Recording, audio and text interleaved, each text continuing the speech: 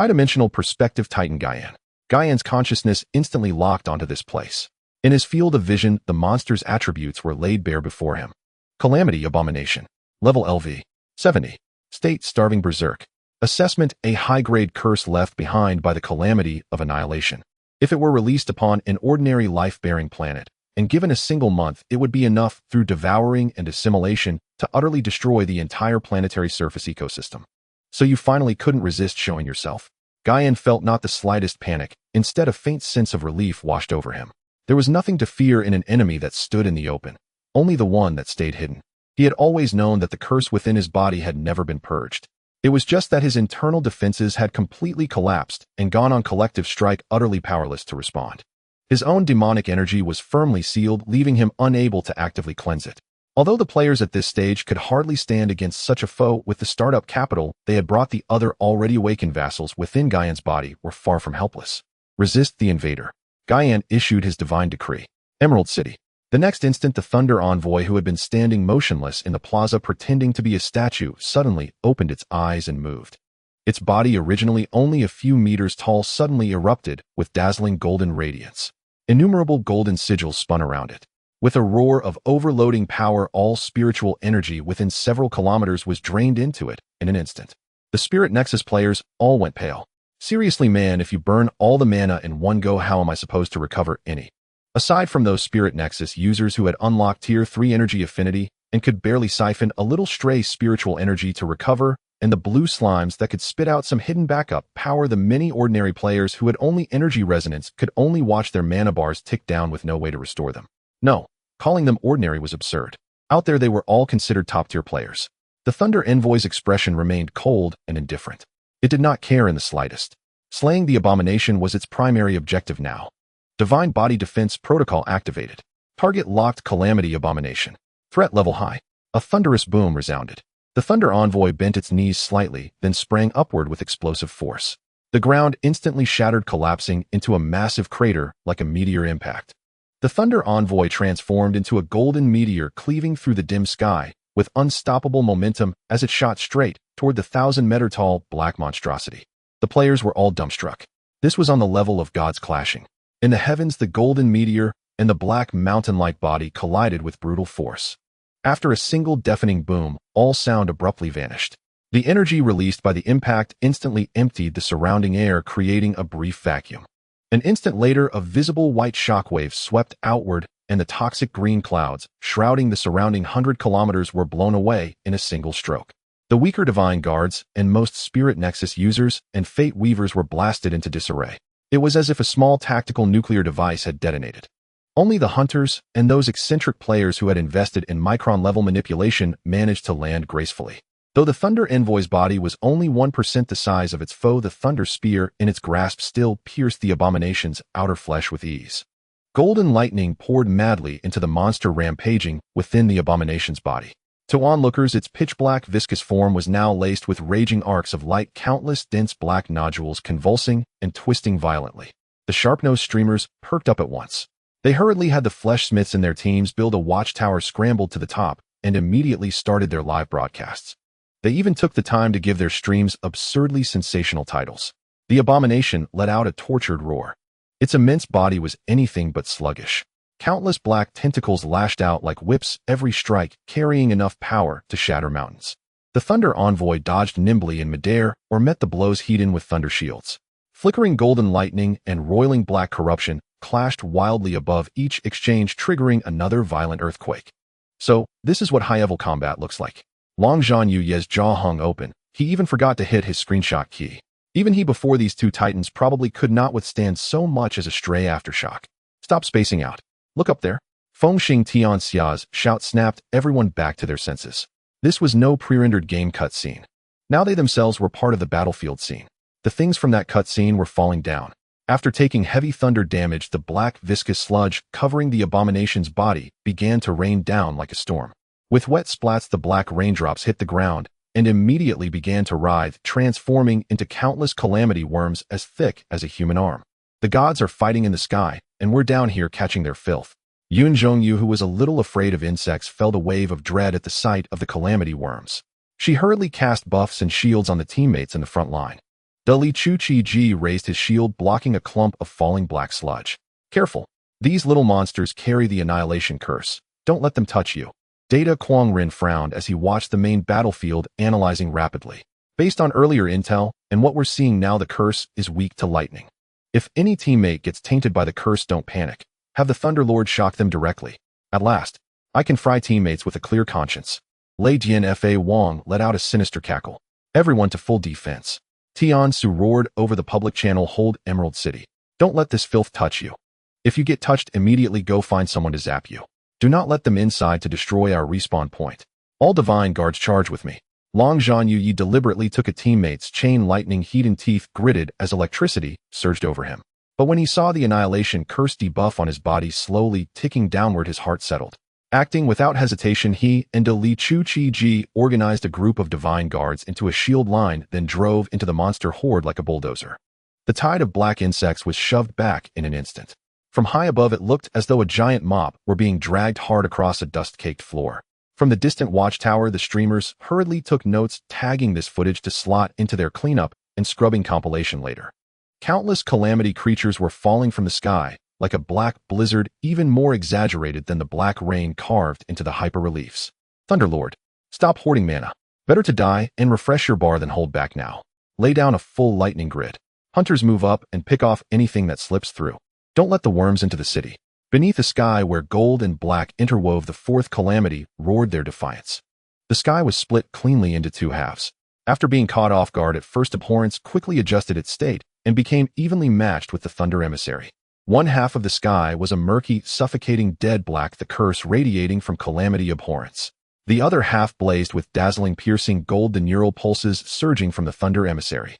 From the perspective of the players on the ground, this looked like a completely disproportionate confrontation. Abhorrence's body towered 1,000 meters high like a living volcano formed from countless rotting substances and writhing worms. With every breath, it exhaled black clouds that blotted out the heavens. The Thunder Emissary, however, maintained a humanoid form only a few meters tall. In front of Abhorrence, it was so tiny it was not even comparable to a mosquito. Yet the ant was toying with the elephant. Abhorrence let out a chaotic roar. It was not the vibration of vocal cords, but the lamentation of tens of thousands of devoured souls within its body. Countless fissures suddenly split open across its massive body, and thousands of tentacles braided from black calamity worms unfurled like a vast net of darkness that covered heaven and earth, breaking the sound barrier in an instant as they whipped toward that single point of golden light. With this strike, every corner of space was sealed. A low hum resonated. The Thunder Emissary did not evade. It simply hovered quietly in midair, golden eyes surging with lightning. In the next instant, it vanished. Its entire body transformed into a pure bolt of electricity, disappearing from its original position in a flash, leaving Abhorrence's strike to hit nothing but air. When it appeared again, it was already standing atop Abhorrence's gigantic head.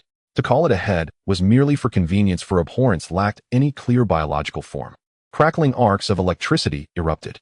The Thunder Emissary raised one hand high, madly siphoning free-floating spiritual energy, seizing a handful of raging golden lightning directly from the void. Within its grasp, the electric light was forcibly compressed and solidified, finally becoming a golden spear tens of meters long, the Spear of Thunderous Judgment. Neural disruption piercing.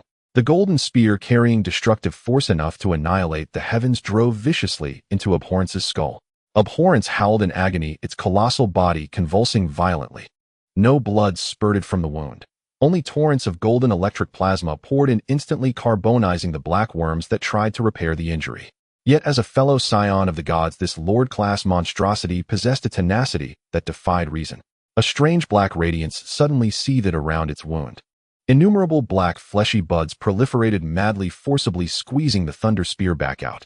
Immediately after, its back split open into a gigantic maw from which an invisible black ripple spread outward in all directions. Domain skill extinction, echo curse. As the ripple swept through, it was as if the very air within several hundred kilometers began to rot. The players watched in horror as the progress of their extinction curse debuff soared, driving the mages to frantically shock themselves with electricity and gulp down potions. Long Zhan Yuyi cursed furiously, shouting about uncontrolled skill intensity, then turned to see Lei Jian Fa Wang, wearing an utterly innocent expression, showing not the slightest sign of remorse. High above, the golden shield around the Thunder Emissary flickered violently, and its previously solid body shimmered for a moment. It was knocked back several hundred meters. Abhorrence seized the opportunity. Countless tentacles anticipated its landing point and whipped in for the kill. The thunder emissary flickered continuously through the air, vanishing each time a tentacle was about to touch it. It was like a golden phantom dancing between a giant's fingers, agile and lethal, yet moving on the edge of a blade. Requesting support, it said.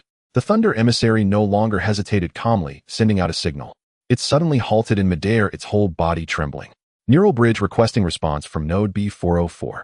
With a harsh crackle, a gigantic golden portal yawned open out of nothing. On the other side of that gate appeared the familiar luminous cityscape of the Lung region. An identical thunder emissary designated Lung B404 strode out from the portal. The players on the ground exploded in uproar, stunned that even an NPC could call in reinforcements. The two thunder emissaries stood side by side like twin golden suns. Even within the vast body of the Titan, thunder emissaries were exceedingly rare high-ear signs, their total number less than 100 million. Each thunder emissary was extremely precious, and they coordinated with flawless tacit understanding, forming a crucial part of the Titan's internal defense line. Even now, far from their peak, 2 against 1 made crushing a third-tier calamity an easy task. Without the need for words, they raised their hands in unison. Dual thunder prison chains. Two thick golden chains shot out, wrapping around Abhorrence's left and right sides, forcibly pinning it in midair. Immediately afterward, the two emissaries pressed their hands downward. Thunderous detonations roared as innumerable lightning-formed chains entangled Abhorrence, while bolts fell from the sky in torrents, drowning it completely. But it was not over. Driven into a corner, Abhorrence erupted, its body swelling rapidly as it attempted to self-destruct and contaminate the entire hepatic lobule. For a cursed creature, self-detonation did not signify death, but the spread of the curse, a new birth. Destructive reaction detected. The two thunder emissaries exchanged a glance, their forms dissolved into pure electricity, beginning to overlap and fuse. Titan scion body, colossal godform. They too were scions of the Titan. Golden radiance surged to the heavens. The thunder emissary, previously less than 10 meters tall, swelled in size within the blazing light. 10 meters, 100 meters, 500 meters, until it reached 1,000 meters. In an instant, a towering golden giant of light stood between heaven and earth. It stretched out a massive hand and pressed down on the frenzied, self-destructing Abhorrence as easily as pinning a rabid toad. The battle in the sky was like an epic tokusatsu spectacle, while the struggle on the ground resembled a disaster film. "Stop gawking," someone shouted. "The worms falling from above are going to get us killed." Feng Xing Tianxia bellowed as the dagger in his hand became a blur, slicing several falling worms into pieces in midair. As Abhorrence was wounded, viscous black gel kept dripping from its body. Every drop that hit the ground would writhe and swell rapidly, becoming yet another monster. The monster's levels rose as Abhorrence's core was damaged, climbing from the initial level 20 to level 30. These were hordes after all. Many divine guards had already been transformed by the curse and turned back to viciously attack their former comrades. It was like having monsters airdropped straight into their ranks. A warrior screamed for a healer, shouting that his health bar had turned black even as it plummeted. Another divine guard roared, convulsed, and became a scion of calamity, whirling around to smash his weapon down on Long Zhan Yuyi. Long Zhan Yuyi had equipped a massive shield before the battle and had just barely weathered a wave of worms, leaving his health nearly empty. Caught off guard, he took a heavy blow and was nearly beaten to his knees. Da Li Chu Chi Ji rushed over immediately, a single flaming punch charring the corrupted divine guard to the smell of scorched protein. "Train more if you're that bad," Da Li mocked mercilessly at the half-kneeling near-death Long Zhan. I'm here, grand healing." At the rear, Yin Zhongyu swung her staff, sending a dense beam of white light down onto Long Zhan. However, the expected restoration never came. Long Zhan Yuyi suddenly let out a scream like a slaughtered pig. Under the glow of the healing light, his left arm not only failed to mend, it ballooned like an inflating bladder, erupting with countless fleshy tumors and purple blisters. System warning: under the influence of extinction curse, life energy has become distorted. Healing effects have been converted into proliferation damage. Your flesh is rioting. "Stop healing me. It's lethal." Long Zhan Yuyi shouted, on the verge of tears as he stared at his arm, turning into an uncontrollable tentacle. "What kind of cursed mechanic is this?" Someone shouted that all flesh-based builds were crippled, their tissues erupting at the mere touch of a curse, and that only biogel shields were still useful. "Purge the curse with electricity first. Hurry. Only then can you heal," came the urgent call. Not far away, by Ren Liang Mao, who had been eager to show off, met an even worse fate. The Flesh Ascension Guild had poured their entire fortune into crafting several prideful flesh mechas, yet once tainted by the black rain falling from above, they immediately betrayed their masters on the spot. Those biological constructs stitched together from the flesh of various monsters, and players backhanded their own creators into the ground with a single slap, then marched off to join the monster horde. Casualties spread like a chain reaction, and the battlefield descended into utter chaos. Some players standing too close were killed outright by a single drop of Abhorrence's falling spittle. Others tried to scavenge advantage only to be surrounded by hundreds of calamity worms and gnawed to bare bone within seconds, not even given the chance to transform. Thunder-aligned attacks only. Tiansu shouted hoarsely from the rear. All mages forget your mana costs. Dump every skill you have. Healers don't use direct healing spells. Wait until the curses are purged, then heal. Potions. Use your own potions. In this maelstrom, the players finally understood what it meant for gods to clash, while mortals suffered. They were like ants struggling to survive at the feet of two titans dodging the deadly black rain falling from the sky, even as they watched their proud healing arts turn into death warrants. One player gasped that he could still fight, then abruptly screamed for the healer to stop as his chest exploded right after being cured.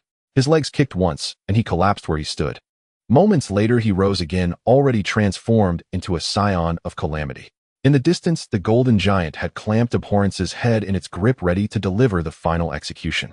This scene will be permanently recorded in the Titan Chronicles compiled by casual players. In the sky, a towering golden giant of light. The giant projection formed by the fusion of two thunder messengers slowly raised its right fist as massive as a mountain. A pure outpouring of energy. Lightning flashed everywhere.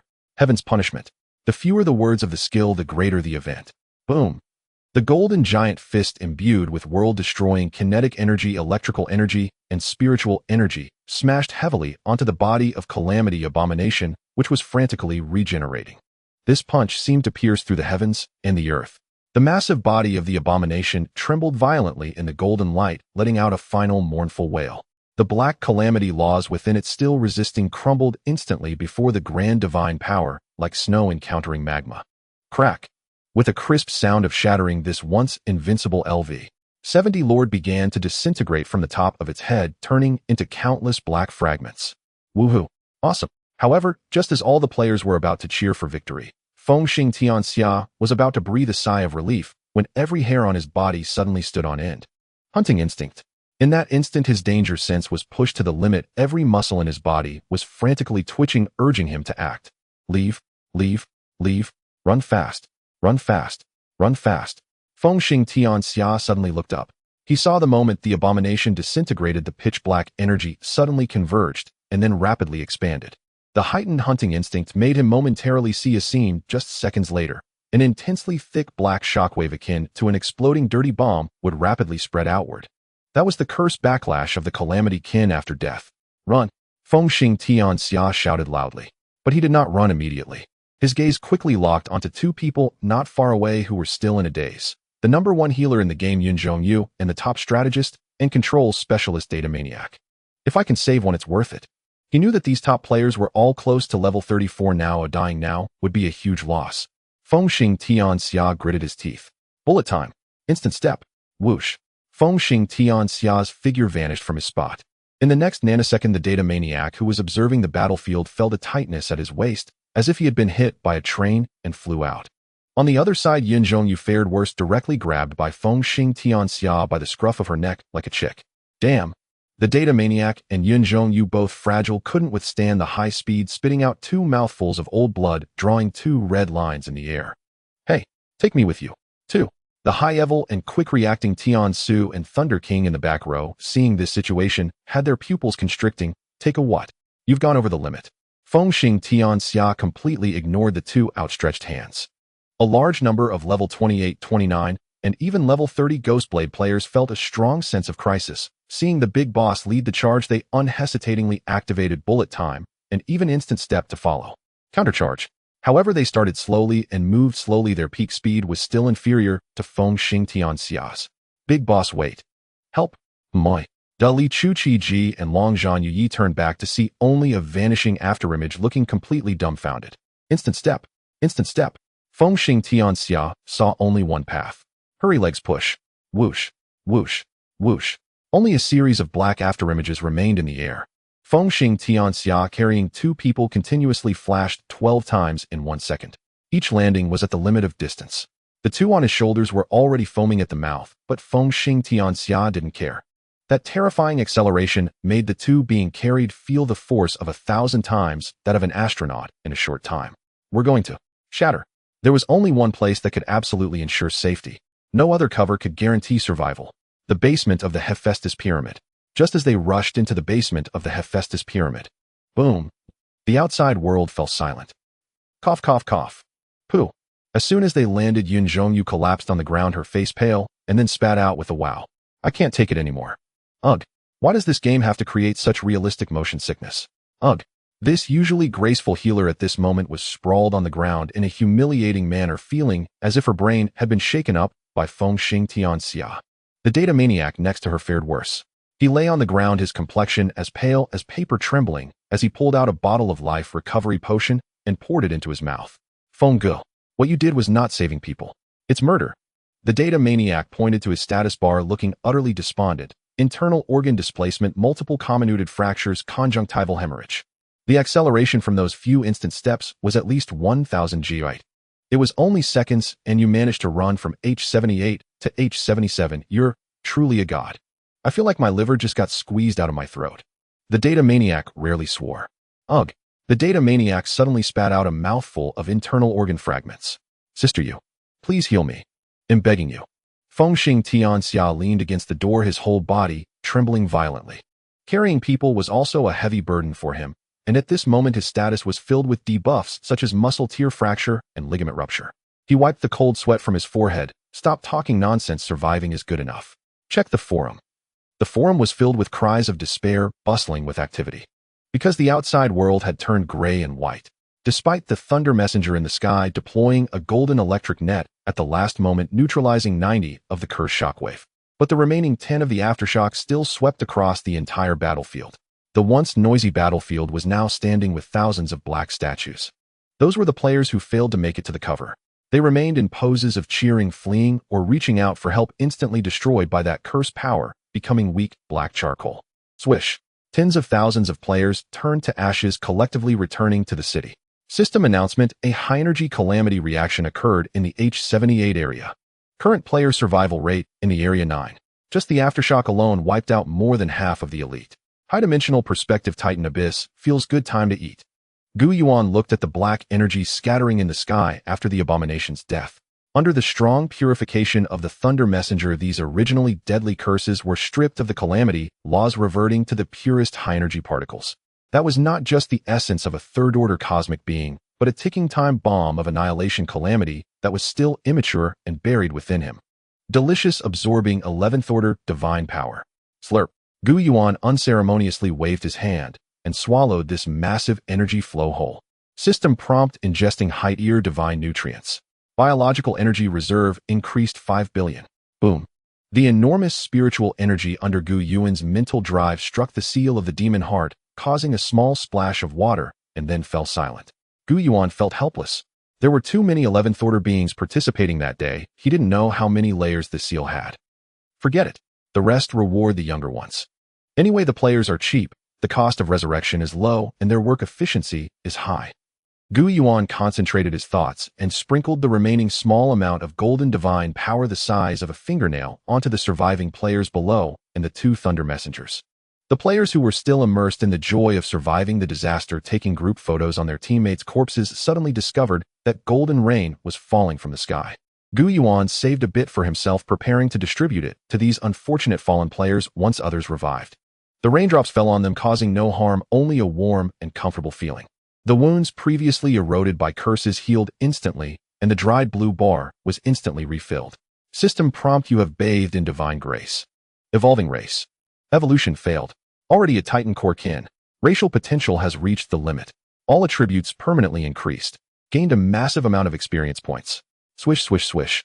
Countless beams of upgrade golden light lit up among the crowd, illuminating the previously dim livers as if it were daytime. Damn, I leveled up twice. Straight to LV 29. Even the experience bar is over half. Incredible. This experience gain is too generous, equivalent to grinding monsters for half a month. Thank you, Abomination, for the rocket. The boss is generous. In the basement, Yun Zhongyu, who was still vomiting, and the data maniac, who was still coughing up blood, had their injuries instantly healed, and both of their heads simultaneously sprouted the golden light of leveling up. Fengxing Tianxia glanced at his status panel. Level up LV. 33 LV. 35 current potential points, 7 points. He had been close to level 34, and now he had leveled up 2 times. This saved him over a week's worth of grinding time. Chen Feng took a deep breath, a glimmer of sharp light flashing in his eyes. LV. 35. He finally accumulated enough points to unlock the next third-order talent. He opened the third-order talent tree for Neural Sequence Blue, his finger trembling as it pointed to the icon he had long coveted, a rapidly spinning dagger. Talent unlocked Lethal Rhythm Game Effect. Passive. Your attack speed breaks conventional limits. Each time you consecutively hit the same target, your attack speed and critical damage gradually increase. This effect can stack indefinitely until combat ends, or the target dies maximum 300. As the cataclysmic abomination fully dissipated, 2 hepatic lobules gradually began to recover. The golden lightning afterglow left behind by the Thunder Envoy was slowly purifying the land. The formerly purplish-black necrotic tissue began sloughing away, revealing a newly formed russet-brown epithelial layer beneath. The surviving withered lurkers and other calamity-born entities, deprived of their overlord's dominion, fled the area in frenzied panic. Even the boss is dead. This place is far too dangerous. On the battlefield, surviving players, and those who had just respawned and rushed back, shared one identical action, glancing down at their status panels. Everyone present was elite. Now was the perfect moment to invest heavily into talents. What a loss. Longzhan Yuyi sat on the ground staring at his level indicator. Level 34. His experience bar trembling with anguish. I was this close to hitting level 34. Logically, I should have surged straight to level 35, but dying cost me half my experience. Now I'm still stuck at level 34. Same misfortune struck Li Chuqi Tian Su and Lei Dian Fa Wang. Though they'd taken cover in time, they were still caught in the final AoE blast. Their experience bars were genuinely halved. In stark contrast, the trio who'd hidden deep within the basement emerged vastly enriched. Fengxing Tianxia, level 33, level 35, current experience, 15 maximum. Yunzhong, Yu, level 33, level 35. Shuju Kuangren, level 33, level 35. Stop whining. Level 34 isn't trivial. Hurry up, everyone allocate your talent points now. I want to see the skill effects. Following prior combat experience, everyone swiftly completed their allocations. Lei Dian Fa Wang, whose playstyle revolved solely around casting channeled lightning spells, chose the Ling Shu sequence's Energy Devour to maximize mana sustainability. Talent unlocked Energy Devour. Game effect: upon defeating a target, automatically siphon residual spiritual energy to replenish one's own reserves, ensuring uninterrupted spellcasting. Real-world manifestation metabolism has become fully energy-based. No longer dependent on ordinary food, the body sustains itself by absorbing sunlight, moonlight, geothermal energy, or even by consuming flames or electrical currents to enhance physical resilience. I'm logging off to bite a lighter. See you all later. Lei Dian Fa Wang has logged out. To improve command efficiency and weakness analysis, Tian Su and Shuju Kuang ran simultaneously, selected Spiritual Vision. Talent unlocked Spiritual Vision. Game effect pierces through all energy shields and illusions, revealing the target's core energy circuitry directly. Real-world manifestation: the eyes transform into arcane organs capable of perceiving magical energy pathways. The moment the talent activated, both Tian Su and Shuju Kuangren felt searing pain lance through their skulls. Though their brains had undergone Titan talent tree augmentation, the sheer volume of data flooding in via Spiritual Vision exceeded their current cognitive limits. We can only sustain it briefly. Both understood instantly. After careful deliberation, Li Chuqi chose Flesh Dominion from the Flesh sequence. Longzhan Yuyi opted for cellular regeneration to forge an indestructible physique. Yunzhong Yu selected Life Forge Overclock, then distributed her remaining 3 Tier 1 talent points across auxiliary options. The remaining Tier 3 Flesh sequence talents offered minimal healing amplification, so as the team's dedicated healer, she decisively prioritized filling critical weaknesses to avoid sudden demise. Wu Wu Wu had secretly yearned for Titan's chosen body. Growing larger would certainly be exhilarating. Li Chuqi examined Flesh Dominion closely, a delighted smile spreading across his face. Suddenly, he began stripping off his gear, in full view of everyone. Hold on, what are you doing? He tossed his newly acquired great shield aside and flashed a devilish grin. Watch closely, I'll demonstrate only once. Crack, crack, crack. His entire musculature erupted with thunderous pops. His right arm swelled grotesquely, transforming seamlessly into a colossal shield. With Flesh Dominion, Mom no longer needs to worry about broken gear. My body is my ultimate weapon. Beaming with pride, Li Chuqi exuberantly showcased his morphing limbs. Logout Fengxing Tianxia closed his status panel. Let's test the real-world manifestation. Everyone knew the potency of Tier 3 talents well. Their real-world manifestations held crucial empirical value. Dragon Nation Imperial Capital Titan Engineering Bureau Underground Headquarters, with a hiss of hydraulics, a row of silver-white neural interface pods simultaneously opened. Fengxing Tianxia Longzhan Yu Yi De Li Chu Qi Ji. These 7 players standing at the apex of global transcendence opened their eyes almost in unison. For security, their pods had been relocated to this top-secret subterranean facility. As humanity's strongest individuals, their gameplay sessions demanded absolute safety and absolute silence. Top-secret Directive Titan game constitutes the central developmental axis of our era. We must safeguard every player and simultaneously suppress transgressive acts by awakened individuals. Legislation tailored specifically for awakened beings is now urgently required. Gentlemen, you've earned your rest. Director Ban Jianghua and Professor Gu stood ready, flanked by a team of white-coat researchers. They maintained round-the-clock forum surveillance to track game developments in real time, and had already registered the massive party wipe and subsequent bounty surge among participating players. We heard you've just concluded another campaign in-game. What are your current levels? Have you unlocked any new Tier 3 talents? Professor Gu's eyes blazed with fervent curiosity. Quick, let's head to the testing arena. We need first-hand data. Ever since Chun Feng achieved instantaneous spatial displacement in reality, and Lei Zhun Li Zihan and Fang Su manifested spiritual energy and cast spells outside the game, the researchers of Titan Engineering Bureau and the Spiritual Energy Institute had become utterly obsessed with the Titan game. Test Arena 01 within the vast sealed chamber, precision instruments lined every surface. Lei Zhun stepped onto the testing platform first to validate Energy Devour. Mr. Lei, please grasp this conductive rod. Lei Zhun complied. As voltage surged, something astonishing unfolded. Lethal high-voltage current, capable of instantly incinerating an ordinary person, poured into his body. Yet instead of injury, he sighed in palpable pleasure. Good heavens, it truly feels incredible. Instrument readings showed his core temperature rising rapidly, cellular activity spiking exponentially. I shouldn't need food anymore. Lei Zhun opened his eyes, blue arcs flickering faintly within his irises. I can now directly convert and absorb energy in virtually any form. That circuit just recharged me, as if I'd eaten a full meal. Next, let's try sunbathing. Real-world manifestation Energy Devour, complete metabolic energy conversion. Elsewhere, Wang Dechang held a mirror before a researcher studying his features intently. Then astonishingly, his own face began to shift. Straining every facial muscle and bone, he contorted his visage until it bore 70% resemblance to the man before him. Real-world manifestation, flesh dominion, localized somatic reshaping.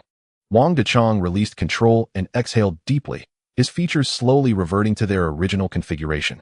This ability is exhausting. Still, I have several bold ideas. Put those bold ideas away, right now. Zhao stood idle. His newly acquired Tier 3 talent had already been tested by Li Yu, confirming dramatically enhanced self-repair capabilities and cellular vitality. Meanwhile, Fang Su and Li Zihan observed each participant's tests with quiet intensity. Through their spiritual vision, the world dissolved into its fundamental essence, vibrant elemental energies shimmering in kaleidoscopic clarity. Incredible, this is a researcher's dream ability. But we're combat players. Looks like we'll have to rely on this very skill to pinpoint magical foes' weak points. Finally, all eyes converged upon Chun Feng. Standing at the center of the firing range, he held nothing but a slender wooden stick, no thicker than chopsticks. Begin, maximum setting. Chun Feng spoke calmly. Brother Feng maximum setting fires supersonic rubber rounds in randomized scatter patterns. The operator hesitated. Does it matter? You've already tested my instant step and bullet time reflexes. Even if I miss one, I can still flash away. Understood. At the command, dozens of launchers erupted simultaneously, spewing dense, chaotic barrages. In that instant, Chun Feng moved. No, more precisely, his body reacted the moment the bullets left their barrels. His pupils contracted to needle-thin points. The world froze around him, suspended in perfect stillness. Combat instinct seized total control. No thought, no calculation. His body possessed autonomous sentience. His spinal column coiled and snapped like a living dragon, propelling his limbs through impossible evasive maneuvers. The wooden stick blurred into a phantom streak. Snap, snap, snap. Every bullet aimed at vital zones was deflected, while the rest whispered past his clothing millimeters from contact. Fatal rhythm. The test concluded. Chun Feng lowered the stick, his breathing undisturbed, his posture unwavering. Terrifying. Professor Gu inhaled sharply, gazing at the screen's cascade of superhuman metrics, then turned to Director Ban. Director, I cannot fathom a world teeming with beings like these, but reality compels us to prepare now. The Eagle Nation's vaunted level 20 players. Against our elites, they're earthworms facing tyrannosaurs. And honestly, I'm no longer certain whether these individuals remain fully human. What if reproductive isolation has already occurred? From a higher dimensional perspective, Titan Abyss. If the spiritual energy blockade cannot be broken for now, then let's resort to material repair. With a thought 5 billion biological energy was wagered. Boom. As the colossal 5 billion biological energy was injected, the massive body spanning several light years trembled slightly. Part of the biological energy surged towards the reclaimed lost ground. The areas of the lungs and liver where diseases had been cleared now appeared healthy and strong. The remaining biological energy flowed along the spinal dragon, pouring into the nerve endings, expanding the neural network. The consciousness of the abyss finally shook off the muddled half-asleep state, becoming clearer than ever. Buzz. The divine sense swiftly swept across his body, allowing him to see the situation of the abyss more clearly. Quite lively here. In his divine sense, the surroundings were bustling with activity. Around his divine body, within the seemingly empty nebula, countless shadows were lurking.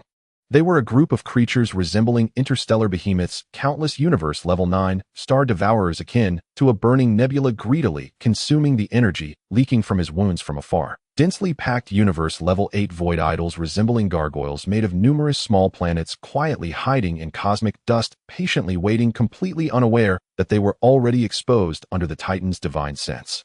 This scene resembled a whale fall. Further away in the depths of the distorted space-time rifts, the abyss could still faintly sense a few familiar gazes. They were level 10, even level 11 existences.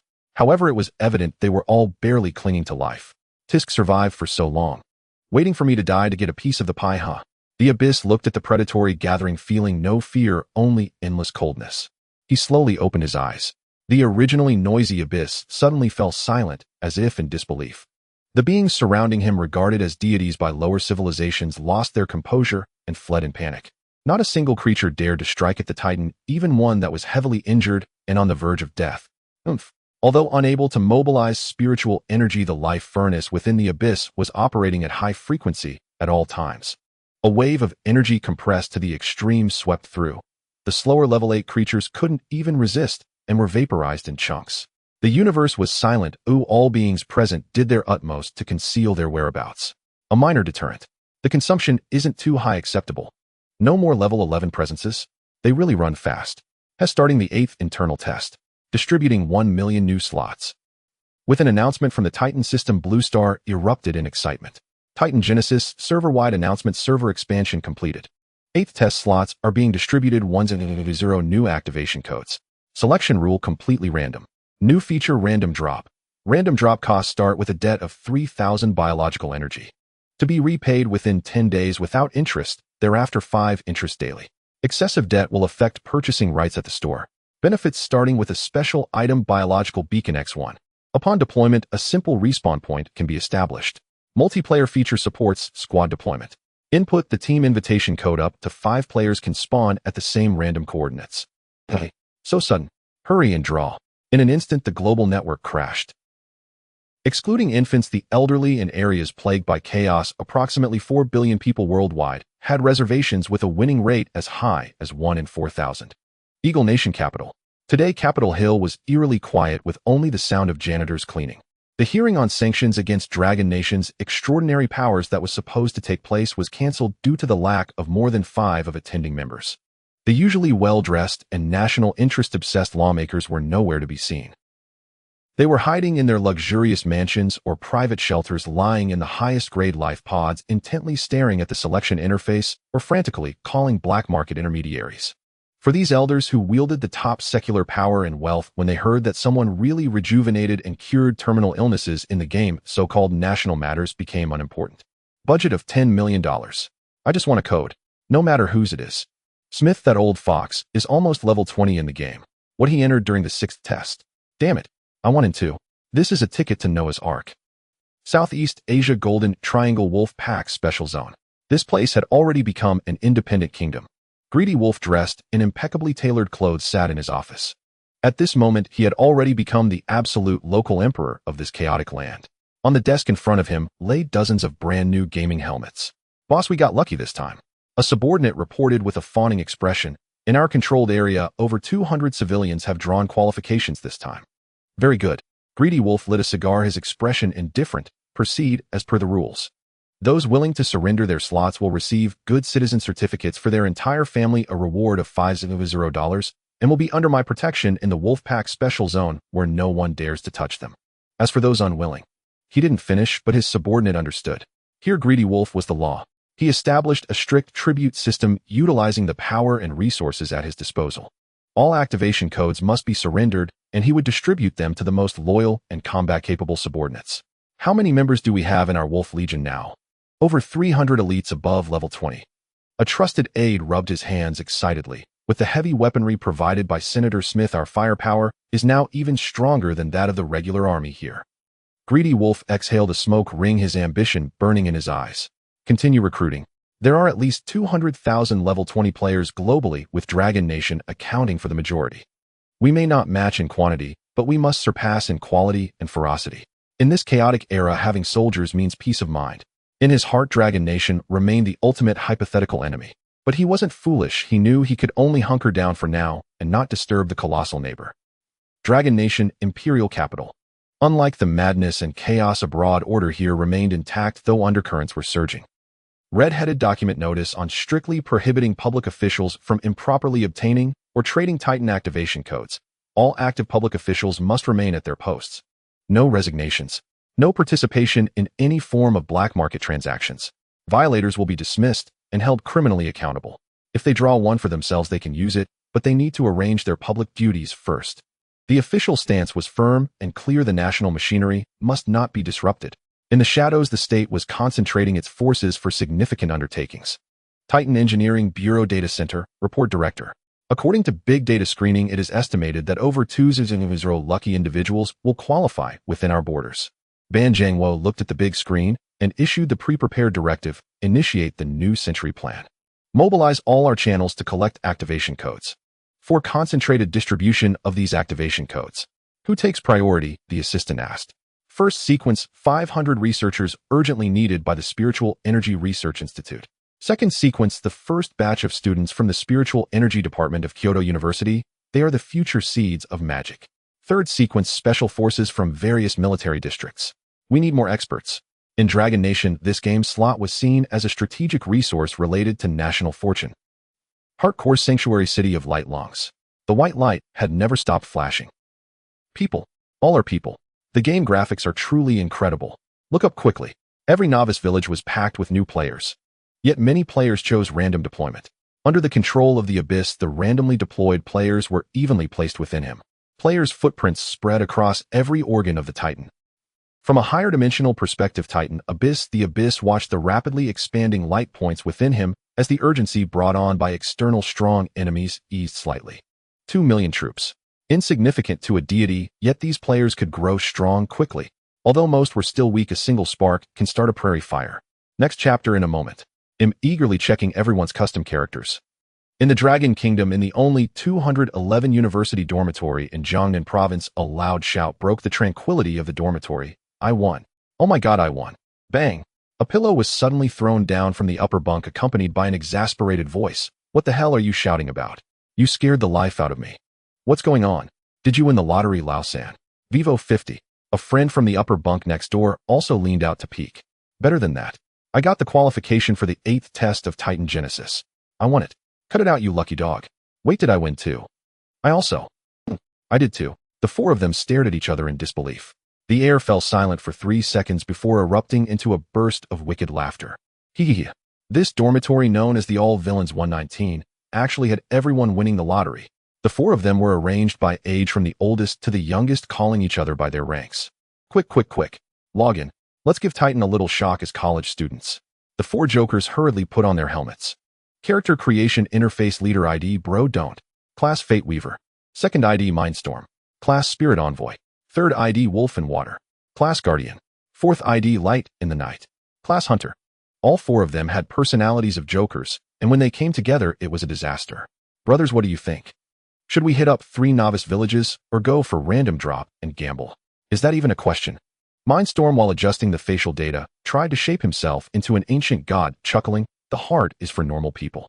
We the chosen ones must go random. A debt of 3,000 is nothing. Landing means profit. Charge. Charge. I have a feeling we're going to take off. The foreman team unhesitatingly pressed the red skull button. Mode selection random drop biological beacon bound. Coordinates generating. Random fluctuations are extreme. Deployment begins. Inside Titan unknown coordinates after a strong whirling sensation. Ah, bang. The four of them fell from the air like dumplings landing on a patch of soft, purple grass. Ouch. Pain feels real. Wolf in Water rubbed his backside as he got up. As a guardian, his game character was robust, but he still habitually let out a couple of ouchs. However, when they saw their surroundings, the four jokers fell silent. Brothers, am I still dreaming? Light in the night swallowed hard. This place didn't look like it was inside a living organism at all. Underfoot was an expansive purple grassland with towering black mountains in the distance and a river glowing with phosphorescence winding through. Various bizarre plants grew around them, some resembling giant mushrooms, others like floating jellyfish. But the most astonishing sight was the sky. There was no sun nor any clouds. The entire sky was a deep and eerie shade of blue-purple. And in the exact center of that blue-purple canopy, a massive oval body floated, occupying the entire sky. The surface of the sphere was covered with dense black patterns like a huge black scar, tearing through the horizon and exuding a chilling sense of oppression. Where the hell is this? Bro don't stared blankly at the sky. Doesn't that look like a planet? Is there a planet inside Titan's belly? This is not the vibe we signed up for. I thought we were going for blood and flesh punk. How did it turn into alien exploration? Could it be that we've crossed over? Mindstorm logged off and back on in a flash. Strange we haven't crossed over. The forum is still active and most people are still crowded in the hard area. Only we seem to have dropped into an incredible place. There's a complete ecosystem, gravity, and air. If it weren't for the game panel of Titan Genesis constantly reminding them they were inside Titan, they would absolutely think they had landed in another sci-fi game. We've struck it rich. The four immediately switched to screenshot mode, wildly snapping photos of the bizarre and magnificent scenery. Quick, post it on the forum. I already have the title. Shocking. We discovered a planet inside Titan's belly. What is that big black sphere in the sky? Meanwhile, in another part of Titan, a completely different scene was unfolding. If that lucky dormitory was alien exploration, then this place was like orientation day at university. With the launch of the seed plan, hundreds of top scholars from the Dragon Kingdom's Spiritual Energy Research Institute, along with the first batch of genius students from Kyoto University's Spiritual Energy Department, all descended into B404 City of Light. The place was instantly filled with the sour smell of knowledge. Oh, Professor Zhang, you're here too. Oh, academicianly, look at you picking the Guardian. You're looking quite robust. Or are you trying to leverage the fire abilities of the Inferno Guardian research for a new topic? Impressive. A group of old professors who were usually helpless in real life were now controlling game characters that were either heavily armored and muscular or light and agile, eagerly comparing notes in the square. In the game, their physical abilities were digitized. Now they could lift hundreds of pounds with one hand, and their speed was several times that of ordinary people. Professor Gu with ID crying when leaving a spirit envoy was also in the group, marveling at the game's realism. All members of the Dragon Kingdom, please gather here. Maintain silence. Great Wall 1 arrived with a patrol team from Great Wall Watch. Dear professors and students.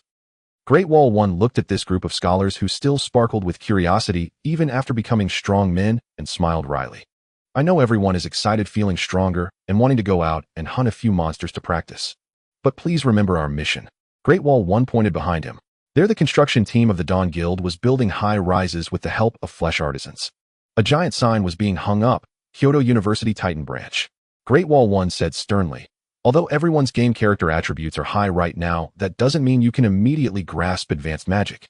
Only when you reach LV 20A, unlock the talent tree and complete the preliminary docking of the Titan sequence talent reality mapping can your brains and sensory organs in reality truly capture the flow of magical energy particles. Before that, everyone can only learn theory and cast skills by reading spells. So the next month is our military training time prepared for you. A young student in the audience raised his hand. Are you going to take us to grind monsters for leveling up? Great Wall 1 nodded. The experience curve for leveling up in the Titan game is exponential. Even with a pro leading, it will still take at least a month of high-intensity combat to reach LV 20. You guys have to go too. Great Wall 1 pulled back those who tried to sneak away like lifting little chicks. Although they had been in the game for a while, most of their time had been spent in the City of Light reading. Damn, they didn't even play the game in the game, and yet they were still busy studying. Moreover, simply leeching experience is meaningless. You need to familiarize yourself with this extraordinary power, learn how to use skills, and master your positioning. Great Wall Watch has already established a detailed rotation plan. Great Wall 1 pointed outside the city where rows of scarlet ships were ready to depart. From today onwards, Kyoto University's Spiritual Energy Department Titan branch will implement semi-militarized management. In the morning, you will learn basic magic theory and analyze the Hepa stone under the guidance of light energy mentors and senior students in the city. In the afternoon, with the Special Operations Team and the Warriors of Great Wall Watch leading, you will be divided into groups to engage in practical training in the bronchial tubes of the lungs. Don't think about slacking off and don't think about being a slacker. Great Wall 1 revealed a smile that was half administrative and half military instructor, which was quite eerie. In this world, intelligence is combat power. Whoever reaches level 21st can apply for the real-world leading usage rights of the Spiritual Energy Laboratory. Everyone, let's get to work. For the truth. The scholars in the audience ignited with fervent passion. For this group of academic elites, leveling up by defeating monsters might not be as fun as conducting magical experiments, but if they viewed this as a necessary preparation for achieving their technological tree, they would be more dedicated than anyone.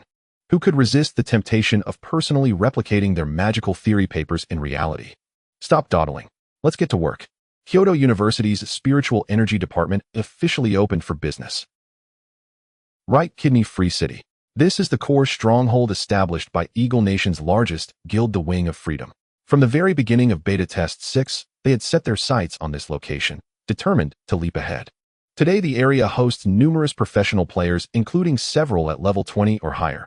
Its collective strength formidable. Unlike the highly disciplined military-style approach adopted in Dragon Nation, the Right Kidney region exudes a thick, pervasive aura of capital. Upon the launch of Beta Test 8, many Eagle Nation elites, industrial magnates, financial conglomerates, flocked here to recruit talent. The vast cortical plane of the kidney has been methodically subdivided into uniform square zones. Each zone bears a distinct banner, symbols representing real-world conglomerates, aristocratic families, or political factions. Heirs of the Morgan Consortium, elders of the Rockefeller family, even members of European royal houses. These newcomers, freshly granted access to Beta Test 8, stand at level 1. They are surrounded like celestial bodies orbiting a star by elite coaching teams hired exclusively for them. They need not maneuver. They need not act. The Wing of Freedom Guild provides them with top-tier full-service nanny support. For sufficient real-world currency or resources, the guild deploys its strongest fighters. Monsters are crippled, delivered to their feet, and the lion's share of experience is handed directly to the elite. In this place called Free City, money is more than purchasing power. It transmutes directly into lifespan and strength. Even one particular squad commands deference. Other elites greet them first unbidden. A pleasure to meet you, Mr. President.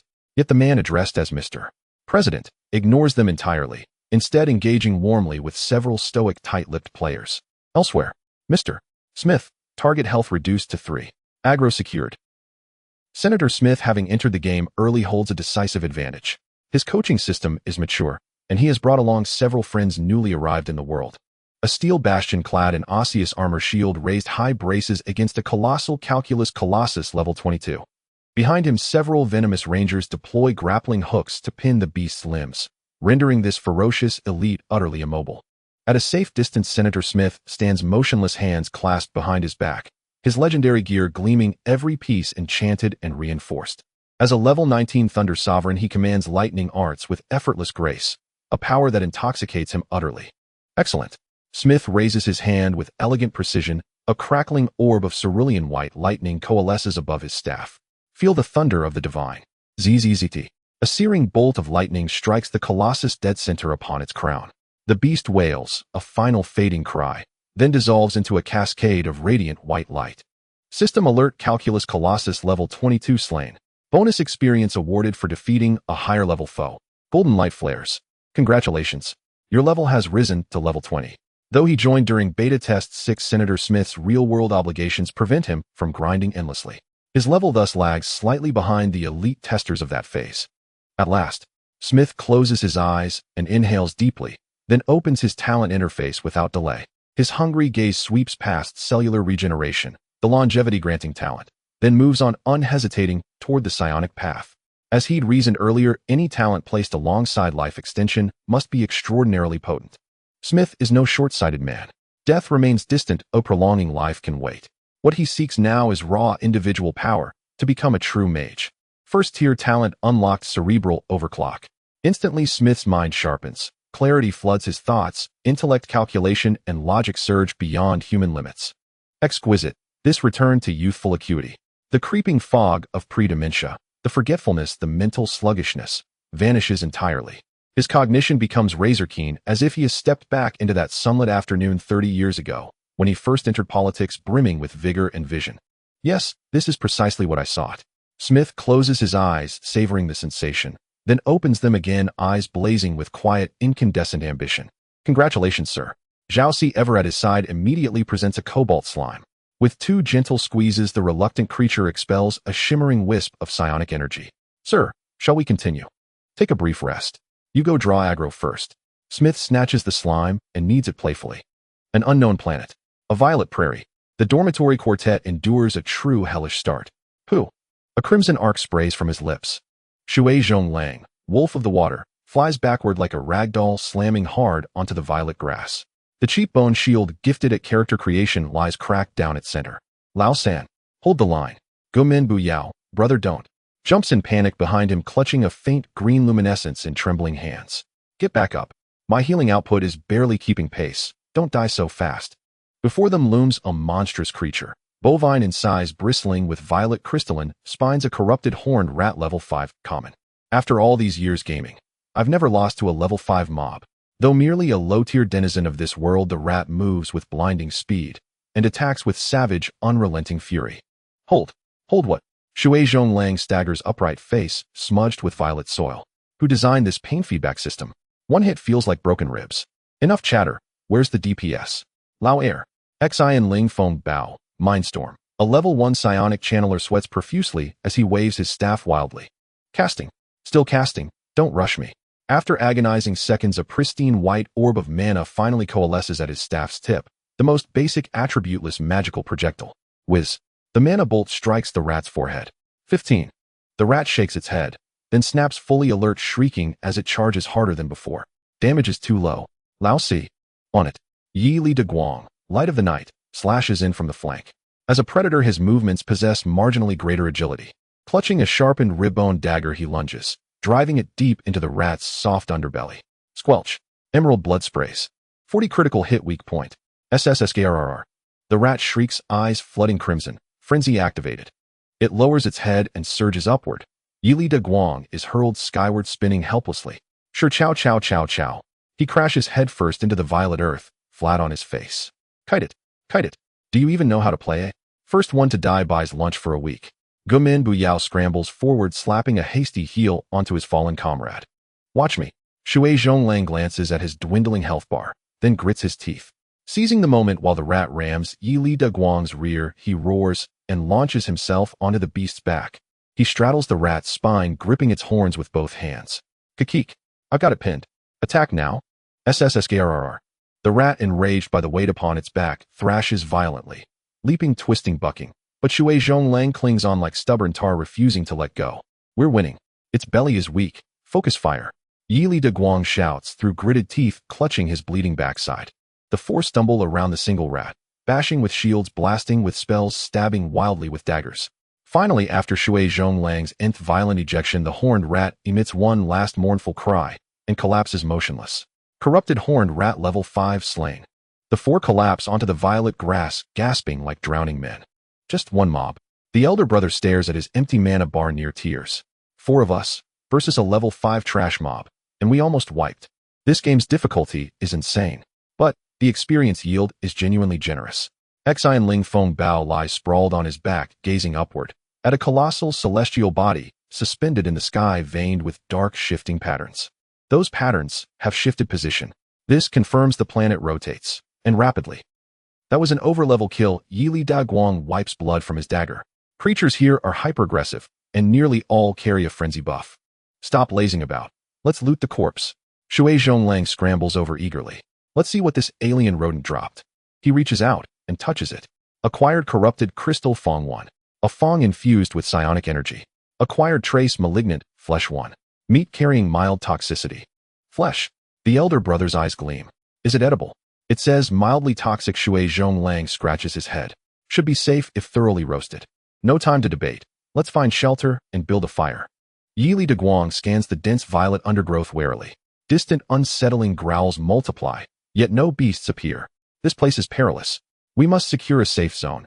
establish a respawn anchor, and build our first base. Let's go. There's a mountain over there. Looks like a cave entrance. Aura, aura, aura. Like primitives, the four sprint across the prairie, shouldering the carcass, then vanish into a narrow fissure in the rock. Thus begins their first day on an alien world. A higher dimensional vantage point Titan Abyss. The Abyss observes, with mild surprise, that four players have randomly manifested upon the magic-infused planet orbiting the heart of magic. Countless worlds revolve around the heart, many inhabited by its devoted kin. During the Divine War, these ecosystems suffered catastrophic devastation, causing a precipitous decline in ambient psionic energy. Crushed beneath ecological collapse and relentless external assault, civilizations crumbled. Some regressed from glorious psionic empires all the way back to primal eras. Knowledge fractured, magic reduced to instinct and raw intuition. Whether this is fortune or misfortune for them remains uncertain. Standing on the edge of the cliff and looking down, even players accustomed to grand spectacles couldn't help but feel a wave of vertigo from the fear of colossal objects. It is difficult to describe this as a gorge, for it is clearly an abyss that has torn the continent apart. According to the calculations of the Tian Su and the data fanatic, this bile duct stretching between the liver and gallbladder is likely wider than the vascular sky road they previously built to connect to the City of Light. At this scale, the so-called river in the gorge is actually a vast ocean of yellow-green strong acid. To clear the land on the gallbladder across the way swimming over is clearly impossible. The corrosive liquid there could dissolve the current bone equipment in 3 seconds, not to mention the countless withering stalkers lurking below. We must build a ship, or construct an aircraft. The player with the ID Hannibal stood before a massive biological workstation, holding a still-dripping surgical knife. As a ruthless surgeon in real life, he joined the Dynasty Guild's artisan team after executing the Trojan horse, surging Void Devourer, and performed an inhumane dissection on the previously slain cataclysmic demon butterfly. This demon butterfly has a floating sac filled with light gas on its back. Hannibal pointed at the massive creature behind him. As long as we have enough of them, we can soar into the sky. Take off. As the tether was severed, the airship slowly ascended. Dozens of fully armed flesh artisans hung from the sling below, excitedly waving. Woohoo, we're airborne. However, just a few kilometers after the airship flew off the cliff, a deep rumble echoed from the depths of the gorge. Such a colossal and mutated organ, after losing control to the Titans, faintly began to exhibit characteristics of being alive. According to Blue Star theories, this is Gaia consciousness. The previously calm airflow suddenly turned turbulent. Countless fleshy tendrils resembling blood vessels shot out from the cliffs on both sides of the gorge, transforming into hundreds of meters-long anti-aircraft tentacles that wildly whipped the air. Immediately after, countless acid spitters LV-35 emerged from the rock crevices and launched a saturation assault on the airborne airship. What the heck? This gorge is alive. The air sac is ruptured. It's leaking. Boom. Origin 1 lasted less than 10 minutes in the air before being riddled with holes, trailing a long plume of black smoke as it plummeted into the bile sea. Regional Channel XDM, I regret to inform everyone that the Dynasty Guild's leap plan has failed. All our engineers have perished. I call upon everyone to observe a moment of silence. Regional Channel, get lost picking 9 lotus flowers. Watch our performance. Regional Channel, where are you? Upstairs. I'm here for the show. I said flying in the sky is unreliable. Liang Sum pushed his goggles, disdainfully staring at the crashed airship. Behind him stood the guild members, full of dreams. Before them was a menacing amphibious bone chariot, completely stitched together from various monster bones, adorned with a plethora of flesh and muscle, a masterpiece of the Flesh Ascension Guild's current technology. Bones are the hardest. We shall take the water route. Into the water. The massive bone chariot thundered into the bile river. Initially things went smoothly. The high corrosion resistance of the bones resisted the acid. But as they exited the safe zone, the once calm liquid surface suddenly boiled. Glub glub. A number of corrupt megalodon LV-45 elite the size of whales were drawn up from the depths, attracted by the movement of the chariot. They opened their gigantic mouths filled with fangs and lunged at the chariot's framework. Snap. The hard bones were as fragile as biscuits before these deep-sea behemoths. President, the chassis is leaking. How can these sharks come ashore? To their astonishment, the sharks had sprouted 4 legs, climbing onto the chariot's deck and launching a massacre against the players. Regional Channel friends, the Flesh Ascension Guild's crossing the sea plan has unfortunately failed. The good news is we went further than the airship. Our technical route is the correct one. Though both attempts ended in total annihilation, the players in the Resurrection Point showed no signs of defeat, but instead shone with an even more fervent light. Hannibal, I think next time we can use Void Shell to armor the air sacs. Liangsum, we need to add a weapon system to our chariot. And let's get some HEPA people's toxin coating for monster hunting. Improvements. Get to work. Outside the magic heart. The game system did not inform the 4 players from the boys' dormitory of the name of this planet, so they took the liberty of naming it Jiangnan University Station in Titan Game 119 Dormitory Office, abbreviated as 119 Star. These 4 were experiencing their first night on an alien planet. Is it too dark here? The nightlight curled up by the campfire shivering. This planet has an extremely short rotation period lasting only about 10 hours. Just moments ago it was bright, and in the blink of an eye it was night. In the sky, several other planets captured by Titan's magic heart reflected weak glows. Stop shivering and play your cards. Bro, don't as a weaver of fate use the plant fibers collected during the day to weave a simple deck of cards. 3 of a kind. Royal Flush. What the heck, old 2, can you play? You can't play a Royal Flush with 3 of a kind. The 4 were gathered around the campfire playing landlord, trying to alleviate the terrifying atmosphere outside. Just half an hour ago, confident old 3 Wolf in Water attempted to sneak out to hunt a couple of monsters under the cover of night. But as soon as he stepped out of the cave, he was bitten off the head by a night terror wolf Elvie. 10 Elite, with glowing red eyes from the darkness. The scene was so beautiful that the remaining 3 promptly moved stones to block the cave entrance, swearing they wouldn't go out until dawn. The monsters on this planet are all in a berserk state at night, with absurdly high attack power and incredible visibility. Old 3 touched his newly revived neck, still shaken. We can't play at all. Just then, boom. A dull thud penetrated the thick rock walls, causing several stones from the cave's ceiling to fall. An earthquake. No, there's light. The 4 immediately dropped their cards and rushed to the cracks in the stone door, peering outside. They saw a blinding white light tearing through the originally pitch-black night sky at the farthest horizon. That was not lightning from nature. It was a massive, perfectly geometric magic array glowing brightly, illuminating half the night sky. Immediately after, countless meteor-like fire rains fell from the magic array, bombarding the ground. Even from such a distance, they could feel the tremors of the earth and the magical waves in the air. What the heck? Mindstorm gaped. That is a forbidden spell. Meteor fire rain. There are people fighting on this planet. Old One's eyes gleamed, and judging by the firepower, they are definitely not those primitive tribes that only throw stones. This is a high magic civilization. The 4 exchanged glances, seeing the excitement in each other's eyes. Brothers, at dawn tomorrow we shall head in that direction. I have a feeling there will be big legs to hug. Or there will be major plot lines to trigger. They were determined to become witnesses to this great history. Actually, they were just stirring the pot. XDM, today's writing is a bit slow. The update is late, very sorry. But I still managed to complete 2 updates totaling 5,000 words. Star 119. In the early morning, a massive object shrouding the sky rose from the horizon, its black patterns streaking across half the sky as the planet welcomed the light once more. The figure known as Night's Light squinted, looking up at the sky. Did you see anything? Night's Light came to his senses, pouting. Nothing at all. Before him, 3 sneaky figures were busy at the cave entrance, their bottoms in the air. Lauda, your skill is disgusting. It's sticky and gooey with strings.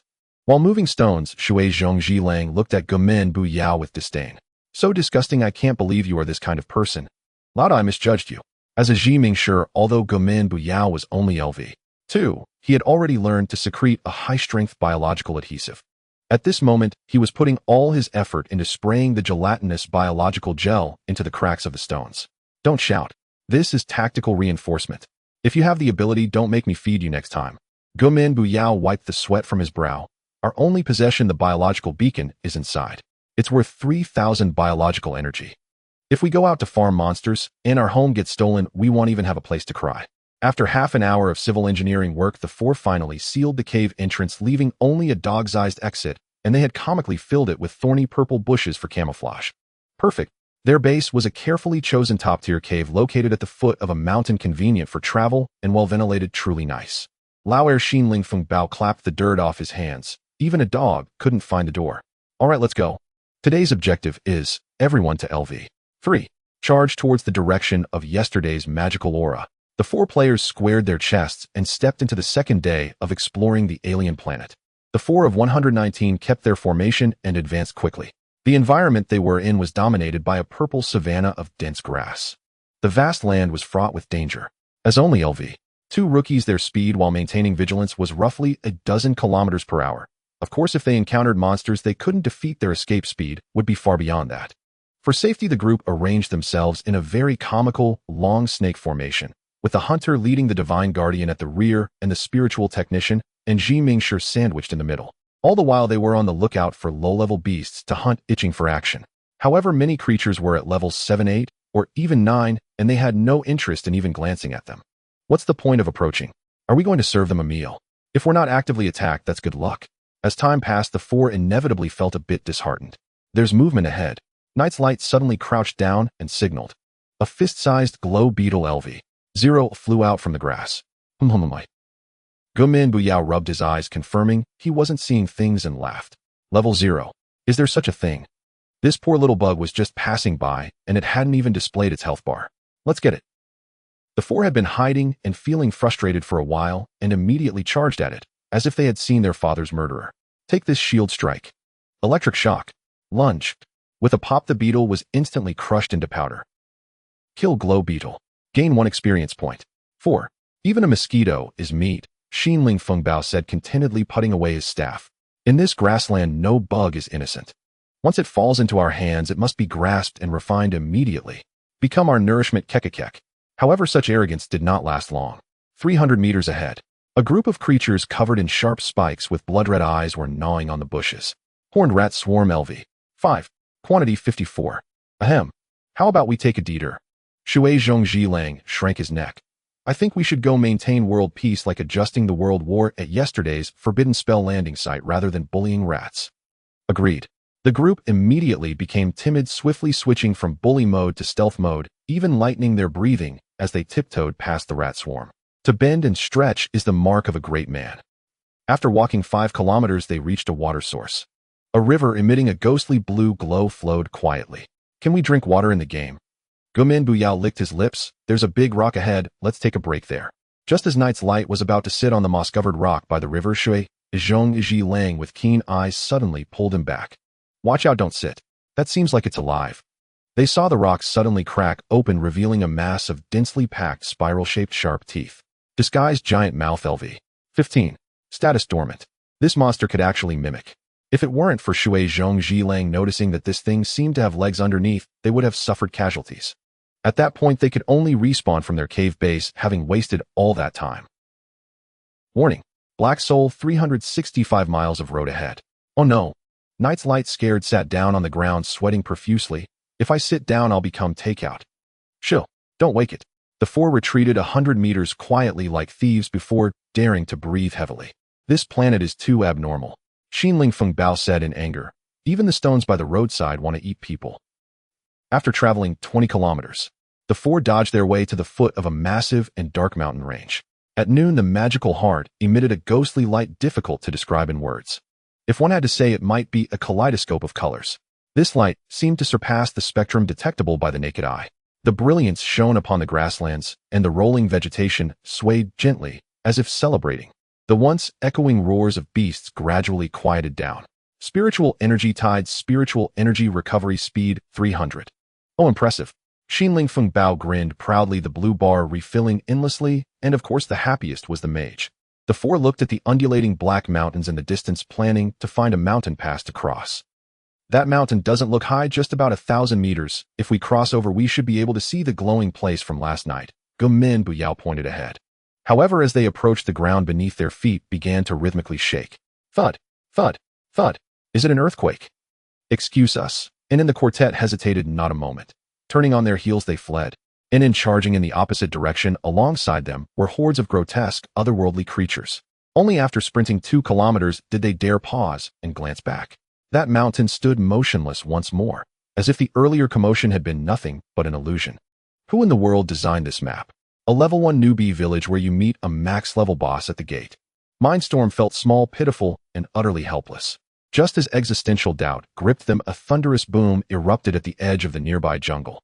Boom. In several hundred maternal violet giants, ancient trees, were snapped clean in half. A colossal beast burst forth. In mount-bearing beast LV-18, elite in description, a gentle giant, slow-moving, so placid you could even ride upon its back. It towered 30 meters high. A leviathan resembling a titanic land turtle, its broad back bearing an actual earthen hillock complete with thriving trees rooted in its shell. Though ordinarily serene, it now seethed with primal fury and terror, for it was being hunted, and a streak of black lightning darted around its massive frame. Spectre Panther LV-20, 20 elite in a sleek ink-black feline no larger than 2 meters. Its speed blurred into afterimages. Each flicker unleashed a razor-sharp claw strike, carving deep bone, exposing gashes across the mount-bearing beast's thick hide. Roar! And the mount-bearing beast roared in rage, its colossal feet slamming the earth, triggering tremors akin to a magnitude 7 quake.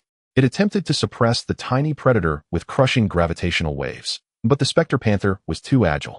Like a dancer of shadow and grace, it evaded every assault, then sprang upward, transforming into a bolt of pure darkness that pierced the mount-bearing beast's throat in an instant. Splush! And in blood gushed like a crimson waterfall. And in SPLOSH. And in far away in a patch of tall grass, the 4 roommates from dormitory 119 lay perfectly still, pressed flat to the ground, blood raining upon their faces, yet not daring to draw even a single breath. Boom! And in the 30-meter colossus let out a final mournful bellow before collapsing, its mountainous body striking the earth with such force that dust plumes soared 100 meters skyward. The Spectre Panther landed elegantly atop the corpse and began licking its claws. Its vertical pupils swept the surroundings, commanding silence from nearby carnivores poised to pounce. Under countless watchful eyes, the panther commenced its feast. And in good grief, Wolf and Water swallowed hard. An 18-level tank, down in one strike by a 20-level assassin. Is this the true weight of high agility and piercing damage? Nightlight's gaze shimmered with awe. And in Don't Daydream About It, Brother Don't rushed forward, gripping Wolf and Water's arm, just as he stirred to dash toward the carcass. Wait until it finishes eating and departs. Then we'll scavenge whatever bones remain. By then the corpse will surely draw in many beasts. We'll pick off a few low-level ones through ambush, and maybe even reach LV. 3. The 4 remained frozen in the grass, breath held until the oppressive presence of the Spectre Panther faded. Its blood-licked claws meticulously cleaned its form, dissolving into a streak of black shadow, vanishing deep into the jungle. It's gone. The Elder has finished feasting, and in Wolf and Water surged forward, elated. In hold. Brother Don't yanked him back. Look over there. That's our competition. As the apex predator withdrew, figures emerged from the surrounding shrubbery. Dozens of ravenous silhouettes, each radiating raw, unrefined menace. Blimey, how many monsters were hiding there? This is underhanded beyond belief. Wolf Water's brow furrowed as he stepped protectively before his roommates. Step back, Bull Demon. You're a divine guardian. And in the other 3 crouched behind Wolf and Water, scanning the scene. And in they were scavengers, low-tier carrion eaters drawn to the feast. Among them loomed creatures resembling hyenas, but with mottled scabrous purple fur along their spines, jutting fangs dripping foul saliva. Carrion-tooth hyena LV. 3. Common in status, starving, they moved in packs of 7 or 8, creeping cautiously toward the mount-bearing beast's colossal corpse. Elsewhere, several vampire mosquitoes LV. 2. And a swarm of carnivorous beetles LV. 1 gathered. Strangely, these normally hostile species coexisted peacefully, no snarling, no skirmishes. Each claimed a sector of the carcass, devouring in silent, instinctual harmony, neither encroaching nor competing. Gratitude to nature's bounty. And in Nightlight moistened his lips, twirling a bone dagger deftly between his fingers. Brothers, if those beetles are too small for targeted strikes, shall we start with the hyenas? Those mangy dogs are only level 3, and utterly absorbed in their meal, completely unguarded. And in, we're all level 2. With stealth and coordination, we should drop 2 instantly, right? Let's do it. Mindstorm had already begun channeling. When fortune serves you a feast on a silver platter, you don't hesitate. In the quartet exchanged glances and grinned sharp and predatory. 3, 2, 1, go, and in taste my thunder. Mindstorm struck, first bellowing wildly. A jagged bolt of lightning shrieked forth, striking a hyena squarely on its hindquarters. Zzz boom. And in the hyena shrieked, its tail charred black, its health bar plummeting by 1/3 in an instant. Simultaneously, Wolf and Water charged forward, shield first, toppling another hyena. Nightlight slipped unseen behind the pack, delivering a devastating backstab to a wounded target. Brother Don't wove a thin, shimmering layer of bioarmor over all 4 allies. Glorious. Experience gained, and just as they believed this would be a swift, effortless ambush, the entire feeding ground fell utterly silent. Dozens of carrion-tooth hyenas, a dozen vampire mosquitoes, even the beetles crawling across the earth, all froze mid-bite. Dozens of eyes, glowing emerald, crimson, and gold, swung in unison toward the 4 intruders, and in the air itself seemed to thicken, solidify. What they did not know was that across this merciless wasteland, a sacred unwritten law governed even the weakest scavengers, and once a higher-tier predator had fed its fill, the remaining spoils were open to all. This was nature's gift, and yet, during the sacred mealtime, no guest dared disturb another. In it was a pact among the powerless. All were beggars at the same table. None held greater claim than another. For survival depended on speed. Devour quickly, flee swiftly, before stronger predators returned. To upend the feast was not mere rudeness. It was a declaration of war against every diner present. Up. Wolf in the waters, shield arm hung, suspended midair. Why'd have they stopped eating? I think. Nightlight swallowed hard, a chill tracing his spine. We've just violated some ancient, unspoken rule. SSSS, Ruhr. In and eyes blazing with fury, the scavengers began circling. The hyenas, the mosquitoes, even the beetles, all converging upon the quartet. Though only the hyenas had fallen to the ambush, every creature now regarded them as enemies. With a guttural roar from the alpha hyena, a 4-level brute, the entire horde erupted into violent frenzy. In beast tongue, rude, uncivilized vermin. Devour them. In dozens of hyenas charged like rabid torrents. Overhead the vampire mosquitoes dove like relentless bombers. OSH. Full aggro across the map. In. We've just kicked open a hornet's nest. In the quartet spun to flee, but it was already too late. Enraged, the beasts abandoned their feast, vowing instead to tear apart the 4 interlopers first. No escape now. Brother, don't scan the sea of crimson names encircling them. His expression hardened with resolve. Brothers, we fight. In death costs half our experience, but we're already over 80% of level 2. If we push hard, dying at level 3 means net gain. Kill 1, we break even. Kill 2, we profit. And then let's go out in flames. Whoosh, whoosh, whoosh, whoosh. 4 streaks of white light flashed. 4 figures emerged in perfect unison from the biological beacon. The cave was shrouded in gloom, lit only by the fading embers of yesterday's campfire. The 4 sat cross-legged on the cold stone floor, their spirits utterly deflated. We're dead again. Yeah, dead again. This time we got torn apart by a pack of feral dogs. That was you, newbie. I was drained dry by a mosquito whose proboscis was thicker than my forearm. What utter shame. Silence hung for 3 seconds. Ah! Wolf in the water suddenly erupted into peals of laughter. Did you see it? When Brother 2 slammed his staff onto that dog's skull, it bounced. Is this what passes for melee combat for a rainbow paint mage? I'm dying. Shut up. You've got the nerve to talk. Mindstorm shot back instantly. You call yourself a main tank. Couldn't even hold off 3 dogs. You got tackled and gnawed into the dirt while screaming fire at me. Anyone who didn't know better would think you were filming a wartime propaganda drama. But this run wasn't a total loss. Guming Buyao glanced at his interface. We died once, but leveled up to level 3. And more importantly, we've cracked one of this planet's subtle mechanics: never provoke collective wrath during mealtime. Of course, that little mechanic holds enormous strategic potential. A silent glance passed among the 4, each already reading the other's thoughts. Hee. Naturally. Divert the flood eastward. Let others wield the blade. Next time we head in a different direction.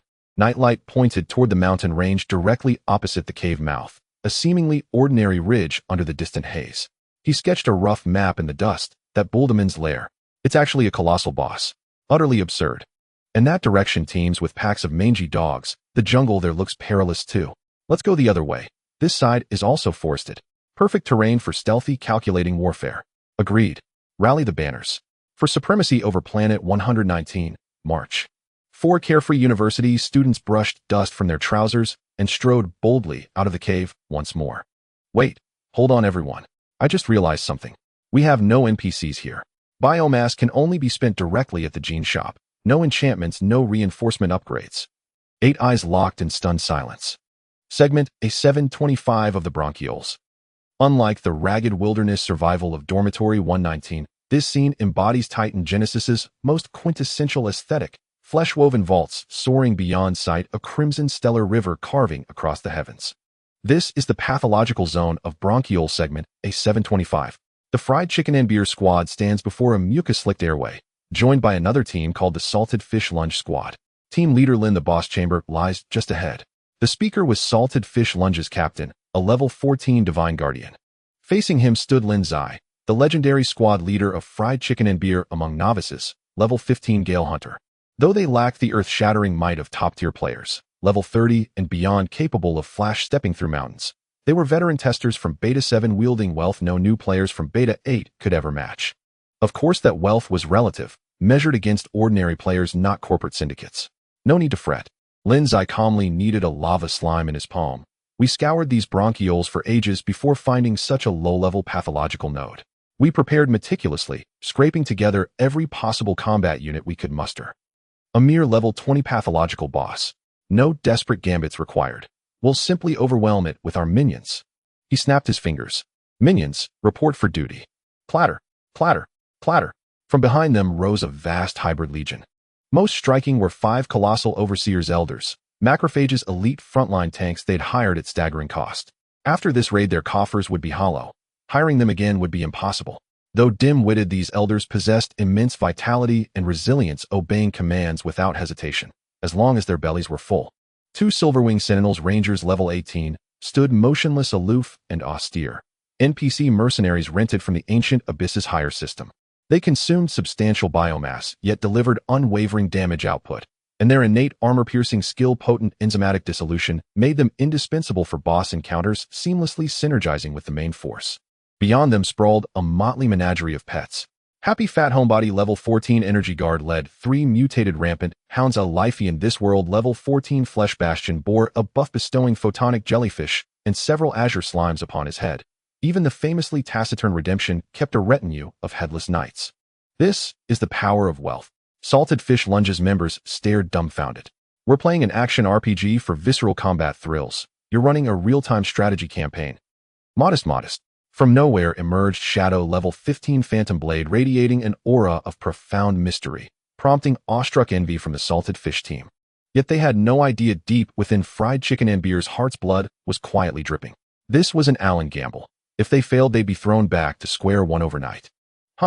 Lin Zai exhaled deeply, his expression turning grave. Prepare for battle. He drew his longsword, undaunted, resplendent. Elders, advance and absorb the first wave. Silverwing Sentinels, pierce its armor. All pets, engage at will. We simply follow behind the tank, seize openings to unleash skills, land finishing blows when needed, and shout 666 on cue. Ahead, the Mucus Confluence level 20 boss had barely surfaced, before being instantly submerged beneath a torrent of summoned abilities. Ruor Wawa, a pitiful enraged bellow. The boss is controlled. Move in. 10 figures darted forward with lethal agility, flanking the beast. Happy Fat Homebody flicked a finger. Lifey in this world, and Redemption instantly swelled into rounded armored forms. Silence. Caught utterly off guard, the Mucus Confluence reared back to unleash a geyser of adhesive spittle, only to have it violently repelled by Redemption's shield. Stalled mid-motion. Lin Zai rode the wind beneath his feet, and even as he circled behind, he cast an acceleration blessing upon Shadow. Side by side, they converged like twin blades, striking from left and right with devastating precision. Though slightly lower in level, Salted Fish Lunge's damage output remained formidable. With its armor shattered, the boss could only wail in despair, its feeble counterattacks instantly absorbed by the united bulwark of the Elders. 3 updates today. The Fried Chicken and Beer team and the Lazy Fish team lay exhausted on the ground. In this battle, their main damage dealers Lin Ziyi and Ing Zi followed closely behind the exhausted members of Jiuzhu Rin Sheng Zai Shi and the Elder General, securing a sense of safety. However, under the pressure of levels, their output efficiency was rather mediocre. Even with the Silverwing Sentinel breaking through armor, their hands ached from the effort. At this moment, Rin Sheng Zai Shi had become as round as a ball, comfortably resting on a protrusion on the ground while patting his belly. Around him, a group of blue slimes chattered excitedly. Goo goo, goo, goo goo goo. In contrast, Kuai Lu Fei Fei Zhai had become leaner. As an energy guardian, he used his stored fat to replenish his teammates' defenses. For this battle, he had consumed massive amounts of energy, entering the fray in a state of extreme obesity, finishing with his chest touching his back. Kids, I've burnt myself out. Lin Ziyi struggled to rise. His stamina and blue energy were completely depleted, but he still mustered all his strength to press the button on the panel. Dismantle contract. Yuan confirm. Alas, with limited resources, every bit counts. The 2 Silverwing Sentinels stood elegantly in the distance, bowed, and then vanished. The Elder Generals feasted heartily on the ground. Their materials for hiring were food, causing the players to feel a pang of regret. Most of the pets were not raised by them, but rented from the pet breeding houses in Dawn City, which they would have to return afterward. Very few pets truly belonged to them. Fortunately, the rewards were substantial. A wealth of biological energy experience points, precious materials, and even valuable skill books, special weapons, and blueprints. Right Kidney. Outside Freedom City, with the opening of the 8th measurement, the area of Right Kidney, once dominated by the Freedom Wings Guild, underwent a revolutionary change in ecology. Freedom Wings had effectively ceased large-scale exploration activities, dispersing all their high-level forces into smaller elite units, transforming into a true, noble exclusive mercenary group. Surrounding Freedom City, numerous private camps of varying sizes sprang up. These camps were no longer named after guilds, but were organized according to real-world consortiums, political groups, or ancient families. The largest and most opulent among them was a guild camp named Hebraic. This guild had few members, but if their real identities were revealed, it would surely trigger a seismic shift in the financial world of Blue Star. They were a super guild comprised of the leaders of several top Wall Street financial conglomerates, oligarchs, and veteran capitalists, as well as numerous faction leaders. In a way, they represented the official authority of the Eagle Nation. However, unlike the Dragon Nation, which allowed technicians and soldiers to enter, they sent the nobility to the front lines themselves. In fact, several guilds near the Hebraic camp could be considered their subordinates, surrounding them like stars around the moon. Is this the Titan's fist? A spirited spirit hub user leaned on a staff embedded with high-purity spiritual energy crystals designed to enhance spiritual energy output efficiency, raising his right hand to gently brush over the newly manufactured mesh surface. Outside the game, he was an elderly man with white hair and limited mobility. Inside the game, he was a healthy and physically capable Titan descendant. Even as a spirit hub user, his player body was significantly stronger than that of ordinary carbon-based humans. However, this elderly man's current level was a pitiful LV3. Not just him, the dozen or so corporate magnates standing behind him were generally only LV3 or LV4. Occasionally, there were a few with slightly higher levels. Those were the privileged and their personal bodyguards who had entered the game early. Yet they managed to leverage unimaginable financial power in reality to frantically purchase biological energy at exorbitant prices on the black market, creating a highly expensive mech even at this stage where they had not even touched the job change threshold. It should be noted that biological energy was currently scarce and highly sought after, and any trade attempts were snatched up in seconds. All top players were without exception on the hunt for biological energy. While this approach seemingly disrupted the game's balance, Titan Ancient Abyss welcomed it. The reason was simple: Blue Star matters were no longer his concern. For him, rather than allowing ordinary players to painstakingly consume biological energy, it was better to let these financial magnates concentrate their resources and then use it all at once. This way, the biological energy that Ancient Abyss could reclaim would be even more. Ordinary players profiting from selling biological energy, paying players enjoying themselves. Ancient Abyss increasing biological energy reclamation.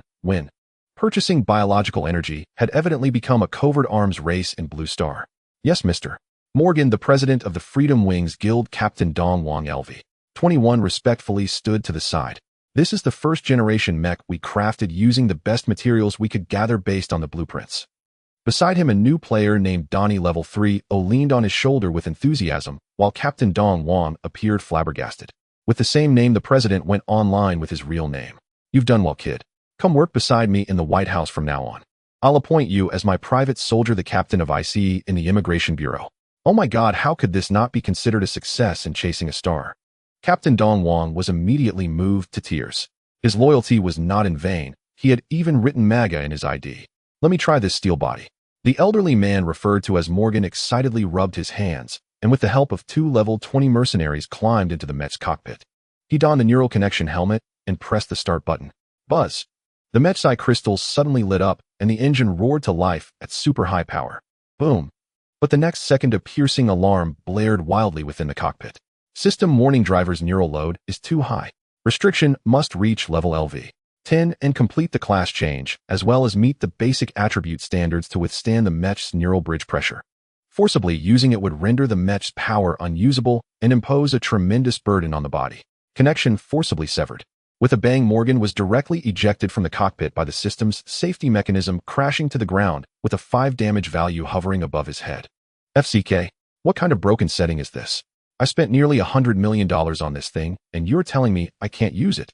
The elderly man scrambled up in frustration, all his usual composure vanishing. Mr. Morgan, please calm down. Another leader of the consortium, wearing gold-rimmed glasses and appearing more rational, approached. He reached out to stroke the cold metal shell of the mech, his eyes shimmering with wisdom. What? You ask where he got those glasses? To maintain his refined scoundrel image, he specifically commissioned a craftsman in the game to create those plain glasses. This is not a bad thing. Haven't you noticed? The transmission structure and energy circuit of this mech completely surpass the existing industrial knowledge on Earth, yet it operates flawlessly in this game governed by highly realistic physical laws. Moreover, the complexity of the mech's blueprints is beyond imagination. Clearly, this thing possesses value that transcends the game. He turned to his assistant behind him, immediately export all structural diagrams and material data of this mech one-ton into a storage device in reality with multiple backups. Sir, do you mean? This is not just some game item. This is a blueprint for epic-making technology. This business magnate breathed heavily, handed over to the private laboratories of Lockheed Martin and Boeing. We may be low-level in the game, but what if we can build it in reality? That would create a trillion-dollar market monopolizing the global military-industrial complex. The powerful elite suddenly understood, their eyes filled with fervor. Only the far-sighted Tang and I felt uneasy recalling the unusual events in Longhua over the past few months. Could it be? No, it's impossible. Lungs. Scholars in Longhua were experiencing the most fulfilling and passionate moments of their lives. Every battle was for leveling up. Every level up was for better research.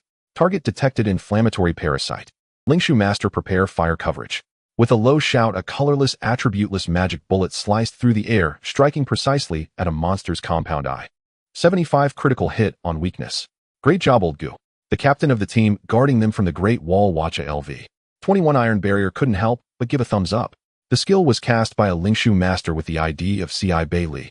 Behind this poetic ID, tinged with a touch of painful literature, stood the esteemed scholar of spiritual energy theory in reality, Professor Gu. Though Professor Gu had silver hair in reality, in the game he was agile. C.I. Bailey felt the residual magical energy in his staff, excited like a child who had just received a new toy. Truly, this is real feedback from physical laws. As long as I adjust the initial speed and rotation angle of the magical output, I can change the trajectory of the magic bullet. It's so realistic that it feels unlike a game. I'm starting to doubt my previous assumptions. Perhaps this is not a game of an advanced civilization, but rather a miraculous technology that directly projects our consciousness to the other side of the universe. Of course, the scale of this Titan's body is a bit exaggerated and the existence of humanoid beings is also questionable, but this theoretical conjecture has some extension value. C.I. Bailey babbled on, eagerly discussing with the researchers. Instructor, primitive man scientist. JPG, there should be an image here. Behind C.I. Bailey were hundreds of Lingshu Masters. They were the researchers who entered the game through the 8th test and the top scholars from Kyoto University's Department of Spiritual Energy. Besides scholars, the Department of Spiritual Energy also included Lingshu Masters from the Great Wall Watch. However, their game levels were high, placing them outside the low-level zones. These researchers had an extremely packed daily schedule. In the morning, they would engage in intense discussions on magical theories at the newly established Titan Branch School in the City of Light, with earlier game researchers and scholars from the light energy bacteria. Of course, it usually turned into them being unilaterally reprimanded by the scholars of light energy bacteria. A group of scientists stubbornly attempted to deconstruct magic arrays using advanced mathematics and quantum mechanics, often giving the light energy bacteria quite the headache. In the afternoon, they would transform into battle mages, joining regular teams from the Great Wall Watch average LV. 21 for practical drills in the lungs lesion area. The military warriors were responsible for bearing the pressure, drawing aggro, and providing protection, while the scholars practiced their spell-casting accuracy like madmen in the safety of the rear, leveling up. Everyone watched the rhythm. The blue bar is not infinite. Treat each casting as a precise experiment. Conserving blue is conserving medicine, and conserving medicine is conserving money. Saving money means saving funding. C.I. Bailey raised his staff and commanded loudly. Hearing the word funding, the elder professors couldn't help but shudder. Their expressions grew 3 points more serious. In the lungs bronchi, Longwo's scientific research power was rapidly leveling up. After being educated by forward-thinking individuals like C.I. Bailey, they all understood that only by quickly reaching LV 20 to unlock their talents could they truly open the door to the real world. Liver. A team composed of top players from the entire server sliced through the enemy's defenses in the liver like a sharp blade. 300 kilometers ahead. New liver lobule lesions detected. ALV 40 boss unit. In midair, the data maniac's eyes glimmered with dazzling silver light, instantly locking onto the distant energy node with spiritual vision. Acknowledged. Everyone accelerate. On the ground, a black shadow suddenly sped up. Fengxing Tianxia was at the forefront. At this moment, his agility was astonishingly high, running at full speed, even without using instant step. Ordinary players could not capture his figure. During long-distance high-speed assaults, he no longer relied solely on his legs, but utilized instant step in combination with body inertia to glide at ultra-low altitude over the complex terrain of the liver lobule. Behind him was a super team composed of dozens of top players above LV 33. Great strength brings miracles use their talent to transform their arms into huge, streamlined shapes, reducing wind resistance. Lord of Thunder was wrapped in blue lightning. Dragon battle in the wild, with its remarkable recovery ability, smashed through all obstacles in a straight charge. The entire team reached the speed of sound in the air at normal temperature and pressure exceeding a speed of 1,000 kilometers. On a grand scale, although they still resembled specks of dust, their movement speed had reached a terrifying realm beyond mortal comprehension. Setting off from H-77 Emerald City in just 2 days, this decapitation team swept through several liver lobules like a gust of wind. Charge, charge, charge. Arrived. Prepare for battle. Boom. The entire team suddenly halted sharply when still a kilometer away from the monster, the powerful recoil carving deep furrows into the ground. Fengxing Tianxia flickered and vanished, then gently landed in the distance. These dozens of the strongest life forms in the server coordinated seamlessly, requiring little verbal communication. Tianxi's control skill Mind Shock struck down instantly. Yuan Zhongyu's buff was precisely applied to each melee player. Li Chu Chi Ji and Long Zhanyu Yi flanked left and right like two heavy tanks, smashing through the monster's guard line. Boom. Like a torrent, they surged forward. In the end, a black streak of light flashed past. Puff. As Fengxing Tianxia, who was swiftly chopping down small monsters and stacking buffs, raised the Origin's Tooth, which had been stacked to 300, the current maximum tolerable limit, he directly severed the core of that LV-40 boss. System notification successfully killed the crystallized Commander LV-40. H-59 Zone Lesion has been cleared. The battle from contact to conclusion took less than 3 minutes. The small monsters that had lost their leader trembled in fear. The elite team looked down on them, leaving the cleanup for the later arrivals. Simple. Next one. Fengxing Tianxia wiped the slime off his dagger, glanced at the experience bar, his gaze cold as a knife. In just 2 days he was nearing LV-36. The higher the level, the slower the upgrade. Such progress was terrifying indeed. Everyone replenish, take 10 minutes to rest. Tianxu Maniac, find the next target. Spiritual vision activated. Our speed has to pick up a bit. This is the arms race of the new era. Individual combat power, collective strength, and the order of reality are all in comparison. To lead the era, one must give their all. In the real world, at the Longwa Kyoto Hospital, in the terminal care ward, the air was filled with the pervasive smell of disinfectant that lingered year-round. Long Xingqi lay on the hospital bed, a thick needle inserted into the back of his emaciated hand. His gaze drifted past the foredrip, watching a piece of entertainment news being broadcast on the holographic television on the wall. R-Star announces that the holographic version of GTA 10 will be delayed until 2050 due to a complete overhaul of its underlying architecture. A bitter smile tugged at the corners of Long Xingqi's mouth. It seems I won't be able to wait for the day I return to Los Santos to rob banks. He suffered from an extremely rare genetic collapse syndrome, with his organs deteriorating at an irreversible speed. As a heavy gamer, his greatest wish in life was to play the true holographic GTA 10, running wild in that free world. Unfortunately, his body was barely able to withstand even the most basic holographic immersion pod. Half a month ago, he signed a confidentiality agreement and a life-and-death waiver, volunteering to participate in the HEPA potion clinical trials led by the Longwood Titan Engineering Bureau. The potion was formulated using HEPA civilization technology extracted from the game. It was a last-ditch effort. The effects of the potion were miraculous. Just yesterday, he witnessed the elderly man in the adjacent bed, who had been issued a critical condition notice due to severe liver cirrhosis, discharged from the hospital with a beaming face 3 days after receiving the injection, even managing to do several pull-ups. However, the miracle bypassed Long Xingqi. The HEPA potion was remarkably effective for repairing conventional cellular damage, but it was utterly useless for his genetic collapse condition. In fact, it even had adverse effects, causing his condition to deteriorate further, leaving him in excruciating pain. Little Long, congratulate me. I survived. You need to keep fighting too. The cheerful smile of his hospital mate at discharge lingered in his mind. At that time, Long Xingqi had only managed to muster the most sincere smile, repeatedly offering his wishes. But when the ward emptied out and the night grew silent, he could only silently bite the bedspread, weeping in despair. Why? Why must I die? Just as he was about to give up hope and prepare to remove the tubes, fate played a cruel joke on him. He unexpectedly won a spot in the beta test for Titan Genesis. At that moment, a spark reignited in Long Xingqi's eyes. LV-20, unlocking reality mapping. If I can reach LV-30, I could even exchange for the legendary Titan blood. I want to live. 1 week later. Inside the Titan, in the lungs bronchi. Healer. Where the hell is the healer? I can't hold on any longer. ALV.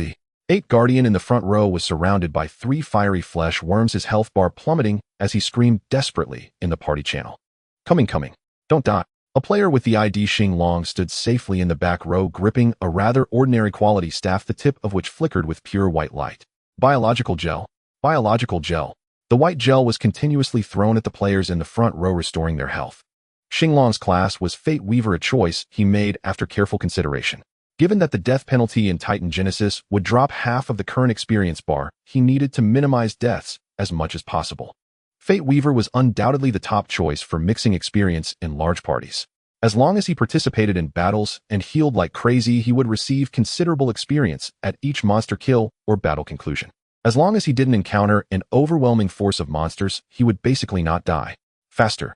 Xing Long stared at his experience bar, which was just 20 away from LV9, swinging his staff like a madman, oblivious to the fact that his mana was nearly depleted. Other new players not so focused might be enjoying the scenery and socializing, truly savoring the game. But he wasn't. He endured the bouts of dizziness caused by his organ failure in reality, spending 20 out of 24 hours in the game frantically grinding experience with wild teams. He had to reach LV20 before his body in reality completely shut down. This was his only chance at rebirth. Cough. Suddenly, while casting spells, Xing Long felt a violent pain in his chest. This pain did not come from a monster attack in the game, but from reality. The intense pain pierced through the system's neural shielding, directly feeding back into his brain from the real world. Warning: player's heart rate abnormal. Warning: brainwave frequency is rapidly decreasing. The game UI began flashing deadly red lights. No, not now. Xing Long's eyes widened in terror. He could faintly sense that in reality he was violently coughing up blood, the metallic and sweet blood flooding back into his airway, causing him to cough violently. His heartbeats were slowing down, and the countdown on the monitor felt as if it was ringing in his ears. Beep. A long piercing sound from the life monitor transcended the boundary between reality and illusion, echoing deep within his soul. I haven't reached level 20 yet. Thud. Xing Long collapsed weakly onto the sticky fleshy ground, his staff rolling aside. Immediately after, an indescribable excruciating pain tore through his consciousness. It was a torment that felt like his soul was being forcibly yanked from some decaying shell. Oh. Ugh. He let out a wretched scream in the game, and his entire body began to turn semi-transparent, as if he would dissolve into data streams and completely disconnect at any moment. However, just as that intense pain reached its peak, suddenly everything stopped. No more dizziness, no more that heavy, torturous pain that felt like swallowing blades with every breath. Xing Long suddenly opened his eyes. He was still kneeling on the ground of the Long, but the entire world at that moment became utterly different.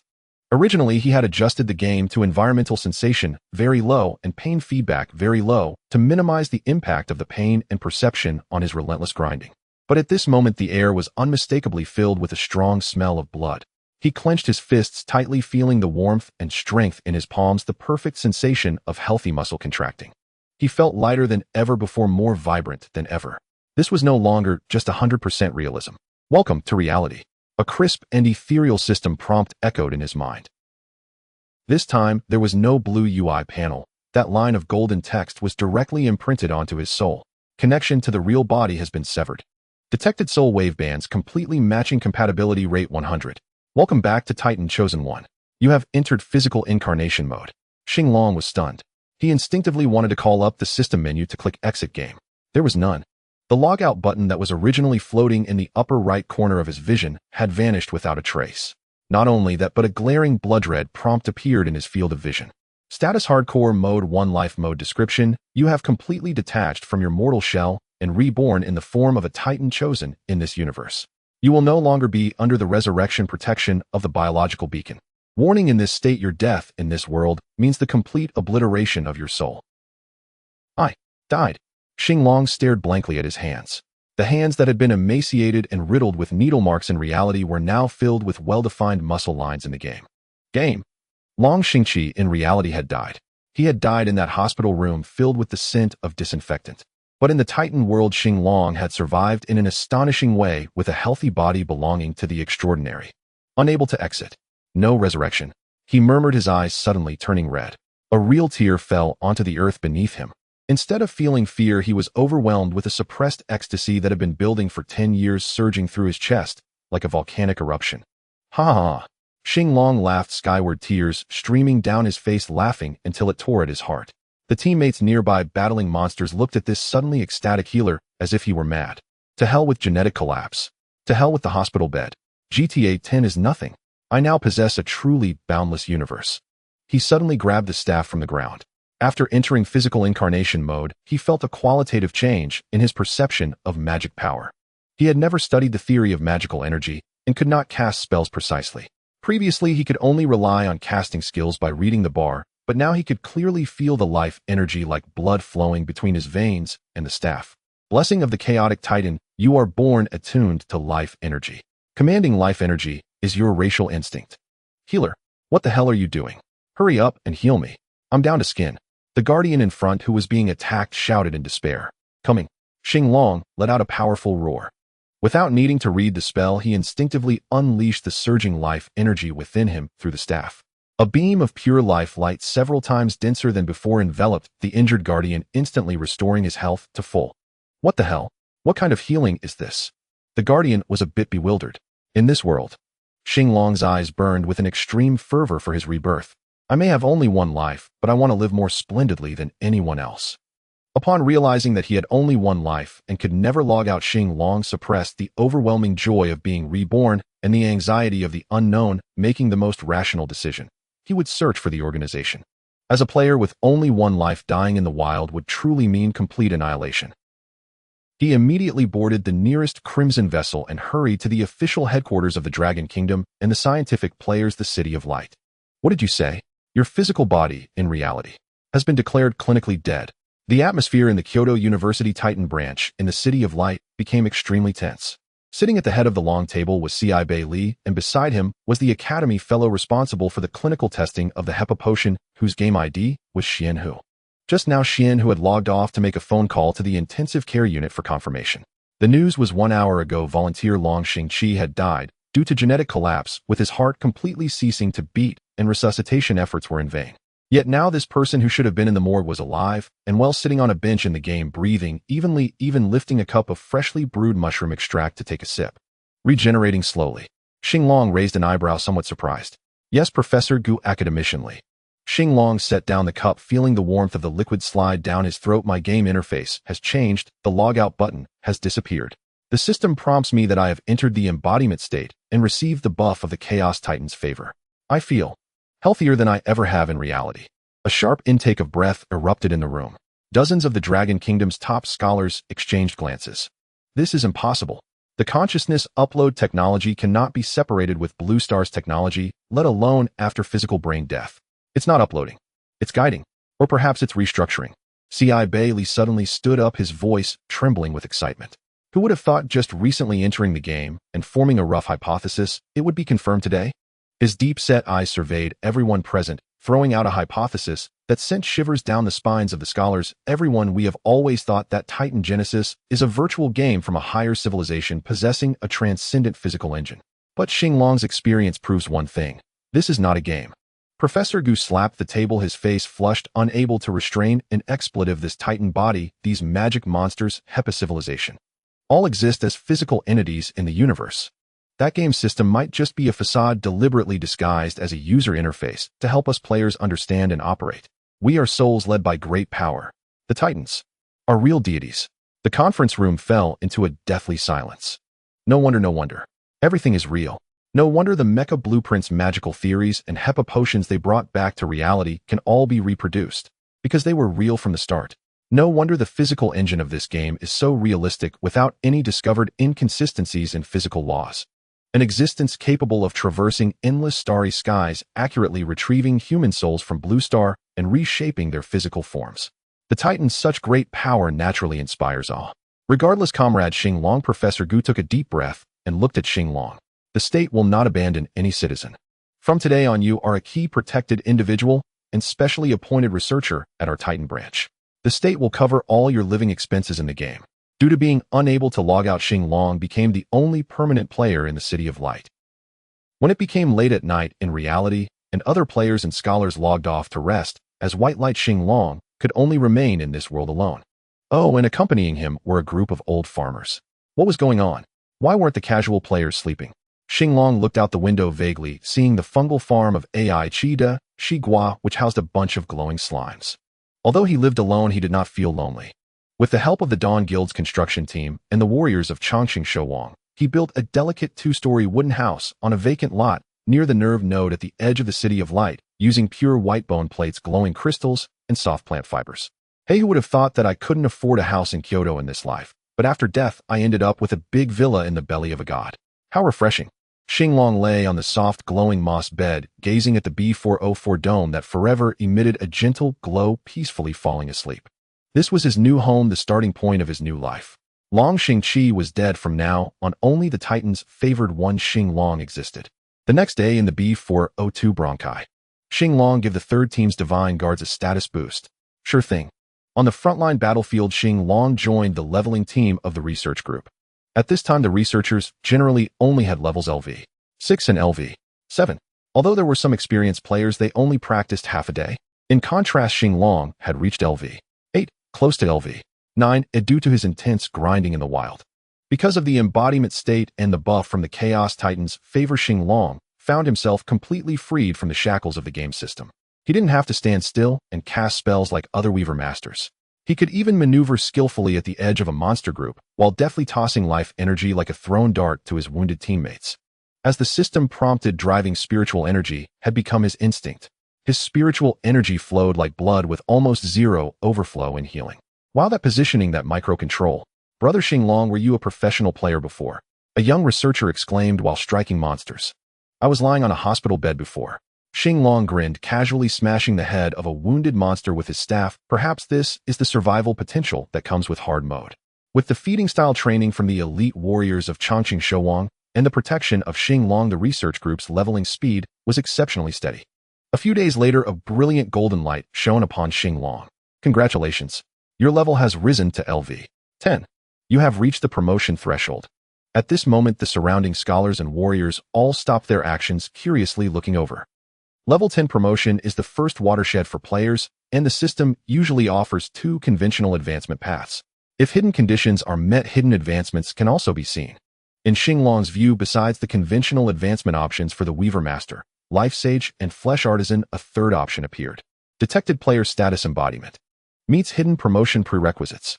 Unlock hidden profession Reconstructor. Promotion task none. Reconstructor. Xinglong was stunned. After checking the description, he chose to confirm without hesitation. The world buzzed. Xinglong closed his eyes. A vast amount of occupational information surged into his mind. A whole week has passed since the Star Dragon's physical descent in Titan Genesis. As the Star Dragon himself transitioned to the class of Reconstructor, a small commotion arose while the battle maniacs on the front lines stirred up a bloody storm. In the H-135 Legion zone, a soft, flesh-tearing sound echoed as a pitch-black dagger accurately severed the life essence of a specialized cyst bloodthirsty butcher LV-43 BOSS. The massive, bloated monster collapsed with a resounding thud, and a torrent of experience points surged into the bodies of the participating players. Standing atop the monster's corpse, Feng Xing Tianxia flicked the dark green blood off the Origin's tooth. His breath was steady as the dazzling combo he had just executed felt like merely a warm-up exercise. System notification: successfully killed the bloodthirsty butcher LV-43, gaining experience for a cross-level kill. Congratulations. Your level has risen to LV-37. Bathed in golden light, Feng Xing Tianxia exhaled a breath of stale air. Finally, level 37. He opened his attribute panel. Advancing from level 35 to 37 granted him 4 potential points, plus the 2 he had previously saved, totaling 6 potential points. Talent: unlocked pain perception detachment. Game effect: when receiving a fatal injury, as long as the body has not been utterly destroyed, crushed, annihilated, or had its soul detached, the player can lock health and continue to act for 5 seconds. During this period, all damage dealt is doubled. Note, this effect resets upon each resurrection. If you can recover from a near-death state, it has a natural cooldown of 24 hours. Reality mapping activated. The brain can autonomously secrete special hormones to forcibly block all sensory pain and fear transmissions. In any extreme near-death environment, absolute calmness and mechanical judgment can be maintained. The moment the talent activated, it felt as if a block of ice had shattered deep within his brain. Crack. A cold, absolute rationality swiftly spread throughout his body, then faded into the depths of his consciousness. Is there no other feeling? Feng Xing Tianxia couldn't help but raise an eyebrow. Could it be that to test this talent he would have to go and die once? He glanced at his experience bar. LV 37001. It was empty, having just leveled up. Under the death mechanism of Titan Genesis, dying deducts 50 of the current experience bar. As long as he exhausts his biological energy, for him death equates to almost no punishment. Those who are barefoot are not afraid of those in shoes. Fengxing Tianxia smirked dangerously. The new talent pain perception detachment requires entering a near-death state to trigger. Without testing the limits of those 5 seconds, he felt uncertain. Where to test it? Who to test it with? Ordinary monsters would struggle to break his defenses, let alone bring him to a near-death state. The best method is to raid high-level monsters or find a sufficiently powerful known enemy. The strongest enemy players can encounter is undoubtedly the Void Devourer. In the D03 battle zone, players relied on the Titan's favored traits bestowed by the system to engage in a protracted tug-of war with the Void insects. At this moment, on the outskirts of D03, a large number of solo players were teaming up to hunt the scattered Void fleas. Fengxing Tianxia, clad in black assassin leather armor and wielding a short blade, silently appeared on the front lines. Look, it's Feng God. Why did he suddenly come to the rear? Wasn't he leading the charge at the liver? The last time I saw him, I watched Hannibal trap him inside a bug carcass. Ignoring the astonished exclamations of nearby players, Fengxing Tianxia pushed off the ground, launching himself like a cannonball through the defensive line established by the players, heading straight for that dark void insect nest. At the end of his sight, a colossal creature indescribable by words loomed. Void Devourer LV 52 Lord. It resembled a mothership-class alien warship firmly embedded in the Titan's body. Its massive abdomen rose and fell like breathing, continuously drawing nutrients from the Titan's body and producing the void insect species. If it weren't for the players holding the front line, the Voidkin would have likely spread over a considerable area by now. Old buddy, we meet again. Long before the 7th test, Fengxing Tianxia had disguised himself as a corpse to infiltrate and directly smashed the Void Devourer egg into pieces. But that time was a shortcut. This time he would charge in Hedon. Hiss! As Fengxing Tianxia approached, it instantly alerted the patrol squad at the nest's periphery. Dozens of Void fleas LV 30, each the size of a small truck, and several Void crushers LV 35, with gigantic pincers, roared and pounced. Don't block my way. Fengxing Tianxia's gaze was icy as he lightly pushed off the ground. Instant step. Whoosh. He instantly crossed 100 meters and appeared beneath the abdomen of a Void crusher. Deadly rhythm activated, starting to stack attack speed and critical damage. The Origin's tooth in his hand glowed with dazzling white light. This was the energy enchantment from the luminal fungi. In a very short time, he pierced through the crusher's void shield and internal organs at a rate of over 100 strikes per second. Speed increasing further. Utilizing the stacked attack speed of deadly rhythm, Fengxing Tianxia moved like a black lightning bolt, weaving in and out among the swarm. Swish, swish, swish. Severed limbs and broken arms flew in the sky. Those once troublesome level 30 void monsters seemed as fragile as paper before Fengxing Tianxia, now at LV 37, with a full set of 3-tier talents. He did not even slow down, carving a bloody path through the dense swarm towards the massive mother insect's body. The Devourer sensed a familiar aura drawing near. Back to the familiar place. He recalled the last time's underworld operation. It looked exactly the same as the last time he came, with countless translucent eggs hanging on the flesh walls like clusters of grapes, where he could even see the wriggling larvae inside. Since he was here, he might as well leave a memento.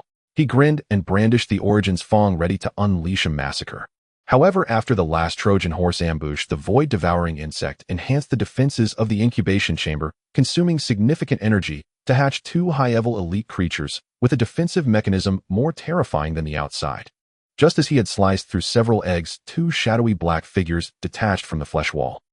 Void Reaper LV 45 Elite. With 2 unmatched razor-sharp void mantis blades, one on the left and one on the right, they surged towards Chun Feng at a speed far exceeding sound. At the same time, the tips of the tentacles left by the void-devouring insect opened terrifying demonic eyes, exuding a dreadful aura. Chun Feng's pupils dilated as he swiftly blocked with his blade. Clang! The massive difference in power caused his hands to instantly rupture, sending him flying like a kite, with a severed string crashing brutally against the flesh wall behind him. Before he even hit the ground, the tentacles of the void-devouring insect lunged at him, piercing through his chest like the sharpest of blades. What the hell? His heart pierced, his health dropped to 0. The chill of death enveloped Chun Feng's entire being. Yet he smiled a sinister grin. Just as the system was about to declare his death and forcibly eject his consciousness. Talent trigger pain detachment. Buzz. Qinfeng's health bar was firmly locked at 1 point. The character's immobilization and pain delay, which should have resulted from a shattered heart, were forcefully erased by a mysterious power in that instant. A powerful surge of energy flooded Qinfeng's entire body. This feeling of being filled with power. His gaze turned cold, mechanical, and utterly rational. The deadly rhythm buff had already stacked to its maximum, driving his combat instincts to their peak. 5-second countdown start. He began to count down in his mind. Ignoring the tentacle that pierced his chest under the 300 stacked state of deadly rhythm combined with the double damage from pain detachment, he was about to unleash the most explosive damage of his assassin career. At this moment, his critical strike damage against weaknesses reached a terrifying 600. 4 seconds. He abandoned defense, and with the Reaper's blades pressing down on him, executed a blink to charge deep into the incubation chamber. With the center's void-devouring egg shattered, this was the last high-level egg zone of the void-devouring insect. 3 seconds. The blade glimmered at a dazzling speed, unleashing furious skills. Roar, roar. The two Void Reapers and the void-devouring insect were furious, unleashing countless attacks upon Qinfeng. Qinfeng's body rolled amidst blood and flesh, appearing severely injured, yet he remained motionless, following his own path. Pain detachment. Swinging his blade, swinging his blade, swinging his blade. 2 seconds. Driven by absolute rationality, he made no unnecessary movements, each strike carving the most lethal and cunning arcs. Crack, crack, crack. Countless high-level eggs shimmering with purple light burst under the doubled, terrifying damage, foul-smelling fluids gushing out. The destruction in these few seconds obliterated a month's worth of effort from the void-devouring insect. 1 second. Roar. The void-devouring insect let out a heart-wrenching, mournful roar as the entire nest trembled violently. The two Reapers madly pounced, swinging their enormous sides, trying to restrain Qinfeng's actions. Swish. Blink. In an instant, breaking free from control, Qinfeng dashed towards the other side of the egg, wildly swinging his blade. So reckless. 0 seconds. Hee. Qinfeng grinned at the mother insect's tentacles, waved his left hand, which was only flesh and bone fragments. Then with his right hand, he struck down another batch of eggs in front of the Reapers and the devouring insect. The devouring insect went completely berserk. Its enormous body trembled violently, a sign of its furious wrath. However, before it could vent its anger, Qinfeng's body suddenly shattered in front of its eyes. Shattered. The two Reapers lunged forward, tearing Qinfeng's already mangled body into pieces. Yet in the moment before his body was torn apart, a defiant sneer appeared on Qinfeng's pale face. A strange light flickered in his eyes. Talent test complete. The effect is perfect. You have died. The void-devouring insect could not personally slay its enemy, raging in impotence on the battlefield. The main cannon on its back lit up, and dozens of auxiliary cannons fired violently in all directions, launching indiscriminate attacks. Boom. The main cannon swept across, striking the remote G5 lymph node player base, overturning a supply warehouse. Players in the open world, and those remaining in large guilds, were left in tears. Die bug. What have I done to deserve this? Pain detachment is just too powerful. If he had stacked deadly rhythm in advance and combined it with pain detachment, his damage would be so high that he wouldn't even dare to look at it. His main target had just been to destroy the eggs, but during the process of swinging his blade, he had also clearly dealt some damage to the level 45 Void Reaper and the level 52 Void Devouring Insect. I shall call it the 5-second real man. A white light flashed as the consciousness of Fengxing Tianxiao arrived at the resurrection selection interface. Before him appeared a grand and partially illuminated holographic map of the Titan body. At this moment, thousands of green light points were flickering on the map. These represented the biological beacons established by all players throughout the server that he had recorded. Among them, there were even hundreds that he personally participated in constructing. During the early stages of the game, as they advanced along various battle lines, they often placed a resurrection point every few dozen to 100 kilometers, then began digging trenches for positional warfare. In fact, the actual number of resurrection points was far greater. Major guilds had specialized scout teams that did nothing but sprint around the map every day, placing biological beacons in safe corners for future use. Some traveling player groups would also set resurrection points while on the move to prevent all their hard work from going to waste if they suddenly died and had to run the map again. For a player to respawn at a beacon, they either had to have personally visited it or recorded its exact coordinates or know the relative coordinates between that beacon and their current location. For instance, if a newcomer died in the liver area and learned the absolute coordinates of Jade City from the forum, they could directly input those coordinates to respawn in Jade City. However, very few reckless newcomers would dare to respawn in high-level areas. If a player knew the relative location, such as there's a resurrection point 100 kilometers ahead, they could also respawn at this biological beacon. Fengxing Tianxia's gaze swept over the unlit areas, feeling a mix of helplessness and envy. Since the 8th test, newcomers, the 4 jokers from Dorm 119, posted exotic landscape photos on the forum, the entire Titan Genesis erupted. Countless players, envious of the new map and new ecology, frantically sought groups, invitations, and resurrection point coordinates on the forum. But unfortunately, even the 4 from Dorm 119 had no idea where they were. System prompt: unable to obtain the exact spatial coordinates of the target beacon, or no relative physical connection path exists, cannot respawn across regions. This was quite awkward. The 119 star hung in the vacuum of the surrounding demon heart, completely physically disconnected from the main organs, with not even the crimson channel connected, surrounded only by flowing spiritual energy lines. Without establishing precise spatial teleportation anchor points aside from the random skydiving gamblers, millions of players simply couldn't fly over and could only watch helplessly as the 4 from Dorm 119 were bullied. Damn it, let us through. We can push the planet. Do you 4 little noobs even understand what you're playing? Hurry up and let me go take a look. Sigh, those guys are just lucky, hoarding all the resources of a planet. Fengxing Tianxia withdrew his thoughts. He originally planned to revive near the camp in the D03 area and continue to fight the void-devouring insect. Having just leveled up and with an empty experience bar, he felt invincible. It would be best to force out a few skills from the devouring insect, so he could write a guide and have a better chance during group fights. But just as he prepared to charge forward for another suicide run, he received a private message from CB Lee. The message contained only a mysterious sentence: Xiao Chun, hurry to the City of Light after the fight. I've prepared a smooth little combo for you, ITLL, ensure your enjoyment to the fullest. Fengxing Tianxia chuckled. This esteemed and meticulous academic expert in reality was truly fast on the internet. In the game, unlike other elderly professors, he quickly integrated with the young players. Without hesitation, Fengxing Tianxia selected the icon for B404. Confirm resurrection point B404, City of Light. Whoosh, whooshed. At the B404, a City of Light square, with a flash of light, Fengxing Tianxia reshaped his body within the biological beacon and stepped out.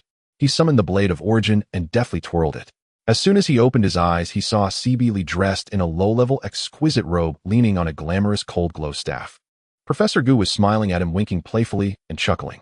Professor Gu, what kind of medicine are you selling? Fengxing Tianxia approached. Being all mysterious, even the leveling team of the Great Wall Watch doesn't follow you. Leveling isn't urgent. A breakthrough in theoretical research is the real matter. CB Lee instinctively stroked his chin, only realizing that he had no beard in the game. He chuckled. I heard you just tested the 3rd-tier talent, pain dislocation in the back. What was the feeling? You could say it's a life-saving blade. 5 seconds of a real man. Fengxing Tianxia shrugged. The effect is quite good. Get locks health for 5 seconds and doubles the damage. I charged straight into the mother insect's hatching room and wiped out all its hide-ear eggs. But the cost of this skill is too high. It can only be triggered when on the brink of death. After 5 seconds, you're almost guaranteed to die. Moreover, the system stipulates that to reset this effect, you must either wait for a 24-hour cooldown or respawn once. Fengxing Tianxia sighed. He couldn't remain stuck at level 37 forever. The cost of death was too high. Although pain dislocation was powerful, it was a skill meant for desperate counterattacks and couldn't be used frequently. What if I told you that the cost could be negated? CB Lee's eyes sparkled and his tone was filled with temptation. No need to run the map, no waiting for cooldowns. You can immediately respawn at the spot after dying, then die again and respawn, triggering pain dislocation for double damage infinitely. Is this combo smooth enough? Fengxing Tianxia's pupils constricted suddenly. Hiss, respawn at the spot. Is that some new magic? If there were such a thing, it wouldn't have taken this long, and the existing biological beacons couldn't be moved. Before Fengxing Tianxia could finish his words, CB Lee stepped aside, revealing a young man standing behind him, looking very excited. Come, Xiao Chun, let me introduce you. CB Lee patted the young man's shoulder. This is our Titan Branch's specially appointed researcher, currently the only player in the entire server with physical descent, and also the only one who has transitioned to the hidden profession Reconstructor, Stellar Dragon. Chun Feng appraised the player before him, merely level 10. Stellar Dragon, meeting a Tier 0 elite for the first time, felt nervous, but even more exhilarated. Without hesitation, he shared his class panel directly between them. Fengxing Tianxia's gaze swept across the few lines of skills rendered in muted gold, and instantly he drew a sharp, astonished breath. Reconstructor prototyped stem cell. Core skill 1, mobile beacon. Description: your body is a cradle of life. You may anchor yourself as a temporary biological beacon. Allies who perish within its range need not return to the main city. They may resurrect instantly at your side, consuming bioenergy. Resurrection consumes your own HP. Core Skill 2, Flesh Construct. Description: by expending collected materials, monster corpses, ores, etc. and your own HP, you may fabricate summonable entities on site. The higher the quality of materials invested, the stronger the construct, and the greater the HP cost. Constructs possess limited duration. Core Skill 3, Origin Devour. Description: you may consume your own constructs, converting their vitality into your own to restore health and stamina. This, with every line Feng Xing Tian Xia read his breath hitched anew. HSS, this youth is terrifying. Mobile Beacon meant that so long as Stellar Dragon remained at his side, he could resurrect, anytime, anywhere. No cooldown, no queue at the biological beacon. In his mind, a devastating tactic coalesced in an instant.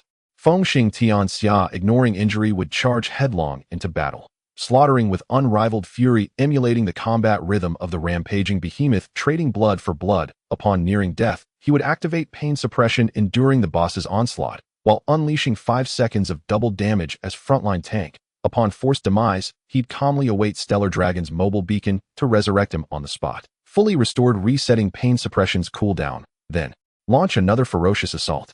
His only penalty, a minor loss of experience points. Brilliant. This was an infinite chain of human-made detonations. What boss mechanics could possibly withstand such illogical, relentless, self-sacrificial explosions? Understood. C.I. Bailey chuckled smugly beside them. This is the seamless combo I mentioned. Bind the two of you and you become an emotionless killing machine. And it's not just you. Stellar Dragon's ability holds immense value for your entire squad. Imagine it, the server's top-tier elites resurrecting instantly upon death. Feng Xing Tian Xia's face lit up with delight. Yet as a seasoned veteran, he quickly regained composure. Such an overpowered ability surely bore severe constraints. Scanning the skill descriptions again, his sharp eyes caught the limiting conditions. Wait, resurrection consumes your HP. He turned to Stellar Dragon. I'm currently level 37. How much HP would reviving me cost you? Stellar Dragon let out a wry smile and scratched his head. Feng Shun, I'll be honest. We ran multiple trials with the research team. They derived an elaborate formula linking my HP cost to the target's level and attributes. Plugging in your stats. Given my current level 10 HP pool, resurrecting you at full health on the spot would drain 5 full HP bars from me instantly. 5 bars. Feng Xing Tian Xia thought he'd misheard. Surely he meant 50%. 5 bars, not 5%, C.I. Bailey added, awkwardly smiling faintly. It's not viable yet. We'll need you to help him level up first. In this hardcore mode, where physical incarnation is absolute, death is permanent. That's rather awkward, Feng Xing Tian Xia frowned. There is a solution. It lies in the Reconstructor's closed-loop design, enabling a compact combo. C.I. Bailey pointed to the other 2 skills on the panel. Recall the universal synergy between Divine Guardian and Fate Weaver available in the Gene Store. Overflowing healing converts into temporary HP. You haven't used it. Ah, of course. You're a hunter. Here's the combat logic we've modeled for Stellar Dragon. First, he gathers nearby materials and spends some HP to prefabricate flesh constructs. Then just before resurrecting you, he activates Origin Devour, consuming those constructs to instantly boost his HP pool, even generating surplus temporary HP. That overflow pays the resurrection cost. So long as sufficient materials lie on the battlefield for him to fabricate and devour, he remains alive, and you resurrect endlessly. Of course, your level disparity is currently too great. The temporary HP conversion has a cap. No manipulation can revive you yet. So, he needs more training. The theory is flawless. Feng Xing Tian Xia's eyes blazed with sudden intensity. This class mechanism was born for large-scale warfare, pre-deploying constructs, letting the vanguard fall and rise again, instantly reborn on the front lines. Yet his gaze soon fell upon Stellar Dragon's pitiful level 10 stat panel. Your sole weakness lies in your base attributes. Construct strength and devour recovery, both scale with your level. Feng Xing Tian Xia seized Stellar Dragon's arm. His grin sent an involuntary shiver down the younger player's spine. It was the feverish, unmistakable gleam of a top-tier veteran spotting the perfect tool user. Such a divinely ordained laborer. How could one not be thrilled? Elbow, I'll lead a party. I'll personally level you up. He turned to C.I. Bailey. Master Gu, I'm borrowing him. For the next week, I'll make him feel what true rocket speed leveling is like. Grinding level 40 monsters sound fun. At the words, level 40, Stellar Dragon nearly blacked out. Feng Xing Tian Xia clapped him hard twice on the shoulder. Stellar Dragon's lips twitched into a stiff, strained smile. I won't return to town until he reaches level 20 and unlocks the Titan sequence. Hearing this, Stellar Dragon glanced at the Crimson Hardcore mode warning flashing on his panel, and suddenly regret flickered in his chest. He swallowed hard. Fengshun, where are we going? To the liver. We'll hunt the densest monster clusters, challenge the highest tier bosses, with the server's one Divine Guardian shielding you, one Fate Weaver healing you, one Lingshu strategist directing tactics, and one hunter slashing through enemies at your side. Fengshun Tianxia flashed a sly predatory smile. You? Just stay in the back line and shout 666. The liver, within its vast majestic lobules, a top-tier player squad, led by Fengshun Tianxia, raced for their lives. Boom! One after another sonic booms erupted between colossal hepatic lobules. For the first-tier players, averaging level 35 or higher with third-tier talents unlocked, their movement had long transcended human limits. Fengshun Tianxia glided low to the ground like a streak of lightning, his Xuanbu steps leaving no trace but velocity. Longzhan Yuyi charged forward like a living bulldozer, shattering all obstacles regardless of terrain. Li Chu-Chi-Ji, experimenting anew today, had restructured his leg muscles, twisting powerful tendons into reverse-jointed spring mechanisms that launched him hundreds of meters in a single bound. Yet at this moment the squad's formation bore an unsettling strangeness. Strapped tightly to Longzhan Yuyi's broad back with heightened style biofibers was the server's sole flesh-body descent, Avatar Xinglong level 10 reconstructor. Help! His shriek tore apart in the gale, splintered raw and desperate. He finally understood the true cost of being carried by masters. When speed shattered the sound barrier, onrushing air ceased to be wind, it became blades. At only level 10, even with Longzhan Yuyi shielding him from the windfront, Xinglong's base attributes were utterly insufficient to withstand such monstrous aerodynamic resistance. Gales howled from every direction, compressing his body inward. His facial skin felt ready to peel away, every bone groaned under unbearable strain. System alert: you are suffering extreme wind pressure damage. Health 78. 55. 32. In less than 2 minutes, Xinglong's health bar plummeted like water gushing from a ruptured pipe. Stop! Chen Feng, you bastard! Stop now! The respawn fountain's about to explode. Yun Zhongyu, trailing behind in her life furnace overclock mode, waved her staff frantically, sweat streaming down her brow. As the server's foremost healer, her full attention wasn't on navigation or mob detection, but locked unflinchingly onto Xinglong strapped across Longzhan Yuyi's back. Greater healing spell, resilient shield, life furnace overload transfer. Shwa. Emerald light blazed like searchlights, clinging fiercely to Xinglong's battered form. With sheer prodigious healing output, Yin Zhong, you held Xinglong's wildly fluctuating health bar steady, refusing to let it fall. Hearing the furious outcry from behind, Fengshun Tianxia slammed on the brakes, rolling smoothly to a halt with 3 controlled somersaults. Longzhan Yuyi, following closely, braked hard as well, spinning twice along the ground before coming to rest. Boom! 100-meter-long trench gouged deep into the earth by the force of deceleration. Ugh, brother, I'm on your back. Oh, sorry, I forgot. Longzhan Yuyi chuckled awkwardly.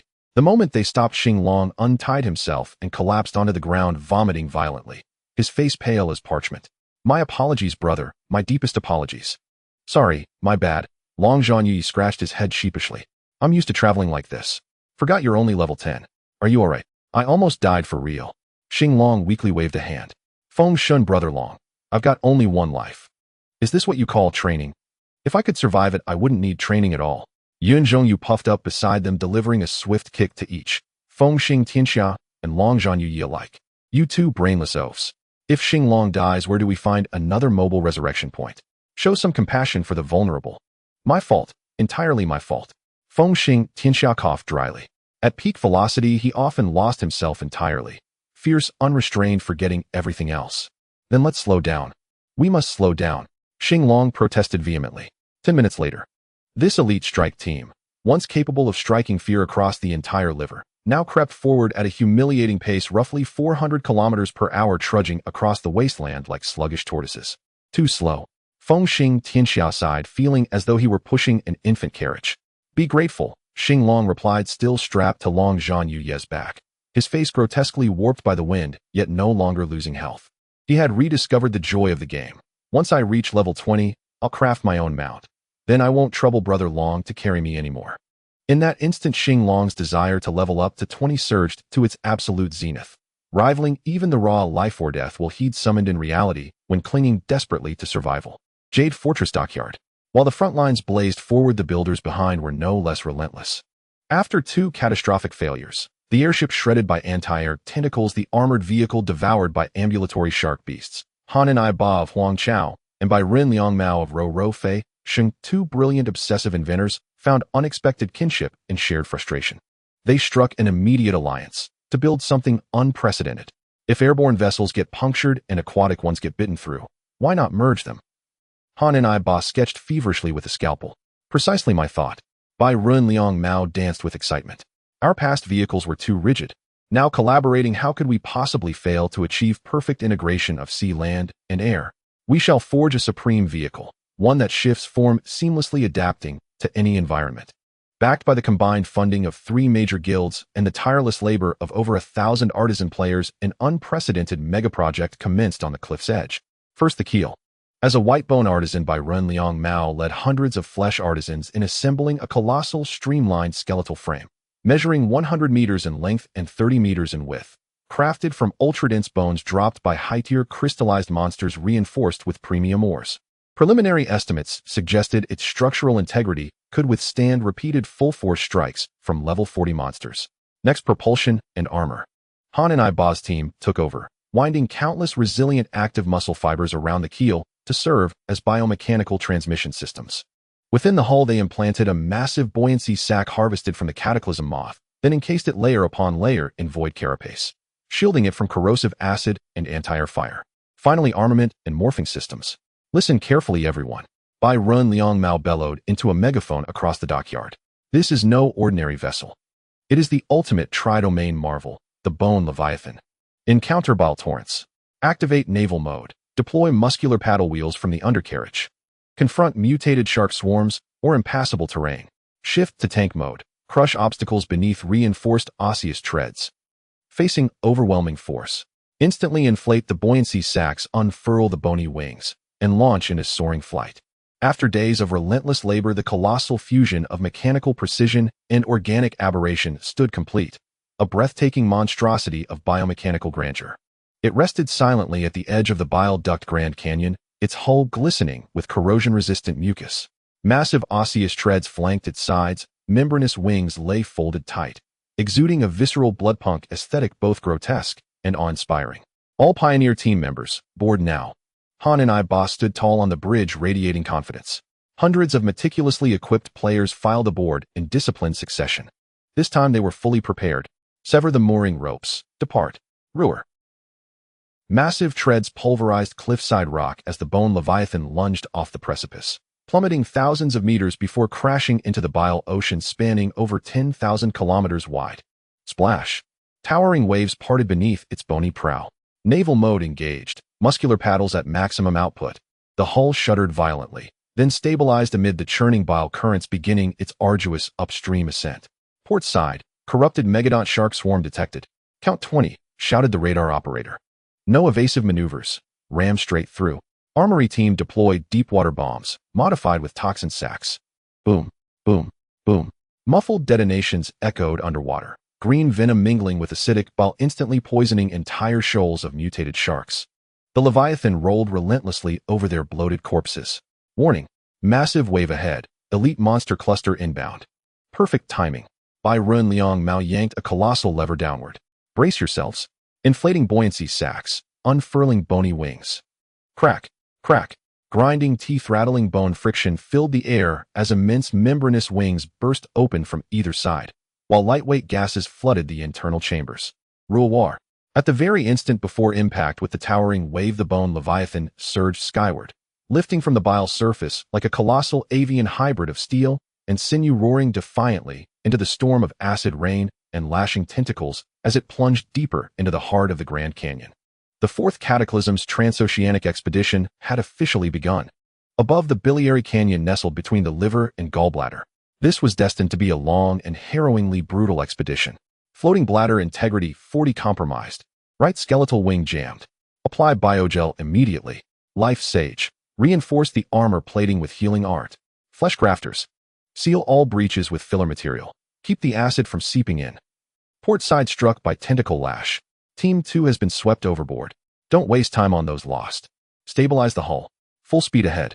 Skeletal Leviathan, Advance 4. Within the biliary canyon, over 10,000 kilometers wide, the skeletal Leviathan drifted like a withered leaf caught in a tempest, teetering precariously on the razor's edge of annihilation. They sailed for 3 full days and nights. Players rotated shifts, logging in and out, depleting every last resource, every consumable, and sacrificing countless lives. Acidic tornadoes, mutated avians that spat corrosive venom, colossal megatooth sharks leaping from the abyssal depths to shatter the hull. On more than one occasion, the biliary wall convulsed violently, erupting with fleshy whip-like tentacles that lashed out to crush their vessel midair. Fortunately, they had engineered 3 operational modes. When skies turned lethal, they dove. When seas raged, they ascended. Yet even this could not prevent sudden brutal player deaths. System alert player Ababa foreign currency Babu has perished. System alert player medicine cannot stop has perished. System alert player anonymous has perished. The casualty list on the bridge scrolled ceaselessly. This vanguard party, comprising over 100 fleshcrafters, bonecrafters, and life sages, paid a devastating price simply to keep the skeletal Leviathan aloft and functional. Each breach in the armor demanded craftsmen risk their lives outside the hull for emergency repairs. By the 4th dawn, as faint light pierced the sulphurous haze and fell upon the deck, fewer than 20 survivors remained aboard. Look ahead. Hannibal, battered and bleeding, pressed his scarred face against the viewport and shouted hoarsely. Beyond the acidic mist, a vast land mass glowed with an eerie jade-green luminescence. No longer the liver's somber crimson or bruised violet black, but a pure, unsettling emerald radiance. There lay the gallbladder, a new realm. According to inscriptions carved into ancient stone, it was also the final refuge of the Hifa civilization. We've made it. We truly made it. Liang Mao, ever the jester craftsman, slumped into the pilot's seat, overwhelmed by an uncharacteristic urge to weep. This vessel, wrought from their collective genius and sacrifice, now resembled little more than scrap metal, yet it had crossed an abyss once deemed impassable. Don't celebrate yet. Hannibal pointed forward. All eyes followed. Their hearts froze mid-beat. The gallbladder's rim was no gentle shore, but a sheer jade-hued cliff soaring thousands of meters high. Its surface slick with crystalline formations and perpetually oozing hyper-concentrated corrosive fluid. And the skeletal Leviathan's floating bladder, half deflated from prior combat, could no longer generate sufficient lift to scale that precipice. Fuel and mana reserves are depleted. Attempting ascent would shatter us against the cliff face, lamented the life sage responsible for propulsion. If we cannot fly, we will climb. A fierce spark ignited in Liang Mao's gaze. This is a tri-environment war machine. Everyone, grip the handrails. With a decisive slam, he triggered the crimson emergency switch, then furiously input commands across the console. Engage war machine mode, octopedal climbing configuration. Crack, crack, crack. With teeth grinding force, the skeletal Leviathan's undercarriage wheels and treads explosively disassembled. Then, 8 massive bone-reinforced mechanical limbs tipped with barbed hooks erupted from hidden compartments within the hull and drove deep into the jade cliff face. Pump the remaining gas into the floating bladder. Maximize buoyancy and reduce effective mass. Mechanical limbs, alternate ascent sequence. Tum, tum, tum. The colossal vessel transformed into a gargantuan arachnid forged of steel and sinew clinging to the cliff. Each limb's lift and strike carved craters into the crystalline rocks, spraying acidic shards.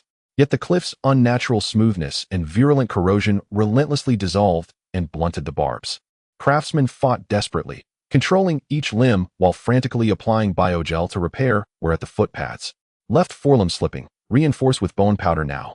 Right rear limb fracturing. Healers, cast life shields on the skeletal joints. 100 meters, 500, 2,000.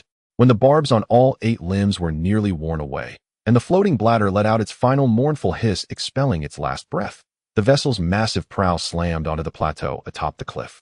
Boom! The war machine lay crippled, but firmly anchored upon the soil of the gallbladder. Huff, huff. Sweet merciful beans, absolutely incredible. Fewer than 20 survivors staggered from the smoke-choked hull, collapsing onto the cool jade-hued earth, limbs splayed, breath ragged. We survived. Unbelievable. This map is downright inhuman. Hannibal gasped, hauling himself upright and scanning the horizon. It was a world of surreal, haunting beauty. The sky shimmered beneath an emerald aurora, crystalline flora rose like living geodes from the ground, and the air itself thrummed with dense, intoxicating mana, so potent it induced a gentle, euphoric daze. In the far distance, faint silhouettes of luminous alien architecture gleamed. Structures. Hannibal froze. We are the first players to set foot here. Liang Mao eagerly produced a glowing green spike, their elite bio-beacon carried from the outset. Quick, plant it. Establish a resurrection anchor. He drove the beacon deep into the earth. A towering pillar of viridian light erupted skyward, heralding the fourth cataclysm's formal foothold in the gallbladder realm. Yet the moment the light flared, a chilling rustle rippled through the silent crystal forest surrounding them. From the shadows emerged several predators, leopard-sized, armored in jagged, emerald-hued crystal spines, lowing guttural threats toward the intruders. Jade Reaver LV. 45 Elite. Status Territorial Hostile. The 20 surviving pioneers, moments ago drunk on triumph, stood utterly petrified. They exchanged stunned, wordless glances. Lao Liang, do you have weapons? Hannibal swallowed hard. I'm a bonecrafter. I carry hammers, not blades. My mana is gone, spent entirely on repairs. Same here. Mana pools are dry. We can't even cast light spell anymore. A cluster of life sage women huddled together, trembling. The most mortifying truth had surfaced. Every member of this party was a pure support specialist, fleshcrafters and life sages alike, devoted solely to healing, reinforcing, and sustaining. Now the vessel lay wrecked, their mana exhausted, and facing LV. 45 elites, their combat efficacy rivaled that of a level 1 slime. Roar! The Jade Reavers gave no quarter. They lunged, eager to feast upon these unexpected guests. Stop gawking and move. As Hannibal sprinted in frantic circles around the derelict war machine, he screamed into world chat and guild channel alike. Coordinates Gallbladder Rim Camp. Resurrection Anchor online. Skeletal Leviathan Vanguard requests immediate reinforcement. Extreme urgency. Send DPS. Send fighters. If help doesn't arrive soon, our base will be dismantled by a pack of mangy dogs. High-level combat players, now. Bounty posted. Urgent recruitment. Help. Nurse, save us. Damn it, don't pull them toward me. I just cast healing spell and drain my mana completely. I can't even raise a shield now. Around the wreckage of the skeletal Leviathan, a one-sided massacre unfolded with grim inevitability. The level 45 elite monster Emerald Hunter moved with the poised lethality of a panther, stalking its prey with elegant fatal strides, hurting this group of mana-depleted, weaponless support players like cornered mice. The last retreating life sage was tackled by an Emerald Hunter, its claw, studded with jagged green crystals, sliced once, and the fragile armor tore as easily as paper. System alert, player, insufficient milk has fallen. We can't hold on.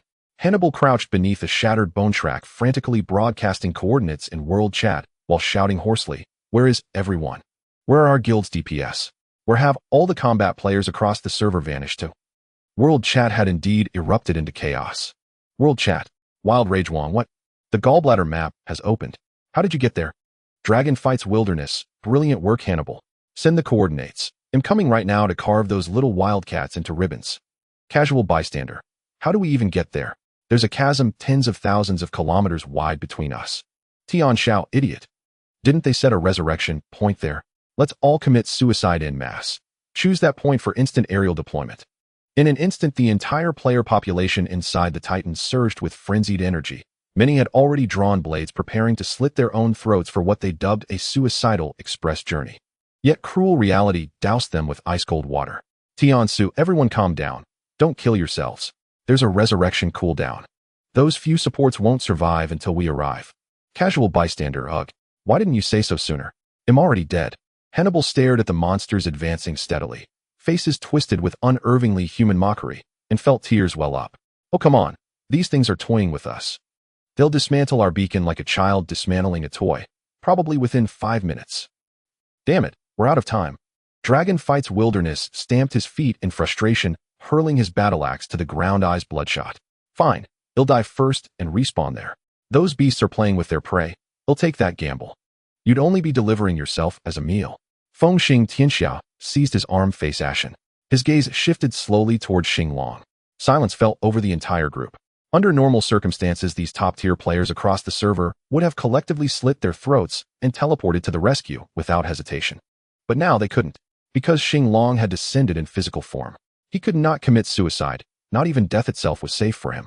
If he perished in the wild, his soul would truly vanish, barred even from the system's resurrection chamber. We cannot abandon Xinglong. Fengxing Tianxia drew a deep breath, voice unyielding. If left alone in the liver, any high-level creature could end him in an instant. But old Liang and his team are about to be wiped out. Once that newly established resurrection point is destroyed, our bridgehead into the gallbladder will be severed forever. The Li Chu Chi Ji exclaimed anxiously. Xinglong clenched his teeth, guilt etching deep lines across his face. Master Feng, if you all suicide over, I'll hide myself in a rock crevice. Silence. Feng Xing Tianxia cut him off. Without you, even if we reach the gallbladder, we'll have no footing to stand on. Everyone, maintain maximum formation and advance at full speed. Send private messages to Old Liang, tell them to scatter and plant multiple biobeacons. Preserve the resurrection point at all costs. Gallbladder Edge, Emerald Cliff.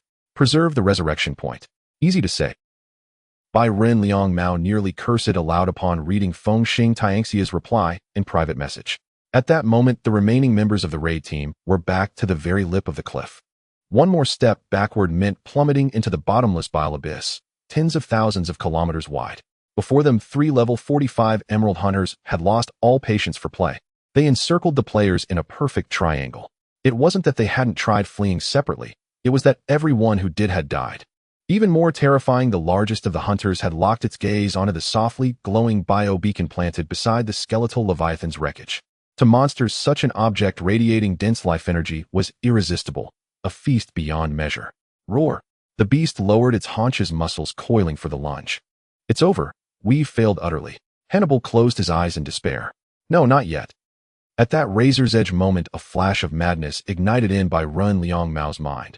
A plan so audacious it bordered on lunacy. If we can't hold the ground, and if the elites need time to respawn, and will be immediately camped upon arrival. Bai Ren Liang Mao sprang upright like a rabid hound guarding its food, snatching the biobeacon from the earth moments before the monster could seize it, and clutched it tightly to his chest. Huh.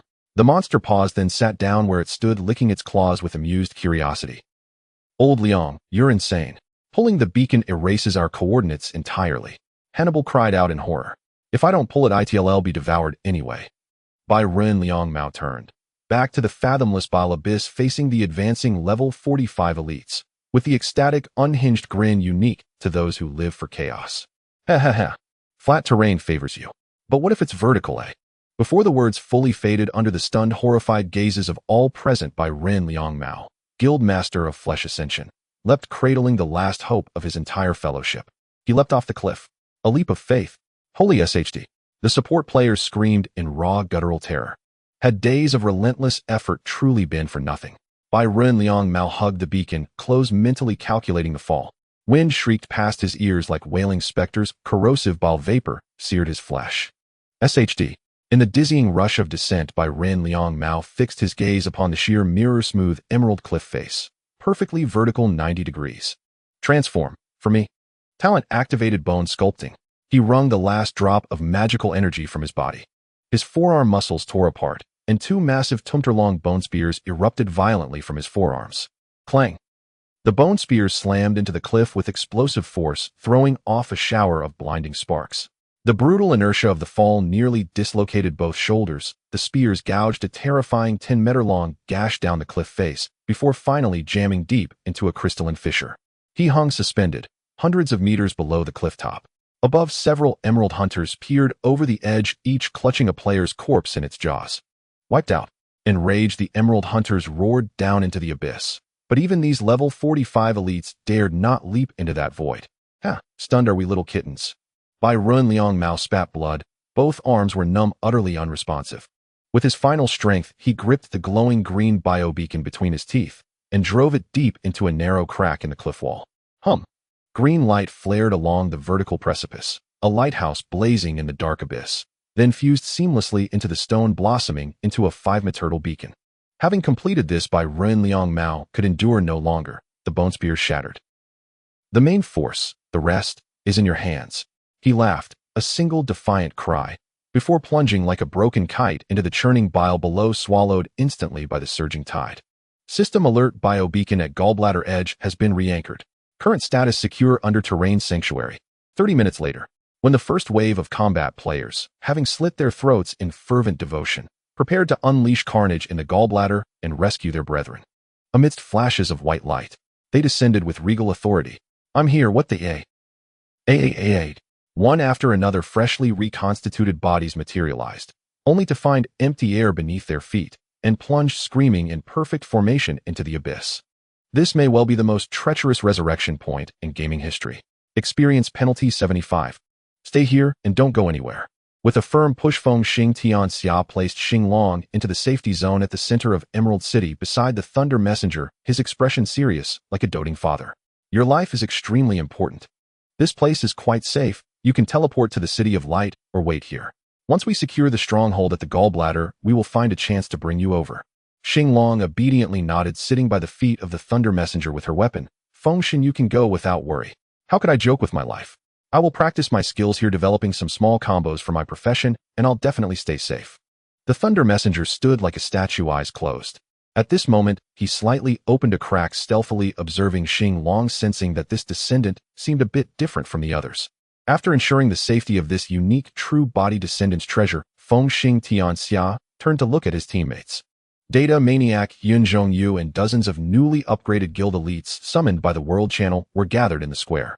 Have you checked the experience bar? Feng Xing Tianxia pulled out a dagger.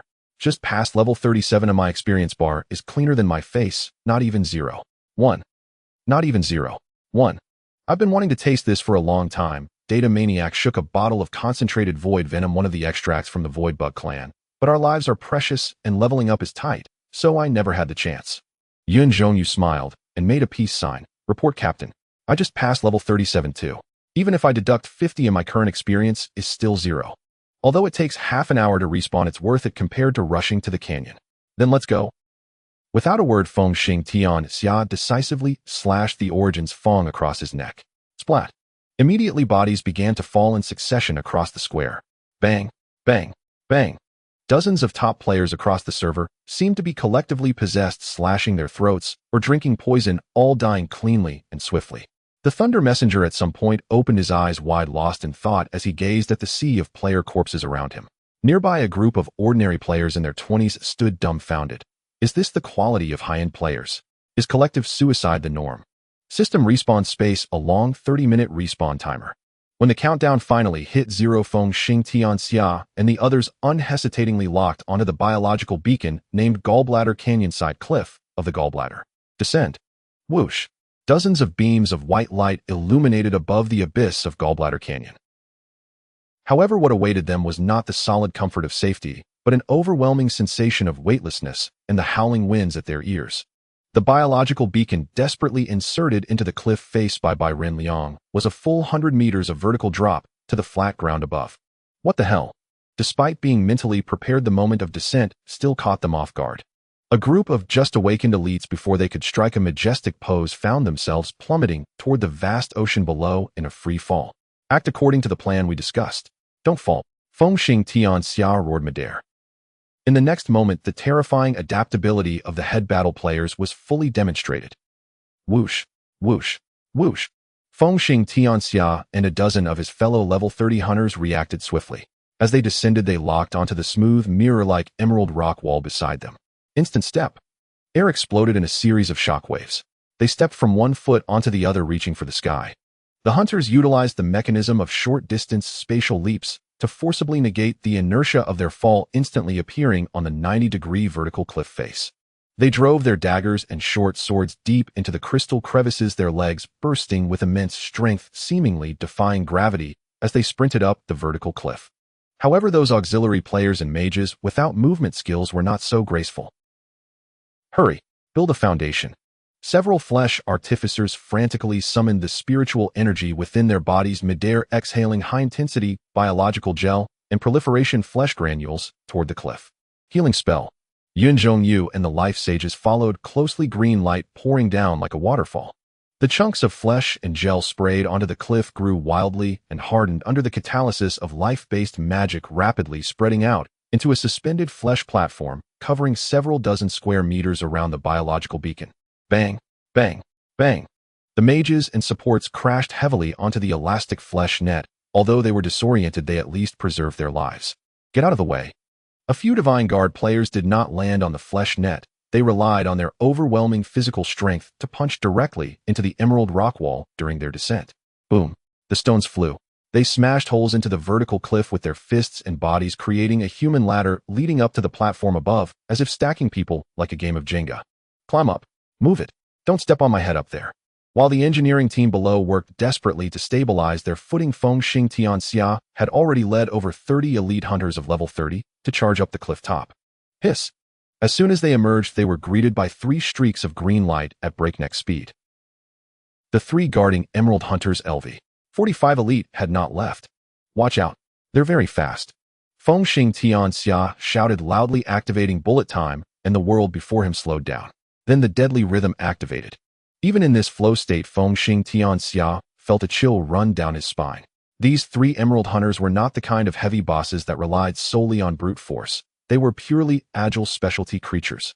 With a level suppression of over 10 for others, and as high as 8 levels against Feng crossing Tianxia, their movement trajectories left green afterimages in the air. Clang. Feng Xing Tianxia blocked one of the hunter's attacks with the Origin's Feng held in front of him. The immense force transmitted through the dagger knocked him back 50 or 60 meters, leaving his arms numb. What high panel attributes? Don't force it. Use the mechanism of instant step to dodge.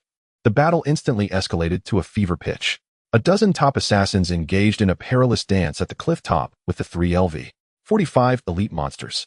If it were any other profession, they would have been torn to shreds by these ultra-fast monsters. But the hunters danced wildly on the edge of the blade, utilizing the spatial leap mechanism of instant step. Whoosh, whoosh, whoosh. The shadows and green lights intertwined at the cliff top. Often just as a monster's sharp claws came crashing down, the assassin would have already flashed to its side or rear, delivering a swift backstab. Yet even so, their attacks were extremely taxing. The level suppression meant their strikes merely dealt feeble damage against the monster's crystalline fur. Feng Gu. This isn't good. An assassin shouted anxiously during a moment of dodging. Chun Feng glanced with his peripheral vision, a heavy feeling settling in his heart. Due to the commotion at the cliff top, pairs of eerie green eyes in the distance were lighting up one after another. 5, 10, 20. More and more Emerald Hunters were drawn over by the scent of blood. We can't fight them. There are too many. If there were only 3, these top assassins could still hold them off until the engineering team arrived for support. But facing dozens of equally agile LV-45 elites, they would be slaughtered. Withdraw. Jump off the cliff. Without any hesitation, Feng Xing Tianxia made a decisive call. Whooshed. More than 10 assassins leaped off the cliff in unison. Although the monsters above were fierce due to the vertical terrain constraints, they roared angrily for a few moments at the cliff top, but ultimately did not follow them down. Bang, bang, bang. Feng Xing Tianxia and the others landed steadily on the flesh platform 100 meters below. How's it going? Did we secure a foothold? The craftsman below asked expectantly. Secure a foothold? It's a monster nest up there.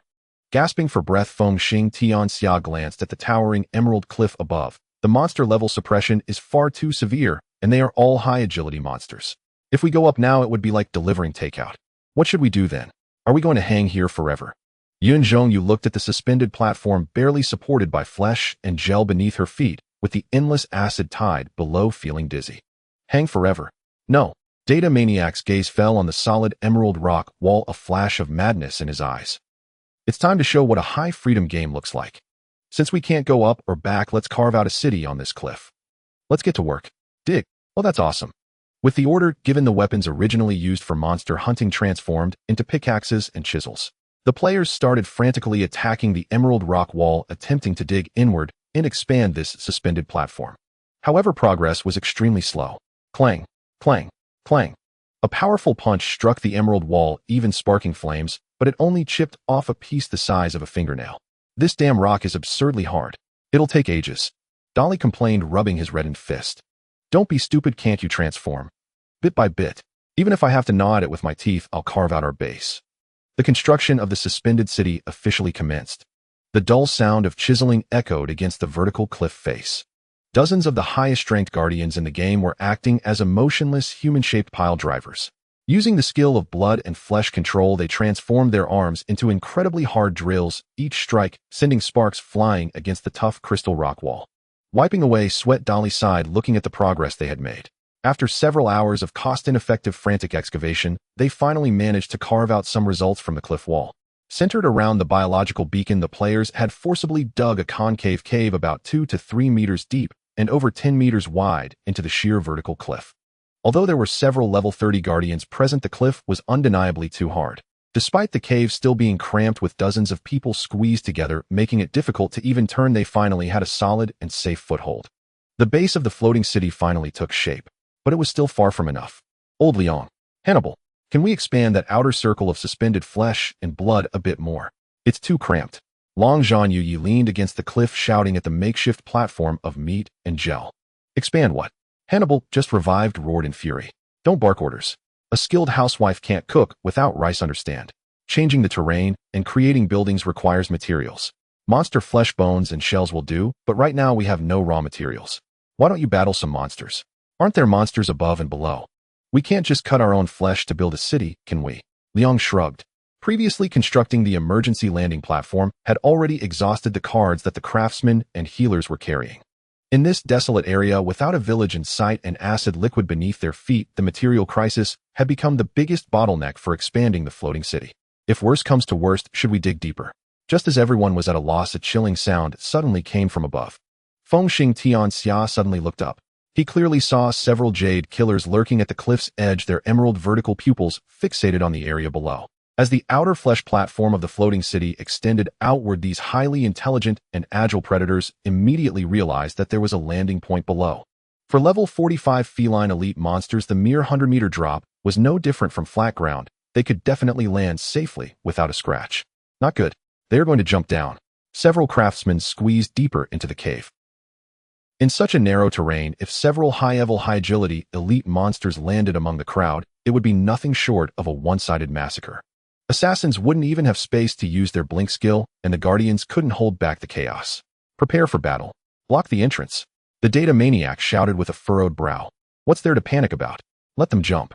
At that moment, Liang and Hannibal exchanged a sly smile. When it comes to battling monsters, we might not be skilled in terms of profession or technique, but in building and setting traps we are professionals. Hannibal patted the seemingly ordinary flesh platform's edge. Old Liang, show your skills. With a snap of his fingers, Liang summoned several taut, thick tendons that suddenly appeared on the outer flesh platform. These tendons were not laid out parallel, but connected at an extremely bizarre angle, one end attached to the hard cliff, and the other end connecting to the highly elastic outer edge of the platform. What is this? Long Zhan Yi was taken aback. The data maniac assessed the structure and immediately saw through this simple mechanical design. They used the last bit of heightened style tendon to create a spring that applies a horizontal vector force. It works wonders in this terrain. What do you mean? Speak plainly. This is a trigger-based trebuchet. Before he could finish, a piercing sound suddenly came from the cliff top. Whoosh! Two jade killers could no longer suppress their bloodthirsty instincts and jumped off the cliff. Their movements were incredibly graceful as they spread their limbs, adjusting their posture in midair, accurately targeting the extending flesh platform. They're coming. Everyone retreat. The players immediately pressed against the cliff, holding their breath. Boom! Two heavy thuds sounded. The two level 45 elite monsters crashed heavily onto the outer flesh net prepared for their landing. According to logic, this flesh net would absorb their falling impact, allowing them to reveal their fangs and unleash a bloody storm among the crowd. But just as their claws touched the flesh net, trigger, Hannibal grinned wickedly, cutting a tether. Bang! A clear twang of a bowstring echoed through the abyss. The tightly strung heightened style tendons instantly retracted. Instead of sinking downward to cushion, the entire outer side of the flesh platform tilted outward, forming a massive catapult that propelled the monsters with terrifying kinetic energy. The two jade killers barely had time to show their claws, feeling the ground beneath them suddenly slant upward. Bang! Launch! Meow! The two fierce elite monsters let out an extremely comical and terrified screech in midair. They flailed their limbs wildly, trying to grab onto something, but all that surrounded them were the howling winds and corrosive mist. The thrust of the trap, combined with their massive falling momentum, sent them flying out of the floating city's range. Goodbye. Enjoy your dive. The players clung to the edge of the cave, all waving in unison at the two green dots diminishing in the sky. These two formidable creatures, level 45, and able to send top hunters retreating from the cliff top, didn't even touch the players' clothes before plummeting straight into the deep gorge filled with yellow-green bile. After several seconds, a series of splashes echoed. The players turned to look at two individuals in the corner. What are you looking at us for? The two players said weakly. They couldn't hear anything on the platform, but these two provided sound effects for the jade killer's fall. Well done. A wave of enthusiastic cheers erupted in the floating city. Huh.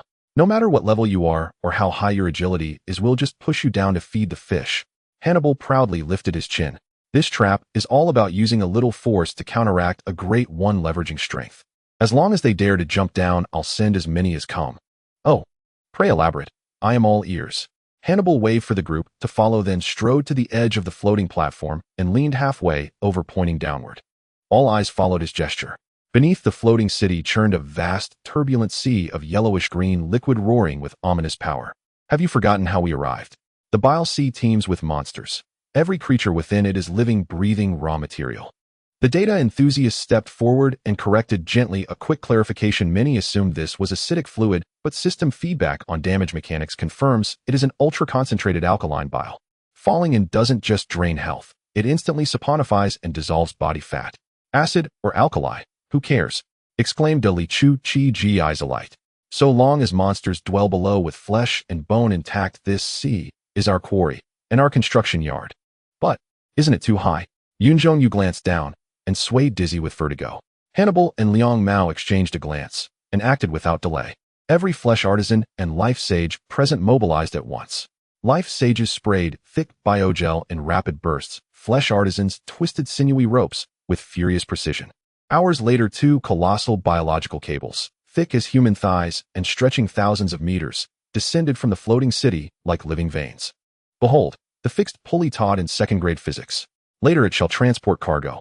At the very tip of each cable, just 50 meters above the churning alkaline sea, craftsmen suspended a modest platform no larger than 10 square meters using salvaged bone plates. Thus debuted the server's first-ever fishing mechanic. Bait the waters. Bait the waters. Position 1. Prepare to cast. On the lower platform, several bold rampaging behemoths slashed their own limbs, casting blood redolent with Titan bloodline essence and scraps of discarded meat into the roiling bile sea below. Gurgle, gurgle. Within half a minute, the sea's surface erupted into violent froth. Whoosh. A corruption megalodon, over 10 meters long, leapt skyward, jaws agape, lunging for the dangling bait. A true behemoth has taken the hook. Liang Mao narrowed his eyes, then grinned. Well, old acquaintance indeed. My bone chariot met its end in this fiend's very first sortie. If memory served, this abomination possessed 4 limbs, and could even haul itself ashore. Perfect. Old scores and new grudges alike would be settled today. It's hooked. Haul it up. Grapple hooks. Where are the grapple hooks? Stun it first, electrocute, and paralyze. Divine wardens, launch your hooks. Latch onto its gills. Chaos erupted on the platform.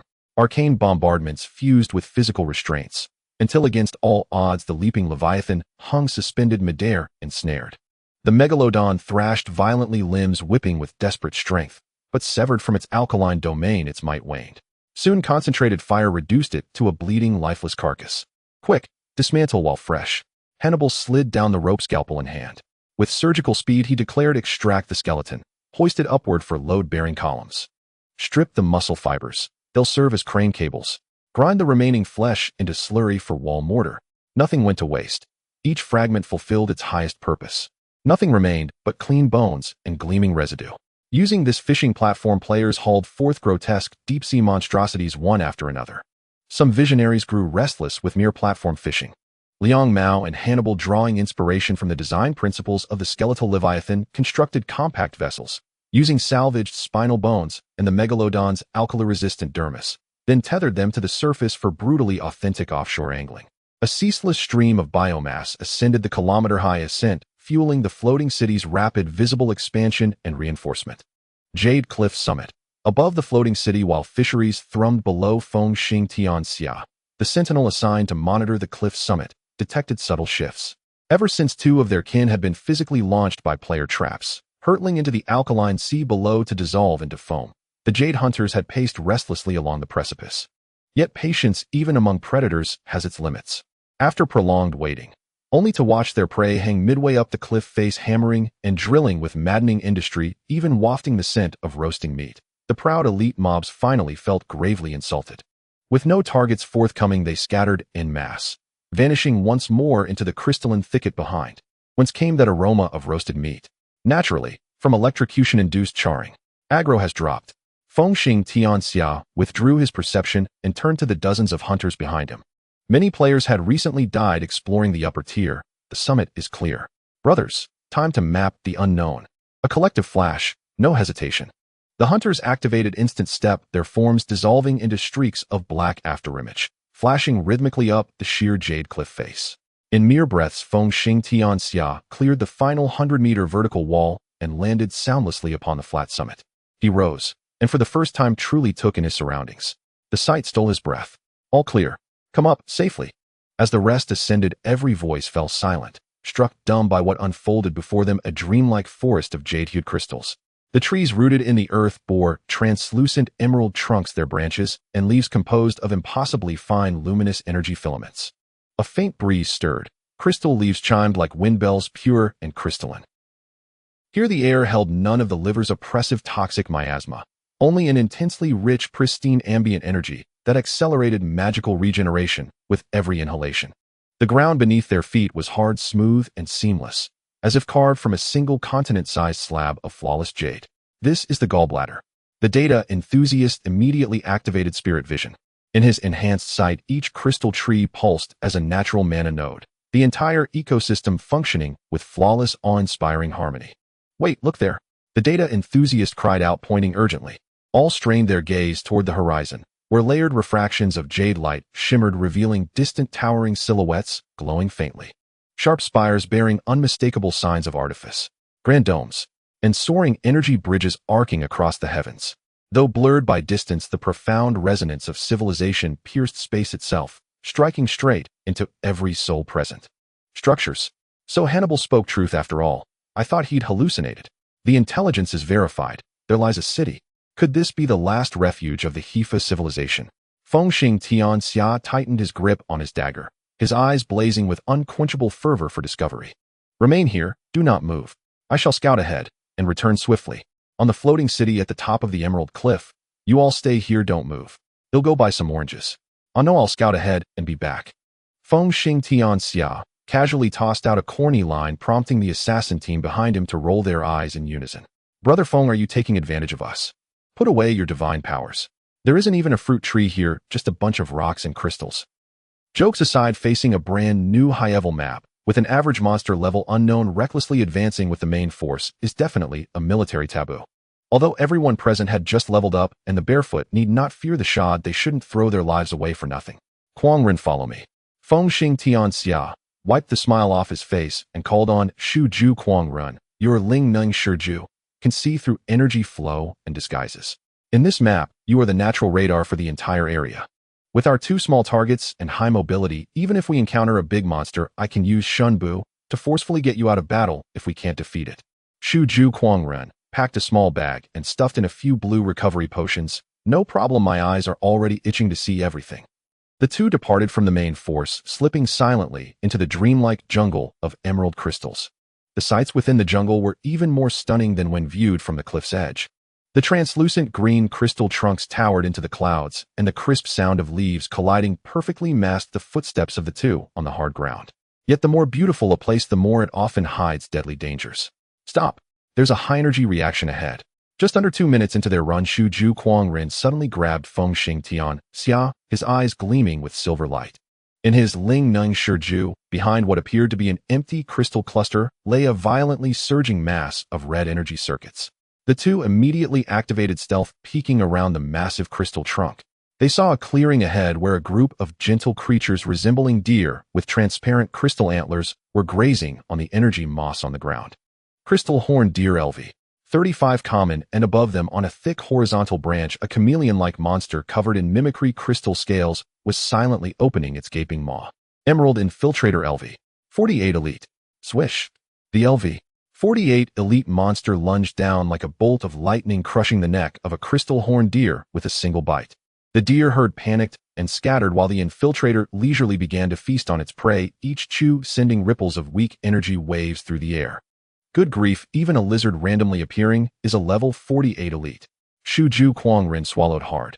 If we had just marched in boldly, we'd be counting down at the resurrection point by now. Avoid it, take a detour, Fengxing Tianxia whispered. The emerald infiltrator lifted its eyelids, glanced at the two in the distance without concern, and continued to feed. The two continued deeper into the jungle. Along the way, they witnessed the cruelty and wonder of this emerald jungle. The mature monsters in this emerald jungle generally had levels above LV 30A, with the main force mostly between LV 40 and LV 50. For players at this stage, pulling out any monster here would be a tough boss battle. Buzz! Shuju Kuangren suddenly grunted, clutching his eyes in pain, the veins at the corners of his eyes throbbing wildly. What's wrong?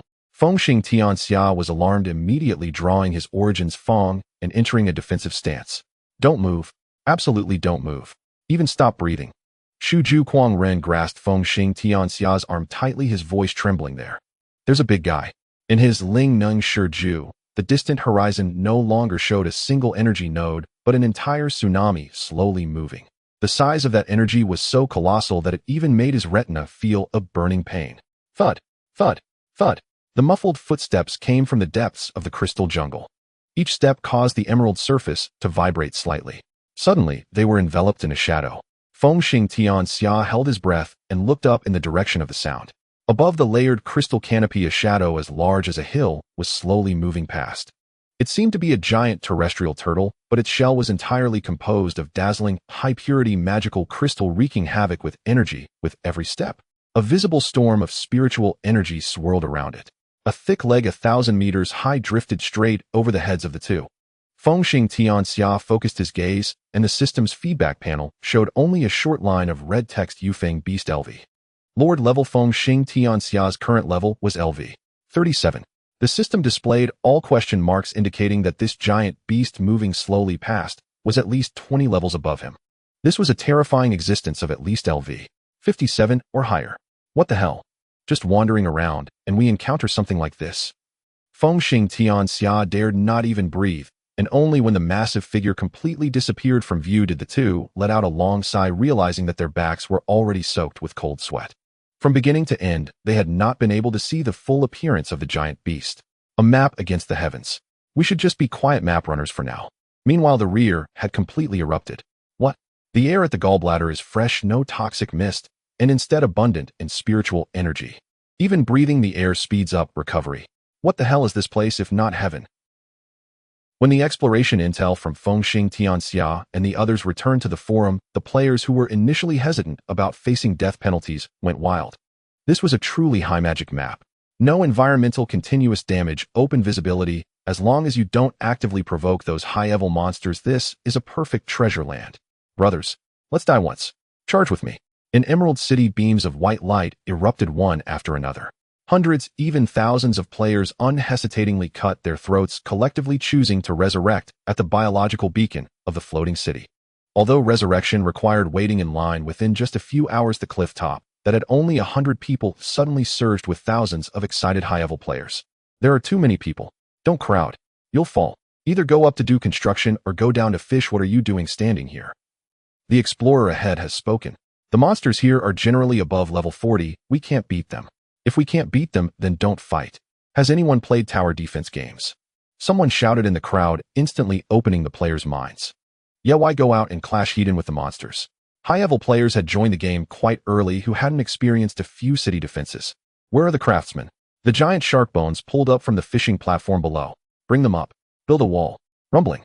Thousands of players transformed into construction maniacs right at the edge of the emerald cliff, relying on the floating city. Below, they built an armed fortress from the cliff top.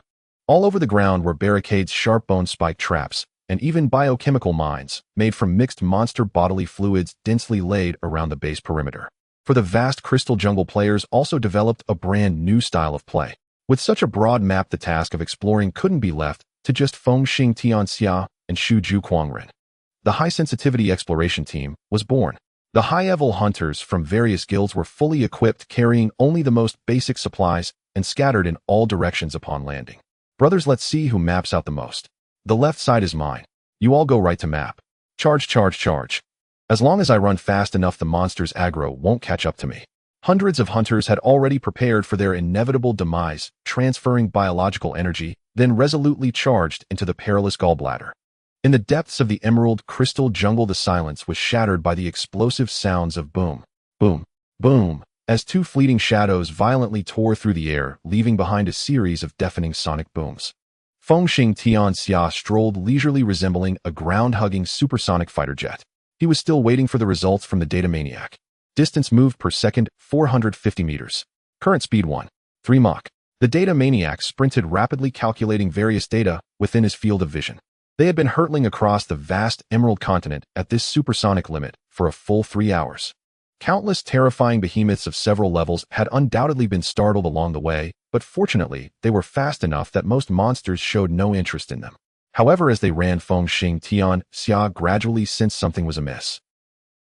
With a sudden screech, Feng Xing Tian Xia's feet slammed onto the hard emerald ground, creating two long sparks as he forced himself to a halt. Why did we stop? Out of energy. The data maniac panted as he stopped beside him. No, Feng Xing Tian Xia frowned, pointing towards the distant horizon. At the end of the layers of overlapping green halos, several majestic spires and domed buildings emitting a faint glow stood quietly. Maniac, did you notice?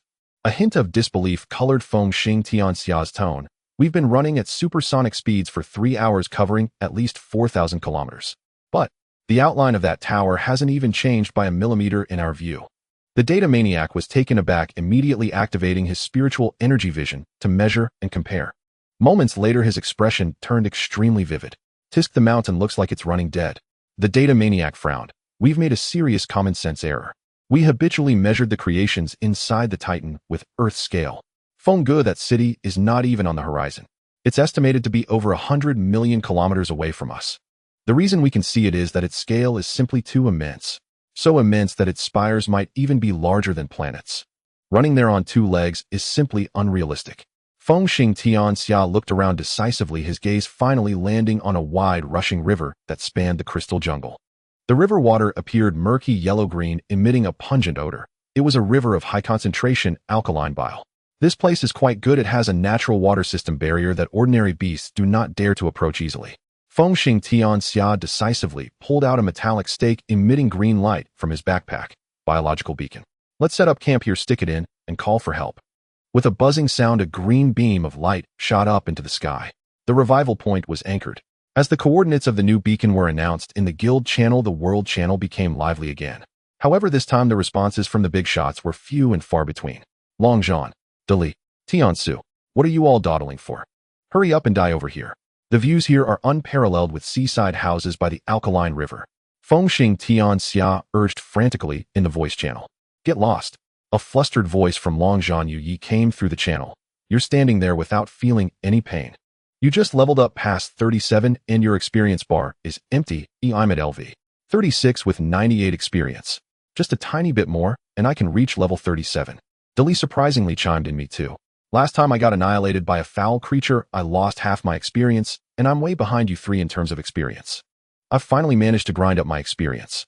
Do you want me to kill myself for 50 now? I'd rather walk over. Wang Lei and Tian Su also firmly expressed their refusal. These battle maniacs were currently engrossed in frantically farming monsters, still unwilling to experience the pain of losing experience again. All right. Feng Xing Tian Xia helplessly closed the communication. Buzz. At that moment, the biological beacon they had just inserted emitted a brilliant light. Accompanied by a rich life force, a white light gathered and took shape beside the beacon. Yuzu is reliable after all. The data maniac and Feng Xing Tian Xia smiled as they welcomed her. It was Yun Zhongyu. Her level had just crossed 37, and her experience bar was also empty, so she felt no psychological pressure from dying. Cough, cough. The feeling of dying is a bit nauseating. Yun Zhongyu rubbed her neck and opened her eyes to survey her surroundings. Wow, the spiritual energy here is so rich.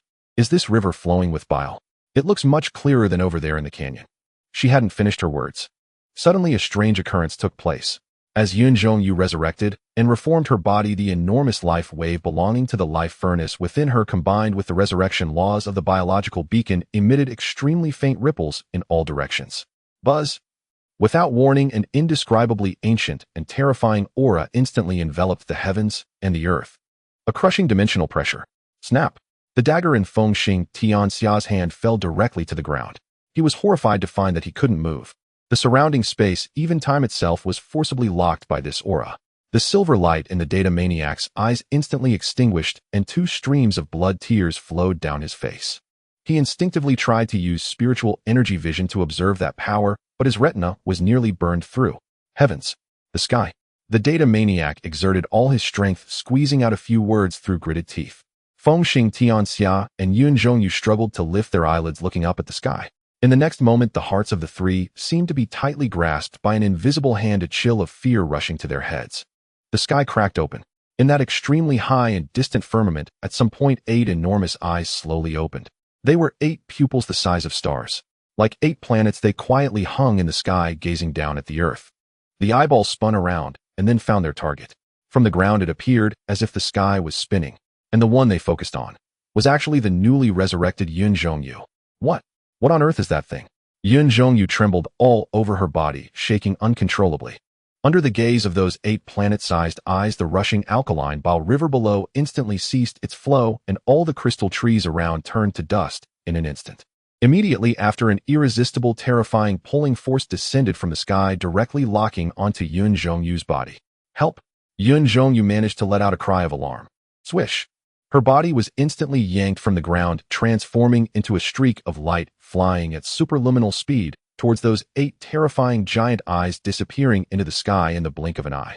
As Yuan Zhongyu vanished, the 8 planet-sized eyes slowly closed, the cracks in the sky healed, and the suffocating, terrifying pressure receded like a tide. A gentle breeze blew by. The Bile River began to rush again, as if everything that had just occurred was merely an illusion. Only Feng Xing Tianxia and the data maniac who sat on the ground gasping for breath, and the fallen priest's staff, proved that everything that had just happened was real. Yuzu was taken away. Feng Xing Tianxia and the data maniac exchanged glances, both looking bewildered, as if they had just been dreaming. What's going on? Yuzu, where are you? What was that thing? Feng Xing Tianxia quickly sent a private message. It's hard to say, the current state is a bit strange. Let me log off and check. In a higher dimensional world. System log: the resurrection wave of player Yuan Zhongyu disturbed the slumbering ancient entity, the primordial people. Event judgment: this player has been captured by higher order laws and temporarily detached from the conventional resurrection sequence. What is this? An electronic pet trial card. Yuan Zhongyu stood in a boundless snow-white void, gazing curiously around her. She had not been devoured by that colossal entity. In fact, her size was insufficient even to serve as a morsel. At this moment, she felt as though enclosed within an immense, perfectly transparent vessel. This evoked memories of the ecological jars she'd played with as a child, placing tiny insects inside to observe them or using them to feed ants. Around her now swirled dense spiritual energy, so thick it seemed almost viscous and emerald green. Far from harming her, it radiated an utterly pure, life-affirming essence. Yuan Zhongyu even felt like a water bead suspended in liquid, every pore on her body greedily inhaling. Beyond the glass bottle, 8 enormous eyes, each vast as a planet, rolled slowly, their gaze converging upon her. So colossal was their scale that their sight seemed to emanate from all directions at once, leaving Yuan Zhongyu deeply unsettled.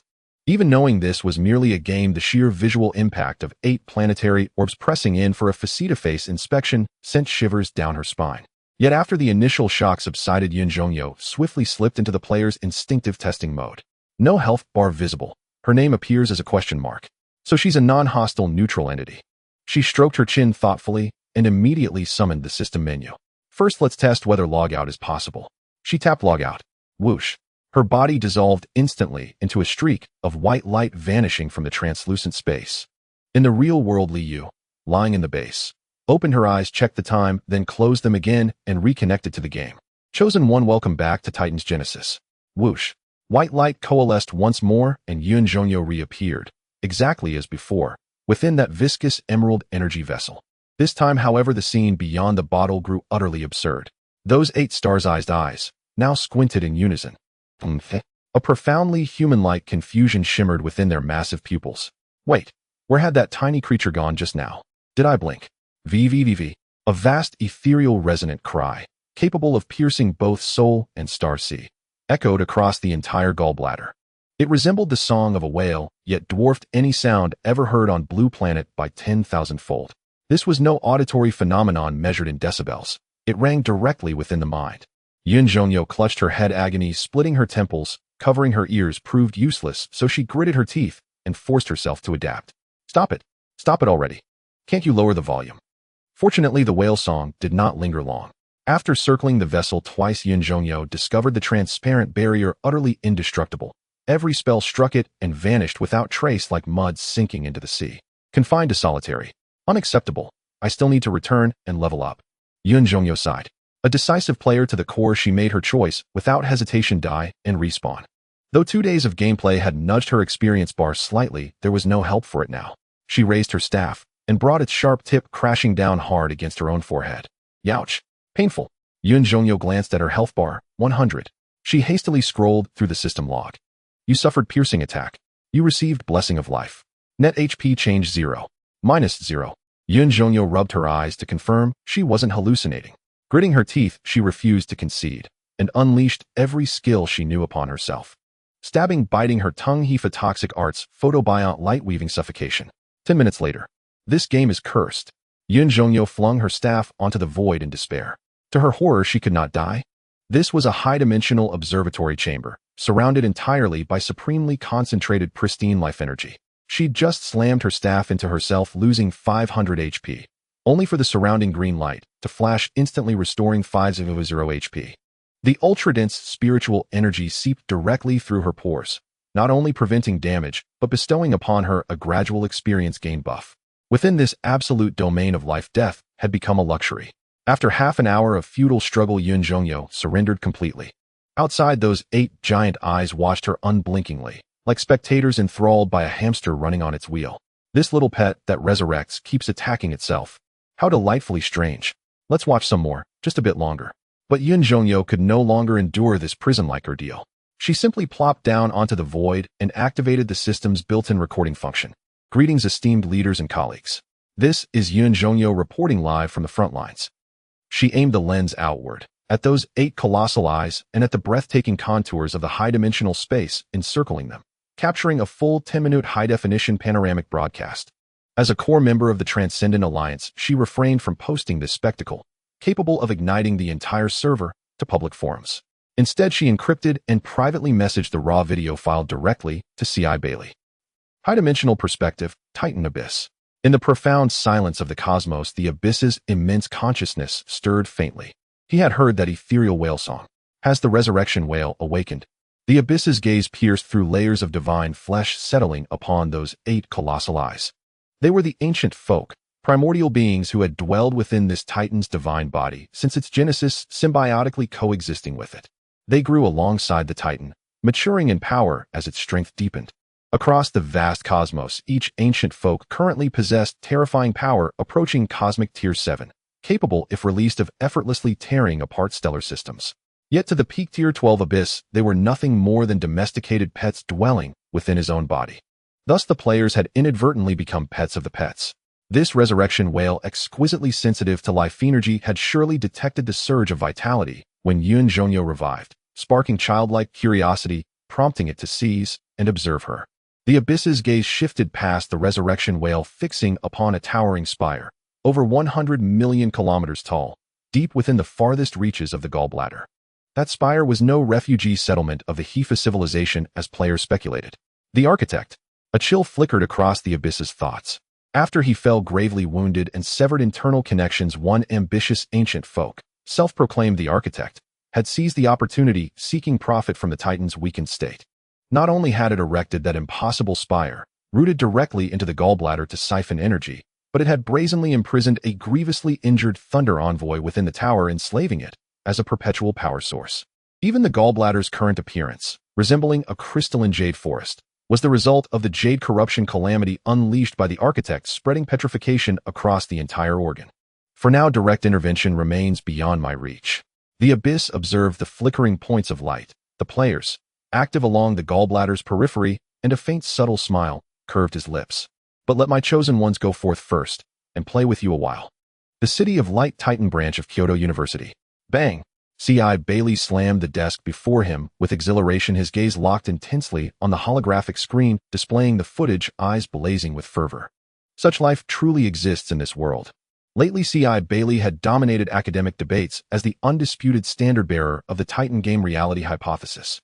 At its core, the hypothesis posits that the Titan game is a genuine autonomous world, not merely a simulation devised by some advanced civilization as previously conjectured. This world might reside in a parallel universe, or perhaps it dwells right within their own. Could it be possible that the game's NPCs speak nothing but truth? They simply disdain deception. At last week's academic symposium, C.I. Bailey declared this boldly. Scholars in attendance fell into profound silence, doubt rippling through their ranks like a slow tide. At this moment, the entire conference room erupted into controlled chaos. The Titan's body was impossibly vast, far exceeding all known physical comprehension. Yet the Leviathan transmitted by Yuan Zhongyu was at last observable by human instruments. For astrophysicists and high-energy biologists alike, what could possibly stir the blood more than witnessing a living celestial behemoth firsthand? to the gallbladder. Immediately. Now, without hesitation, C.I. Bailey drew his short blade and commanded aloud, all research team members, drop your current projects. We're heading to the resurrection point, coordinates just sent by Feng Xing Tianxia. Professor, shall we walk there? Or? A student asked, breathless with excitement. Fool, don't tell anyone you're my student. What nonsense, walking. How far would we trek across the map? Another young scholar already pressed his blade against his throat. We're not combat players. We die, and that's that. The resurrection cooldown lasts mere minutes. Exactly. Dying is fastest. For science, we sacrifice ourselves. Let's slit each other's throats. Efficiency first. Who wants to form a party with me? I've been studying flesh magic. I'm about to test whether I can twist a person into a pretzel. Me. I'll try poison magic. Clatter. Within minutes, corpses littered the halls of Kyoto University. China's most elite scientists, well, perhaps here they were better termed arcanists, had chosen mutual annihilation.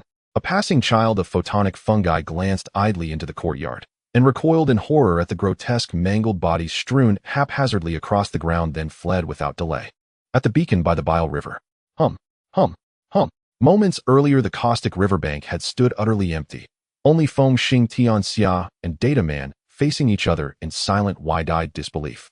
Suddenly, the green glow of the biological beacon pulsed wildly, like strobes in a nightclub. Whoosh, whoosh, whoosh. Dozens, then hundreds, of low-tier research players rematerialized one after another upon this emerald continent. Look up, skyward. Can you still see those eyes? The instant C.I. Bailey revived, he ignored even his disheveled appearance, fixating solely on the heavens above. High, beyond measure, in the distant firmament.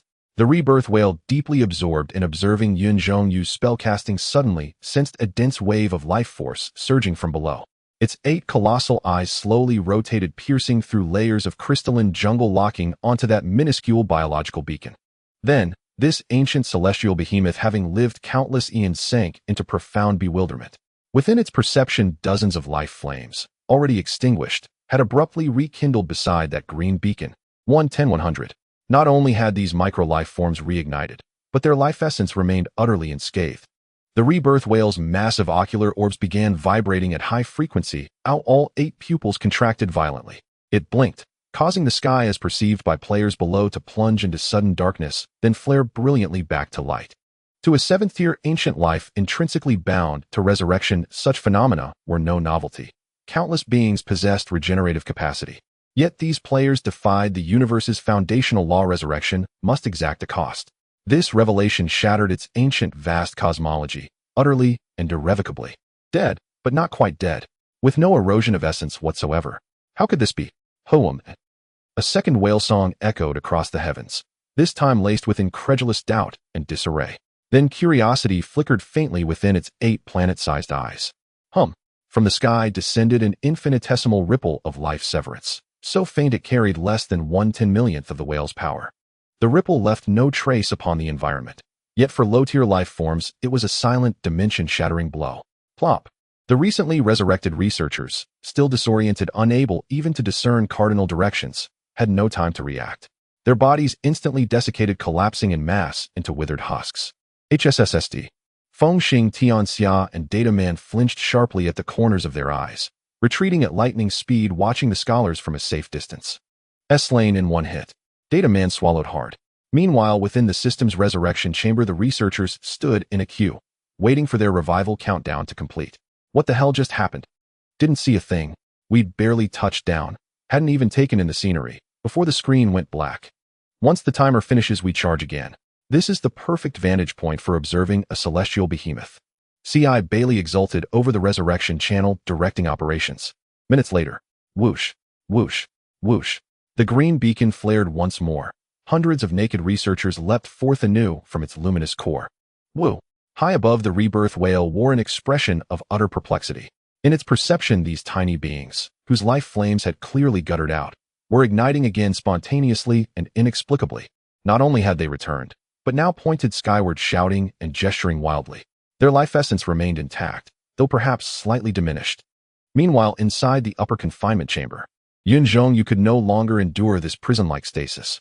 She resolved to make a spectacle. Since you're so sensitive to life energy, I'll show you something truly extraordinary. She had already exhausted nearly every spell at her command, The few remaining untried ones were scarce. Raising her staff, she drew a deep breath and pushed her life forge to its absolute limit. A verdant radiance, imbued with the primordial essence of the Titan abyss, erupted from her slender frame. To the rebirth whale, Yuan, Yu's mere level 37 life intensity was negligible in sheer quantity of energy. Yet the quality of that energy made its colossal form shudder violently. This was the scent of the primordial god. These infinitesimal creatures bore life signatures eerily akin to the vast nurturing body that had birthed the whale itself. They were the chosen kin of the primordial god. Woo! The rebirth whale emitted a long, gentle, resonant call, now imbued with warmth and wistful reverence. Its 8 eyes turned toward Yuan, softening almost tenderly. Whoosh! The transparent barrier of the confinement chamber dissolved instantly. Yuan felt the world blur. Then a delicate, buoyant force lifted her aloft. Simultaneously, a single droplet of emerald light drifted from the whale's eye, gently alighting upon her forehead. System alert: you have received the blessing of the ancient people, the rebirth whale. Congratulations. You have acquired the unique buff Whisper of the Whale. Whisper of the Whale. Effect I. Your mana regeneration rate increases by 30. Effect 2. Your healing spells have a minute chance to bestow a fragile seed of life upon the target, absorbing 1 instance of minor damage. Effect 3. Each use of life-based arcane energy grants you a small amount of experience. System log: your soul has been marked. Explore its effects at your discretion. A passive buff. Yuan, you studied the interface. Though no world-shattering ability, the 30 mana recovery and the auxiliary shield mechanism were pure gold for a healer. Let alone the universally useful experience gain and the tantalizingly cryptic system log. Before she could examine further, whoosh! Yuan, you became a streak of emerald light, swept downward by that gentle force, landing steadily beside Fengxing Tianxia and the others at the Bile River's edge. Yuzi, you're alive. Fengxing Tianxia and Data Man rushed forward, high above the sky. Having confirmed these tiny beings as the primordial god's chosen kin, the rebirth whale lost both hostility and interest in the group of bare-chested researchers leaping and gesticulating frantically beneath it. If they were kin of the primordial god, extraordinary abilities were hardly surprising. With a deep, resonant whale song, its colossal form began receding into higher dimensions. Hey, don't leave yet. The researchers wailed in despair, powerless but to watch the indescribably majestic silhouette fade slowly from view. Data Man glanced at them. None had surpassed level 10, even a trivial monster could wipe them out en masse. How then to tactfully usher these scholars to the rear, away from the front lines? Fengxing Tianxia sighed deeply and snapped half exasperated, "Ugh, it's gone. You may die and return yourselves. Quickly, please." At the bank of the alkaline Bile River, we watched the giant beast and recorded the CG, but the price for this return is that we can't take any physical samples with us. What are we even doing here? The effect is comparable to me acting as an academic locust at the conference. Well, whatever, just a small monster popping up could wipe us out. It's a waste of time staying here. I'm heading back to the City of Light for class. As the incredible life form known as the Resurrection Whale faded into higher dimensions, most of the researchers with levels just over 10, having satisfied their curiosity, swiftly committed suicide and transformed into white light to return to the city. Yet a few exceptionally stubborn scholars remained behind, preparing to study this high magic environment on site. They generally ranged from levels 11 to 12, far from the extraordinary threshold of level 20. Without any Titan sequence talents, they could only rely on their basic professional skills to conduct fieldwork in this perilous land. This reminds me of my wilderness survival experiences from years ago, a geoscience expert in reality lamented. He had led many field expeditions and was rich in survival experience. Quick look. The conductivity of this alkaline bile is quite peculiar. On the shore, several Thunder Lords excitedly plunged their staves into the murky, yellow-green river water. They released faint electrical discharges, watching as the arcs presented strange refractions and branches in the liquid, frantically recording with the system camera. If this alkaline concentration were on Blue Star, it would have crystallized long ago, yet here it maintains an exceptionally high flow rate. It absolutely contains some unknown anticoagulation biological enzyme. TCH, I told you that you're hopelessly conservative with a wooden head. What makes you think this has nothing to do with spiritual energy? His old colleague shot him a disdainful glance. You? Then what high insights do you have? Speak up so everyone can laugh at you. Just as the old colleague was about to grandstand, he suddenly caught a glimpse in the river. Was that a pair of eyes? He was startled, focusing his gaze. Splash. A splashing sound was heard. Not far away, a scholar observing the emerald flora looked up only to see ripples spreading across the water's surface. Oh, where's the person? Message colleagues, we are heading back to the City of Light, don't worry. On another side, several flesh artisans were on the ground with mud. They attempted to build a simple laboratory using the shattered bones of low-level monsters they picked up along the way mixed with the crystal sandstones that had been mutated by the strong alkali from the shore. At this moment, they finally understood why conducting research also required leveling up by fighting monsters. Without talent bonuses working, this mud is truly exhausting. The hardness of this broken stone is just absurd. This, or should be usable as a lens. We can prioritize the optical microscope. Despite the harsh environment, these scholars were enjoying themselves, even treating the wandering high-level beasts as ready-made observation material. Then crack. A sudden death swept through the area. High-level monster delivering snacks from 1,000 miles away, a small gift with great sentiment. Fengxing Tianxia Data Maniac and Yun Zhong, you had already constructed a small camp using the materials around them. Buzz. Suddenly, the green biological beacon in the center of the camp blazed with light, flashing 4 times in succession. Swish. Swish, swish, swish. For figures grumbling and cursing reformed in the white light. I've finally reached level 37. This last bit of experience was truly ground out. As Long Zhan Yi landed, he habitually touched his smooth neck saying, but to be fair, committing suicide right after leveling up and resetting the experience bar feels completely emotionless, even a bit refreshing. Just revived De Li Chu Chi Ji Lei Dian Fa Wang and Tian Su also opened their eyes in sequence. The 4 had finally reunited with the main force in the depths of the gallbladder. Everyone is here. Fengxing Tianxia tossed his dagger in hand and stood up. Since everyone is gathered, let's prepare to explore deeper. But before we go, we need to hide this revival point well. In this high-risk map, where the average monster level is 40, an exposed revival point could easily be destroyed by beasts. High-level players are already short-handed. It's unwise to split forces from the floating city. If both sides get wiped out, there will be nowhere to cry. Watch me. De Li Chu Chi Ji stepped forward, directly activating his Tier 3 talent, Flesh Manipulation. His arms instantly swelled and hardened, transforming into 2 gigantic bone shovels. Clang, clang, clang. Amidst the sparks, De Li forcefully carved out a pit several meters deep in the hard emerald ground. The 7 of them worked together to throw the biological beacon into the pit, then buried it tightly with large rocks and crystal fragments, leaving only a small gap for ventilation. How is Xinglong arranged? Data Maniac asked as they completed the hidden revival point. Xinglong, having descended in physical form, couldn't commit suicide to teleport and was still stuck in the Emerald City. I had him return first. Tian Su called up the system panel. You 3 have already amassed quite a bit of experience. It's not worth it for him to die just to join us. Moreover, he is still at a low level. A casual encounter with a monster here could genuinely kill him. I've already had him teleport back to the City of Light, where Great Wall Guardian and the research team will protect him, making it the safest for leveling up. We'll have to look for opportunities to bring him later. We'll consider taking him once we hit a bottleneck or level up again. Toolman Xinglong, I will really thank you. QAQ Rational. Everyone nodded. All right, check the supplies and get ready to set off. Fengxing Tianxia gazed at the still blurred silhouette of the tower on the distant horizon, his eyes filled with fighting spirit. Continue forward. Meanwhile, in the floating city, this emerald cliff separating the liver and gallbladder rises thousands of meters high. Above the bottomless sea of strong alkaline bile is a bustling fishing platform. 100 meters from the cliff top is the floating city that players have painstakingly carved out of the sheer cliff. As for the true flat ground at the cliff top, it has long been transformed into a rudimentary fortress by thousands of frantically incoming players. The ground is littered with giant bone stakes and rudimentary walls made from great white shark ribs, along with layers of traps coated in venom arming the cliff-top defense like an iron barrel. Enemy attack. A piercing scream suddenly shattered the noise of the cliff-top base and the floating city below. Players who were moving bricks, building, digging, and chiseling suddenly looked up.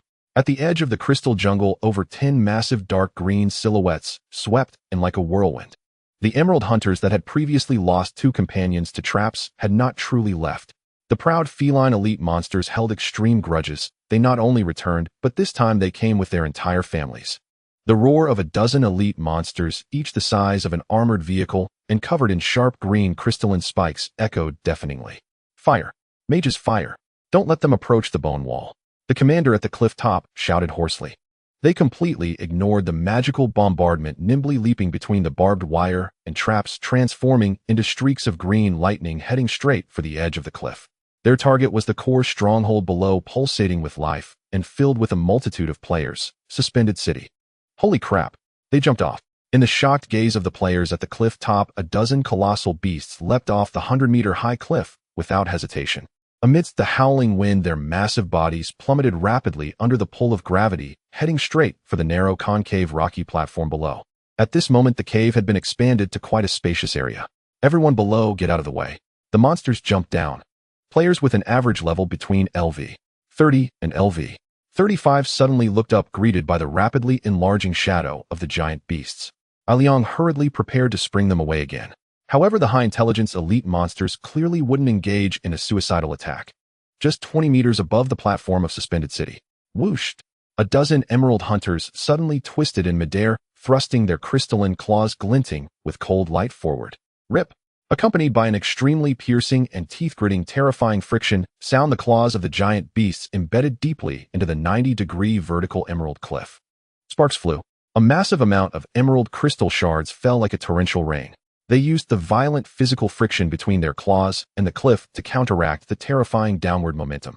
After carving dozens of long, deep, white lines into the cliff, their speed drastically decreased. Finally, accompanied by a few muffled thuds. Boom, boom, boom. The dozen LV-45 emerald hunters landed steadily on the platform of Suspended City, shaking the entire platform with their immense impact.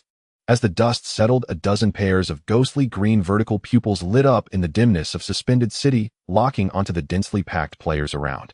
Hunting time. Buffet. If this were reality, everyone would probably be scared out of their wits by the terrifying level suppression and the overwhelming entrance. But this group was the fourth catastrophe. After a brief moment of silence, what erupted from Suspended City was not screams, but deafening cheers. Holy crap, that breaking action was so cool. Did anyone record it? A dozen LV-45 elite monsters. They're all walking premium materials and vast experience. Awesome.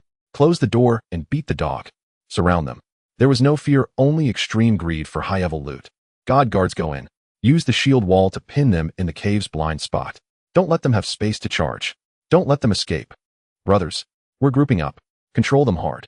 ALV-33 God Guard raised a heavy shield, made from a giant shark skull, roaring as he charged forward. Crack! The Emerald Hunter didn't even slow down. Its crystalline claws merely waved casually, and the bone shield, which could withstand a full strike from an elite monster of the same level, shattered like a thin cookie. Along with that God Guard player, he was directly cleaved in half, blood splattering everywhere. Holy crap! That attack power is off the charts. Unblockable. Completely unblockable. The level suppression is too severe. If it were just high attack power, that would be one thing. What made the players furious was their outrageous agility. They truly demonstrated what it meant to be a roaming dragon amidst the densely packed player formation. Whoosh, whoosh, whoosh. A dozen green afterimages darted through the crowd. With every leap, a shower of blood and flesh erupted. Due to the level difference of more than 10 levels, the players were completely unable to fight them heat-in. Melee players despaired as they found their attacks only struck at the afterimages of these monsters, leaving behind a ground full of miss. Even if they occasionally hit a lucky strike that landed on their layer of emerald crystalline fur, it would only bounce back a series of extremely insulting damage numbers. Too much scraping. A furious beast looked at its blunted axe, shouting in indignation. How can we fight this? We have thousands of people and can't even pull a hair off them. The battle was fiercely brutal. Suspended City was littered with players' severed arms. Because high-level players had a resurrection cooldown of dozens of minutes, the number of living players on the front line was visibly decreasing. At the back, a dozen remaining mind hackers stepped forward. Use mental piercing. Focus fire on one. A dozen invisible mental waves converged in midair to form a sharp, invisible spear. Mental piercing. Ah! An emerald hunter rampaging through the crowd suddenly let out a cry of anguish, its high-speed body abruptly stiffening for a full 0.5 seconds. Got it. Now's the time. Don't worry about defense. Pour all damage into it. The surrounding players pounced on it like rabid dogs. Regardless of whether it could break through defense or not, hundreds of attacks simultaneously overwhelmed that monster, instantly shaving off 1/10 of its health. This tactic is effective. Keep controlling. But the enmity link among the dozen elite monsters was extremely strong. Seeing their companion being controlled, several other hunters immediately shifted their focus, transforming into green lightning rushing towards the back line of the mind hackers. Just as the fragile mage team was about to be turned into minced meat. Rumble.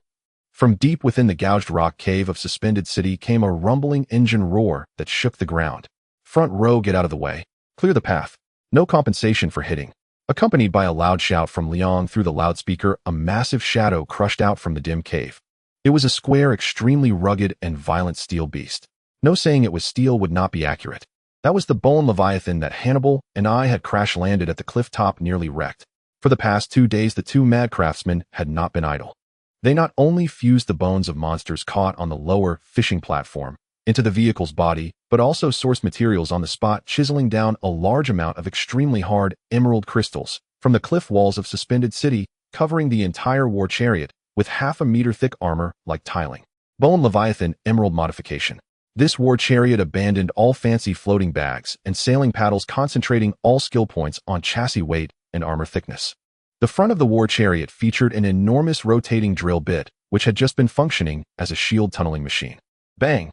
2 emerald hunters charging towards the mage team, unable to dodge, crashed heavily into the drill of the emerald war chariot. The claws, capable of slicing through heavy bone shields, merely sparked against the same source emerald armor, not even leaving a deep mark. Roar, eh! The hunters flashed a hint of astonishment in their eyes. Damn, take this, Yuan. Inside the cockpit, Liang frantically pushed the lever while Hannibal directly injected a large amount of biological fuel into the muscle transmission system. The 6 massive bone spike blades embedded with emeralds at the front of the war chariot spun wildly, carrying overwhelming kinetic energy, directly sending those 2 LV-45 elite monsters flying. Boom! The war chariot, like a raging rhinoceros, pinned those 2 agile prey firmly against the hard rock wall. Zzz. The drill spun wildly. The pinned emerald hunters were instantly turned into a bloody mess. As Suspended City was already narrow, the massive size of the war chariot turned sideways, directly transforming it into an insurmountable moving wall, shattering the charge routes of other hunters into pieces. Huh, this chariot is too tough. They can't scratch it. Hannibal laughed loudly at the unyielding armor durability displayed on the screen. Although limited by materials, this emerald modification war chariot was not equipped with any high-damage artillery. Its only attack method was to smash you to death.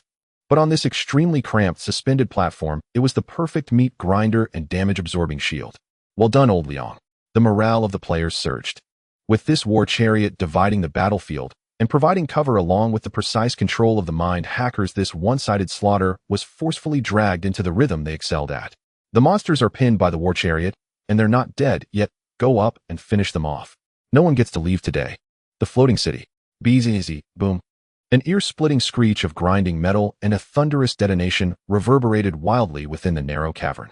The skeleton Leviathan class, Jade refit, radically modified by Liang Mao and Hannibal, had transformed utterly into a ravenous heavy-duty tunnel-boring machine. It was not built to bore tunnels. It was built to crush monsters. At its prow, a colossal drill head had been forged from interlocking teeth of putrid sharks and high-purity jade crystals. Driven by a biomass engine pushed far beyond its limits, the drill spun at a frenzied, blurring velocity. Take my loving embrace. And now, my great drill. Shatter for me. Inside the cockpit, Liang Mao slammed the control levers forward with savage intensity. Aarg, a haughty jade hunter LV-45, was pinned helplessly against the unyielding rock face by the tunnel-boring machine. Its jade-plated carapace, capable of deflecting high-tier arcane spells, showered the cavern in blinding, searing sparks under the drill's relentless rotation. Time for a deep polish today. Hannibal roared with manic glee from the co-pilot's seat. Though level disparity restricted the machine to only dozens of forced damage points per second, its true power lay in relentless, unbroken pressure and overwhelming physical suppression. No matter how fiercely this agile elite monster lashed out with its razor-sharp claws, it could not break free from the Leviathan's crushing wall slam. When paths converge in narrow straits, the tunnel-boring machine prevails. Within this elongated, suspended city, the monster's famed agility became utterly irrelevant, rendered null and void. Finish them off. Finish them off. A phalanx of divine guards surged forward, shields locked, sealing escape routes. Hunters darted through gaps like shadows, stabbing wildly. Damage numbers erupted in furious cascades. Craftsman's Guild, seal the exits. Don't let any more cats slip away. Nearby flesh artificers instantly grasped the command. In such constricted terrain, they moved with uncanny mastery. They scattered viscous biogel and shattered bone fragments across the floor like scattered seeds, and even strung taut adhesive fashionettes midair. Should a jade hunter falter, even for a tenth of a second, a storm of attacks would descend upon it without mercy. Crack, crack, crack. Then movement stirred outside the cliffside cavern. The anglers have arrived. Frontline receive cargo. From the suspended fishing platform, below, dozens of angler players scrambled upward along thick ropes with practiced speed. They carried no weapons. Only massive, dripping rib bones of colossal sea beasts freshly hauled from the bile, sea still oozing caustic alkaline fluid. Clang! These thick, gnarled ribs were slammed directly onto the ground, merging seamlessly with the flesh artificer's biogel to instantly erect crude, but brutally effective, anti-charge speed bumps across the cramped platform. Dozens of jade hunters leapt forward, only to find their claws stuck fast in adhesive gel or violently snagged on bone tripwires, sending them sprawling in disoriented, dazed heaps. Yet while the narrow terrain crippled the monsters, it also ensnared the players just as mercilessly. Taste my chain lightning. A level 32 Thunder Sovereign, spotting the slowed monsters, raised his staff in exhilaration, and a thick, roaring bolt of lightning erupted forth. Crackle pop. The bolt struck a jade hunter with pinpoint accuracy, but in such suffocating proximity, with bodies packed shoulder to shoulder, the arcing electricity rebounded with terrifying ferocity. Who cast lightning? It's conducting everywhere. Damn it, I'm fried. In an instant, the monster lost little health, while over 20 allied players were charred black, convulsing in unison as if seized by an involuntary electric frenzy. All Thunder Sovereigns switch to single-target spells immediately. Anyone who casts AoE again gets thrown over the cliff to feed the fish. The temporary commander bellowed furiously over the public channel. Mages fumed, but assassins grappling with the Jade Hunters suffered even worse. Perfect opening. I'll flank and strike. Phantom Step. A ghost blade seized the moment, preparing to blink behind the monster for a devastating burst. Thud. Ow, my nose. The assassin clutched his face and tumbled headlong from midair. The floating city's depth was shallow. His Phantom Step misfired. He slammed headfirst into the jade-reinforced cliff wall harder than tempered steel. Blood streamed from his nose, and he nearly knocked himself unconscious. All assassins switched to basic melee strikes only. No more mobility skills. Blinking here is just slamming into walls. But the most wretched of all were the toxic rangers. Several ranger players seeking extra damage had just sprayed a stream of virulent toxin onto the monster's feet. SSSSSSS. A sickly emerald green mist billowed instantly outward. Out in open wilderness, the tactic would have been flawless, but within this semi-enclosed cavern. Cough, cough, cough. This poison fog won't dissipate. My eyes. Burning. What kind of amateur is running biochemical warfare? Where are the rangers? Retract that gas, now. Our own HP bars are dropping faster than the boss's. Our healer's mana is already drained dry. Amidst a chorus of collective outrage and furious complaints, several toxic rangers slunk away, crestfallen, banished to the wind-scoured edge of the cliff, like schoolchildren punished to stand silently staring helplessly at the main group's relentless assault. No toxins allowed. We're stuck with basic attacks. How dreadfully dull. Though the scene descended into absurd, chaotic farce, this shut-the-door-and-bed-hid strategy proved devastatingly effective, especially when combined with the tunnel-boring machine's brute force crowd control. One by one, the dozen arrogant Jade Hunters LV-45 fell in agonized cries beneath the players' relentless scraping assaults. Reality World, a certain Project 211 University in Jiangnan Province. As the battle in the floating city drew to its triumphant close, Jiangnan University was undergoing a sweeping academic reform. Room 119, men's dormitory. The four irreverent roommates, senior brother, Don't He Mu Yi, second brother Mindstorm, Helan, third brother Wolf of the Waters, Li Changsheng, and fourth brother Light in the Night by Yi, carefully packed their neural interface helmets into suitcases and hoisted heavy bags, preparing to relocate. Students, have you finished packing? A normally aloof academic affairs director stood before them, beaming broadly as he personally pushed their luggage cart. Your new dormitory has been fully prepared. Please voice any needs anytime. All packed, director. You're far too kind, murmured the third brother, flustered. Just yesterday, the university had officially issued its decree, the founding of the new Titan department. This was no local initiative. It was a nationwide directive jointly issued by China's Ministry of Education and the Titan Engineering Bureau. Since knowledge, technology, and transcendent power acquired within Titan directly shaped the nation's strategic future, every enrolled university student granted an activation code would be immediately reassigned from their original major into the newly established Titan department. Across Jiangnan University's tens of thousands of faculty and students, fewer than a dozen had received activation codes. Those dozen were instantly elevated to national treasures, pandas revered and protected. Director, now that we've transferred departments, how will our coursework be structured? I still have several required courses left. Will this delay graduation? Asked the second brother as they walked. Calculus. Those are irrelevant now. The academic affairs director waved dismissively, speaking with solemn conviction. Your sole curriculum, your entire academic focus, is gaming. You will play Titan Genesis daily. Your thesis requirement is waived. replaced instead by exploration logs and level screenshots from the game. Reach level 20 within the game, complete real-world resonance, and the university guarantees your direct admission into an integrated master's doctoral program, with state-assigned top-tier laboratories. The four inhaled sharply in unison. No more ADA lectures. No more vocabulary drills. Their sole official duty, sanctioned, glorified, and funded, was to play games. What celestial paradise was this? Soon they were escorted to the university's newly constructed Titan Department exclusive care tower, a former elite research facility now luxuriously converted into a dormitory complex. Each private room housed a state-issued military-grade nutrient vitality pod, enabling up to 18 hours of daily gameplay, backed by a dedicated medical team standing by in the adjacent wing. Brothers, this treatment. We're soaring.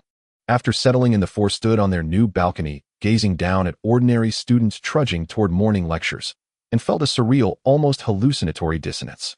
Others study mechanical drafting. We study gaming. Blissful. The eldest brother sighed contentedly. And no professors watching over us. Just pure, unbridled ascension. Isn't that infinitely more thrilling than drafting blueprints? Chuckled the fourth brother, patting his nutrient pod. Brothers, our star 119 still holds vast, uncharted territories. Let's plant our university insignia across the entire planet.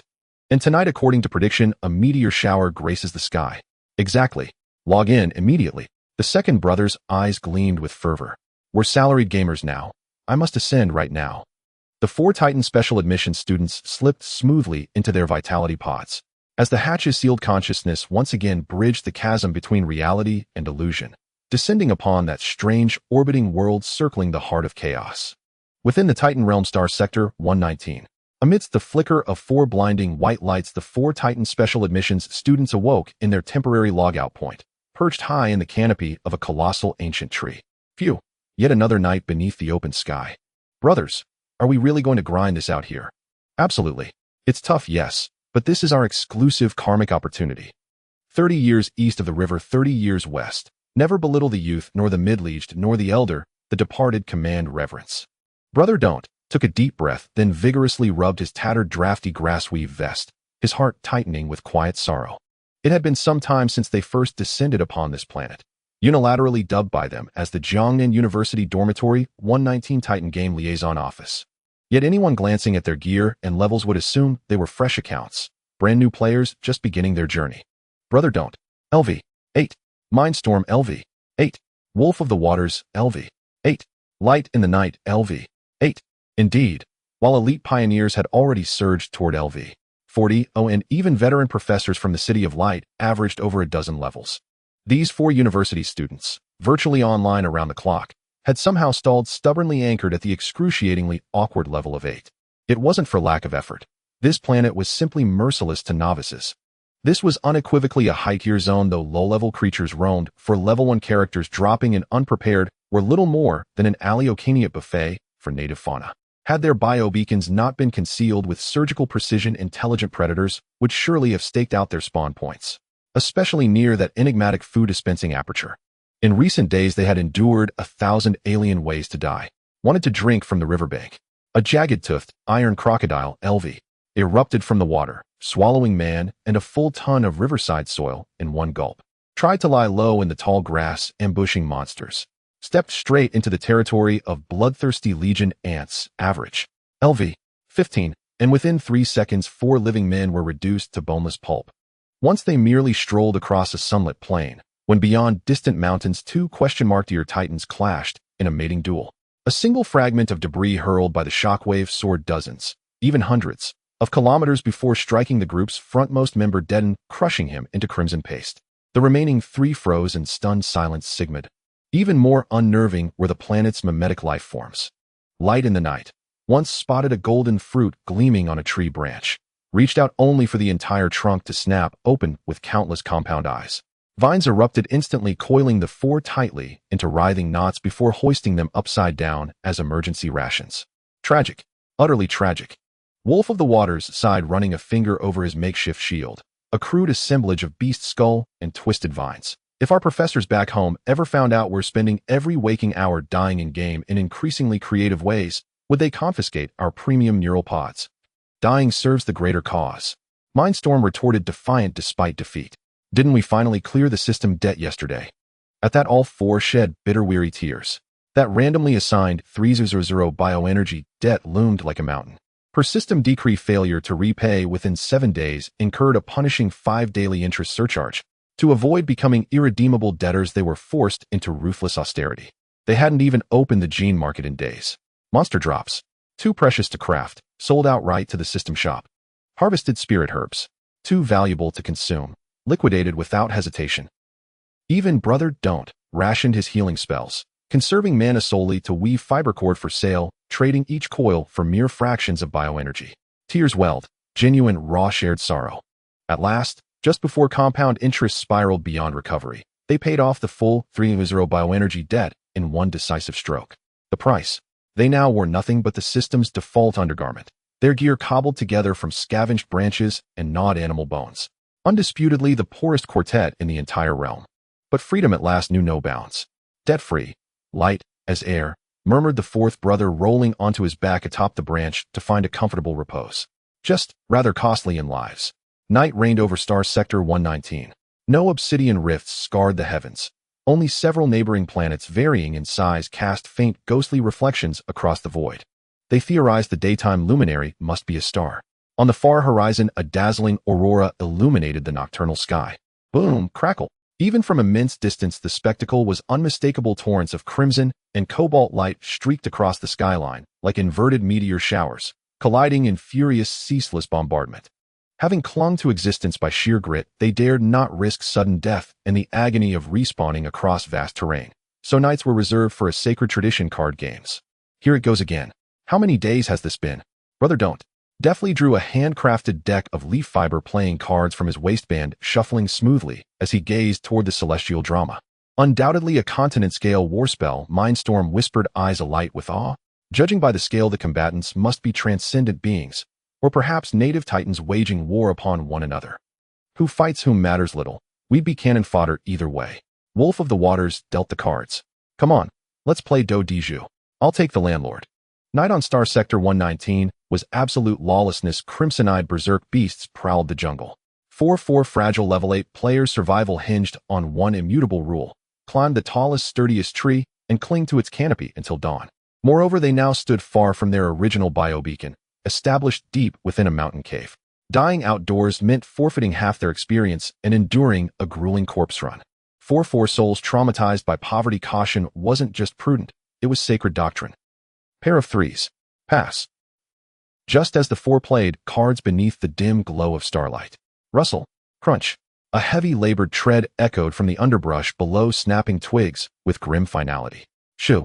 The fourth brother dropped low, signaling silence. In unison they pocketed their cards and flattened themselves against the trunk, like four geckos clinging to bark, peering cautiously downward. By the pallid starlight they glimpsed a staggering figure forcing its way from the dense thicket. Is that a monster? The eldest murmured. No. Look at its proportions, its gait. It walks like a person. The second gasped, drawing a sharp breath.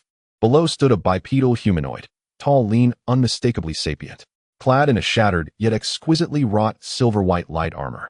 A broken longbow hung across its back, silvery hair, stained dark crimson, with blood fell across its shoulders. Most arresting of all, its pointed ears, and the faint shimmering constellations of arcane sigils tracing across exposed skin, pulsing softly in the gloom. Overwhelmed by grievous wounds, the figure stumbled free of the brush, then collapsed hard mere meters from the base of their tree, letting out a choked groan before falling utterly still. LV. Above, four faces locked in silent, wide-eyed disbelief. Holy, hidden storyline. A humanoid NPC. You've all browsed the forums, right? This is the third intelligent species, beyond photobacteria and the Hifa clan. Elves. Star spirits. Extraterrestrials. A hidden quest, absolutely. The second brother nearly leapt, but the third seized him, gripping tight. Are you insane? Stay put, the third hissed. This is a high-tier map. Look at that armor's craftsmanship. It's not ordinary. What kind of abomination could reduce that to such ruin? What if it's not dead and turns hostile? What if it's inherently antagonistic? What if it undergoes a second stage transformation? Or worse, what if a level 50 boss is hunting it right now? The eldest nodded gravely. Exactly. We're miles from our respawn point. If we trigger a scripted death, we lose half our XP and face a naked, humiliating trek back across the wilds. The risk is unacceptable. Then what do we do? Just watch. The fourth swallowed hard, staring down at the fallen being. his chest tight with agonizing anticipation. Wait, brother, don't. Embodied the pinnacle of self-preserving prudence, drawing forth a fresh deck of botanical playing cards from his inner robe. Wait until it expires. Only when its health bar fully fades to black. Only when it lies motionless, incapable of rising, will we descend to loot its remains.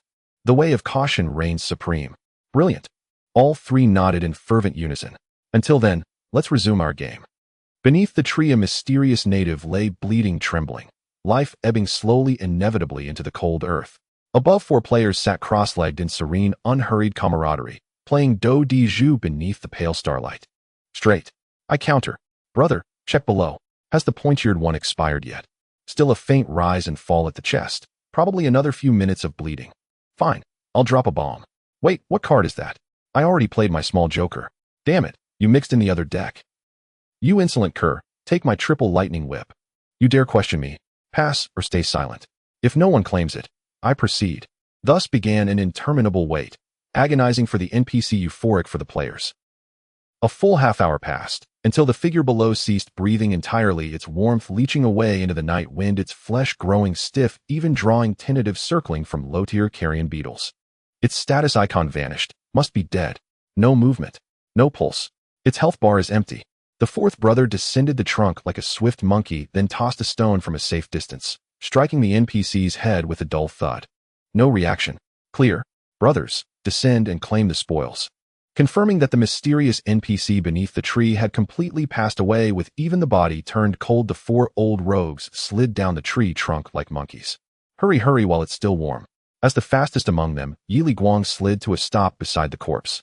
Although the body was covered in blood, its appearance still exuded an otherworldly beauty. She had pointed ears, and her exposed skin bore remnants of magical patterns that sparkled like starlight. System notification: target has died. Target race: Star Spirit Clan. Star Spirit Clan. Sounds like a high magic race. Looks like the elves from the fantasy novels of Blue Star. Slurp. Don't be like that, buddy. One of the others rubbed his hands and moved closer. Did you just drool, eh? Edge. Who cares what race she belongs to? Looting the gear is what matters. The 4 of them wasted no time as they rummaged through the Star Spirit Clan's corpse, fully embodying the tradition of the 4th calamity of plundering. Soon several spoils were laid out on the grass. Star Spirit longbow broken, an exquisite longbow made of extraordinary materials, unfortunately broken in the middle and temporarily unequipable, only usable as materials or to await repair. Star Spirit light armor damaged, a delicate silver-white leather armor. Although there was a massive penetrating wound at the chest, it still emanated a faint magical glow. Active effect: consumes a small amount of mana to passively release a special psychic wave, inducing a dissuade-dispel effect on surrounding low-level beasts. Magic scroll: tide of spiritual energy, a consumable item. Upon tearing it, it can unleash an extremely powerful attributeless psychic shockwave forward, causing area knockback and massive damage. A bloodstained secret letter, a mission item. We're rich. We're rich. Xian Ling Feng Bao gazed at the items on the ground, eyes gleaming. Finally, I won't have to run around naked in the grasslands anymore. The loot-sharing meeting quickly commenced.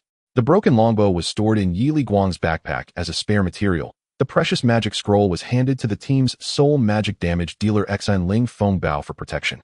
As for the most valuable Star Spirit light armor, it naturally ended up in the hands of Shui Zhong Zhilang, the Guardian. This outfit, is it a bit too tight? Shui Zhong Zhilang eagerly put on the light armor, resulting in an extremely awkward scene. The initial model of the Guardian was already tall and robust with bulging muscles, while the Star Spirit Clan's light armor was designed to be form-fitting and sleek. This silver-white female light armor worn by the 3rd member not only squeezed his chest muscles nearly to the point of bursting, but also barely covered his navel, making him look like a muscle magical girl. Paha! The other 3 burst into laughter. Stop laughing. At least it gives a defensive bonus. The 3rd member's face turned red as he tried to salvage his dignity. Moreover, this outfit can consume mana to dispel low-level beasts. From now on, we won't have to be chased by swarms of insects while walking through the grasslands. After the laughter subsided, the 4 shifted their attention to the final secret letter. The surface of the envelope shimmered with a faint glow. Although the envelope bore a twisted alien script resembling tadpoles, it was intriguing that as they focused on the text, its meaning naturally surfaced in their minds. Within the absolute domain of the Titan's divine body, as players of the Divine Affinity clan, they possessed the highest priority consciousness communication privilege. The power of the Titan would automatically translate any language and text at their soul level in real time, just as it had during their previous communications with the luminescent fungus clan and in studying the Hepa clan's classics. The envelope read, to Elder Mu Xing, personally opened. Let me see what earth-shattering secret is written inside. Shui Zhong Zhilang's curiosity got the better of him, and he reached to tear open the envelope. System warning: this item is sealed with a spiritual lock. Violent dismantling will result in the letter igniting and being destroyed instantly. Hiss. It's locked with a password. He quickly withdrew his hand. This must be a trigger for a chain quest. Let's analyze the situation, said one of the others, stroking his chin. Brothers, think about it, this female elf. Oh no, Star Spirit died in such a tragic way, indicating that she was being pursued all the way here. Moreover, judging by her stumbling run, her speed was average, and she couldn't even hide her tracks, suggesting her level and strength aren't particularly high. She might be on par with us. According to game logic, there can only be one truth. The second member pretended to adjust his imaginary glasses and replied seriously, the pursuers must be stronger than her, but not by a large margin. They probably won't exceed level 20. From what I've seen on the forums, top players at level 20 are already extraordinary. If they were that strong, they could have obliterated her and the forest with a single forbidden spell without the need to chase. That makes sense, the others agreed wholeheartedly. However, even if the pursuers are only in their teens in level for our 4 level 8 noobs, it's still a surefire recipe for team wipeout. 36 strategies. Retreating is the best option. How do we retreat? She came from the north, so the pursuers must be coming from the north as well. If we follow the direction she came from, we'll definitely run into them. Continuing south will also make it easy for them to track us. We should go in the perpendicular direction. Let's head east. At that moment, Gomen Buyao's tactical acumen reached its peak. For ease of identification, they arbitrarily decided to define the direction of dawn as east. Before we run, we need to clean up the scene. The 4 immediately transformed into a professional team for disposing of bodies. The third and fourth members, utilizing their higher strength attributes relative to the other 2, quickly dug a large pit and tossed the body of the Star Spirit clan into it. Boss up. Gomen Buyao stepped forward and activated the skill of the Weaver, spewing a large amount of biochemical gel from his palm, thoroughly wrapping the corpse into an amber-like form, completely sealing off the bloody odor and spiritual energy. Finally, they filled the pit with dirt, laid down fallen leaves, and even crazily sprinkled a puddle of urine on top to mask the scent. Wow. Perfect. Even if Conan came, he wouldn't find anything. Having completed all this, the 4 did not linger, and under the cover of night, they dashed towards the dense forest in the eastern direction. Half a day later at the crime scene, as the planet rotated, Star 119 welcomed its daylight. Purple sunlight spilled through the dense canopy. Several extremely agile black shadows silently landed beneath the large tree where the 119 dormitory had been the previous night. These were 6 humanoid beings, similarly possessing pointed ears and slender figures. However, unlike the deceased Star Spirit clan from last night, their skin exhibited an eerie dark gray hue, as if absorbing all light. In the invisible panel of the game system, if players were here, they would see the panel of this group and Ling Clan LV. 12 Elite. These dark-skinned pursuers wore light armor of the same origin as the deceased, but in a pitch-black hue. The light armor emitted a peculiar energy fluctuation that made the previously agitated wild beasts in the vicinity extremely uncomfortable, causing them to retreat in haste. This is also the reason they could move unhindered through this perilous jungle. On this companion star of the Titan's body, they were originally a branch of the Star Spirit clan, but due to the contamination from the curse emitted by the Titan's demonic heart and the temptation of the evil gods, they fell into becoming exceedingly cruel and bloodthirsty anlings. Their relationship with the Star Spirit clan was akin to that of light and shadow, eternal mortal enemies. The blood trail disappears here. An anling knelt on one knee, touching the fallen leaves on the ground, as a wave of spiritual energy emanated from his palm. Blood magic, blood tracking technique. He then furrowed his brows and reported, Captain, the blood trail disappears here as something must have tampered with the scene, and it certainly wasn't a mindless beast. It should be an intelligent being. It's also possible it was a rescue from the Star Spirit clan. However, the technique used was exceedingly crude. The captain stepped forward and snorted coldly. No matter. Whoever helped her recover the body could not erase the traces of spiritual energy. The leader took out an ancient-looking round disc from his waist and infused it with spiritual energy. It was an extraordinarily precise spiritual energy compass. At that moment, a swirling mass of errant spiritual energy in the center of the compass spun wildly, as if it were a living entity, then transformed into a thin line that pointed firmly to the east. Foolish creatures, they think burying the body will allow them to escape tracking. But this compass tracks not the blood. The captain's lips curled into a cruel smirk. What the compass locks onto is the spiritual energy lock from that sealed letter. The compass can trace the movement trajectory of the spiritual energy lock. As long as the letter is still with the other party, that group taking the spoils will be as conspicuous as if they were holding a torch in the dark. They fled east at a slow pace. The leader stowed the compass away, gently stroking the two dark, curved blades at his waist, which were coated with venom. Catch up to them. Eliminate them all and retrieve the letter. Swish, swish, swish. 6 LV. 12 Anlings transformed into 6 black afterimages, swiftly pursuing the vertical route of the 119 dormitory group. The interstellar survival game officially began. I say, old 3, could you not twist and turn so much? Your pecs are stretching the armor and reflecting light, making me dizzy. Knight's Light jumped among the branches while loudly complaining below. Get lost. What do you know? This is called a sense of security. Wolf and Water swaggered at the front of the team, clearing the way. The silver-white light armor of the Star Spirit clan fit snugly on his robust guardian body, tight enough to resemble a muscle-bound magical girl ready to burst, yet its efficacy was undeniable.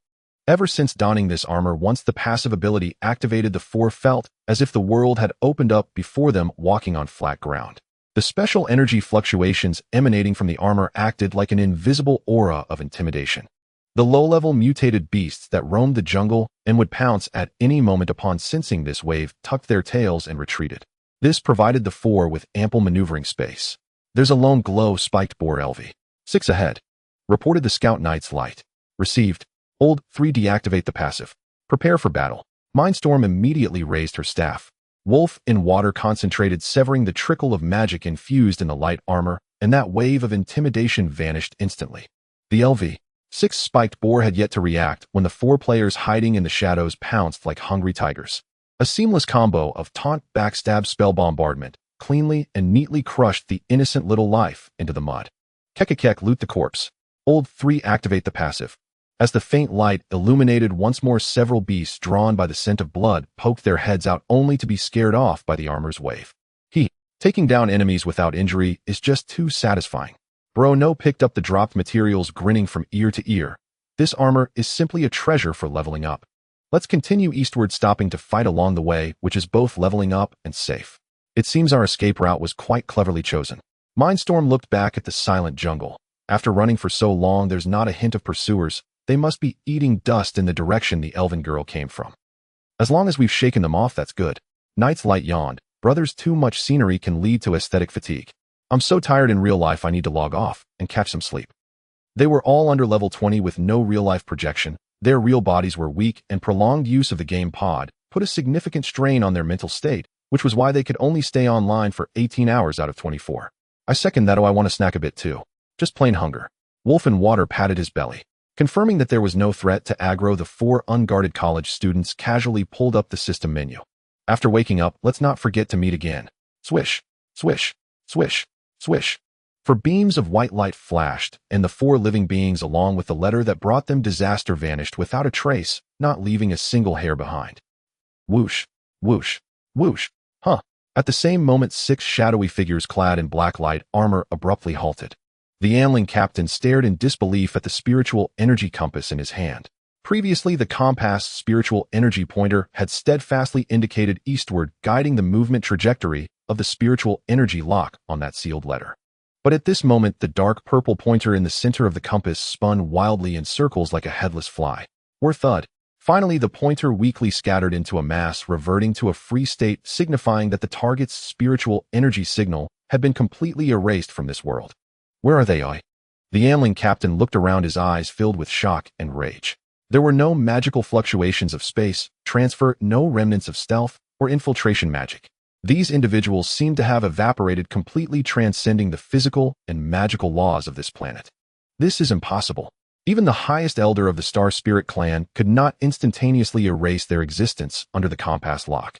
The Anling captain gripped the compass tightly, his knuckles turning white as he gazed into the empty, purple jungle, sinking into deep doubts about life.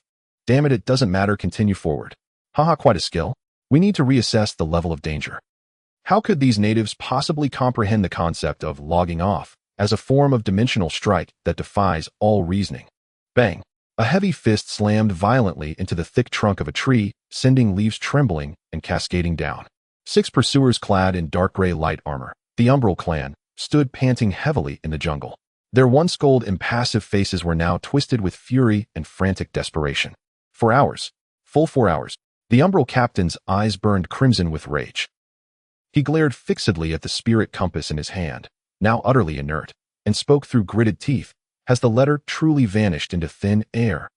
Impossible, unless they've torn it open by brute force.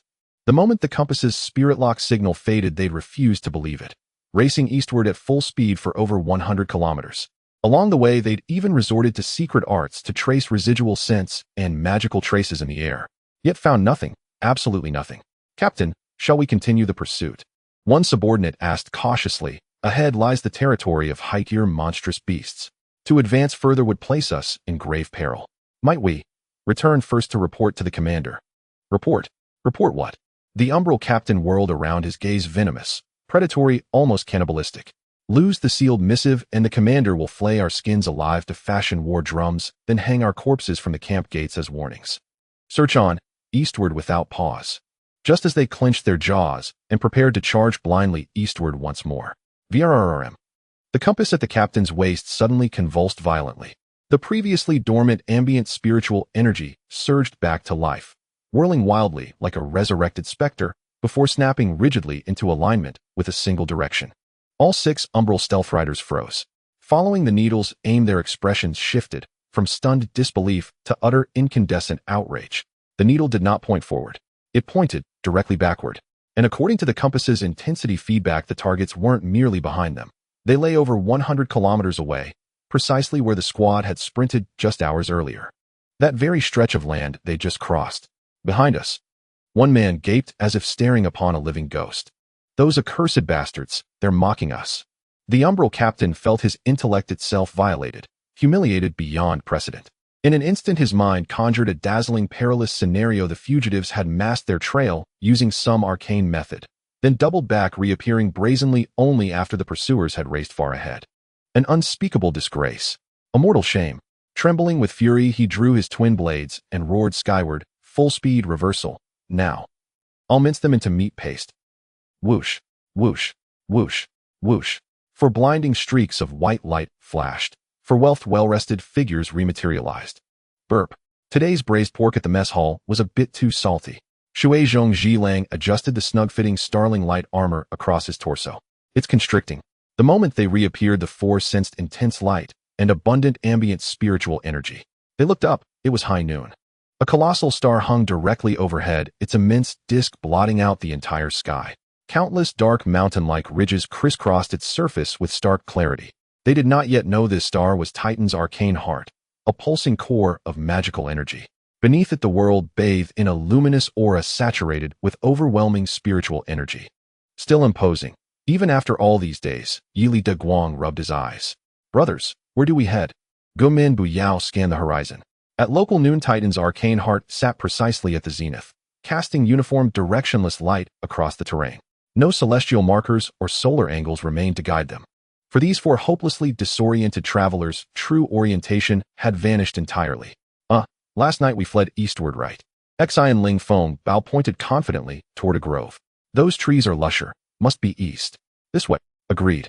We follow you. Thus, beneath the radiant gaze of Titan's arcane heart, the 4 set off with unwavering confidence, choosing a direction that bore no relation whatsoever to their original course. Indeed, it was diametrically opposed. They marched for over an hour. Thanks to the passive dispelling effect of Lao San's starling armor, low-tier beasts dared not approach, making their journey remarkably smooth. By toggling the armor's passive ability strategically, they cleared numerous weak monsters, nearing level 9. Halt. Something's amiss. Before them yawned a vast pit. Why would there be a pit in the middle of a forest? Yili De Guang, leading the group, dropped to his knees and peered down from the grassy rim. SSSHH. As all 4 leaned in, they drew sharp collective breaths. Within the basin, broad as a football field, swarmed thousands of beetle-like creatures the size of medium dogs, each crowned with grotesquely oversized black mandibles. Mandible beetles LV. 510. Status gregarious nesting. At the basin's center rose several massive earthen mounds, their communal nests. The swarm numbered easily in the thousands. Any native inhabitant confronting such a tide would have turned and fled in terror. But these 4 were players.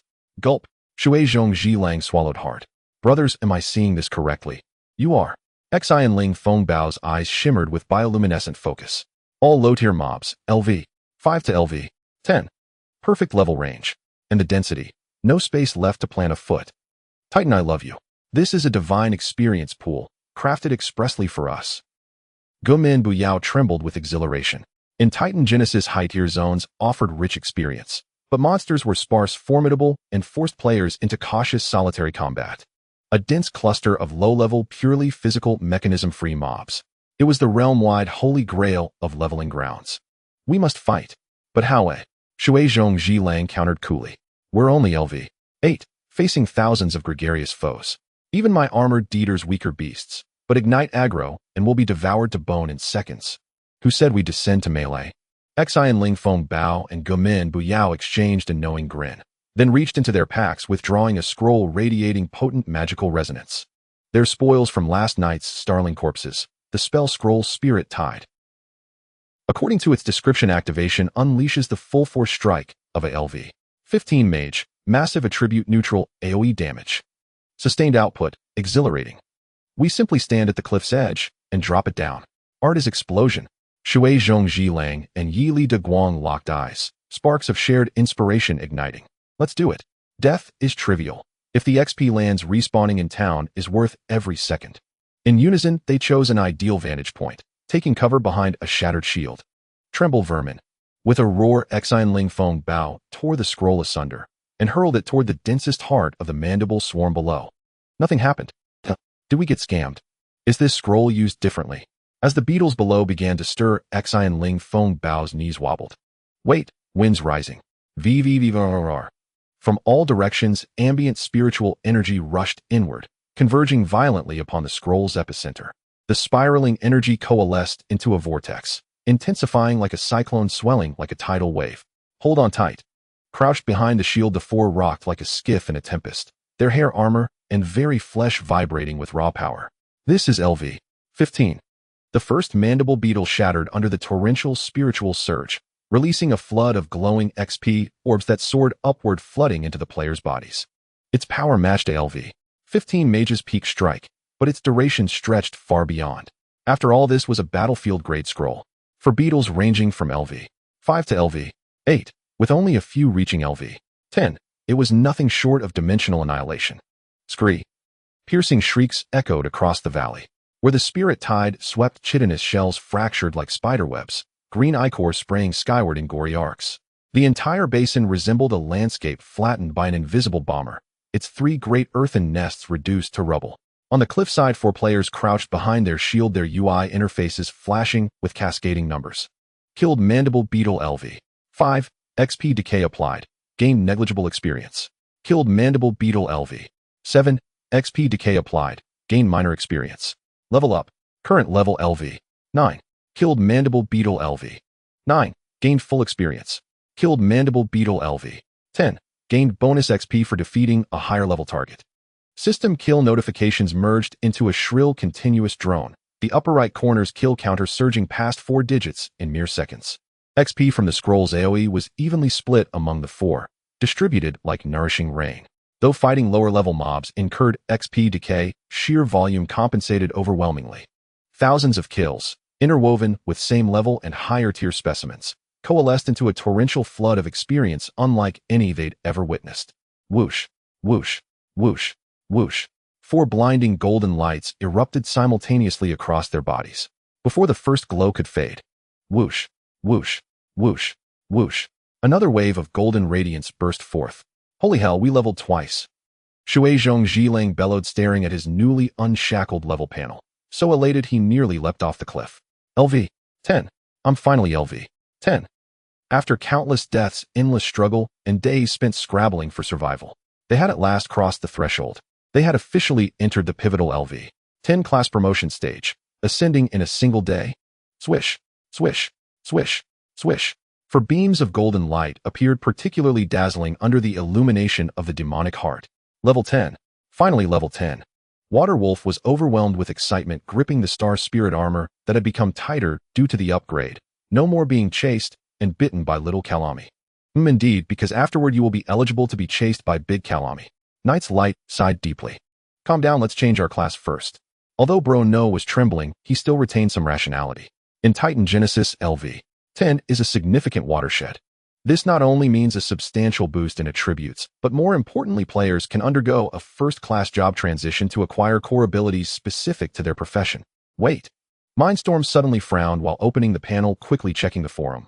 I looked up the guide. To change classes, you need to find a specific NPC or a dedicated Silverwing Sentinel to undertake the class transition trial. After completing the task, you will be guided by the NPC to unlock the job tree. 4 of them looked around. Aside from the insect nest they had just blown to ruins with a scroll and the occasional beast roar coming from afar, there wasn't even a ghost in sight. Rustle. A tall tree in the distance suddenly shook twice, and a shadow flew out, leaving behind 2 piercing cries. Call. Call. Call. In this godforsaken place, where are we supposed to find the Titan's guardians?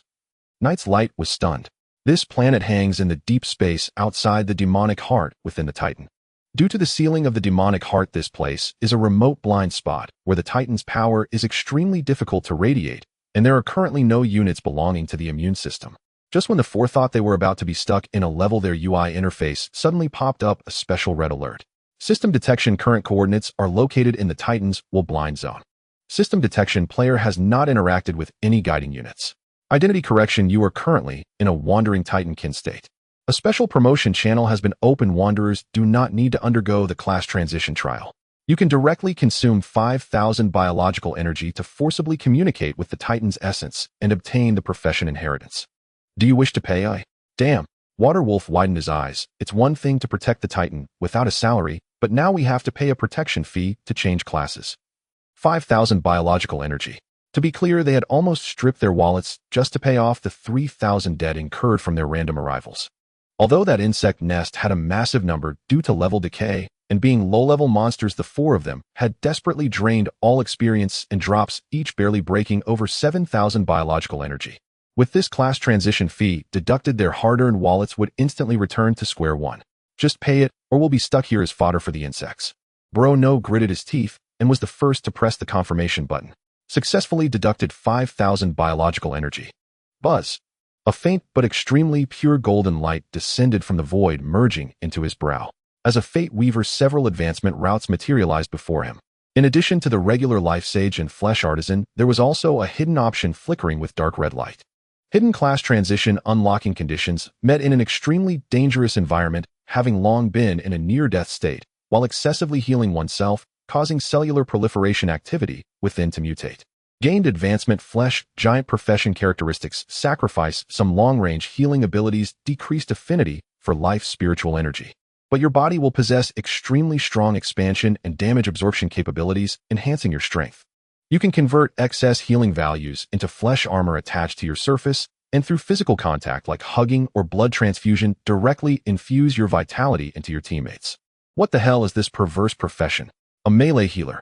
Able to tank, able to fight, but not able to heal unless close to teammates. The boss looked at the description of physical embrace for healing with a twitching mouth, but still chose it without hesitation. On this deadly planet, being able to tank and heal is the hard truth. Following that, Mindstorm hesitated for a while, but chose the conventional yet versatile advancement, Mind Hacker. Although his current mental threshold is not high, this profession can widely disrupt the minds of low-level beasts, greatly enhancing survival odds. Now it's Waterwolf's turn. As the only guardian in the team, he was also the most unfortunate.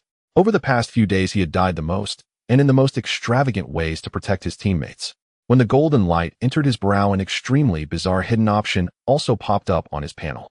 Hidden class transition unlocking conditions met before LV-10 experienced over 20 distinct ways of dying: bitten to death, poisoned to death, falling to death, killed by residual shock waves, and even trampled to death by teammates, etc. The body developed tolerance memory to destruction. Gained advancement infinite walker profession characteristics. After changing classes, your base attributes do not receive any enhancements. However, your body transforms into a sponge. When receiving any type of attribute damage, you will permanently gain a certain proportion of corresponding resistance limited.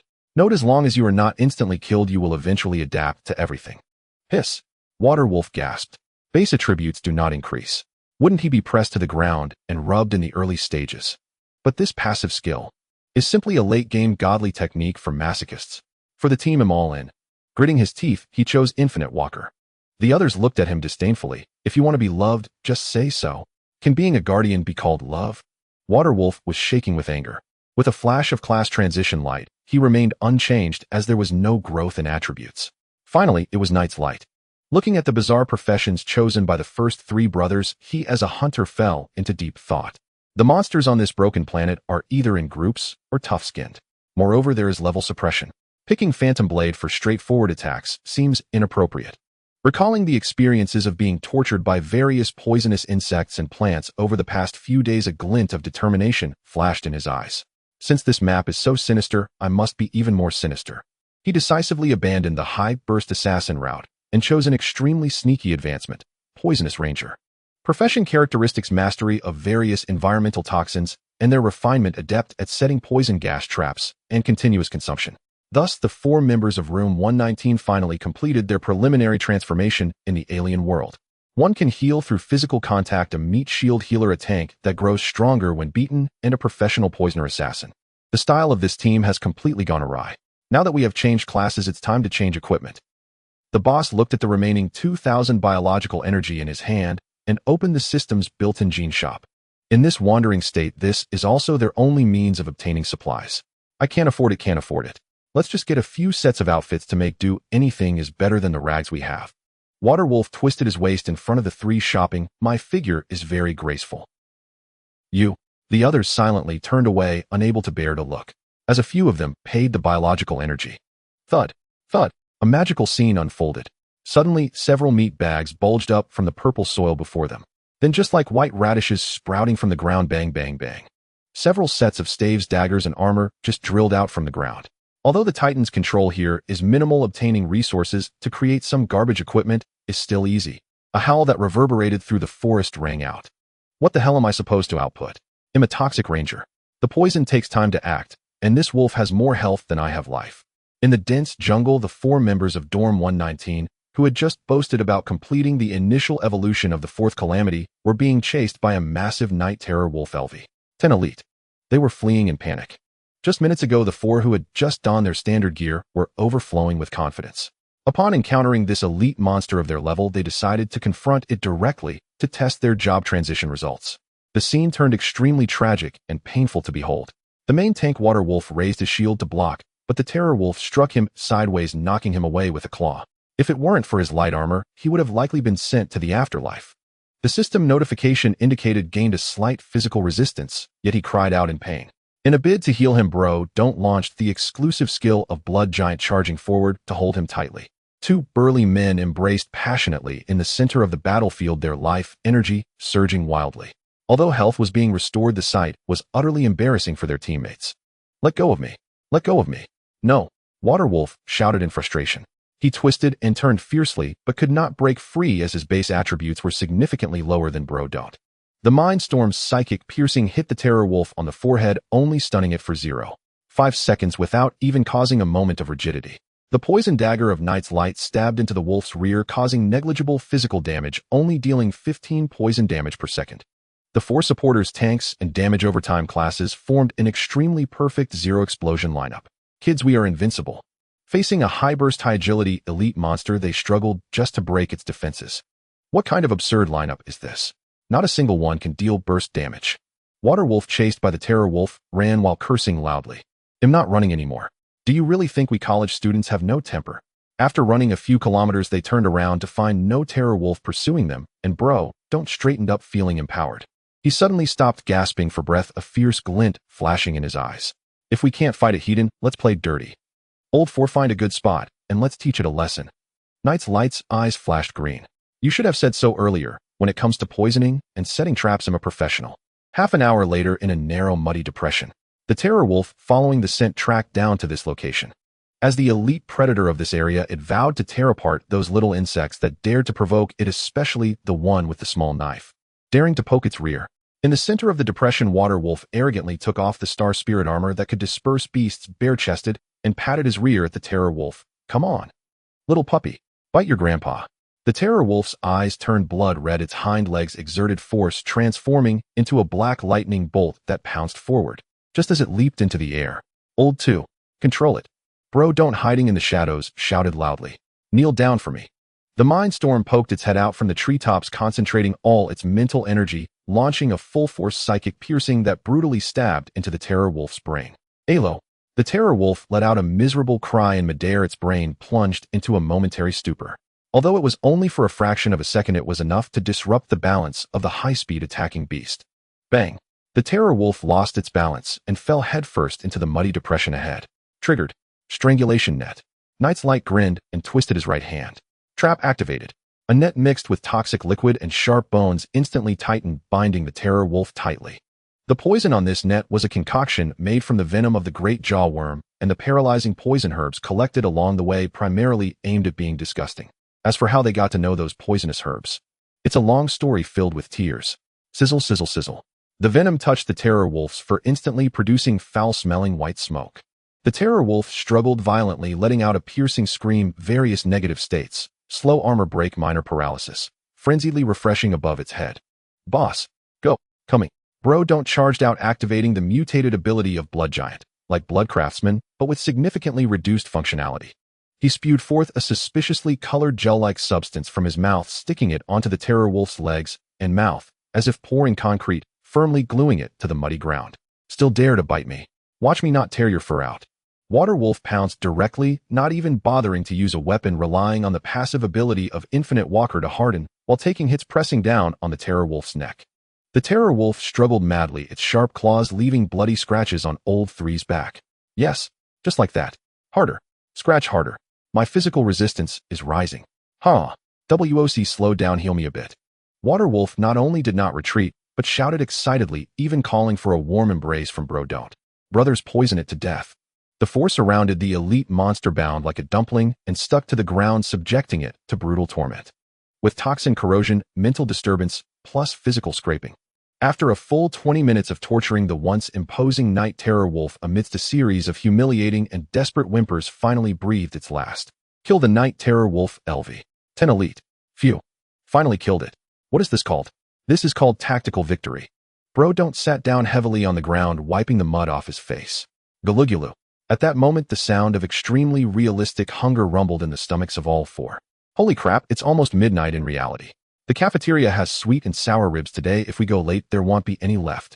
Water Wolf jumped up with a start. No more fighting, no more fighting. Let's log off to eat. We'll come back tomorrow to loot the corpse. The four showed no reluctance, casually tidying up the dropped loot, directly bringing up the system menu on the spot, transforming into 4 beams of white light, and abruptly disappearing from the scene. Just 5 minutes later. Whoosh, whoosh, whoosh. 6 pursuers from the ancestral spirit clan, clad in dark gray light armor, thundered down into this muddy depression. Damn it, we're a step late. The signal from the compass disappeared again in this vicinity. The ancestral spirit captain held the utterly limp psychic compass high, his eyes nearly popping out, his chest rising and falling violently. He lowered his head, looking at the gruesome battlefield ahead. There lay a night terror wolf, tortured beyond recognition. The ground was covered in a pungent poison, strange green adhesive, and multiple scratches and trap marks. Captain, one of the subordinates swallowed hard. To be able to torture a night terror wolf to this extent, the opponent is definitely not an ordinary star spirit. They are extremely cruel perverts. Moreover, judging by the fluctuations, they not only know the star spirit's mental magic, but are also proficient in our flesh and blood secret arts. Could they be hybrids? Hey. The most terrifying part is, another subordinate's voice trembled, they can accurately predict our tracking every time and instantly erase all traces of space. This is definitely a high-level space law. They dare not face us directly, nor do they flee towards the star spirit direction, indicating they themselves are not strong, but possess powerful magical items. What if they are the descendants of the elders? The ancestral spirit captain, unable to care about scolding his subordinates, to be cautious, gripped his dual blades tightly, staring at the crime scene before him, his body trembling with rage. Whoever they are provoking us, using this method to warn us. With extreme frustration and helpless fury, the ancestral spirit captain let out a reluctant roar towards the sky. Their battle-hardened squad was actually played like a monkey by a few unseen shadows. The gaze transcends an endless abyss, arriving at the other end within the Titan's colossal body. Free City, right kidney. Within the vast cortical depths of the Titan's right kidney lies a multitude of spherical planet-like structures, the renal corpuscles. Eagles Nation's capital, Free City, is built upon the inner wall of one such Bowman's capsule, a core nexus where the Titan filters high-energy blood and extracts pure bioenergy. Rich in ultra-pure calculus and energy crystals, this region abounds with unparalleled resources. To avoid trailing behind Longwa players in saturated zones, the Free Wing Guild rooted itself here since Beta Test 6, pursuing a daring, overtaking strategy. By Beta Test 8, Eagles Nation's elite flooded the game, transforming Free City into their private sanctuary. The nation's strongest player had already reached level 26. Numerous paid mercenaries from Longwa also operated here. Yet today, this populous metropolis, home to tens of thousands, faces utter annihilation. Boom. Capital is insatiable and reckless. Excessive spending by elite players on power leveling coupled with unbridled resource extraction and hostile biome culling shattered the delicate equilibrium of this Bowman's capsule. Gaia's consciousness turned its gaze upon the site, awakening a primordial entity slumbering deep within the glomerulus. Bloodthirsty demon Lord LV. 35 Overlord. A monstrous entity towering 100 meters, resembling a mountain of pulsating flesh. It bears no discernible features. Its entire body is encased in dense dark red, high-hardness vesicles, a physical manifestation of a cosmic scale plague feeding voraciously upon the Titan's own flesh. Mages, focus fire on its left leg. Armor Division, maintain suppressive fire. From the rear lines, the West's most elite players, the highest average level cohort across all servers, fight desperately for survival. Before them, dominating the battlefield, stand over a dozen Titans' fist mechs, twin-barreled cannons roaring torrents of incinerating flame. Thanks to the financial omnipotence unleashed after Beta Test 8, veteran conglomerate leaders forced their way past the level 10 threshold through relentless power leveling, finally unlocking piloting rights for the mechs. This is power. Fire. Reduce it to atomic dust. Inside the cockpit of a brilliantly painted mech, the head of the Morgan conglomerate exults as he fires heavy artillery. A titan of real-world influence, he now pilots a war machine himself, hunting down leviathans in-game. The adrenaline surge intoxicates him utterly. Boss, we can't penetrate it. Over the comms channel, Donnie Captain, the guild master of Free Wing, shouts in panic. Our armor-piercing rounds and basic spells barely leave a scratch on those high-hardness vesicles. To maximize investor euphoria, they handed full mech control to the elites. Yet these elites remain underleveled, their combat effectiveness compromised, and valuing both life and fortune, few dare close quarters engagement. Thus the Titans' fist mechs, capable of rivaling level 35 elites, remain tragically underutilized. Clanging strikes rain upon the bloodthirsty demon lord, inflicting only pitiful single or double-digit damage. Under absolute level disparity, its hide proves tougher than any composite armor ever forged. Hold the line. Free City must not fall. We still stockpile mountains of resources in our vaults. Blonde Donnie barks orders from inside his mech cockpit. We have always been the predators, not the prey. No one understands the bloodthirsty demon lord better than I do. It's already grievously wounded. Press on, everyone. Donnie Captain grits his teeth, directing Free Wing members into tactical consolidation. They abandon outer private outposts, concentrating all forces, and the conglomerate magnates' mechs within the inner city. Leveraging terrain and sheer manpower, they grudgingly chip away at the Overlord's health bar. When Longwa players previously faced the Flame Demon Lord, a fellow level 35 boss, their main force was also level 26. Yet they operated mechs at full capacity without restraint, enjoyed first-mover advantage, and received critical assistance from NPC Silverwing Sentinels for armor penetration. Even so, victory came at horrific cost. Sheer numbers alone cannot overcome such a level gap. Now, with misallocated gear and fractured command, Free City's battle descends into brutal stalemate. After 2 hours of savage attrition, costing over 1,000 players at least one death, the bloodthirsty demon lord's health finally drops to 40. It's near collapse. Comrades, draw your thermal axes and prepare for decapitation. Morgan commands triumphantly from his cockpit. Just as every Eagles Nation elite and magnate believes victory is imminent. Rule war. The bloodthirsty demon lord halts its advance. Its colossal frame swells violently. Then with terrifying force it plunges both massive claws deep into the basement membrane beneath its feet. What is it doing? Before players can react, Ryup, the demon lord, tears open the Titan's living fleshy earth. A torrent of horrifying volcanic crimson viscous fluid erupts violently from the chasm below. This is no ordinary liquid. It is hyperenergetic plasma, searingly hot, violently corrosive, and brimming with raw, unstable vitality drawn directly from the Titan's circulatory core. Unlike the crimson vessel of the Crimson Channel, a seemingly solid yet ultra-condensed spiritual energy construct capable of faster-than-light travel. This plasma is tangible, lethal, and devastatingly real. Overlord skill activated. Grand Rupture. Splash. Scalding dark red blood instantly submerges half the battlefield. The once firm cortical plane transforms in an instant into a lethal boiling blood marsh. Arg. This blood corrodes and burns on contact. Warning. Leg actuator joints dissolving. Base armor integrity compromised beyond 80. Piercing alarms jolt Morgan and his comrades from euphoric delusion. Countless infantry players unable to flee in time melt instantly into skeletal remains within the Crimson Tide. More despairingly, the bloodthirsty demon lord, standing at the epicenter of the geyser, greedily absorbs the raging titan blood through its vesicles. Its health bar, once fallen to 40, begins rising visibly before their eyes. 45. 55. SHD. Can this thing reshape terrain to heal itself? Senator Smith, level 21, having relocated from the left kidney after a prior death, watches frontline reports on his holographic display from the secure core highlands. His face is ashen. His recently activated cerebral overclock protocol renders his mind razor-sharp.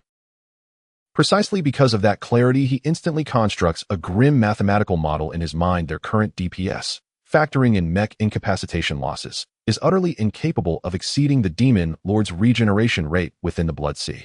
Even assuming the Demon Lord's healing has a cap, their accumulated attrition makes a second assault impossible. This is an unsolvable equation. Did we really spend millions of dollars building a defense, only to have it obliterated by a single monster? A magnate who fled to the highlands stomps furiously. Those dozen mechs were forged at astronomical expense. Now they're scrap metal. Damn. For the Titan Genesis project, these politicians have neglected governance for days, once again triggering a White House shutdown. Mid- and lower-tier administrators in reality are already voicing furious complaints. Wait, why did we say again?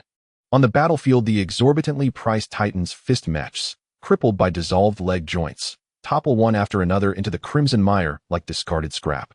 They're elite pilots, normally towering figures of privilege, now frantically trigger ejection seats, helplessly watching multi-million-dollar assets vanish beneath the blood tide to preserve their hard-earned levels. Sir mechs can be rebuilt with money, but those painstakingly earned levels must not be lost. Zhao Si grips Senator Smith's arm tightly. Senator Smith exhales deeply. Colleagues, anything solvable with money is no true problem. Let us make no irrational decisions. In this Titan world, one that recognizes only strength, not currency, the arrogance of capital and power shatters utterly before a true overlord-class cataclysm. Fall back. Abandon the first line. All forces retreat to the scout outpost for regrouping. Donnie Captain at last issues the humiliating withdrawal order. As the bloodthirsty demon lord throws back its head and unleashes a deafening triumphant roar across the blood-soaked wasteland-free city, the Eagles Nation elite's cherished haven enters its irreversible countdown to ruin. The gallbladder, a sea of emerald. A flicker of a dagger carved a flawless arc through the air, slicing cleanly through the throat of a Jade Ravager LV. 45 Elite. At high levels, combat unfolds with unrestrained power. Every clash sends shockwaves rippling across thousands of meters. Here goes, Grandfather's hammer strikes. Longzhan Yuyi roared like a feral beast, his massive maul descending with crushing force upon the monster's flank, still rigid from its throttled paralysis. Crack! The sound of shattering bone echoed with chilling clarity across the barren terrain. Suppressive fire, deny it even a breath. Tiansu spoke calmly, his eyes flashing white as a psychic surge instantly froze the creature in place. From the rear, Thunder Sage's hands blazed with light. A thick chain of lightning crashed down. Data Maniac meanwhile locked onto the monster's energy nodes via spirit vision, guiding the team's strikes toward its most vulnerable points. Flame Fist. Li Chu Chi Ji bellowed, his right arm surging outward as molten lava erupted across his skin. The Jade Ravager, a creature famed for its formidable physique, lay shattered beyond recognition. Flesh, bone, and crystalline structures exploded in grotesque disarray. Their battle flowed like water, perfectly synchronized, seamless in execution. This decapitation squad, composed of the server's 7 most elite level 37 players, had carved a crimson path through this perilous zone, where monsters averaged level 40 and above. Few finally down. Li Chu Chi Ji plopped onto the ground, breathing heavily as the LV 45 elite dissolved into radiant white light. High-level mobs yield rich experience, but they're dangerous. Those 7 of us can reliably take down a level 45 elite facing a level 45 boss lord. That would be pure nightmare. Recalling yesterday's chance encounter with the Jade Venomous LV 45, oh lord. A colossal entity hundreds of meters long, armored in jagged crystal spines and festooned with eerie human faces, their hearts still clenched with dread. It was a creature of raw elemental dominance, each attack unleashing wide-area toxic dispersion. They barely launched a few probing skills before it gave chase, pursuing them relentlessly for hundreds of kilometers. Only Fengxing Tianxia's exceptional agility allowed him to reverse direction, lead the boss on a dizzying loop, and hold the line at the cost of near-certain death, securing their narrow escape. Boss hunting beyond our level is off the table, for now. It's simply beyond what these 7 of us can accomplish. Fengxing Tianxia wiped his dagger clean, then pulled a shriveled slab of monster meat from his pack and chewed it grimly, only relaxing once his stamina health and spirit energy bars all began steadily rising. We'll return once Xinglong reaches higher levels, or when the main host of Skyfloat City arrives in full force. Titan's descendants grow stronger than peers in late game, yet even they cannot readily confront a boss. Across the desolate expanse of the Jade Continent, the 7-member squad endured harsh conditions, sleeping under open skies, foraging for sustenance. Here, let me heal you. Yin Zhongyu stepped beside, Chen Feng, her staff sweeping gently. A pure verdant life energy enfolded Fengxing Tianxia, instantly restoring every drop of health lost in battle. System alert: you have received the whale's gentle breath boon and gained a modest amount of experience. You're leveling absurdly fast, Yuzi. Longzhan Yu Yi stared enviously at Yun Zhongyu's experience bar, already hovering just below level 38.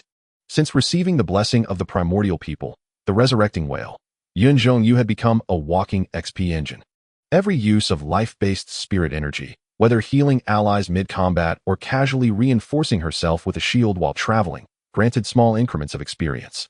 Through such accumulation, her level surged far ahead, leaving Fengxing Tianxia and the others far behind. Well, that's just how talent works. Yun Zhongyu twirled her staff playfully. Just wait, I'll carry you all at level 40. Lung B404 Light City Titan Branch Kyoto University. Meanwhile, in distant Light City, another perpetual engine was asserting its dominion. Hurry! Group 3 shield bearers are breaking. Brother Xinglong, save us. Inside the pink-hued bronchial training zone, a cluster of research-oriented players, mere levels 12 and 13, were besieged by swarming inflammatory fleshworms, chaos erupting on all fronts. I'm here. A thunderous roar split the air as a figure rocketed into the battlefield's heart. Xinglong. His level had already soared to level 14. Unlike ordinary weavers of fate, who lingered safely in the backline casting spells from afar, he stood unflinchingly at the very front of the fray. Boom. He slammed his bone staff hard against the ground, activating his core class ability Mobile Beacon. A dazzling green pillar erupted skyward from his position, instantly erecting a temporary resurrection domain with a 30-meter radius over the chaotic battlefield. The moment the pillar ignited, Group 3's beleaguered shield bearer crumpled, torn apart by 2 fleshworms, and vanished in a flash of white light. Yet, just one heartbeat later, VRR, a pulse of emerald light flared, and the fallen shield bearer reassembled, fully healed beside Xinglong, spared both revival queue time and the usual 50% experience penalty. Woo! Brother Xinglong, legendary. The shield bearer patted his intact body in stunned delight. Don't gawk, get back in line. Xinglong's face paled slightly, his health bar plummeted by a quarter from forcibly resurrecting an ally. Unfazed, his gaze sharpened, and he triggered another core ability, Flesh Construct. Scattered corpses of inflammatory fleshworms liquefied, instantly merging with his own vitality to coalesce, within seconds, into a towering Tumterhigh blood golem radiating raw feral might. Origin Devour. Xinglong threw open his jaws. The newly forged golem, along with several pre-existing constructs, disintegrated into pure energy and were swallowed whole. In a flash, his depleted health bar surged back to full, overlaid by a thick, shimmering life shield. This is literally a war-forged arsenal. The squad commander of the Great Wall Watch Guild watched Xinglong's fluid 3-part combo, Construct, Devour, Resurrect, and grinned ear. More astonishing still, as a player who manifested physically within the world, Xinglong required no casting time for healing spells. Channeling life energy had become second nature, instinctive, effortless, like an extension of his own limbs. A casual wave of his hand delivered healing output that dwarfed any peer-level support specialist.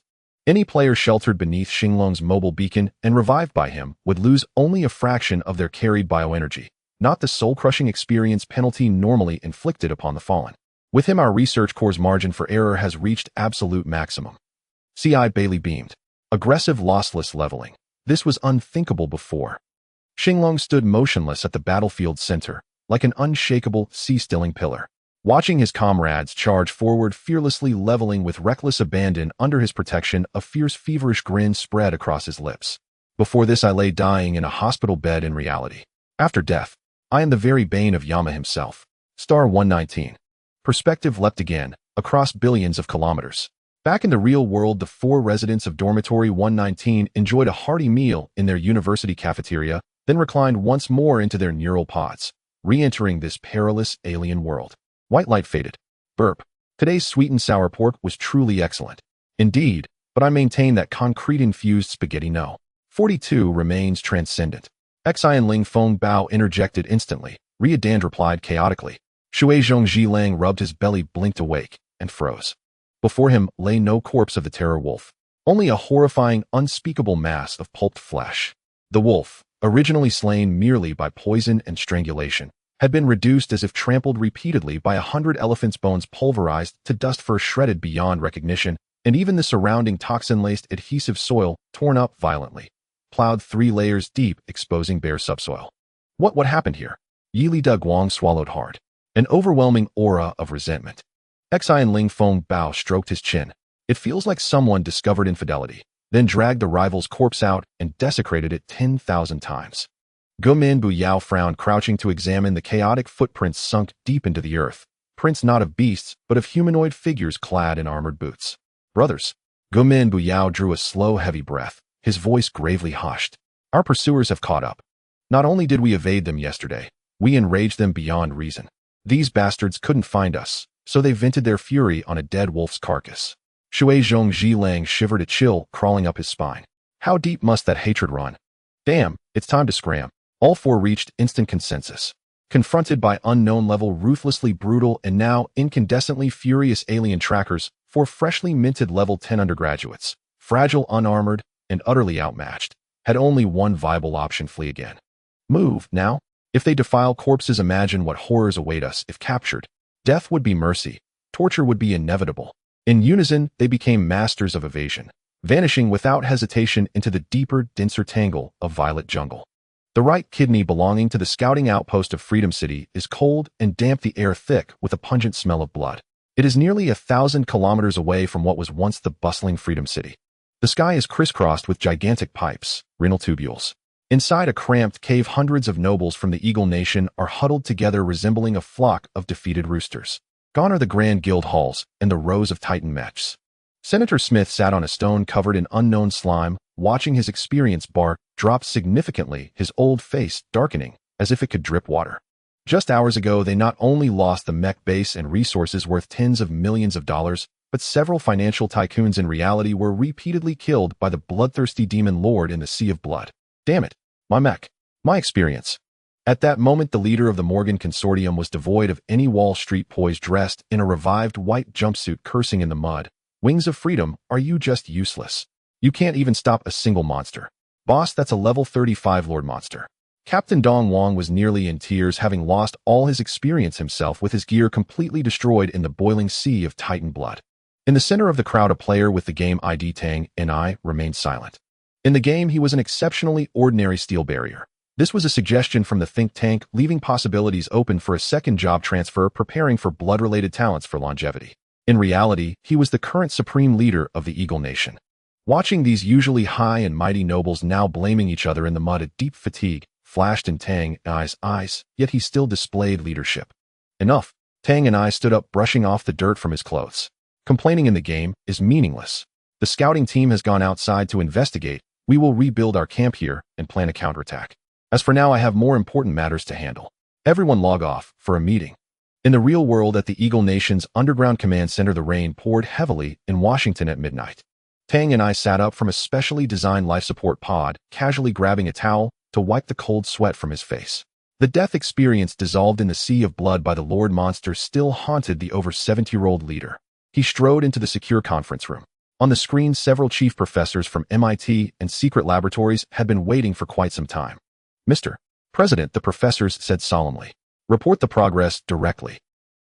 Tang and I rubbed his temples. According to reports from the missing agents, the Dragon Nation has not only brought photon magic into reality, but has even begun to systematically train extraordinary armies. Moreover, there are already signs of civilian magic. How far have our psychic energy studies progressed? The progress is negligible, Mr. President. The chief physics professor shook his head bitterly. The foundation of magic lies in the microscopic interference of psychic energy particles. But this requires researchers to possess psychic vision or a very high mental threshold in reality. However, our entire Eagle Nation currently doesn't even have a single player who has reached LV30 and unlocked the third-tier psychic talent. For some reason, several thousand level 30 players in the Dragon Nation have all rejected our conditions. What the hell, what kind of mind-altering soup did they drink? Without observational instruments, we are like blind men feeling an elephant. All theories remain on paper. Tang and I took a deep breath, suppressing his anger. What about the mechs? Although Freedom City has fallen, you guys have already exported the structural blueprints of the Titan mechs to reality, right? Theoretically, we have completely analyzed the transmission structure of the Titan mechs. The head of the Military Engineering Institute took over, seeing Tang and I's expression soften, hesitated for a moment, and added in a hesitant tone, however, we can't produce them. Why? Tang and I paused, angrily slapping the table. We have the top military enterprises. Because the supply chain is cut off, Mr. President. The head displayed a complex industrial chart, looking helpless. The Dragon Nation has sanctioned us with extreme precision. Even the lowest configuration of mech joints in our theoretical research requires special rare earth alloys, biologically stimulated miniature servo motors, and even the most basic coating materials. Over 90% of the entire supply chain is being choked by the Dragon Nation. Our factories can build aircraft carriers, but they can't produce a single mech capable of carrying extraordinary powers. Because the most core industrial mother machines and material formulas are all in the hands of the Dragon Nation. The Engineering Institute expert beside him rubbed his hands awkwardly. Can we really build aircraft carriers now? He thought to himself, drenched in cold sweat. The conference room was deathly silent. The bitter fruit of hollowing out the manufacturing industry in this extraordinary era struck like a loud slap on the face of the Eagle Nation, the once mighty Eagle now in decline. Go find that greedy wolf. His name is Zhang Kuang, right? I remember him. After a long while, Tang and I raised his head, his eyes revealing coldness and determination. That greedy wolf from the Golden Triangle just leveled up to LV30 the day before yesterday. Moreover, he occupies the left kidney in the game, having both troops and resources, and in reality, with our help, he controls a vast population and several smuggling routes. The Dragon Nation sanctions us, and we will wash our goods through the Golden Triangle, no matter how much it costs, send as many firearms as needed, and feed Zhang Kuang well. He is our only puppet in reality and the game. In stark contrast to the bleak and challenging situation in Freedom City, another city within the Titan is thriving. The floating city, this stronghold hewn from the Emerald Cliffs, has now completely transformed. With the joint efforts of thousands of top-level players from the Dragon Nation, all above LV30, the cave has been widened inward by hundreds of meters. Countless crystals emitting a ghostly glow have been sculpted into houses and defense towers, even establishing a complete resurrection point matrix and logistical supply lines. Biological beacons are neatly arranged with equipment supplies, defensive buildings, and even production buildings organized in an orderly manner. Below the floating city, the fishery development in the Bile Sea has already achieved scale. Ship No. 1 is launched. The fishing nets are spread. Several massive ocean fishing boats entirely crafted from high-level sea monster bones sail steadily across the murky yellow-green surface of the Bile Sea. Because bile is strongly alkaline, the craftsmen wisely coated the bottom of the ship with a protective layer extracted from the surface of liver monsters. Players on board skillfully cast giant fishing nets woven from biological fascia, and as the water churned, dozens of mutated monsters struggling in the strongly alkaline sea were hoisted onto the deck, subsequently hacked to death by players and sent for disassembly into materials. Encountering high-level sea monsters, there is nowhere to escape, it's just death. Meanwhile, large-scale ground exploration has fully rolled out above the cliffs. Brothers, our goal today is to cross this wrinkle.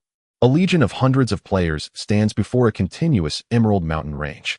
In the grandiose body measured in light years, what the players see as a mountain range is merely an extremely tiny natural fold on the inner wall of the gallbladder.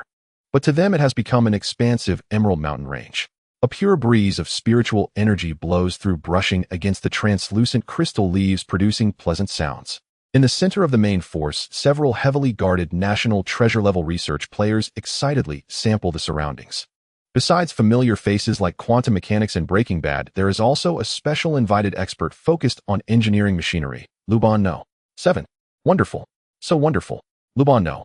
7, only in his 20s, held a small hammer, tapping a huge emerald crystal tree and measuring the strength of this emerald crystal. After watching for a while, he beamed with joy. The strength of the emerald scattered throughout the gallbladder seems to vary, but it is currently difficult to judge with the naked eye. Be careful. Oh, I saw a team get killed last time while chopping trees. Some trees have health bars. Don't provoke them into a frenzy. Breaking Bad carefully collected the crystalline viscous emerald essence nearby, which is an excellent solvent for magic potions. Boom. Just as the scholars were immersed in the joy of sampling, the ground suddenly began to tremble violently from afar. Accompanied by deafening engine roars and the screams of beasts, a massive beast made of bones and emeralds crashed out from the crystal jungle. It is the latest masterpiece of Hannibal and Leon the Bone Leviathan emerald modification. After several days of practical testing and on-site sourcing, this heavy shielded battle vehicle has been layered with thicker emerald armor. The massive meat grinder drill at the front spins wildly, knocking aside and crushing all level 30 monsters in its path. Most level 40 monsters cannot quickly breach the armor of the battle vehicle, hence they show little interest in this shell, enduring the noise and letting it pass. Clear the way, clear the way. 400 kilometers ahead, no obstacles. Leon leaned out of the top of the cockpit wearing pilot goggles, arrogantly waving at the rear forces. Bang! Wow! Suddenly, an unknown creature spat a thick, viscous phlegm at him from a distance, causing little damage but great insult. Damn it, give me back my good mood for the day. Real-world Longwa. As the advanced technologies from Titan Genesis are systematically reintegrated into reality, Longwa is surging headlong into its fifth industrial revolution at an unprecedented pace. This time it is neither steam, nor electricity, nor information technology, but spiritual energy. Major state-owned enterprises and private conglomerates have all established dedicated departments: the Spiritual Energy Physics Research Division and the Transcendent Materials Application Bureau. Every declassified open-source blueprint released by the Titan Engineering Bureau ignites trillion yuan frenzies across global markets. And those at the very heart of this revolution, the elite players who possess activated game licenses and have attained a certain level within the system, have seen their real-world social status soar to astonishing heights. Thank you. Launching open source. Smaller nations swiftly follow suit. In a modest residential compound of a provincial high school in Jiangnan province. Slam. A mock examination report slams onto the dining table. Look at you. Neural response speed, merely 150. You scored only a C on the spiritual energy literacy simulation exam. A mother desperate for her son's success jabs her finger accusingly at him. All you do is bury yourself in textbooks and drills. What use are those obsolete mathematics, physics, and chemistry? Look at the Lee family's boy next door. He pulls all-nighters mastering microdactics and esports, and has already been specially recruited into an elite training academy. He'll receive priority access to a game activation license, no lottery required. And he's already promised a guaranteed position as a spiritual energy-powered mecha pilot upon graduation. My. The bespectacled high schooler bows his head, humiliated. With your abysmal gameplay and zero tactical awareness, how will you ever pass the National Titan Unified Examination? His mother cries out in anguish. If you can't even master a game, how will you ever enter a spiritual energy specialization? Even vocational colleges now set higher admission thresholds for their spiritual energy programs than top-tier 211 universities do for conventional majors. Your entire future will be confined to a standard 985 university, laboring over outdated theories in some dusty lab. I understand. Strange. This scene unfolds nightly across thousands of Longwa households. Fail at gaming, and you're relegated to traditional academic excellence. As the wheel of history turns, only the new thrives. Titan Interior Lung B404, the City of Light. Meanwhile, at Jingdu University's Titan branch, the pinnacle institution where the other people's children congregate, unprecedented scholarly sparks are erupting. In the central plaza of the City of Light, elder photobacteria kneel beside Longwa's foremost scholars, sketching intricate force diagrams on the ground. Here science and sorcery fuse into one crucible. When Earth's modern physics collides with the photobacteria's pure light-based magic, and further merges with the Hepar civilization's profoundly unsettling toxic and flesh-weaving arts, the resulting confluence electrifies these researchers to the very marrow of their bones. Each day births epical discoveries, groundbreaking theories bloom like wildflowers. Unlike the amateur theorists like Hannibal, every innovation emerging here is rigorously engineered and empirically validated. It worked. A cry bursts from the laboratory. A grotesque engine roars on its test stand. Its casing is forged from photonic crystals. Within pulses a living tumor, cultivated via Hepar alchemy, and its rhythmic contractions are driven not by combustion, but by amplified refracted beams of light-based magic. Photogenetic flesh engine. The lead professor dances with ecstatic abandon. By weaving high-frequency spiritual light with flesh and toxin-aligned energies, we stimulate toxic receptors embedded deep within muscle fibers. enabling sustained 300 overclocked output without cellular degradation. And the spent spiritual energy is recaptured, reconstituted into luminous defensive shields. This dwarfs the internal combustion engine by 10,000-fold. Here, brilliant ideas take tangible form: hard lightsabers laced with neurotoxins, exoskeletons imbued with self-healing spiritual energy. Though their personal levels barely exceed 12, the theoretical value of their work is already incalculable. In a secluded lab tucked away at the branch's periphery, geniuses are reshaping the world. 3 newly minted level 12 initiates, robed in the formal attire of the academy, huddle around an enormous schematic, scratching their heads in frustration. They are special admits to Jingdu University's Spiritual Energy Department, each in the real world a gold medalist in international Olympiads for physics or biology. De Ai Tianzun, real name, Feng Yuan, a rare advanced vocation spirit tethering sovereign. He masters spells across 3 established disciplines and excels at commanding and reshaping living organisms through sheer spiritual will. At this moment, he sits cross-legged atop the broad shoulders of a towering headless knight, idly twirling a plump blue slime between his fingers. De Ai, shrink your slime, it's blocking my view. The speaker is De Shu Shirya, a variant vocation, fleshweaver sorceress. In reality, she's mildly socially anxious, soft-spoken, and gentle, but her in-game persona is fiercely untamed. With delicate pale fingers, she strokes a still-pulsing fragment of mutated liver tissue, like petting a cat, then gently infuses it with a thread of flesh-aligned arcane energy. This muscle's tensile resilience remains insufficient. Under torque induced by external light-based spiritual energy injection, it would tear apart within 3 seconds. At the schematic center, a disheveled young man, wearing protective goggles, lies sprawled, feverishly calculating. He is Zhu Zhao Zhebuma Luo, a spirit-tethering sovereign who re-specialized as a mechanomancer artificer, utterly obsessed with the fusion of machinery and spiritual energy. Though timid before strangers, his imagination knows no bounds. Yet when collaborating with friends on research, he occasionally slips into bouts of inspired frenzy. Arg. No, the drive shaft isn't thick enough. Buma Luo suddenly yanks at his own hair, erupting into manic, cackling laughter. If we saw off the lower half of the Titan fist and replace it with tentacles, and mount 4 photonic thrusters on its posterior, it'll fly. Haha. Mid-law, he realizes his volume, and instantly shrinks back, glancing nervously at the others. Sorry. Got carried away sketching. Didn't startle you, did I? We're used to it. De Ai Tianzun impassively gestures for the headless knight to hand over a wrench. But Buma Luo, while your vision is brilliant, we simply lack the power to build it yet. Their hearts burn with restless ambition. Just days ago, Hannibal and by Run Liang Mao live-streamed the Bone Leviathan's awe-inspiring crossing of the abyss and its metamorphosis into a colossal tunnel-boring machine. That titanic amalgam of brutal machinery and pulsating flesh seared itself into the minds of these 3 scholar geniuses. They refuse to remain mere academics confined to the City of Light. The Titan's body spans light years, teeming with wondrous organicologies. They yearn to craft their own ultimate vehicle and voyage across the Titan's sacred anatomy. We possess the state-provided complete schematics for the Titan fist. Using it as our chassis, a tri-integrated redesign, light, flesh, and machine, is theoretically sound. The Shu Shirya tenderly sutures the reinforced flesh fiber onto the miniature model, murmuring softly, yet our current levels are too low to sustain large-scale mech reforging.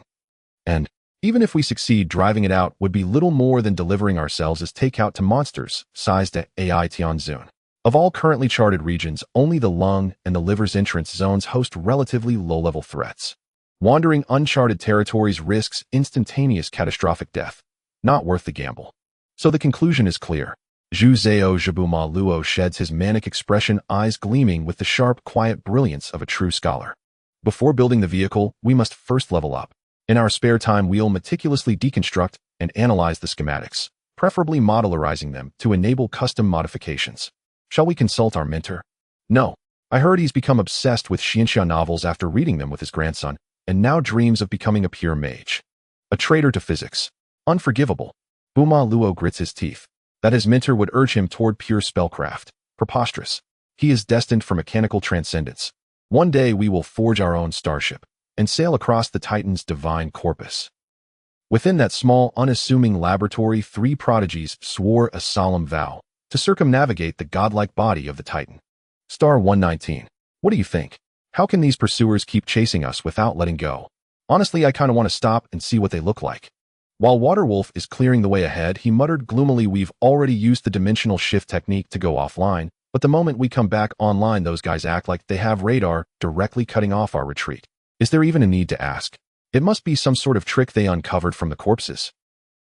Don't Be a Bro pointed at the flashy star spirit armor on Waterwolf, and then at the broken bow sticking out from Night's Light's backpack. Finally, all four of their gazes landed on the sealed letter in Mindstorm's hand.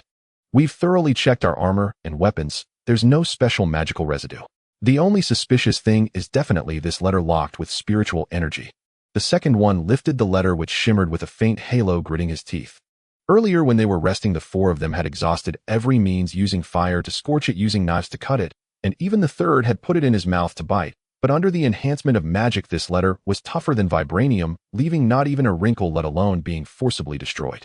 It's a shame to throw it away. This is definitely the key to unlock the main storyline. Keeping it is like holding a time bomb. Night's Light stroked his chin and slowly spoke. "Since we can't destroy it, how about we set a tiger to catch a wolf?" "Oh, elaborate." The eyes of the three brightened. Night's Light revealed an extremely sinister smile.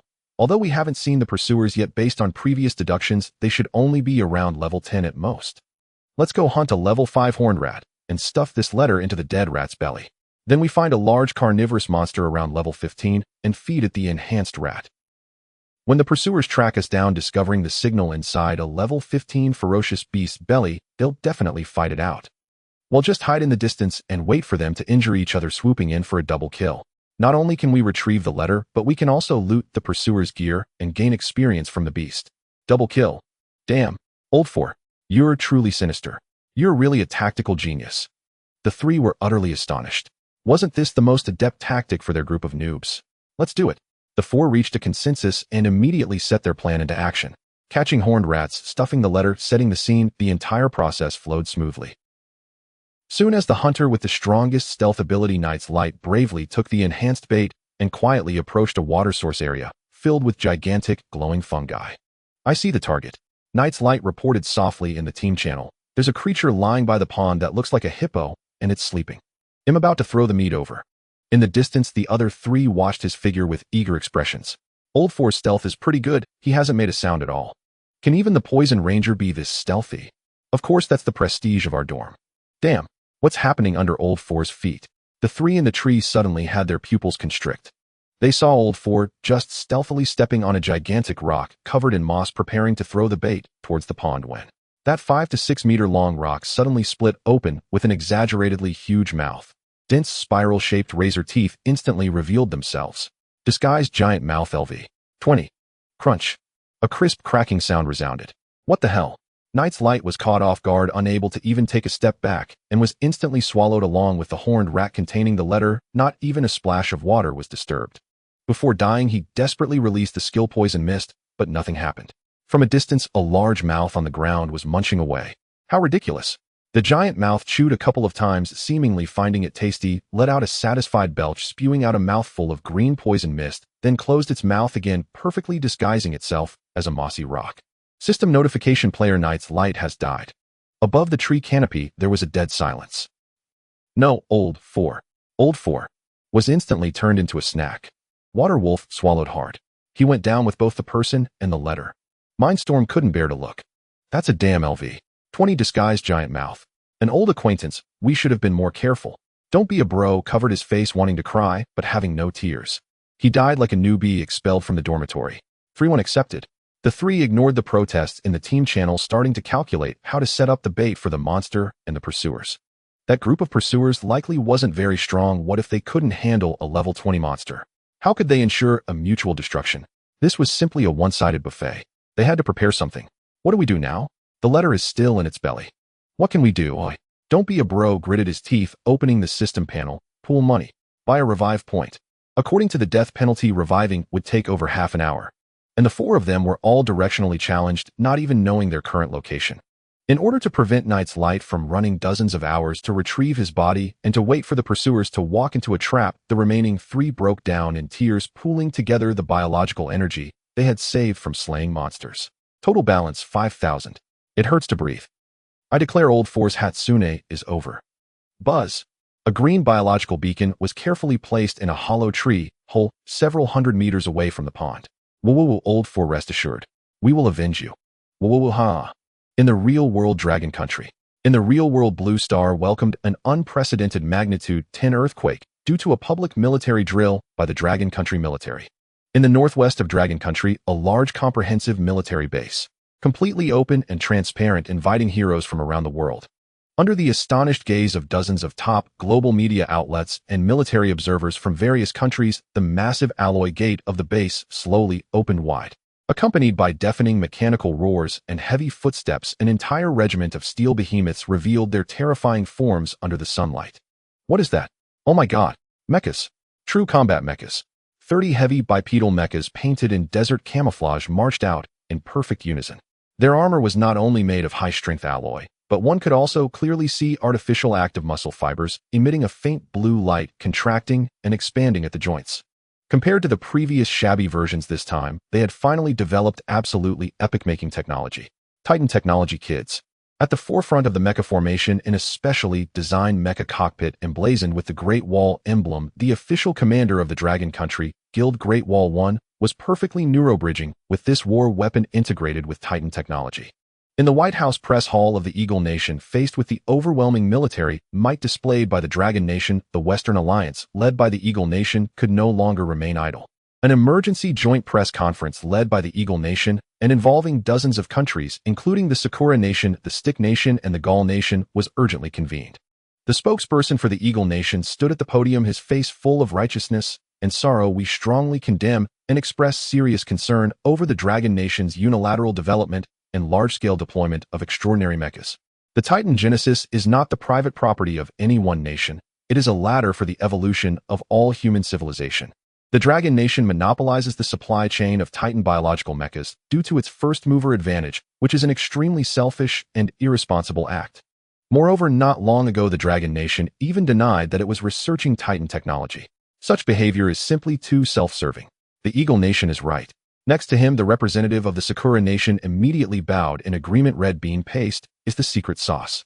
In order to combat potential interstellar threats in the future, and for the peace and prosperity of Blue Star, we once again strongly urge the Dragon Nation to open source the mecha blueprints and to share technology with all of humanity. The Sakura Nation is right. The Stick Nation representative shamelessly declared these technologies do not belong to the Dragon Nation, historically our great Stick Empire. The Stick Nation is right. The future of all humanity cannot be held hostage by any hegemonic nation. Technology must be shared unconditionally. Oh, is that so? In the top conference room of the Dragon Nation, everyone looked at each other, trying to suppress their laughter. A few hours later, the Dragon Nation's Ministry of Foreign Affairs held a routine press conference. Facing countless reporters armed with cameras and furious, the military spokesperson of the Dragon Nation walked up to the podium with a stern expression. He did not even give the foreign reporters a chance to ask questions, directly placing his hands on the podium, his gaze cutting through the crowd like a knife. The powerful aura instantly silenced the loudest reporters from the Sakura Nation in the front row. Regarding the so-called technology sharing and joint condemnation proposed by certain countries, we will only respond once as a unified front. The spokesperson's voice was not loud, yet it carried a chilling firmness. He glanced at the prepared speech, curled his lip, and crumpled it into a ball. The colleagues from the ministry below could only sigh and smile wryly. First, those who cannot even defend their own main city are not qualified to negotiate with us. Oh. In an instant, the audience erupted in an uproar. The Dragon Nation had never been so aggressive in diplomatic occasions, even bluntly calling them trash. Many Western reporters excitedly raised their hands and even stood up wanting to refute. But the spokesperson's cold glare, radiating a level 30 presence, instantly caused the reporters present to weaken their legs and sit back down. Satisfied with the effect, the spokesperson nodded and coldly snorted before continuing.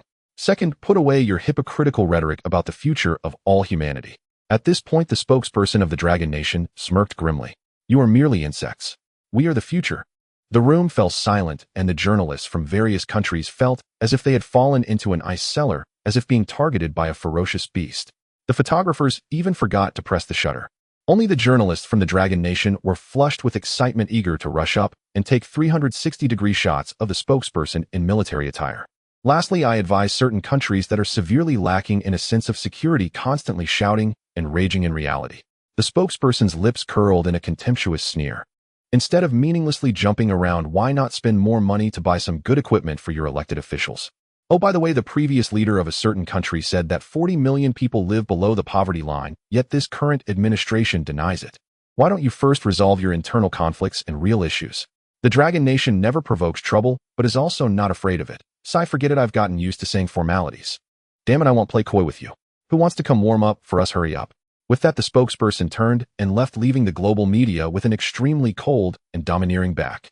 Then he suddenly turned around and shot a glare at the representatives of the Sakura Nation and Eagle Nation before striding away. The room was silent and a pin drop could be heard.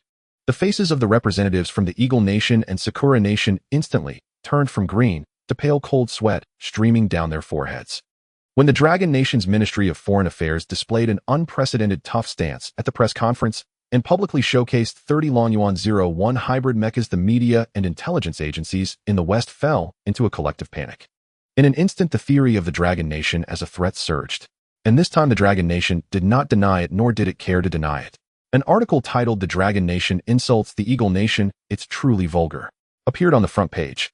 In the military section, an article co-authored by several experts titled 30 Heavy Mechas. Can small-scale individual capability be effective in modern warfare? Gained global attention. The Dragon Nation people, hee. Did they really think that these 30 mechas were all the cards the Dragon Nation had up its sleeve? They completely misunderstood the terrifying industrial reproduction capability of the Dragon Nation. 30 mechas. That was merely a ceremonial parade for display. In the underground armaments factory of the Titan Engineering Bureau deep in the northwest, 3,000 fully assembled Yuan-01 mechas stood silently. Moreover, even more advanced Yuan-02 prototypes had already entered the ignition testing phase. Director, the emergency rescue line from the Lion Nation has come through. In the command center, an intelligence officer reported to Ban Zhangwo. The large screen switched to horrific scenes from the capital of the Lion Nation. Not long ago, in order to divert domestic conflicts and plunder the newly discovered mines of the Lion Nation, the Eagle Nation brazenly launched an invasion war. Initially, both sides just exchanged missiles, keeping it to a minimum. Since the Eagle Nation's nobles entered the Titan game without the bureaucrats dragging their feet, the Eagle Nation's Ministry of War directly opened the funds and began to fight. It should be noted that the Lion Nation has a large population. What they aim to seize is not just real resources, but also Titan game players. Every day, small paper notes are airdropped, and Titan players can ensure their family's naturalization in the Eagle Nation if they surrender. Although Eagle Nation players rarely participate in battles, having the nobles level up, a small number of players from the Lion Nation still resist desperately, but the overall trend of collapse is hard to reverse. At this point, the war had entered a heated stage of urban warfare. The Eagle Nation's heavy main battle tanks and mechanized infantry divisions were tearing through the Lion Nation's defenses like a torrent of steel.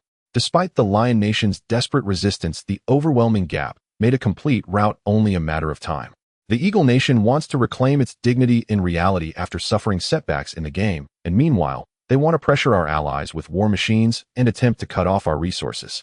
Ban Zhangwo sneered, lightly tapping his fingers on the table, his gaze sweeping over the strategic think tank experts present.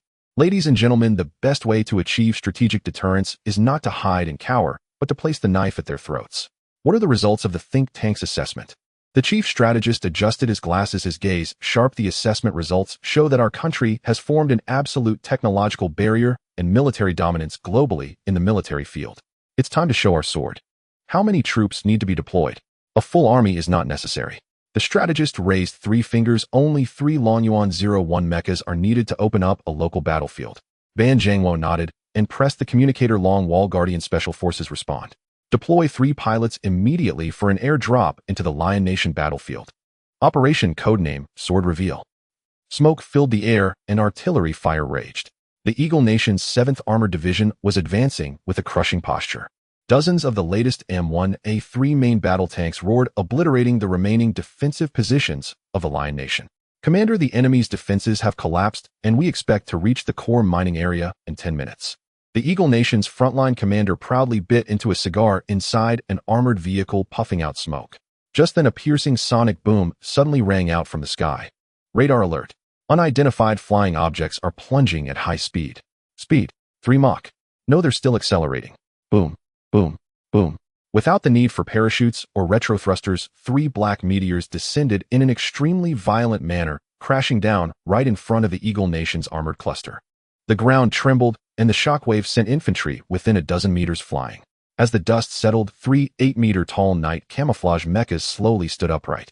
In the game Titan, the original Titan's fist corresponds to the combat power of a level 35 player, which is at the peak of the first tier in the universe, while in reality this downgraded version of the Yuan 01 has a comprehensive combat power that is already approaching the first tier of the universe. This is even stronger than the vast majority of level 30 players in reality. Moreover, its pilots are 3 top-tier fighters from the Long Wall Guardian Guild, whose levels are close to level 30 in the game. After landing, the 3 mecha pilots looked around and twisted their necks. The operating feel is far inferior to Titan's fist. Huh, what era is it? They're still playing traditional infantry tank coordination. Hey Eagle Nation, at least bring out some drones. Is that the Dragon Nation's mechas? How dare they engage in battle? Open fire. Launch all missiles. The Eagle Nation commander screamed in terror. Bang, bang, bang. A barrage of armor-piercing rounds and anti-tank missiles rained down. However, the next moment a scene that made all Eagle Nation soldiers doubt their lives appeared. The 3 Long Yuan mechas did not even engage. Their biological drive shafts instantly erupted with terrifying kinetic energy. Whoosh, whoosh, whoosh. The mechas moved with a terrifying agility that defied their tonnage, leaving afterimages in the hail of bullets. They were not only fast, but also predicted the trajectories of the projectiles in advance through the pilot's extraordinary neural reflexes. Jump. The leading mecha drew out the oscillating thermal energy battle axe from its back. With just a single dash, it pierced through the Eagle Nation's tank formations, as if entering an unguarded territory. The axe swung and it fell. The 70-ton M1A3 main battle tank was sliced smoothly in half like butter before the dark red-hot battle axe. Oh god, this is a demon. Drones. Drones. Call for swarm support. Team 7 respond if you receive. What's happening? The imaging module is damaged, requesting satellite access. Hold on. But the 3 mechas descended upon the battlefield like true reapers.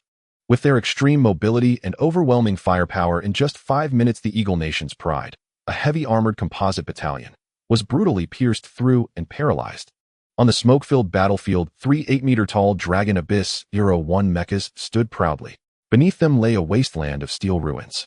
The 7th Armored Division of the Eagle Nation, once proud of its M1A3 main battle tank battalion that claimed it could sweep the globe, had now been reduced to burning scrap iron by thermal battle axes and the terrifying kinetic power of the mechas.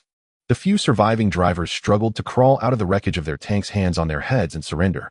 Inside the cockpit, 3 elite pilots from the Great Wall Watch Guild were rapidly exchanging battle reports.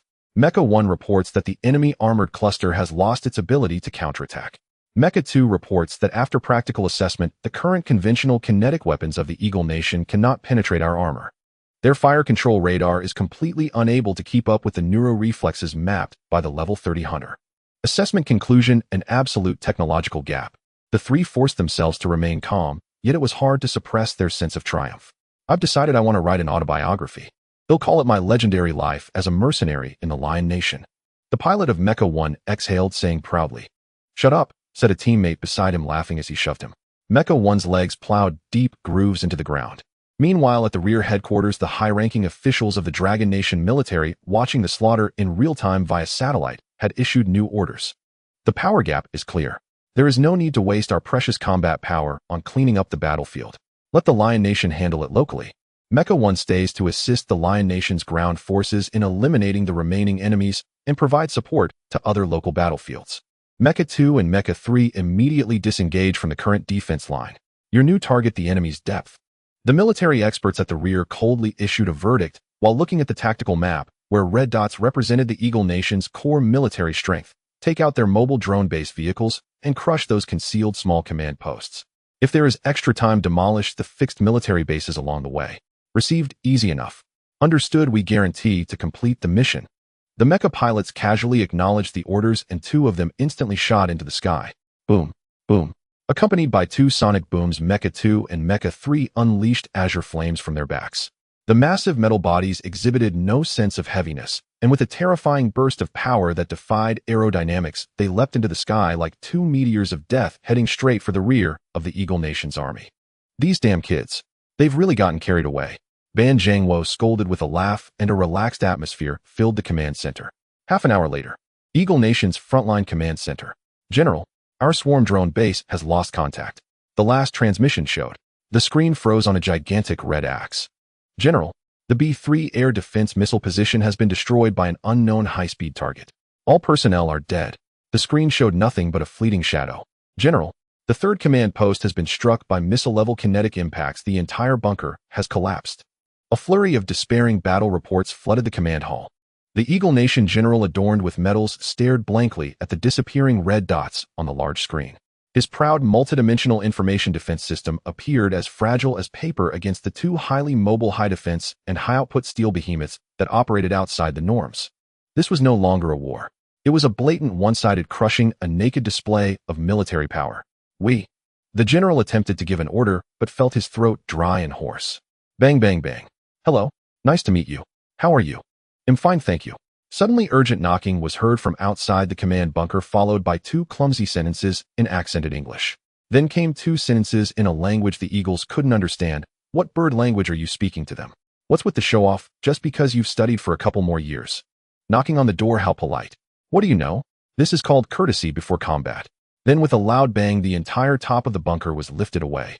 Sunlight shone on the faces of the few people below, all of whom were filled with shock. Two colossal figures lifted the dazed occupants of the command center as if they were picking up chicks. We surrender. The general choked out the second half of the sentence, trembling uncontrollably. Inside the Titan Star 119, as the hegemony of the real world was ruthlessly crushed by the Dragon Nation's mechas on this satellite, in the Titan, three troublemakers in room 119 were hiding in the treetops watching the show. Old 4's resurrection countdown has 10 minutes left. Dying in the little black room really makes one anxious. One of them glanced at the still dim avatar of light in the night on the team panel. Forget about Old 4, look below. Something's happening. Mindstorm excitedly lowered his voice, pointing at the water source area, filled with glowing mushrooms below. Just where Old 4 had been swallowed by that rock, a faint rustling sound came from the woods.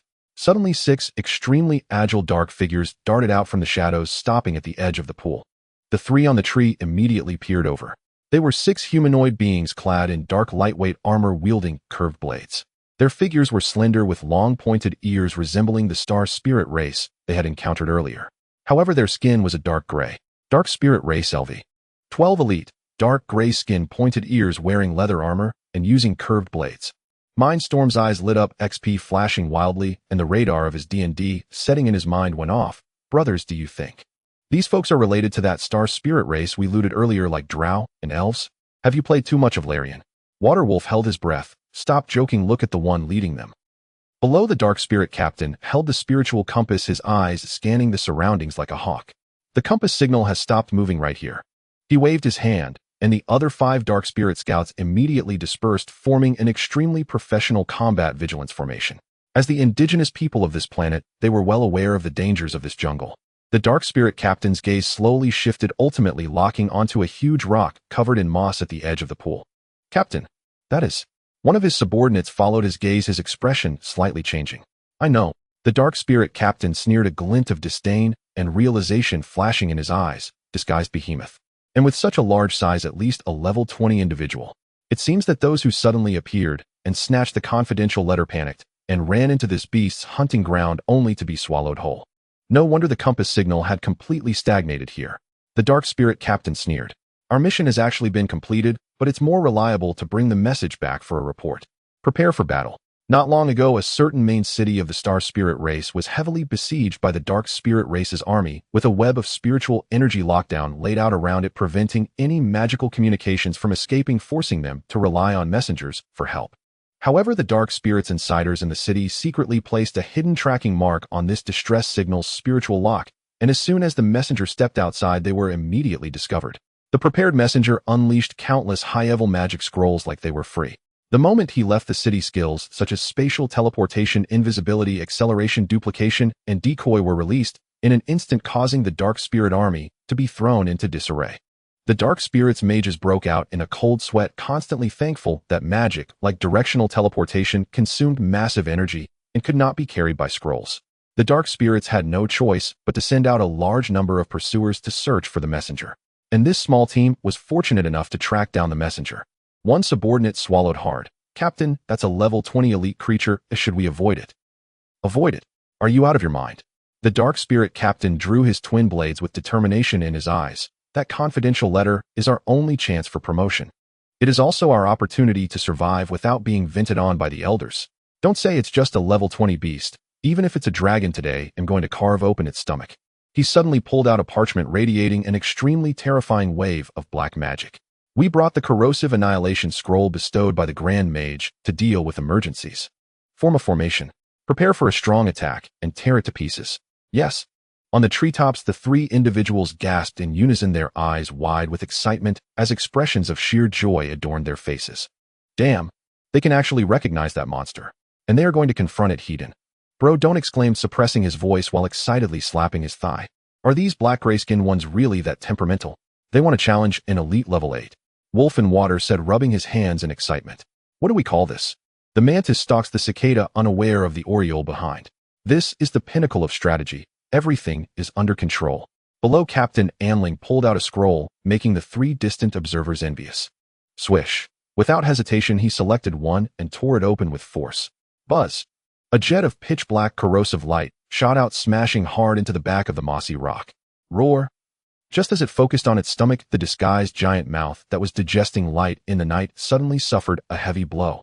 It let out a heart-wrenching, earth-shattering roar as its hard outer shell instantly dissolved over a large area under the corrosion of the scroll's magic, revealing bloodied flesh beneath. A terrifying spiral maw several meters long suddenly opened in the giant stone, with four long legs stretching out, filled with a ferocious rage, pouncing madly at the black-skinned monkeys that dared to provoke it. Scatter. Distract it. Attack its soft underbelly. Captain Anling commanded calmly. Boom. Boom. Bang. The area by the pond instantly transformed into a scene of carnage. The level 12 Anling elite team fought fiercely against the level 20 elite beast. Mud splashed and magical lights flickered chaotically. Above this battlefield of flashing blades and flying flesh, the three onlookers in the treetops squatted happily on the branches as if watching a free high-definition blockbuster. Old 3, do you still have those fruits dropped from the monsters earlier? Give me 2. Brodon said, thoroughly engrossed. Here. Wolf in Water pulled out a few purple wild fruits. TSK Tisk, look at that, dodging that effect. Brothers, when they are both severely wounded and at their lowest health, will go down to clear the field and give them a taste of divine justice. Swish. A beam of white light lit up among the treetops several hundred meters away from the pond. Light in the Night, who had been trapped in the darkroom for a full 30 minutes, crawled out from the biological beacon, looking quite disheveled. I was suffocating in there. That damn stone vegetable was a pain. It swallowed me, but couldn't finish me off, making me feel nauseous for half a day. I'm serious, its gastric fluid stinks to high heaven. Light in the Night complained while climbing up the trunk to the position where the three roommates were lurking, the treetops. After so many days, the four had developed exceptional tree climbing skills. Chill. Don't make a sound, things are getting intense down there. Brodon pressed him down firmly. Light in the Night peered down and gasped in shock. By the pond, the level 20 elite monster, disguised giant mouth, let out a thunderous roar. Its back was corroded with a massive blood hole from the previous black light beam as it rampaged wildly, trying to smash the 6 Anling clan members surrounding it into a pulp. However, these 6 Anling members displayed an extremely unreasonable Patoan tactic against the enraged lord. The Anling captain swiftly retreated, casually pulling out a handful of parchment scrolls emanating colorful magical fluctuations from his waist pouch. Like picking vegetables, he rummaged through and drew out one with relatively weaker energy fluctuations. We shouldn't waste anything on such small fry, use low-tier magic to wear it down.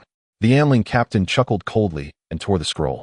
A dark purple poison swamp instantly spread beneath the disguised giant mouth, and the intense corrosion drastically reduced the beast's movement speed, with its health visibly depleting in chunks. Roar. The death throes of the disguised giant mouth, combined with the immense magical fluctuations released from the scroll, instantly shattered the delicate ecological balance of this water source. The once calm pond erupted like boiling water. Splash. Dozens of large iron-shelled water pythons LV 13I and swarming bloodthirsty mud crabs LV 8 were all enraged by this extremely arrogant magical wave. To the territorial-minded wild magical beasts, these 6 dark gray-skinned fellows were practically defecating on their dinner table.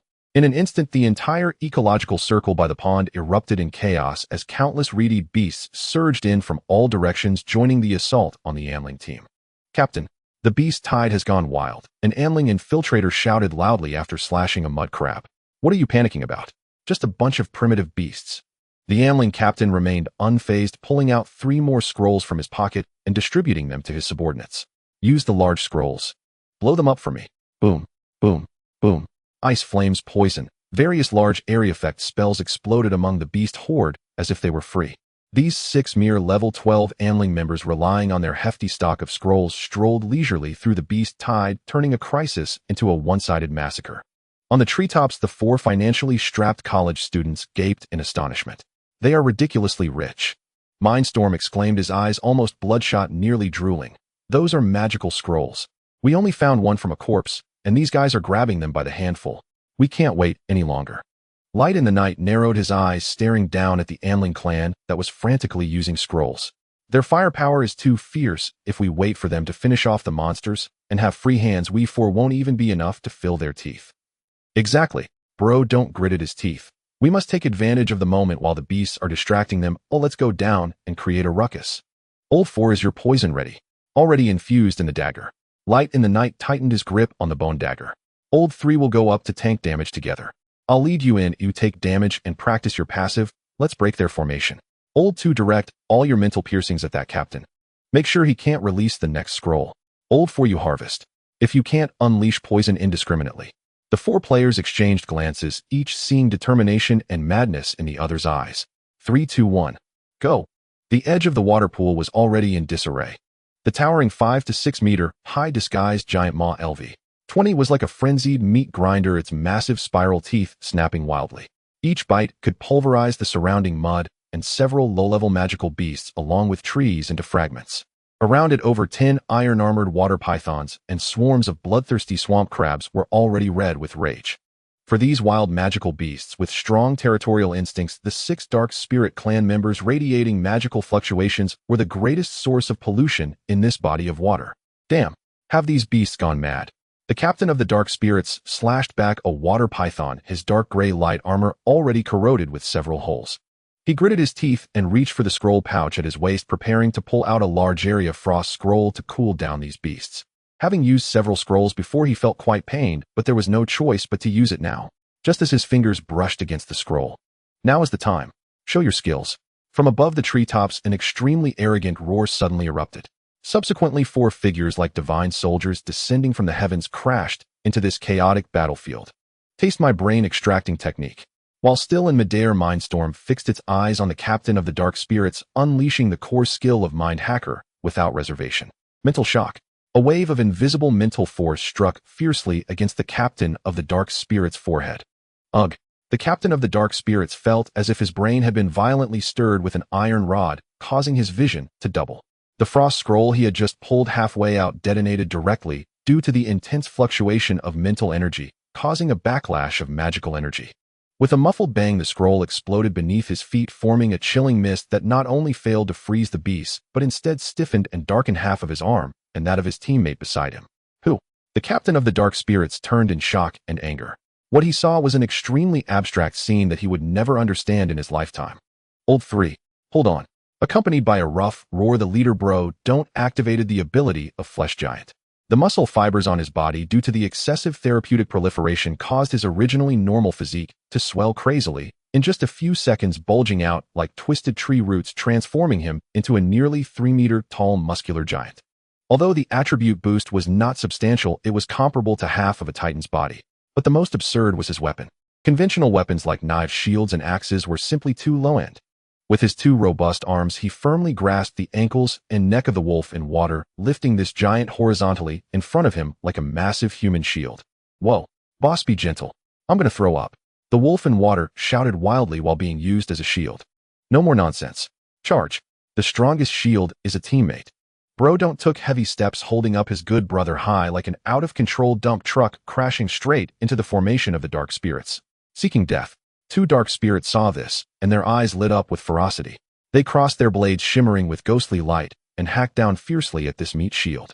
At the same time, an enraged iron-armored water python also sprayed a mouthful of venom. The blade light and venom simultaneously struck the wolf in water. Ah! The wolf in water let out a pig-like scream. Hold on.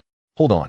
Hidden behind him, Bro don't tightly gripped him, and a continuous stream of green life energy surged into Wolf in water through physical contact.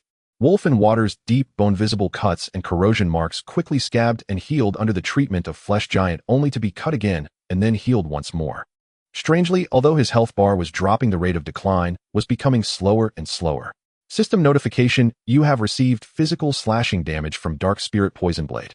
Physical resistance 0, 0, 1, 0, 0, 1, 0, 0, 1. System notification, you have received magical damage from acidic venom. Acid resistance 0, 0, 1, 0, 0, 1. Quick. Boss, keep healing me. I feel like I'm getting tougher. Huh. While screaming, the wolf in water let out an extremely perverse laugh. Damn it, I knew you were a hopeless masochist. Keep it coming. I can take it. The two dark spirits chopped until their hands went numb, their blades nearly dull, only to be horrified to find that the madman being used as a shield not only hadn't died, but was becoming more spirited with each cut, even developing a strange metallic sheen to his skin. What kind of monster is this? The opponents were stunned. In the brief moment that they were stunned by this bizarre scene, a very sinister figure quietly emerged from the mud like a poisonous snake. Light in the night. As a toxic ranger, he did not pursue the flashy finishing moves like Phantom Blade, but instead sought ultimate torment. He targeted a dark spirit who was fully engaged in blocking a giant claw from a swamp crab during the brief moment between old strength waning and new strength rising. The bone dagger in his hand flickered with a nauseating green light. This was the blood seal powder he had meticulously concocted using various toxins, swamp miasmas, and poisonous herbs. With a precise thrust, the dagger slid through the gap in the light armor of the dark spirit, plunging deeply into the root of his thigh, even hitting some more embarrassing spots. Hiss. Oh, I'm going to kill you. The dark spirit trembled violently, the intense pain and strong paralysis sensation instantly spreading throughout his body along the nerves. His movements became lethally stiff. Light in the night struck successfully, not greedy for more strikes, and rolled back into the muddy water. Covered in mud, the swamp crab that was being blocked did not understand what politeness meant, with one claw seizing his stiff neck, directly dragging him into the murky pool. 666. Top-notch old 6. Well done. Wolf in water laughed loudly. The situation on the battlefield, due to the intrusion of these four troublemakers, had completely turned into a chaotic melee, transforming into an extremely disorderly three-way brawl. Magical beasts attacked players fought the dark spirits, and the dark spirits battled the magical beasts. The furious, disguised giant maw and beast horde indiscriminately attacked all standing creatures. The pursuing dark spirits were drawn into a large portion of the chaos caused by the beasts. Whenever they attempted to pull out scrolls to clear the field, they would be interrupted with pinpoint precision by Mindstorm, using mental force to knock them out of casting. The captain of the dark spirits had already vomited blood due to the backlash of magic. Meanwhile, the four members of Dorm 119 had brought the guerrilla warfare tactic of enemy advances I retreat, enemy camps I disrupt, enemy tires I attack to perfection.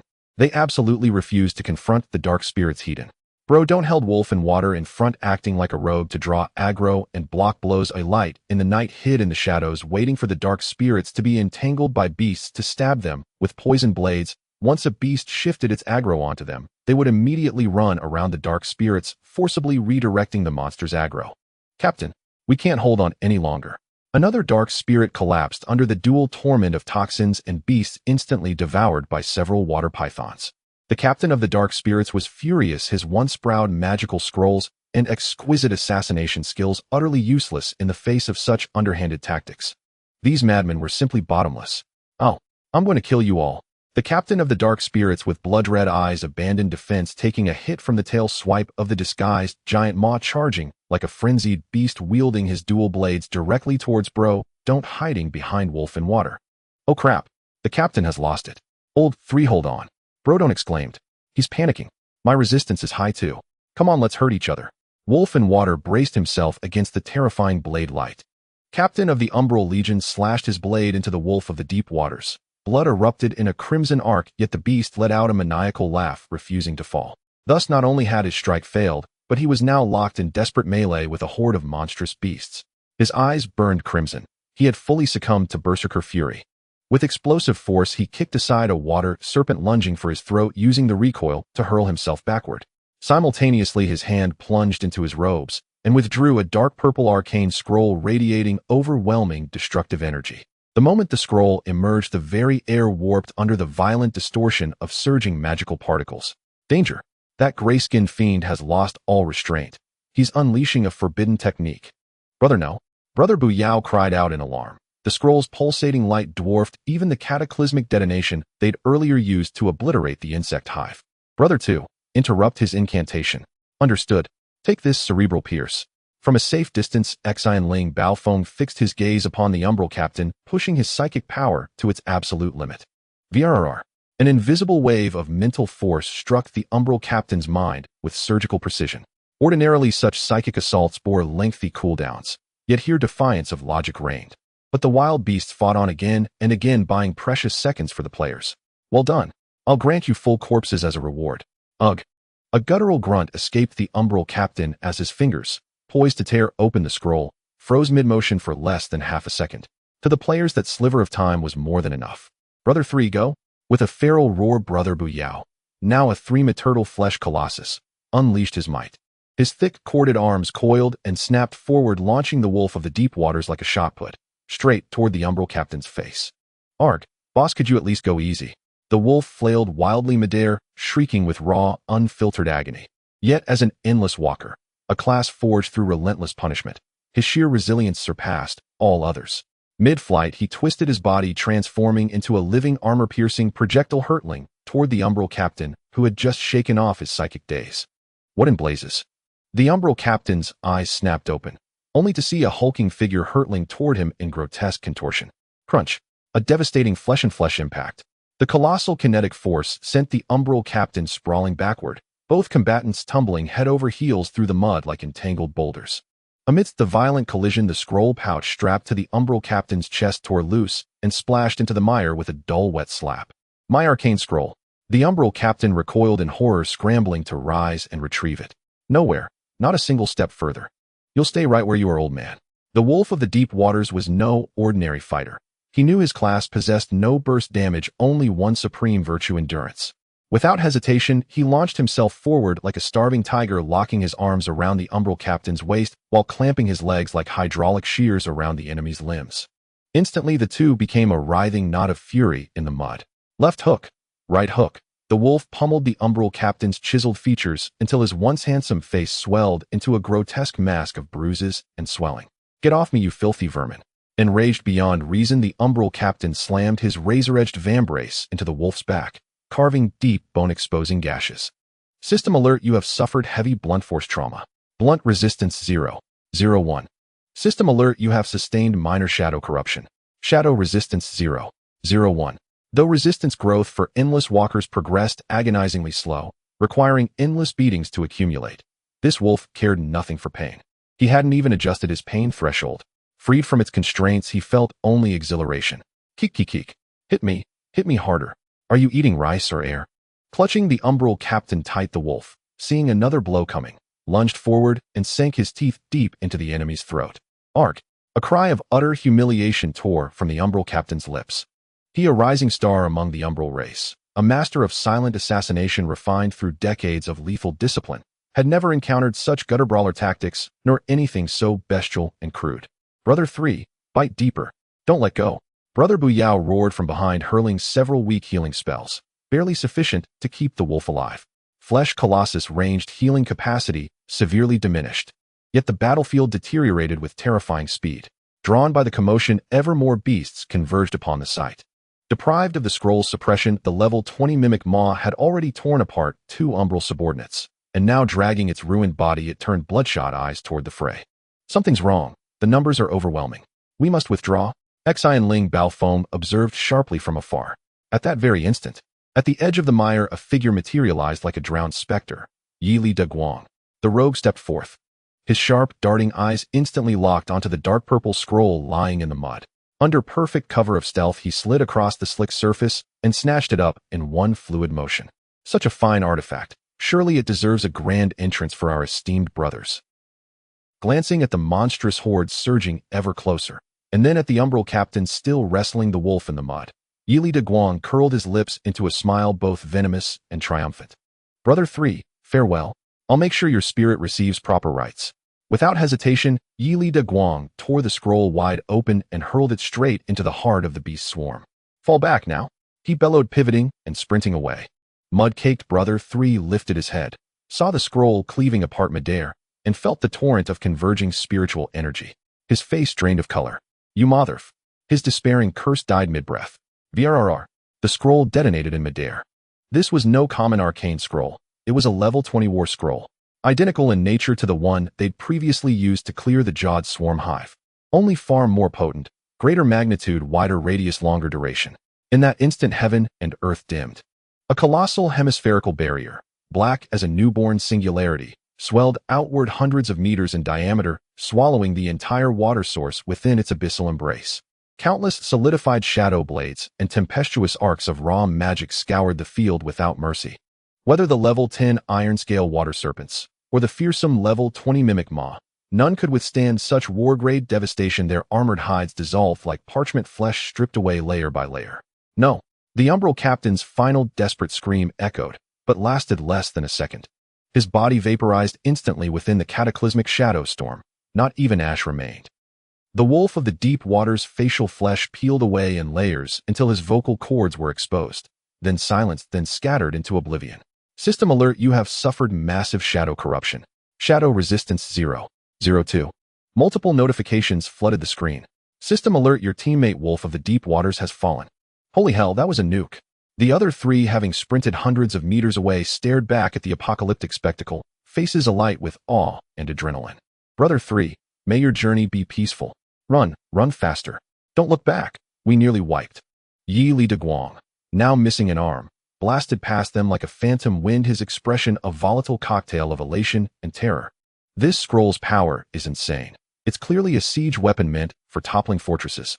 He shouted while sprinting. Behind them, forests collapsed in waves under the lingering shockwaves. The earth trembled violently. The remaining trio dared not pause, not for breath, not for thought, fleeing with every ounce of strength toward distant safety. That single blast annihilated the Umbral Legion squad and shattered the ecological balance of the entire region. 4 days to come, the land would remain saturated with residual shadow energy, its aftermath echoing the long-term devastation of nuclear fallout on Earth. In the dark and profound void of the universe, the deep starry eyes of the ancient abyss slightly opened and closed. Since the last time he expended 50 billion biological energy to repair the neural network, the efficiency of the 2 million players has been quite satisfactory. To his massive body, 2 million is merely a trivial number. Yet the value of the players lies in initiating a positive cycle. With the startup funds brought by the players, he gradually invested in the construction of the Silver Wing Sentinels, slowly regaining control over his body. With a thought, his will descended instantly, clearly perceiving the status of various organs within. The 2 million players were like countless tireless worker ants, frantically engaging in infrastructure development and clearing ailments within his broken body. Well done. The divine sense of the ancient abyss scanned various areas, conducting an objective assessment in his mind. The lungs: this was the area with the most promising progress. The players had established a dense supply line. From the early fortresses of Dawn and Blackstone to the countless new cities built by later players, they continually cleared obstacles. Together with the Silver Wing Sentinels, numerous inflammatory lesions in the fine bronchi and several segments of bronchi were completely eliminated. However, the front lines were temporarily stalled at the deeper bronchi of the lung lobes. The density of monsters there surged dramatically, making it difficult for players who were generally at levels 20 or 30 to organize an effective advance. Only a few high-level players were running blades here. The liver, the outer liver lobule area, had already regained health with the cooperation of divine power and players. However, the extremely dense toxins in the liver's interior and the high-level behemoths released by the cataclysm of desolation remained an absolute forbidden zone for the current players. The gallbladder on this jade continent, transmuted by the ancient people, the top few thousand players, had just taken a foothold on the cliff. Their ability to build the floating city here, along with their survival skills and creativity, had garnered much admiration from the ancient abyss. His gaze shifted to the back. At the wound, the void-devouring insect was still firmly embedded in the dermis. That was a remnant left by the 11th Order demon god, the devouring void, that once besieged him. The players had fought desperately before, but they merely interrupted one of the violent waves temporarily. To completely eradicate these tumors, an immense amount of firepower was still required. Finally, there were the kidneys. Currently, the players active in the left and right kidneys mainly came from the Golden Triangle and the Eagle Nation. From the perspective of low-dimensional humans, they might seem like warlords and nobles from different countries and factions embroiled in fierce battles over resources and territories.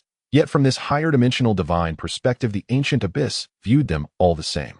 To the Grand Titan body, whether they were soldiers from the Dragon Nation, tycoons from the Eagle Nation, or mercenaries from the Golden Triangle, once they entered this world, they were merely tools of the Titan. The Eagle Nation's capital invested money to create mechs, while the Golden Triangle's warlords used a human wave tactic to explore and defeat monsters. This frenzied plunder, driven by their selfish desires, had in an objective sense effectively cleared the microvascular blockages in the kidneys. No matter what banner they fly under, as long as they can clear the organ waste, they are good cells.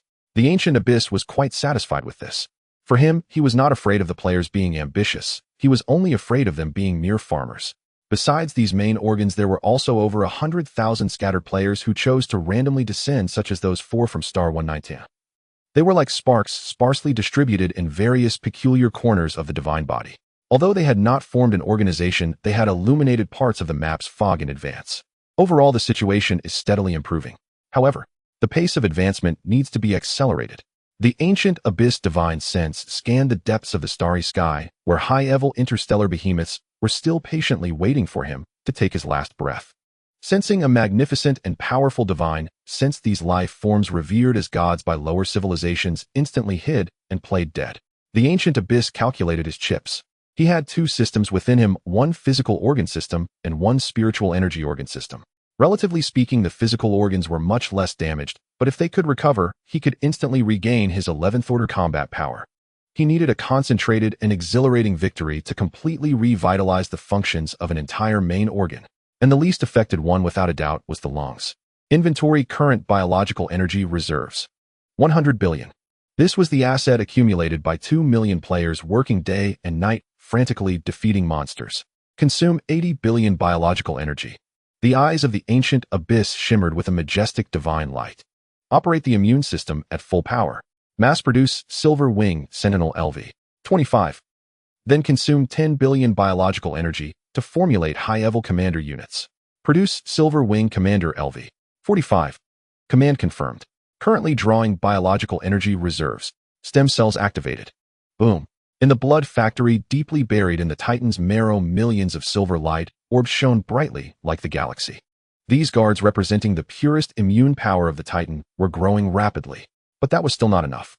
He needed cheap, numerous, fearless, and infinitely scalable 4th calamity reinforcements. Issue the Divine Edict. Titan Genesis current online users 1569782 at this moment, whether they were researchers in the laboratory of Light City, formulating magic formulas, or the Fengxing Tianxia team enduring hardships in the depths of the liver, or the Eagle Nation's nobles regrouping in the ruins of the right kidney, or the 4 who had just experienced a battle on Star 119. All players of Titan Genesis had an extremely glaring golden-flamed epic server-wide quest mobilization order pop up on their retinas. Long time no see. Server-wide quest. In the floating city, a first measure player sighed with emotion. In the early stages of the game, his skills were not remarkable. But as one of the first 1,000 players, he reaped the benefits of early exploration. Now he was already level 33 among the top players. Just relying on the Titan sequence was enough to transform him completely. Now in terms of consciousness and physical abilities, he was an absolute high-level player. Divine Edict Lung Lobe Purge Battle. Battle background. The immune system has accumulated sufficient foundation. The Great Titan Will has decided to launch a counterattack to completely open the core passage of the right lung lobe bronchi and restore the breathing functions of the divine body.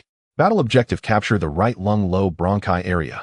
Collaborate with the Immune Legion to eliminate all high-level lesions and Lord-level tumors occupying the area.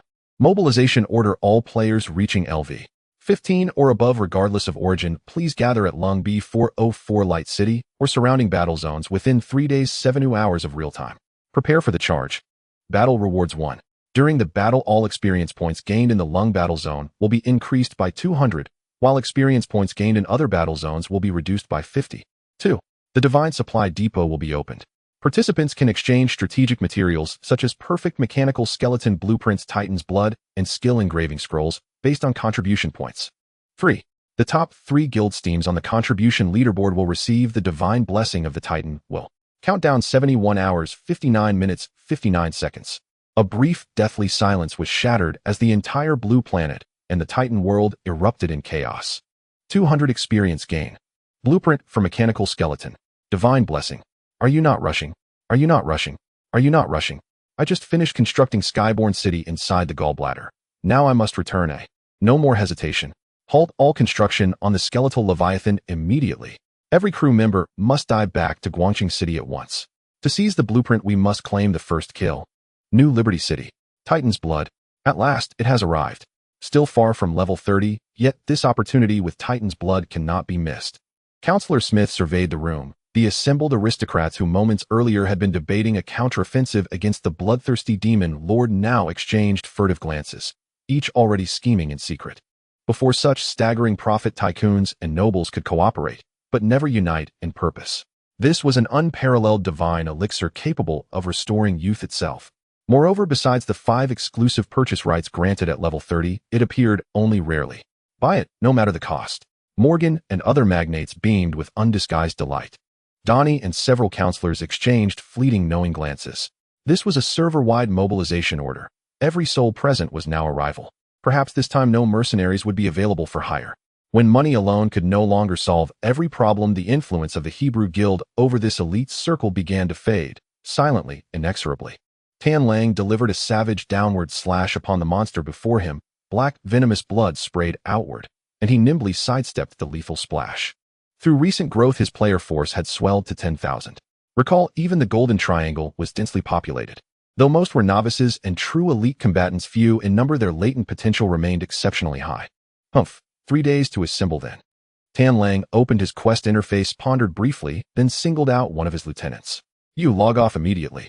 Relay the order to all brothers, full mobilization, prepare for mass reconnection. As a regional warlord faction, they maintained perpetual real-world player watch. Now they would commit their entire force. We've stayed quiet long enough, never once provoking any major power. With a conflict of this scale, our modest numbers won't draw attention. This colossal feast, we shall carve ourselves a generous slice. Meanwhile, inside the conference room of Jingdu University's Titan Branch campus in Guangqing City, C.I. Bailey's hands trembled faintly as he gazed upon that line of golden text shimmering in his field of vision. Through his relentless reasoning, the scholarly researchers beside him had ceased referring to it dismissively as a mere in-game event. Awe now gleamed in every eye. C.I. Bailey drew a slow, deep breath, his expression solemn, reverent. This is a direct divine edict issued by a higher dimensional entity. Titan is accelerating his own resurrection process. Comrades, this is not merely a feast for battle-oriented players. It is our rarest chance to study higher dimensional life firsthand and observe the operation of advanced cosmic laws up close. Inform the Great Wall Watch. All research personnel from this branch campus who have reached level 15 shall be assigned to logistics formations. We too shall step onto the battlefield, far away beside Titan's core on star 119. Perched atop a colossal tree canopy, 4 players, Gumin Buyao, Xian Lingfeng, Bao Shui, Zhongji Lang, and Yili de Guang, peered through store-bought telescopes toward the water source, where violent shadow spirit energy was methodically eviscerating every monstrous beast. The moment the server-wide mobilization order flashed across their screens, the 4 exchanged stunned, speechless glances. Boss, it's a server-wide call, Torms, and double experience. Yili de Guang swallowed hard. Wake up, stop dreaming. Gumin Buyao rolled his eyes, pointing to the glaring red text on the announcement. System rules are explicit: level 15 or above. We barely scraped to level 10, riding the wave of those war scrolls, clearing the worm nests. And worse, we're stranded on this alien planet. Look at our status, wandering kinfolk. We're like rural left-behind children in the remotest frontier. We don't even qualify to respond to the divine edict. Shui Zhongji Lang cradled his stellar spirit light armor and sighed toward the heavens. The revelry belongs to them. Ours is only silence. Wah, please Titan, grant me instant ascension to level 100 right here. Failing that, at least reveal our precise coordinates. While the entire world plunged into feverish preparations under the divine edict's command, deep within the higher dimensional abyss, Gu Yuan's vast consciousness sank once more into profound stillness. Come forth, my kin. Tear open the clogged barriers. I wish to witness your absolute limits. The storm was about to detonate, not in the skies but deep within the lungs themselves. Gallbladder deep within the jade crystal jungle. 3-day countdown. The divine edict has descended.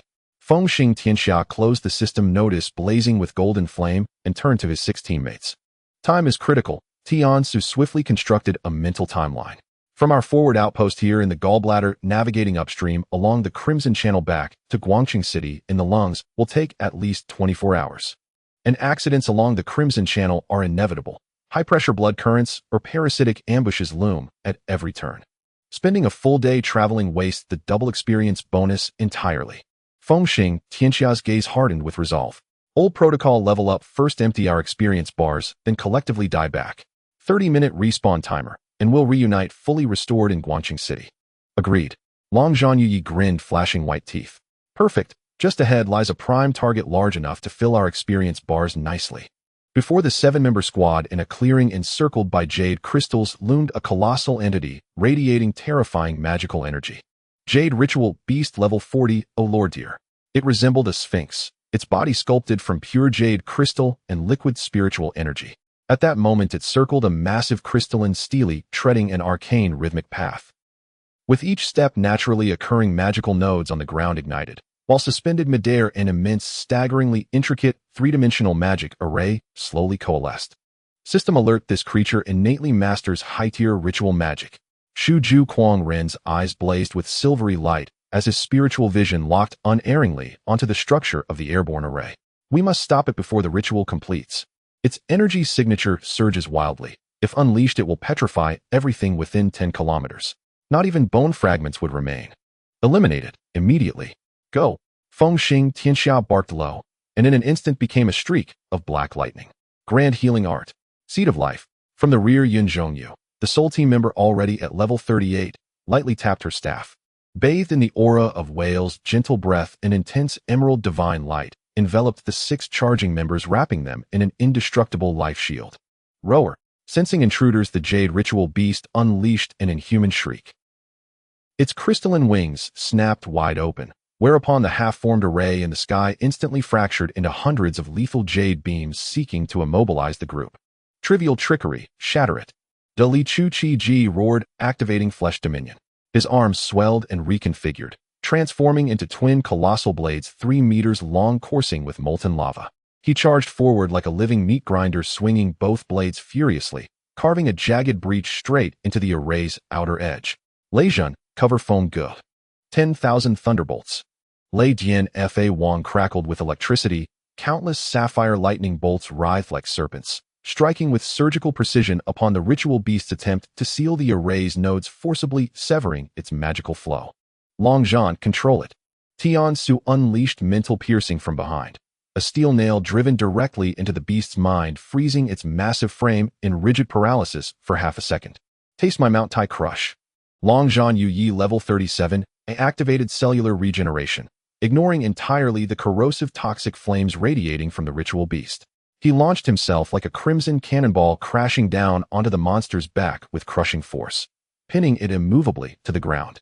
Now, Feng Xing Tianxia's eyes turned glacially cold, fatal rhythm activated. Slipping into perfect flow state, time itself seemed to dilate around him. He blurred forward using instant step, crossing 100 meters in a heartbeat, to appear precisely at the beast's most vulnerable point, its jaw, where crystal segments joined. His weapon origin Fong flared into blinding white radiance. Thwip, thwip, thwip. Amplified by extreme attack speed, he struck the weak point over 100 times in just 2 seconds. Doubled critical damage surged like a breached dam. Crack, boom. What does 2 seconds of full throttle firepower mean for the Ghost Blade? A weapon born solely for output capable of obliterating elite peers in a single instant. Hundreds of critical hit notifications flooded the screen in an instant, and the health bar of the Jade Ritual Beast plummeted from near full to absolute zero. With a crystalline shatter, so sharp it rang through the air, the LV-40 boss, thrashing wildly, had its massive head severed and sent soaring skyward. Under a torrent of precise slashes, it was cleanly decapitated. Feng Xing Tianxia stood cold-eyed, having executed the feat with the effortless mastery of a master butcher dissecting an ox. The ritual sigil suspended mid-ski, now severed from its energy source, imploded violently, shattering into countless jade-hued motes. Pure experience and bioenergy surged into the 7 adventurers' bodies. System alert: Jade Ritual Beast LV-40 boss defeated. And in few, exhilarating. And in the 7-member squad swiftly looted the corpse, stuffing high-tier materials into their packs. Alright, leveling up to 39 within 3 days seems unlikely. I'll head back to town first and join other raids for events. You all keep pushing. Ain Zhongyu glanced around, waved farewell to the 6 companions, then calmly drew her secondary dagger and, without hesitation, slit her own throat. Huh, and in her health bar plunged sharply, then rebounded at lightning speed. And in Yin Zhongyu's face darkened with exasperation. Fengge Yu, and I understand your intent. Feng Xing Tianxia nodded serenely, and with a single gesture Yun Zhongyu collapsed lifelessly onto the ground. And in a sharp, involuntary hiss escaped the onlookers. Sigma of Sigmas. And in the remaining 5 turned away, covering their faces in mute disbelief, in Xiankong City. Meanwhile, 1,000 elite players, all LV-30 or above, received the mobilization order in Xiankong City, and indeed thousands of level 30 players. This was the colossal advantage conferred by Dragon Nation's early entry into the game. 3-day countdown. Brothers, we still have time to scour this high-level zone relentlessly, then collectively self-resurrect back to the lungs on the final day. After the initial chaos of uncoordinated map running and frantic monster chases upon Ascension veteran players who had charted the terrain across 1,000 li finally regained composure and revealed terrifying organizational discipline. Stop dashing about like headless flies. Regroup here, we'll assign optimal roles. We've fully mapped the anatomical structure of this region. Jian Shuanghan and Tian Xiao, alongside several other commanders, stood atop a vantage point gesturing toward a massive hand-drawn map unfurled before them. Directly ahead lies the mucosal fold zone, the inner wall of the gallbladder per calculations by our research division. Its topography is wildly undulating and crystal trees grow with impenetrable density. Tian Xiao announced loudly, intelligence confirms heavy infestation by jade-transformed mucin devourers, a soft-bodied species that hardens instantly under forceful impact, making them exceptionally treacherous. They absorb physical attacks with extraordinary efficiency, but drop premium-grade heightened style biogel. And in, mages, your target is there. Obliterate them with spells. A small squad of divine wardens as tanks, and just a few fate weavers, will suffice. Affirmative. Over 100 mage players raised their staves in unison, eyes alight with fervor. 2nd Battalion. Jian Shuanghan pointed toward colossal sinkholes on the map, abyssal chasms resembling anatomical voids. These are the Askhoff crypts, the gallbladder's unique recessed structures. Within these crypts dwell the concentrated reapers, a lethally dangerous species capable of instantly draining ambient moisture, generating scorching heat and desiccating fields of extreme dehydration. Moreover, bilirubin crystal spiders, web-spinning predators, lurk along the crypt's rim, and in but risk and reward walk hand in hand. Deep within the crypts lie resources confirmed as the highest grade, high-energy gall crystals ever discovered server-wide. Exquisite material for crafting mech cores and essential for acquiring superior mech blueprints ahead of schedule. To those present, victory in the server-wide campaign was already assured. Divine Warden elites and hunters. Your suicide squad will penetrate deep into the Askhoff crypts and strip them bare of ore. No healers needed. You won't last long anyway. Let the wardens buy time. Hunters just haul relentlessly, and in mission guaranteed. Hundreds of burly warriors roared in thunderous unison. Lastly, the armored division led by Hannibal and Lao Liang. Tian Xiao glanced at several mobile fortresses nearby, the Bone Leviathan-class Jade variant, and its 2nd and 3rd iterations. Your vehicles are robust and swift. Patrol the perimeter of the main city. Avoid overextending, or losing a war machine would be catastrophic. Understood, understood. In by Ren Liang Mao, and Hannibal replied absently. These inventors followed their own instincts, and though commanders could not suppress such innate ingenuity, they resigned themselves to letting the engineers operate freely. At the commander's signal, in the 4th cataclysm descended like locusts sweeping across a field. In loot, loot, loot. Realitin upon the ruins of the Eagle Nation's Supreme War Command, where smoke still curled from shattered concrete. The war had ended in a manner both absurd and awe-inspiring. 3 mechs descended like celestial deities, delivering a transcendent dimensional strike. In mere days, a handful of machines halted the war outright. 2 Yuan 01 mechs landed steadily within Dragon Nation's borders, standing sentinel. One to the left, one to the right. One mech's colossal mechanical hand hung slightly lowered. When the palm opened, it revealed a man held with eerie gentleness. And in an Eagle Nation general, metals clinking heavily, chest caked with grime. To ensure his safe arrival, the pilot had moved with deliberate conservative speed over the past days. And release me. Under international convention you cannot. Dangling helplessly, legs kicking in air, the general's voice cracked, hoarse with fear and starvation. Just 2 days prior, this iron demon had cleaved through his command bunker like tofu, entering unchallenged, and seized him barehanded as effortlessly as snatching a chick. Then for days it flew low across the continent toward Dragon Nation, starving him for 6 meals. He watched helpless as the pilot unpacked military rations inside the cockpit. The low-altitude flight was intentional, a global demonstration of dominance. And share some. You can't abuse prisoners of war, please. The general pleaded repeatedly en route, each time met with silence. And what's the rush? Once home will enshrine you. You still hold immense value. The pilot casually pulled out a smuggled bag of potato chips and spoke with detached nonchalance. Countless nations captured footage of the mechs in flight, yet none dared intervene nor even protest. and in Lion Nation Theater hostilities ceased. Dragon Nation issued this 9-word declaration unilaterally to the world, sparking global upheaval, and in no negotiations required. This Eagle-Lion War, predicted by global military analysts to last months, perhaps devolving into a brutal war of attrition, was unilaterally suspended mere moments after Dragon Nation's mechs entered the theater. It was an absolute logic-defying, dimensionally overwhelming annihilation. When news of the decisive victory arrived, Lion Nation's president, ashen-faced and flanked by senior officials, stood trembling in the capital's safety zone, watching holographic feeds from the battlefield. Overcome with emotion, some dropped to their knees, weeping with joy. Eagle Nation's remaining forces inside Lion Nation collapsed instantly upon seeing their supreme commander dangling helplessly in midair, weapons abandoned, white flags raised without hesitation. In the eastern sea and border of the Dragon Kingdom, the morning sun casts its rays upon the shimmering surface of the sea. Boom, boom. The synchronized thunderous sound of mechanical footsteps resounded along the long border and coastline of the Dragon Kingdom. 100 units. The Dragon Kingdom publicly announced that 100 mechas have been enlisted. The variously painted cold metallic gleam of the Longyuan 01 mechas openly appeared on the Dragon Kingdom's border, commencing their routine border patrol. There were multiple units in the large base, and smaller bases also had mechas lurking. The world's attention was firmly captured. Damn it, the Dragon Kingdom's mechas are officially enlisted. 100 units. Didn't they say 30 units?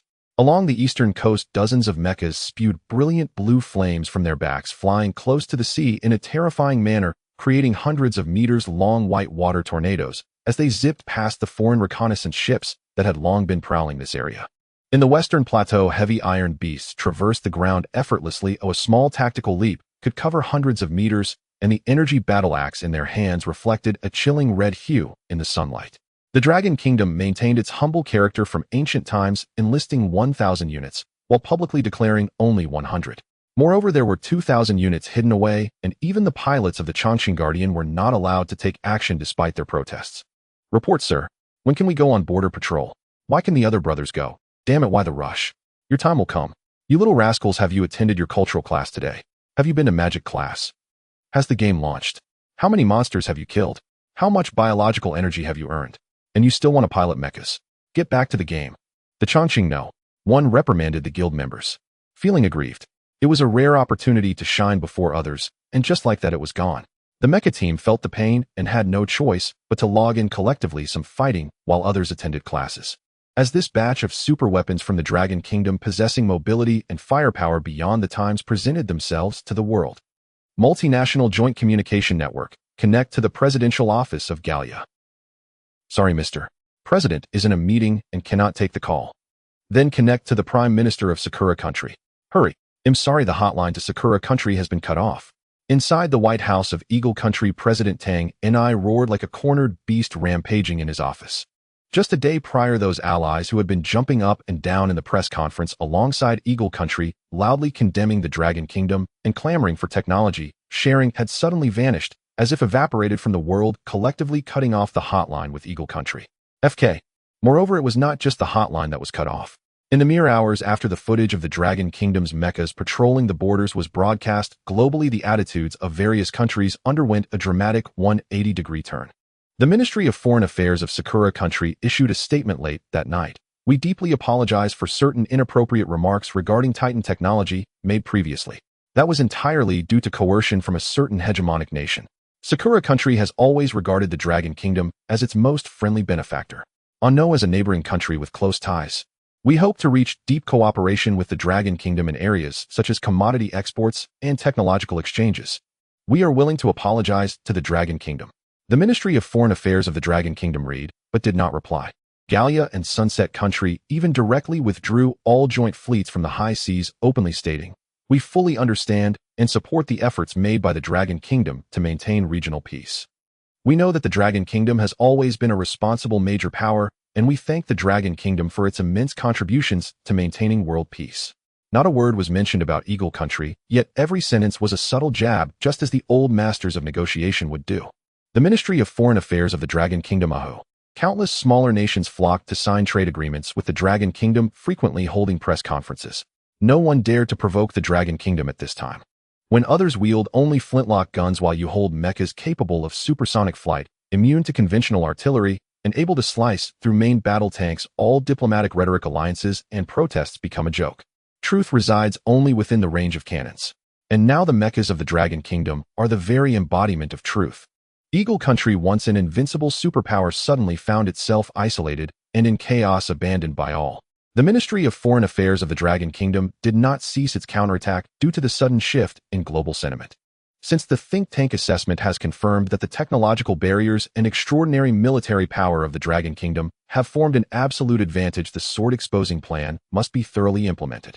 That afternoon, the Ministry of Foreign Affairs of the Dragon Kingdom held an extremely brief press conference again. No lengthy speeches, but every word was a gem. The spokesperson stood at the podium, coldly staring into the camera, as if looking at the beleaguered president of Eagle Country behind the screen. In light of the current extraordinary security situation on Blue Star and the extreme instability exhibited by certain countries, the spokesperson's voice resonated through the broadcast, reaching every corner of the globe. The Dragon Kingdom officially demands Eagle Country must unconditionally withdraw all military bases, aircraft carrier groups, and listening posts deployed around the islands and seas related to the Dragon Kingdom within 48 hours. We have no intention of dominating. Historically, we have never sought hegemony, but have adhered to the principle of peaceful development. However, from the massacres of the Two Fangs during the Age of Sail to the colonial proxy rule of Sunset Country, and now to the greedy financial hegemony of Eagle Country, the ambitions of certain nations remain undying, severely threatening the future of humanity. The old order must come to an end. We will lead the promotion of a new type of international relations to maintain world peace. Meanwhile, we will not allow other countries to covet. Sleeping beside the couch, do you think you can snore? The spokesperson paused, then suddenly smiled. This is a notification, not a discussion. The few remaining reporters from Eagle Country turned pale and trembled. This is a blatant ultimatum. This is to completely strip Eagle Country of its last defenses. If your country refuses or fails to complete the evacuation within the stipulated time. The spokesperson leaned slightly forward, a cold, humorless smile curling at the corner of their mouth, throwing out the concluding words that sent chills down the spine of the entire Western world. Then for the peace of Blue Star, the military of the Dragon Kingdom will have no choice but to take proactive measures to personally destroy those unstable factors threatening our national security. Countdown begins now. The spokesperson pulled out a clock from their pocket, leisurely set a 48-hour countdown, waved it at the global camera, and casually placed it on the podium. 475959. This was the final close-up shot of all cameras. Click. The live broadcast ended. At this moment, whether in the game world of Titans or in the real geopolitical landscape of Blue Star, a complete reshuffle was about to occur. The old hegemony wailed under the iron hooves of mechas while a new order was slowly rising. The 48-hour ultimatum issued by Longwa instantly transformed the geopolitical skies across neighboring regions. Senior officials of the Sakura Nation writhed like ants on a hot griddle. Within mere hours, they dispatched over 100 abject diplomatic letters through public, confidential, and even third-party relay channels, expressing fealty and goodwill to Longwa. They pledged to export all materials Longwa required at drastically reduced prices, and even subtly signaled willingness to assist Longwa in pressuring the Eagle Nation. Yet the Ministry of Foreign Affairs of Longwa responded with only 4 words: read, not replied. This time we speak with absolute authority. The Celestial Empire lacks for nothing. When the disparity becomes vast enough, history will never repeat itself. Upon receiving the reports, the chief diplomat of the ministry cast a cold, disdainful glance at the sycophantic rhetoric, so dismissive he could not even be bothered to read it thoroughly. This profoundly arrogant silence drove the Prime Minister of the Sakura Nation to near-suicidal agitation within his office. Across the ocean, however, President Donnie and the Eagle Nation's hawkish generals clung stubbornly to a final fading illusion. Withdraw? Absolutely impossible. This island chain has been our strategic stronghold for nearly a century. A 4-star general of the Eagle Nation slammed his fist upon the table. Longwa is merely bluffing. I refuse to believe they would dare launch an open strike against military bases stationed on the sovereign soil of an allied nation. It would trigger World War III. Pressure the Sakura Nation. We hold our ground. Rather than ordering retreat, the Eagle Nation's high command issued a maximum defense directive to all its military installations stationed within the Sakura Nation.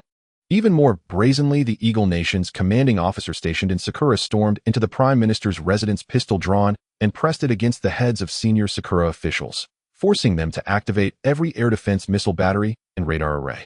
Though such defenses were against Longwa little more than symbolic, had they possessed a status panel, it would have displayed. Their technology is divine to us. Their military might is divine to us. Yet they still sought to bind the entire Sakura nation to the Eagle Nation's war chariot, betting that Longwo would dare not cross the red line. Trapped between two titans, the Sakura nation dared not move. Sakura nation desperate. Desperate. Desperate. Desperate. Desperate. Desperate. I am weeping. Longwo Titan Engineering Bureau. Report to the Director General. The 48-hour deadline has expired. Reconnaissance satellites confirm Eagle Nation's naval and air bases in Sakura show no signs of withdrawal. In fact, they have activated maximum air defense alerts preparing for last-stand resistance. The intelligence officer's voice echoed through the vast command hall. By now, the Titan Engineering Bureau had become one of Longwo's most pivotal institutions. And Ban Zhangwo, its director, had risen accordingly in stature. Hearing this news, Ban Zhangwo did not grow angry. Instead, he exchanged a knowing glance with several veteran commanders of the Longwo military. In the next instant, these normally austere, unsmiling marshals simultaneously clapped their hands and burst into thunderous laughter. Ha! Excellent! Excellent! This last-stand resistance. According to our assessment, they are as insignificant to us as ants beneath a boot. Ha! I was actually worried they'd simply skulk away with tails between their legs, robbing us of the righteous cause to settle old scores in blood. These young pups truly dared to thrust their faces forward for us to strike. Ha ha ha ha! Splendid! Director Ban, this is truly a heaven-sent opportunity. A single arrow piercing two targets. Ban Zhangwo's lips curled upward, his eyes alight with unmasked elation. A place in the annals of history, secured. To truly establish Longwo's global hegemony in this transcendent era, mere border patrols and verbal warnings would suffice no longer. The old hegemon's spine must be shattered, inch by inch, in full view of the world. Moreover, this moment presented the perfect opportunity to resolve long-standing historical grievances. At the thought of what lay ahead, the assembled officers could not suppress their smiles. Yet behind those smiles lay icy, unyielding resolve. Issue my order. The marshal's mirth vanished in an instant. With a sharp, decisive sweep of his arm, his voice rang out, firm, resonant, unassailable. Since the Eagle Nation and the Sakura Nation refuse to accept grace, grant them retribution. Mechanized Special Warfare Battalion. Deploy 36 units of the Longyuan 01 models. Conduct transoceanic assault. Deliver celestial justice. Target all Eagle Nation military bases in Sakura, refusing to withdraw. No prisoners. No warnings. All who resist, fortifications and personnel alike, are to be eliminated on-site, physically erased. Yes, sir. Sakura Nation. Piercing air raid sirens wailed hysterically across the base. Thousands of Eagle Nation soldiers, fully armed and armored, crouched behind thick, reinforced concrete bunkers, gripping their rifles with trembling hands, bodies shaking uncontrollably. Every surface-to-air missile battery tilted skyward, locking onto the high-altitude sector on radar. It's coming. They're really coming. A radar operator stared in despair at the screen, where 36 crimson dots plummeted vertically at astonishing speed. Boom! The sky seemed to tear apart. 36 obsidian-black steel behemoths descended, not deigning to acknowledge the feeble radar locks of the anti-air missiles. Their dorsal thrusters ignited at full power, like 36 meteors trailing incandescent crimson wakes, as they brutally smashed through the base's energy-based air defense net. Crunch. Shatter. The earth convulsed. 36 colossal meteor craters gouged the base's surface. Before the dust had settled, 36 8-meter-tall Longyuan mechs rose slowly, steadily to their full height. Inside each cockpit, 36 elite warriors, top-tier players from the Great Wall Watch Guild, burned with exhilarated fervor. Brothers, the High Command has spoken. Eliminate all who resist. Today at last we fight for real. Invincible. Decapitate 10,000 troops. The pilot of Unit 1, eyes blazing crimson, wrenched free the 4-meter-long thermal battle axe mounted on his mech's back, a weapon radiating searing light. The mech roared, a bone-chilling guttural howl, as its engines surged. For Longwo kill? Blood-surging 36 pilots hurled their machines forward, fueled by towering wrath, like 36 primordial beasts bursting from their cages, shattering the base's main gate in a single deafening impact. They could have landed directly inside the base, but they chose not to. They marched through the front gate. That was Longwo's ancient, unbroken tradition. When delivering justice, one enters through the door. Bang! A 3-meter-thick alloy gate exploded outward, fluttering like paper deep into the base interior. Receive your punishment, you wretches. Unit 1's pilot raised his thermal axe high, ready to unleash slaughter, then froze mid-motion as if choked, halting his mech dead in place.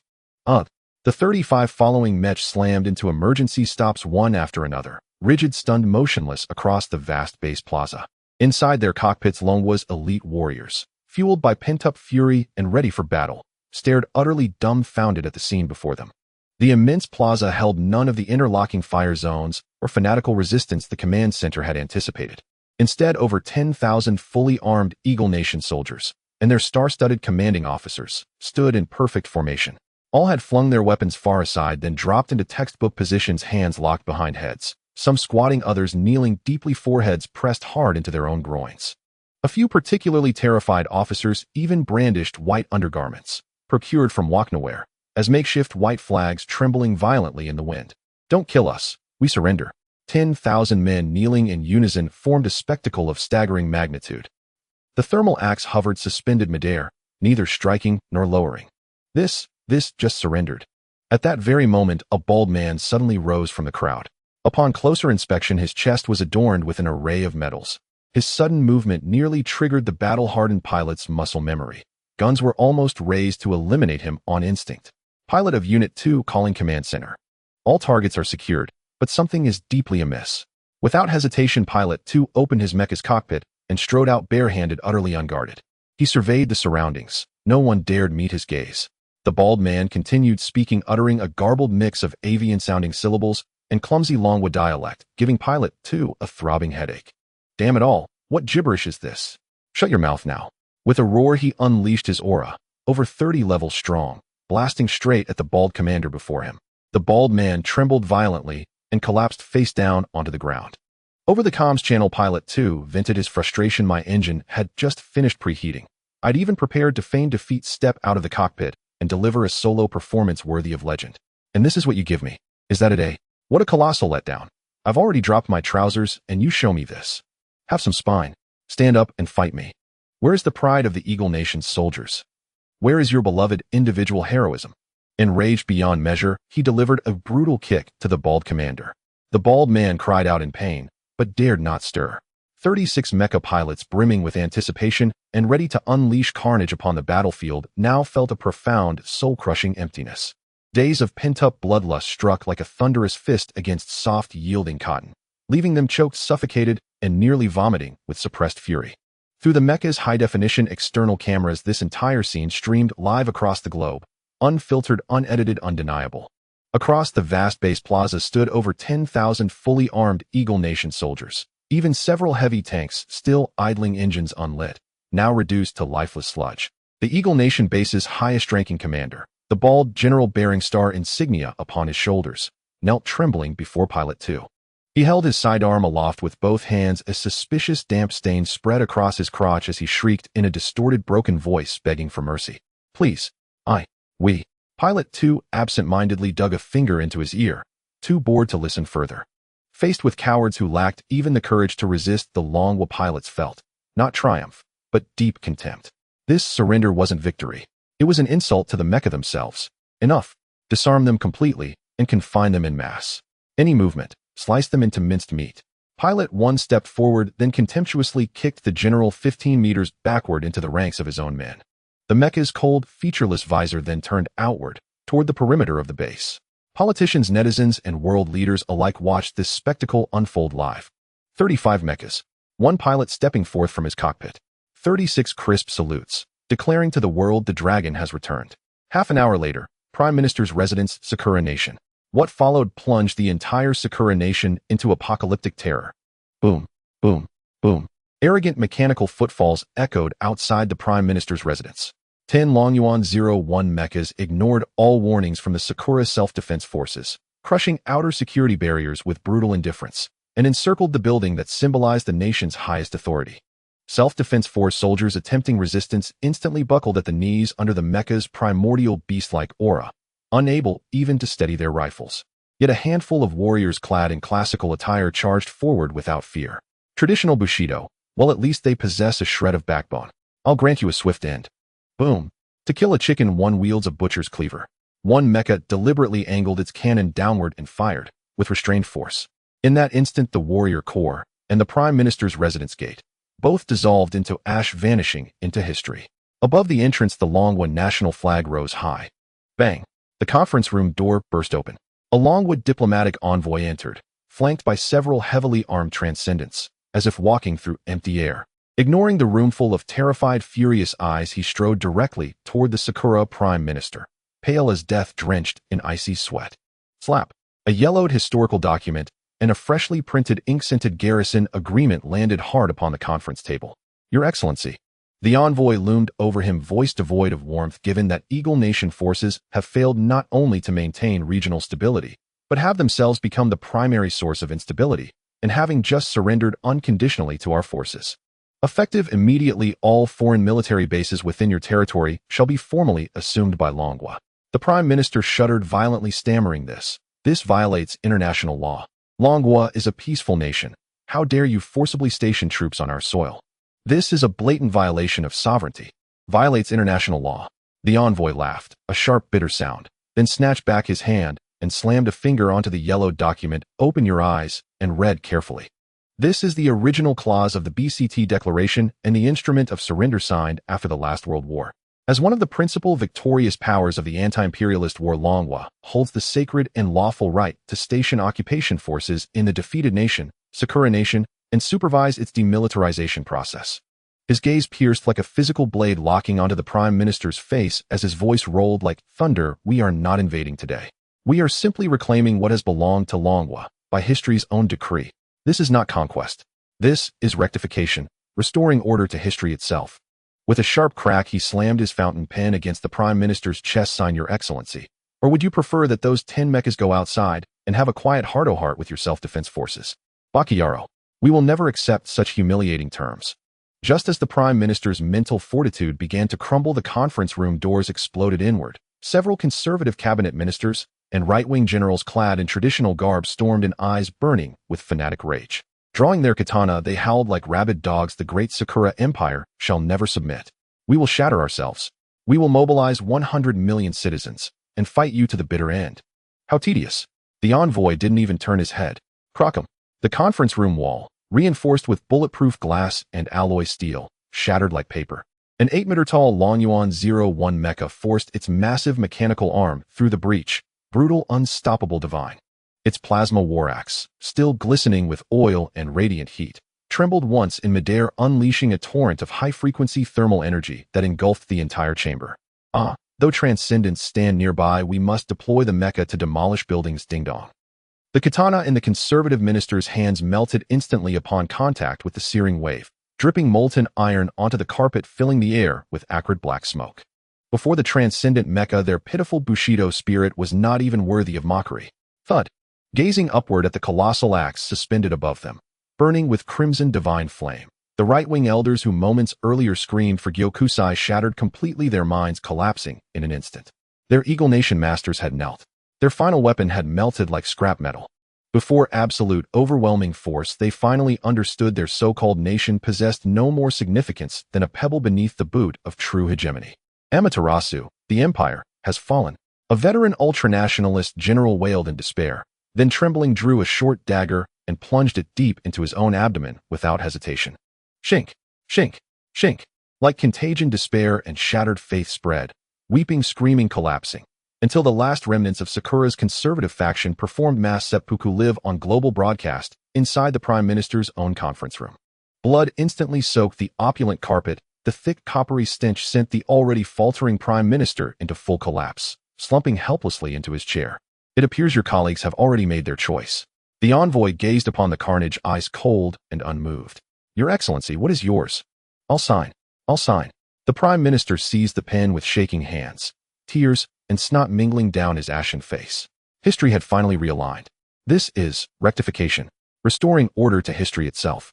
In the deepest recesses of the imperial palace of Sakura Nation, cold sweat poured relentlessly from the brow of its highest sovereign. Within this palace, symbol of imperial authority and self-proclaimed eternal unbroken lineage, the current Earth sovereign stared rigidly at a holographic screen before him.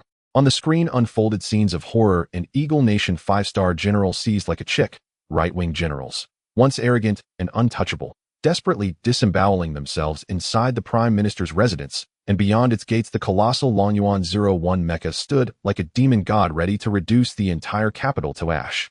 Your Majesty, outside, the skies above the Imperial Palace are already locked onto by Longwa's mechas. A senior internal affairs official tumbled into the inner chamber, his voice cracking with unrestrained despair.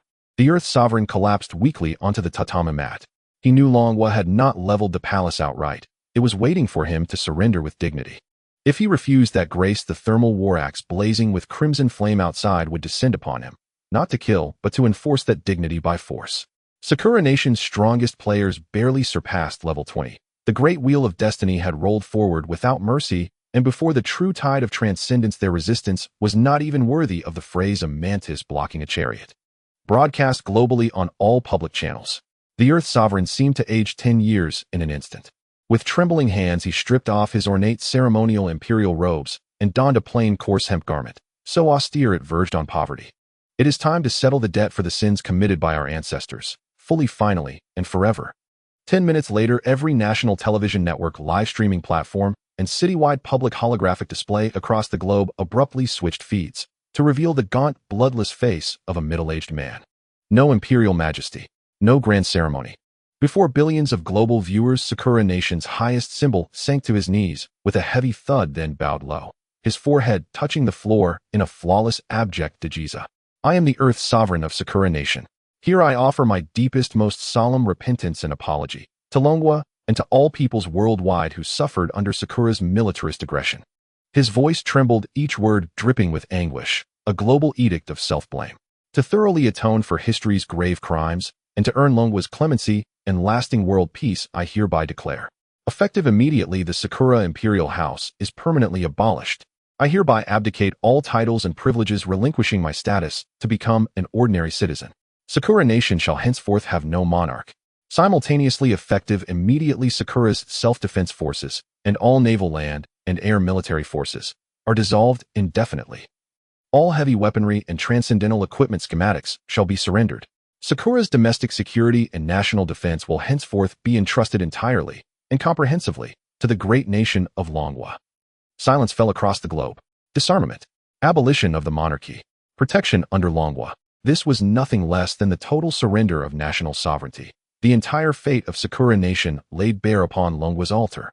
Behind the Earth Sovereign, his princes knelt in drooling stupor, vacanted and bewildered, merely mimicking their father's prostrations. Why do the descendants of this Earth Sovereign all behave like this? Are they all feeble-minded products of generations of incestuous marriage? A Longhua delegation head rubbed his temples wryly, their grotesque demeanor slightly undermining the scene's solemnity. Yet Longhua's reckoning with Sakura had only just begun. Outside the infamous Shinsha Shrine, a vast notorious edifice enshrining countless war criminals, just beyond the Imperial Palace grounds, 3 long Yuan mechas stood like divine sentinels beneath the night sky. Beneath their towering shadows, Sakura's entire incumbent cabinet stood in a single line. Expressionless Longhua special operatives thrust burning torches into the trembling hands of these high-ranking officials. Burn the trash you yourselves enshrined. The Longhua squad commander's voice crackled coldly over comms. Let any hand tremble, even once, and I'll have the mecha sever it. The Prime Minister closed his eyes. Humiliated tears traced his cheeks. Then, leading the way, he raised his torch and shuffled forward, trembling, toward the shrine's wooden main hall and cast the flame within. Boom! The shrine, witness to decades of militarist frenzy soaked in blood, erupted instantly into a roaring inferno. Beyond the shrine, on the mountain behind, dozens of heavy excavators roared through the night under blinding floodlights. The graves of war criminals, whose historic atrocities stained the annals of humanity, were violently unearthed overnight. Tombstones were crushed to dust beneath tank treads, desecrated ashes and spirit tablets dumped straight into sewers and landfills. This fire of reckoning burned fiercely across the capital's night sky for a full day and night. Flames painted half the heavens crimson, a silent tribute to Longhua's fallen heroes. Diplomats had no time to admire the spectacle. Amidst the blaze, they debated fiercely over next steps. Only the soldiers stood in solemn silence. Do you see, ancestors?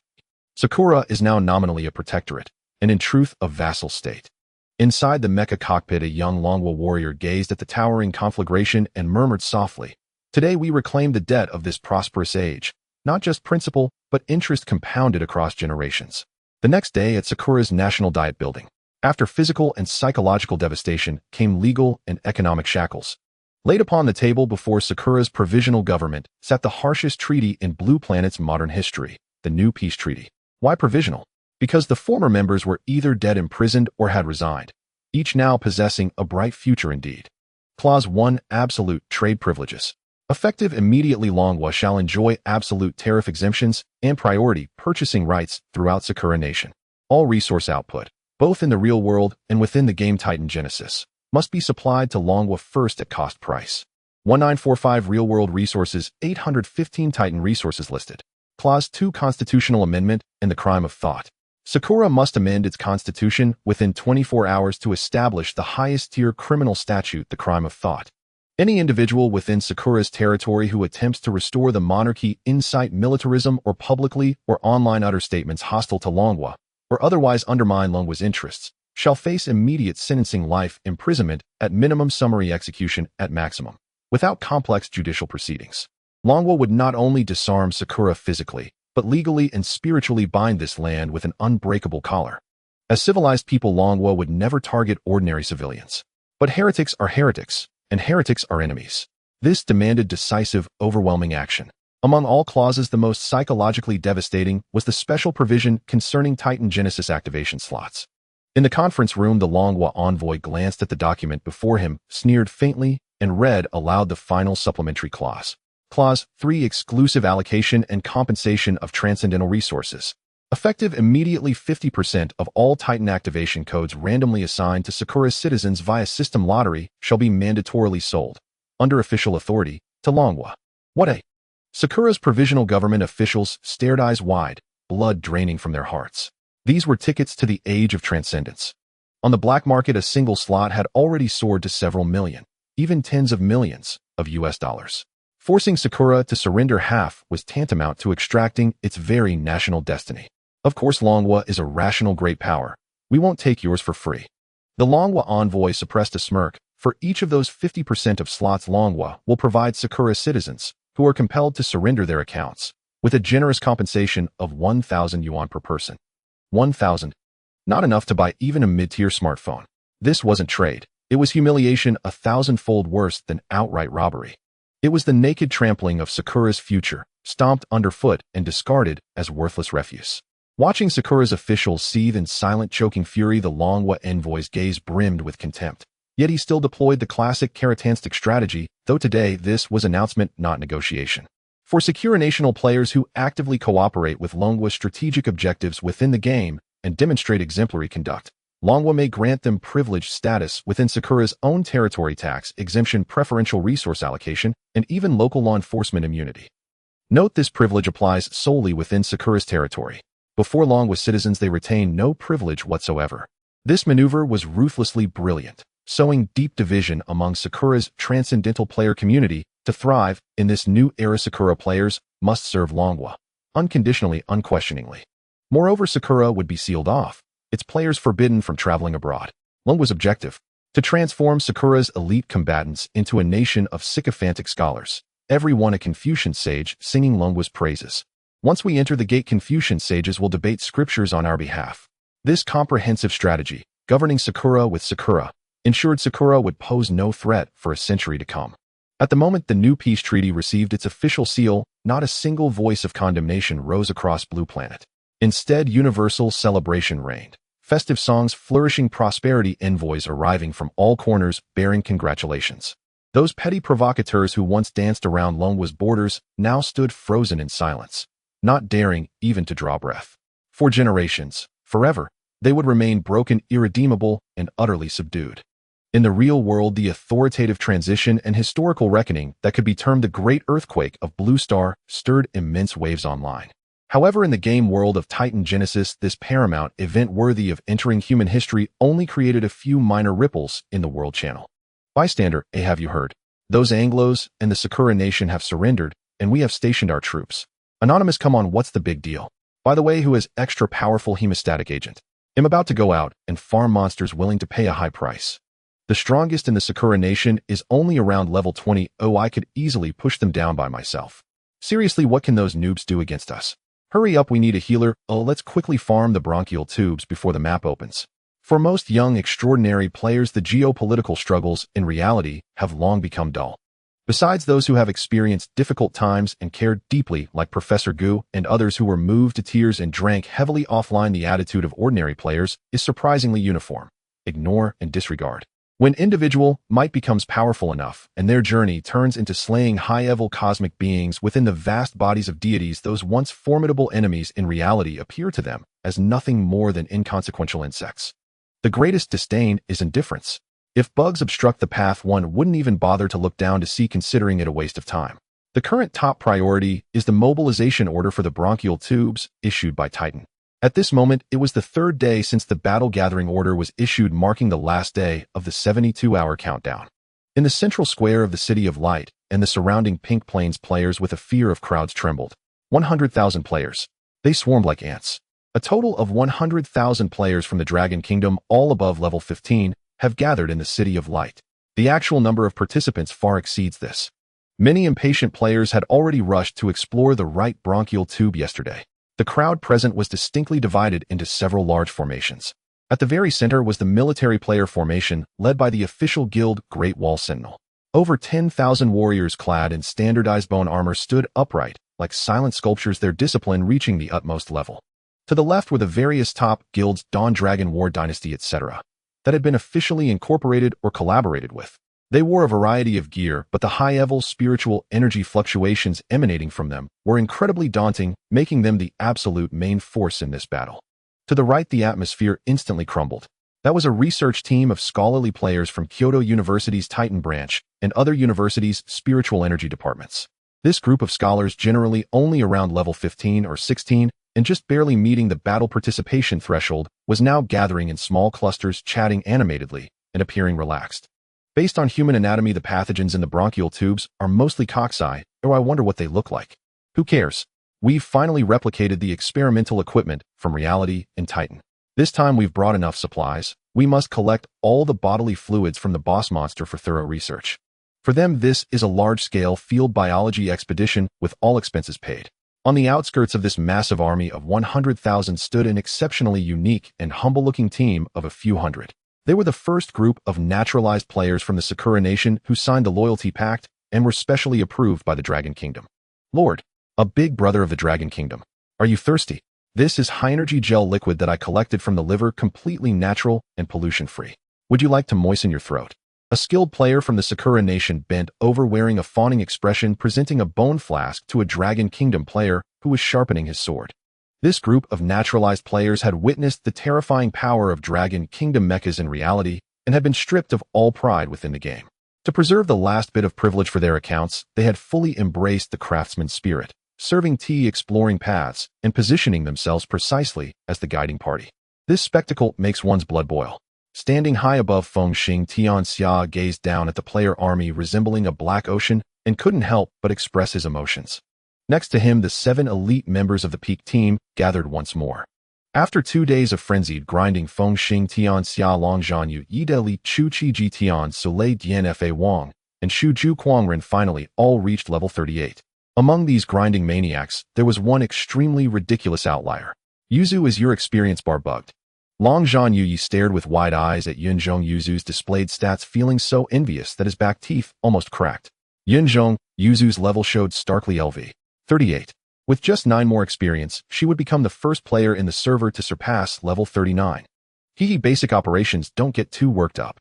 Yunzhong Yuzu spun around proudly, her staff radiating a rich green light of life. You guys have no idea how my past 2 days have been. Since returning, Yunzhong Yuzu hadn't gone anywhere but blended into the Legion in the City of Light. With the effect of Whale's breath, the healing turned into rapid experience gain. 100,000 players. How much blood do you think gets lost from those 100,000 every day? As long as Yunzhong Yuzu threw a few large area healing spells and Rain of Life into the crowd, the terrifying healing overflow would be converted into a continuous stream of experience flowing back into her. She didn't even touch a monster, relying solely on healing others to push her experience bar to an overwhelmingly leading position. This is the true value of the unique divine passive in the entire server. Shu Ju Kuangren sighed. In large-scale army battles, Yuzu is like a ruthless mobile healing station. Once the battle starts, she'll probably level up to 39 in 10 minutes. Alright, enough chit-chat. Feng Xing Tianxia restrained his smile, his gaze fixed on the mission panel. Mobilization countdown 00003. Buzz. At this moment, a grand golden pillar of light suddenly descended from the sky above the City of Light. That was the total attack signal issued by Titan's will. Immediately after the official commander Great Wall No. One strode onto the command platform, pointing towards the sky. All troops heed my command. Target right bronchial tube. No matter what level the boss occupying the front line is, or how thick the affliction is. Use your swords and magic, unleash our unlimited firepower, and forcibly carve a path for Titan. Onward. It's been a long time since we fought a world team battle charge. 100,000 extraordinary players let out a deafening roar. The roars of various pets, the rumbling of mecha engines, and the soaring magical brilliance instantly ignited the entire area. A magnificent torrent of steel and flesh surged fiercely towards the deepest malignant tumor in the lungs. All troops charge. Outside the bronchus of the right lower lobe of the lung. Were anyone to gaze upon this vast plain from the perspective of a Titan, they would surely tremble at the sight before them. Humans. A sea of humanity, endless, boundless, stretching across hill and valley. As the Titan's divine edict countdown reached 0, over 1 million eligible players from across the server surged forward like a black tide, completely filling the entrance to the bronchus of the right lower lobe. This overwhelming density was confined solely to the terminal stations of several crimson avenues for long-distance movement required traversing the Titan's vascular network. Within the godly organ, measured in light years, the assembly of over 1 million players finally imbued this desolate microcosm with a faint palpable sense of crowdedness. Among this vast host of 1 million, the most striking and undisputedly dominant force was the Dragon Nation's main legion positioned at the center. Over 500,000 Dragon Nation players coalesced into an immovable great wall. At its vanguard stood thousands of elite warriors, each exceeding level 30, clad in top-tier gear. Every one had awakened third-tier talents, granting them overwhelming combat superiority, capable of crushing all others without contest. Behind them marched disciplined military-aligned players, elite guild contingents bearing superior armaments, and eager researchers and independent players alike. Standing shoulder to shoulder, these 500,000 warriors exuded an aura of ruthless, chilling lethality. 100 million kilometers away, at another entrance to the bronchus of the right lower lobe. The right lower lobe possessed multiple vascular connections. Entry was not restricted to a single point. In stark contrast to the Dragon Nation's unstoppable advance, Western players from nations historically at odds with the Dragon Nation now acted with conspicuous caution. Major guilds, including Eagle Nation's Wings of Liberty and Gaul's Fleur-de-Lis, led their assembled tens of thousands along an entirely separate divergent branch path, acting in perfect unspoken accord. Damn it, how dare the Dragon Nation field thousands of level 30 elites, while our entire Eagle Nation boasts fewer than 10. Not a single native-born player, not one. All are naturalized. Senator Smith, embedded deep within the formation, watched the Dragon Nation's fervent forum discussions with burning envy and utter helplessness.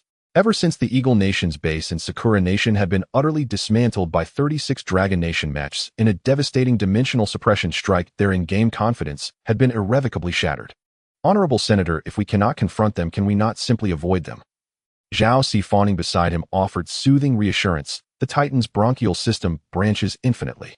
The entrance we occupy lies so astronomically distant from the Dragon Nation's main force that even measuring the gap numerically is meaningless. Even if they wish to casually eliminate us, they'd need days just to arrive. Casually eliminate. His words only inflamed Senator Smith's fury further. Zhao Si hurriedly bowed in apology, but inwardly remained unmoved.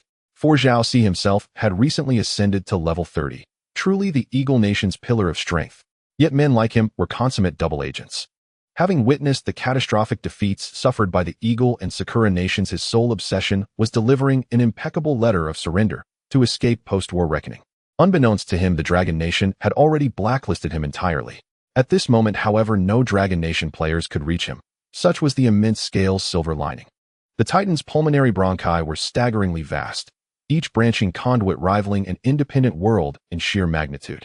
Western factions, including the Eagle Nation, wisely chose alternate routes, deliberately avoiding any convergence with the Dragon Nation's main force, for should conflict erupt, the chasm between their forces was so absolute that a single AoE barrage from the Dragon Nation's few thousand level 30 masters would reduce their entire novice host to ash. Command of the Eagle Nation remained in the hands of its original leadership, with Donnie occupying the central position. We will not compete for the same path. We shall clear the monsters along this branch. Donnie bellowed this humiliating strategic directive. In reality, he had already declared a state of wartime emergency, seeking to shore up his own authority. But how long could he retain his Grand Commander title? And how many loyal followers would still answer his call?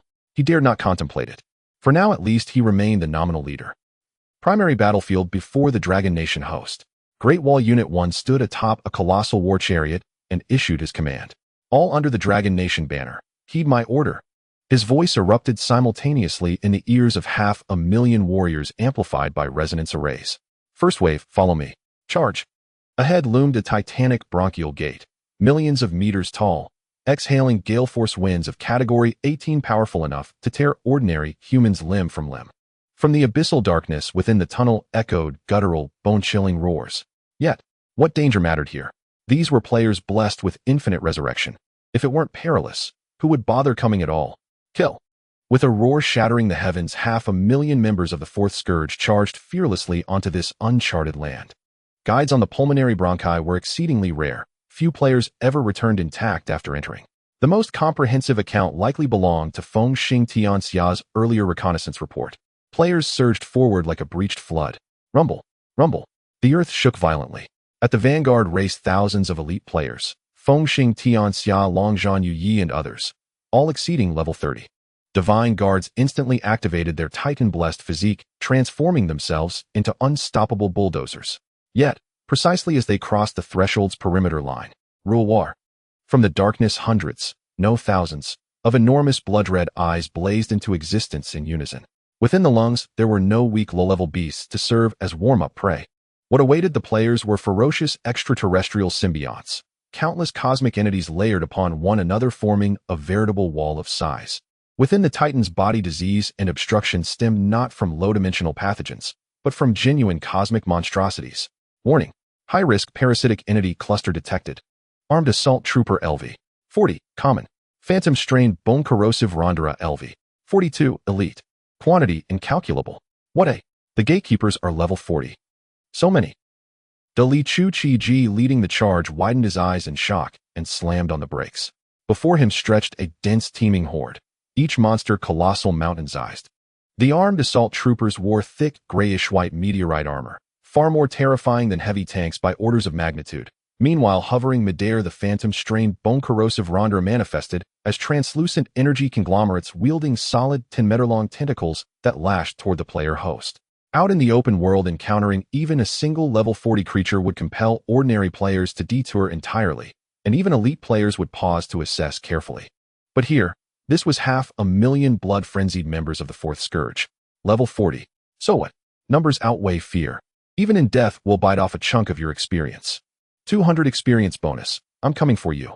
Shield guards. Form up. Hold the first wave of impact. The horde of level 40 monsters crashed violently into each other. Countless white bards and low-level armors shattered upon contact with the immense force of the armed rampager, as the frontline players fell like wheat, turning into beams of white light upon their demise. Don't be afraid of death. The resurrection point is right behind. Use your lives to fill the gaps. There are hundreds of resurrection points. I'm still healing. What are you waiting for? The mage team. Covering fire. Spend all your mana. I brought plenty of blue slimes. Don't hesitate. In an instant, tens of thousands of lightning bolts, photon beams, pure psychic energy impacts, and toxic waves descended like a meteor shower, crashing violently into the monster horde over the heads of the frontline warriors. Spells raining down.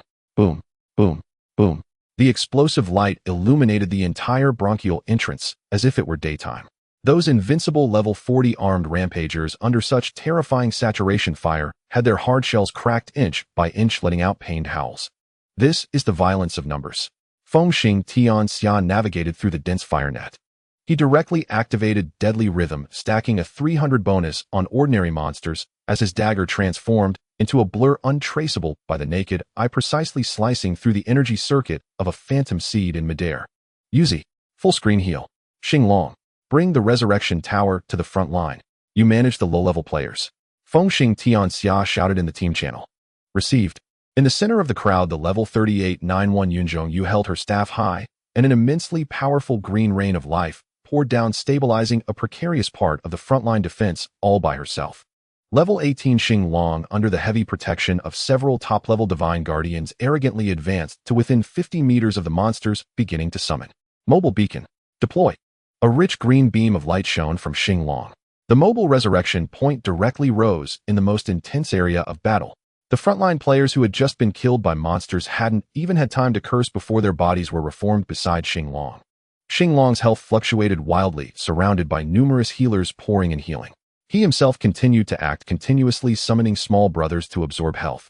Moreover, he temporarily could not resurrect players above level 30, as that would drain him completely. Awesome, I'm back. Monsters die. The newly resurrected players didn't even bother to repair their gear, picking up broken swords from the ground and charging forward with a shout. This is a meat grinder. Chong Yihao, commanding from the rear, clenched his fists, watching the brutal, yet blood-pumping scene, truly wanting to abandon command and resource allocation to rush in and deal a few blows. At the very front of the battlefield, every second hundreds and thousands of steel barriers were torn apart by monsters, with headstrong furious beasts being ripped apart, and all sorts of bizarre job changes of divine guardians being shattered every second. Even the phantom seeds, elusive and ghostly, could directly inflict heavy damage on the backline mages and healers. But with the green light of Xinglong's mobile beacon flashing wildly, the fallen players, even without finishing their curses, sprang back to life and charged back to the front line. I'm out of mana. Not long after the battle began, Xinglong was numb. He didn't dare to stop swallowing. His health bar was a bit unruly. 23, 69, 91, 35. Each time he barely managed to recover, he had to resurrect a headstrong frontline player. Damn it, take it easy. Is this a challenge for me? Xinglong cursed vehemently. On the other side of the battlefield were lacking healers. The left flank's health line has collapsed. Bring a big-chested healer. The backline life sages don't single target. Throw group heals with your eyes closed. Can't you play? This monster's AoE damage is too high. Amidst the thunderous sounds of battle, Yunjong stood on a platform hastily constructed from battle vehicle wreckage, her eyes shimmering with utmost excitement. You want healing? Have as much as you need. Yunjong raised her hands high, emitting a rich aura of life from her premium staff as the spiritual energy within her surged forth like a flood. Rain of Life group. Under the enhancements of life forged the Whisper of the Great Whale and other passives, her healing capacity was terrifyingly immense. Boom. A visible green wave of psychic energy expanded from her, shaking the battlefield within a radius of hundreds of meters. Immediately, the green healing rain fell like spring's gentle touch, precisely landing on every wounded player. 3,000, 4,500, 2,800. The above are for the high-level divine guardians. Their health stabilized instantly. 666. This is for the low-level players, enough to fill them completely. In this super large-scale meat grinder, where tens of thousands of players were simultaneously losing health, the benefits of group healing skills were amplified to the extreme. If it were an ordinary life sage, this extreme burst would be enough to drain all their mana. They would have to wait for the blue slime army to recover mana, or for somebody from the book to summon the light energy priest to collectively recover mana. But Yunjong was different. She possessed a hidden passive granted by the ancient people, the Whisper of the Great Whale. Each time she performed an effective heal, she would gain an extremely tiny yet real experience feedback. What if multiplied by tens of thousands? That would be an absolutely terrifying tsunami of experience. Just as Yunjong unleashed several AoE skills, causing a dense mass of green healing numbers to rise along the battle line stretched for dozens of kilometers, her experience bar shot up at a visibly rapid pace, like a rocket reaching its peak. Whoosh! A dazzling golden light shot up from Yunjong, reaching the heavens. Server announcement: congratulations to player Yunjong for breaking through to level 39. Damn, is there any justice? We're up front risking our lives against monsters, and she stands back there waving a stick and becomes the #1 in the entire server. As Long Zhan Yi collided with the armed rampager, he felt tears welling up from the bitterness. This is the value of a team healer. Nearby Fengxing Tianxia, as the Phantom Blade, could only bitterly cut down one monster at a time. No matter how fast he was, his efficiency was still average. Looking back at Yunjong, who seemed like a descending deity, he couldn't help but let out a bitter smile.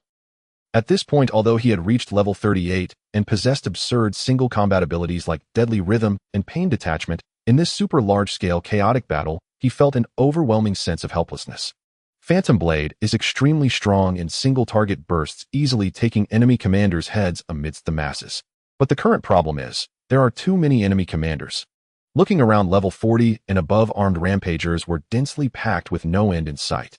He transformed into a black lightning, crazily darting through the monster horde. One-shot kill. Whoosh. Teleport, and another one-shot kill. Fengxing Tianxia's efficiency was undeniably high, almost managing to kill a high-level monster every few seconds. But in a battlefield of this scale, even if he killed 10 monsters per second, it would be of no avail. This was not a stage for assassins. This was a carnival for mages and area damage professions. Assassin team, temporarily retract the line, fall back. Don't block the view at the front. Find the gaps and let the mages and meat shields take position. With Commander Chang Cheng, Yihao's order, thousands of single-target DPS assassins had no choice but to retreat to the second line, starting to clear out the stragglers and protect the healers. And taking over the main battlefield were those heavy hitters. Hey, kids, we're coming. Thunderlord formation. Prepare the array. The King of Lightning stood at the forefront of 1,000 high-level lightning mages, his eyes completely transformed into a brilliant blue, his entire body entwined with menacing high-voltage arcs. After extensive research and discussions at the Titan Research Institute of the Dragon Kingdom, they discovered that the lightning of the Thunderlord was powered by physical electricity, driven by spiritual energy. In other words, the electrical theories of Blue Star could be applied to some extent. Thus, they decided to undertake an immensely daring task, to connect the arcs of the Thunderlord together. As the strongest level 38 Thunderlord in the entire server, possessing second-tier talents Mental Threshold Lock and Energy Resonance, along with third-tier talents Energy Affinity, Energy Devouring, and Reality Anchor, the King of Lightning was undoubtedly the best energy hub. For this, he had even been forced to study electrical concepts for a long time. Ready. At this moment, the King of Lightning felt somewhat uncertain. But looking at the endless tide of monsters ahead, he hardened his gaze and gritted his teeth. This shot will deplete me to face a war of millions. Damn it, let's do it. Don't randomly cast skills. Pay attention to the allies around you. All Thunderlords, direct your lightning towards your teammates and connect together. The lower levels upstream, the higher levels downstream. Control the spiritual energy while it don't get electrocuted by your teammates. The potential difference in a series circuit can accumulate. Try to use single target spells to lock all energy onto nearby companions. Damn it, who the hell is using Chain Lightning and Plasma Storm? You will be penalized if you go out. The King of Lightning cursed loudly, realizing it was a stray player who had mistakenly entered the official formation, and waved his hand dismissively. Boom. Tens of thousands of Thunderlords raised their staffs simultaneously. At that moment, the dim and oppressive sky above their lungs seemed to be torn apart. Countless thick blue lightning bolts carrying an aura of destruction violently struck their teammates. Strike, my dear teammates. The Thunderlords gritted their teeth and activated their spiritual energy sequence Titan talent to withstand the onslaught. 1, 10, 100. When connected to 1,000 Thunderlords, even if the lightning did not pass through his body, but was merely guided by his spiritual energy, it was still hard to bear. The mere overflow of electrical energy was enough to make even a level 30 player with a robust physique tremble all over. Before the King of Lightning, the last one, a level 37 Thunderlord, was already trembling all over, unable to articulate his words. King of Lightning grinned, wickedly activating all passives. As soon as he received that surge of strong electricity, he trembled uncontrollably. In the distance, Feng Xing Tian Xia watched in amazement. Oh wow. Feeling the violent surge of spiritual energy, all monsters crazily attempted to rush over. Divine Guards. Hold on for a moment. Countless players strategically shrank back, tightly guarding in front of the King of Lightning, waiting for him to unleash his ultimate move. King of Lightning rolled his eyes, but still found his target amidst the vast sea of monsters. Armored Assaulter. The acidic liquid on their surfaces was the best electrolyte, the best conductive medium. Let it rip. The Divine Guards quickly stepped aside, their expressions tense, fearing to be caught in the crossfire. This strike will be insane. Buzz, buzz, buzz, buzz, buzz. When the current reached a certain intensity, the extremely high frequency caused all nearby players to temporarily go deaf, only able to hear the buzzing sound. The heavens and earth changed color. The overwhelming current beam resembled a super electromagnetic cannon. This strike pierced through the stars. The terrifying might of high-voltage lightning instantly broke through all armored assaulters in its path. Not even a scream could be uttered before they were annihilated. The current surged like it was in a no man's land, instantly triggering the energy circuits within those ghost seeds in midair, causing a spectacular chain explosion. A blue lightning net intertwined into a sea of death, with thousands of monsters convulsing violently and carbonizing in the lightning glow. A vacuum zone surprisingly appeared on the battlefield. What? You say some players also got blown up? So what? Awesome. This is the ultimate screen-clearing skill. The King of Lightning cackled madly. At this moment, his energy-devouring talent reached its peak, frantically absorbing the residual energy, dissipating on the battlefield, restoring him instantly from a near-death state. He transformed into an unending lightning launch tower. More. It's my turn, I want to play too. The stray teams watched the official army play like this, drooling with envy, hurriedly preparing to learn. However, without systematic learning, they were not skilled enough in spiritual energy manipulation and nearly blew themselves up. Stop it, bro, you're over there. Pick 9 lotus flowers. Don't let the lightning mage steal the show. We mental hackers are no pushovers. On the high platform at the back, Tian Su and Data Madman had sharp gazes. Behind them were thousands of mental hackers with eyes shimmering silver. Due to the vastness of the war scene, small teams did not hold an advantage. Thus, they often gathered a large number of players of the same profession into a formation to maximize their effectiveness.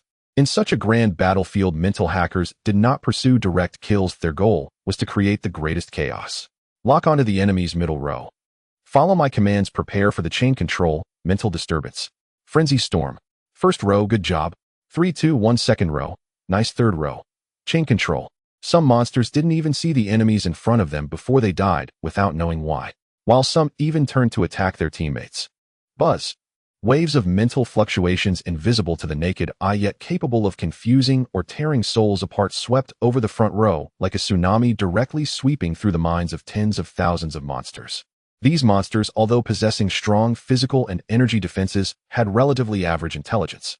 Under this all-pervasive mental intrusion, their low-level senses were instantly severed and distorted. The armored assaulters who had been charging forward just a second ago suddenly had their eyes turn blood red, letting out confused yet furious howls. Immediately after, they turned around, swinging their hard meteorite-armored claws fiercely at their nearby companions. Even some ghost seeds in midair under mental confusion unleashed wide-area skills directly onto the densely packed allied forces. Beautiful. They're fighting each other.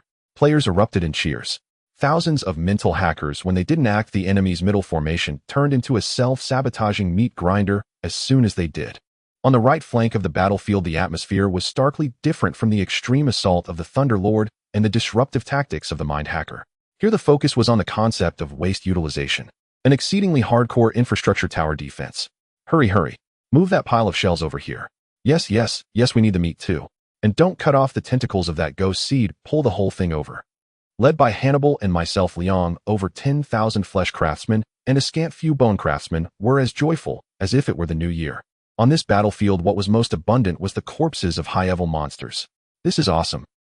This group of craftsmen players didn't need to charge into battle. They ran back and forth on the battlefield, gathering materials as they went, and then stood at the rear of the front line, transforming this epic battle into a game of Plants vs. Zombies. What does the first line of defense look like? Full of holes. Build me a wall. With a wave of his hand, Hannibal commanded countless craftsman players to spray into action. They mixed the remains of monsters on the ground, and within just a few minutes, a 20-meter, high, several kilometer-long flesh wall rose up from the plains. A wall alone isn't enough. We need to defend. Up the walls. Tower defense.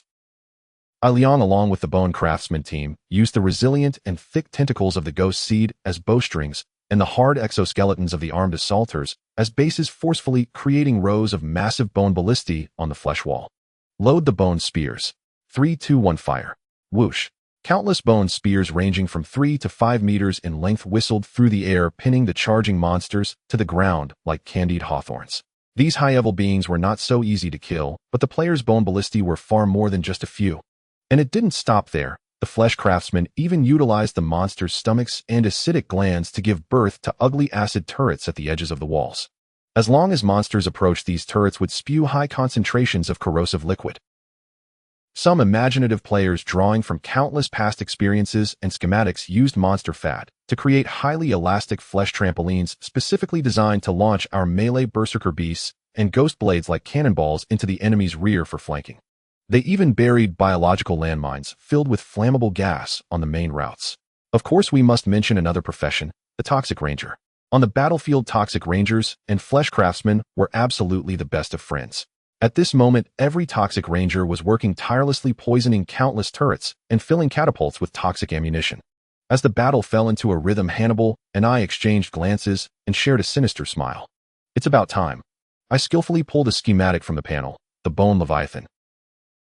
Indeed, Flesh Craftsmen could turn their DIY creations into schematics and skills. Once an invention succeeded, it could be mass-produced. Of course, given the level of darkness between the two of us, there was no way we could produce standardized items. This schematic was merely used as a blueprint. Activate. Stitch. Catalyze. Get moving. Accompanied by a sound of bone and flesh grinding that could make one's teeth ache, towering giant flesh-grinding war machines constructed entirely from the corpses of level 40 monsters rose from the ground. Combining the experience from the floating city, the front of the war machine featured a spinning drill. Its exterior was covered in bone spikes, and even had acid pipelines for loading ammunition. Countless pipeline lines intertwined, creating a chaotic beauty. Wiring. What is wiring? I'm just a layman, I can't understand your engineering talk. On the battlefield, practicality is the ultimate principle. Who says a shield machine can't be used in battle? The craftsman players jumped into the driver's cabin, pulled the control sticks, maneuvering these colossal machines studded with bone spikes and acid pipelines crashing through the city walls, scattering the enemy's charging formation. Activate, activate, activate, all systems go. Liang was extremely excited, cranking all the war machines' power to the maximum. Encounter an enemy. Just run them over. I thought those were speed bumps. In front of the flesh wall, the core position of the entire army was held by a steel legion that radiated a cold metallic sheen. That was the Dragon Kingdom's official Titan Fist mech division. Now the Dragon Kingdom's mech reserves in the game had reached nearly 1,000 units. The Titan Fist in the game is far beyond the replica of the Long Yuan in reality. These nearly 1,000 steel behemoths stood side by side, resembling an insurmountable wall of iron.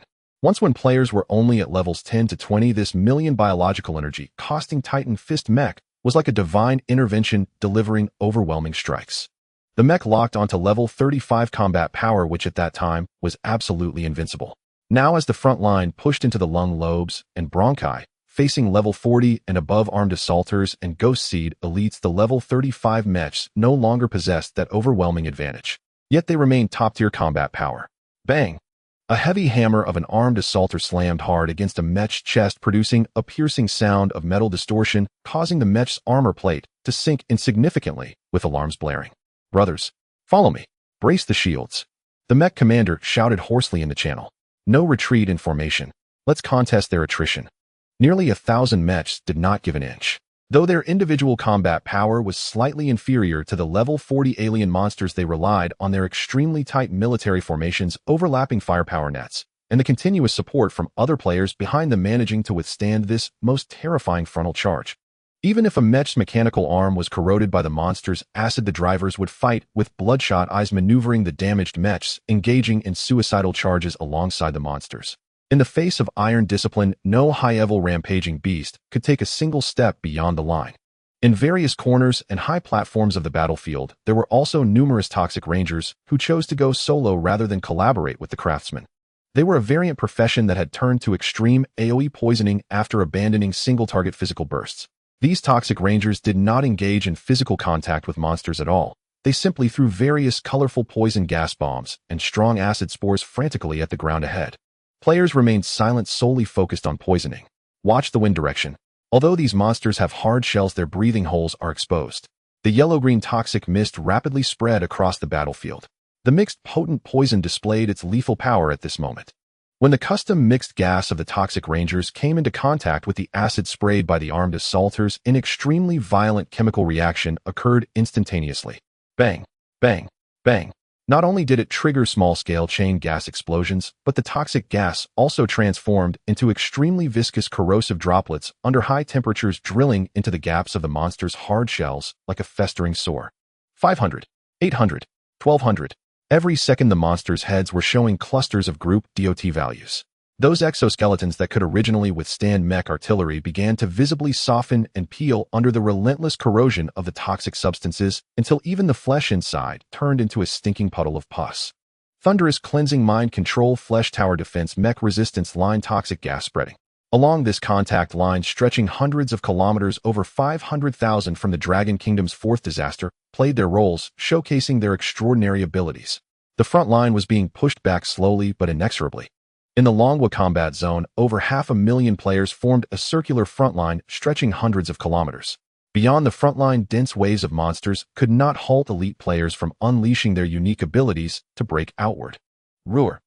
A towering battle-scarred armed assault strider LV. 41 armored in grotesque bony plating and standing dozens of meters tall, shattered a crumbling bone wall and charged forward with furious momentum toward a 5-player roaming squad of independent adventurers. Watch out. High-level players in the front line could only shout warnings backward. They dared not abandon their posts. Good luck to you. Such elite monsters deliberately placed among scattered low-tier players were a major source of battlefield casualties. Recall the Titan Mobilization Edict mandated assembly for all players above level 15, but imposed no ban on lower-level participants seeking opportunistic gains. Yet tens of thousands of inexperienced novices huddled together remained novices nonetheless. Even grievously wounded, these level 40 monsters could obliterate dozens, or even hundreds, of low-level players with a single wind-up charge. At this moment, however, the gravely injured armed assault strider encountered an uncommonly formidable opponent among roamers, the famed independent squad known as the Fried Chicken Beer Team. All 5 members stood at level 23. A 20-level gap would normally guarantee instant annihilation, but fortune favored them. Happy Chubby Hermit, wielding his staff, activated his ability. As one of the most eccentric support classes server-wide, the Energy Storage Guardian, he did not conjure conventional spirit energy shields, but instead projected a massive viscous mass of ultra-dense adipose tissue. It simultaneously fortified allies' resistance and encumbered foes, drastically impairing their agility. Plopped. The greasy mass surged into the frontline player's body, instantly inflating him into a rotund giant.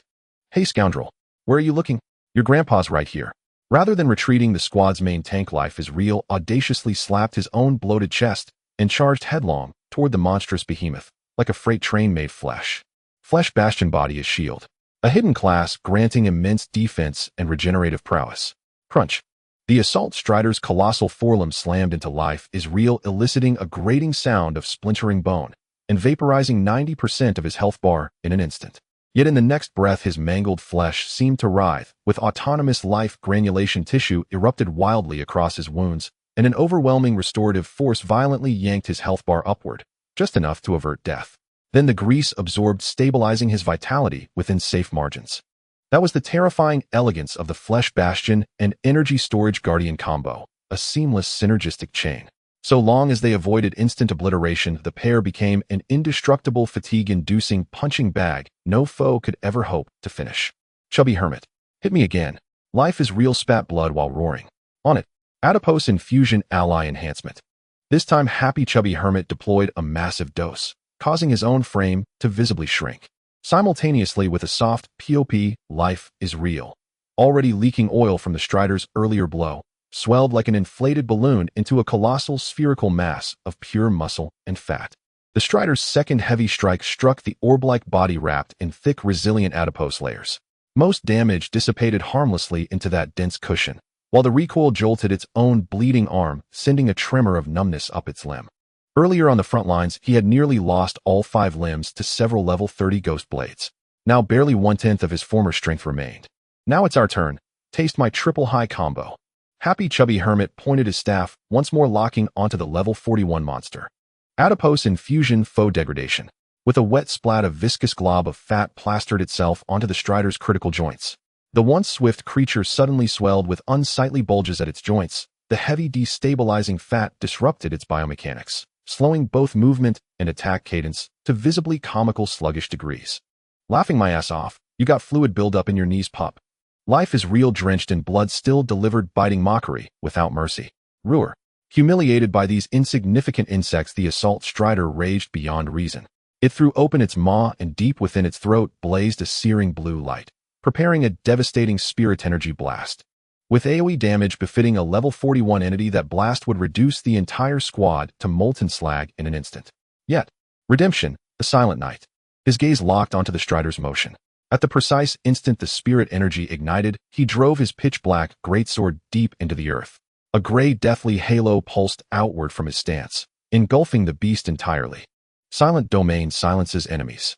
Though the level disparity strained the technique, fortune favored the caster. The target was already grievously wounded and faltering. Zzzt. The apocalyptic blue radiance in the strider's throat flickered twice, like a failing incandescent bulb, then died outright. Worse backlash sent acrid black smoke billowing from its throat, triggering violent coughs. Skill silenced. Spellcasting impossible. Brilliant. Captain, it's our turn now. Linzai the Gale Hunter ignited azure wind energy in his eyes. He thrust both palms forward. A violent micro-tornado coalesced beneath the monster, then compressed into a razor-straight, ethereal wind conduit aimed precisely at its vulnerable throat. You're the one. I choose you.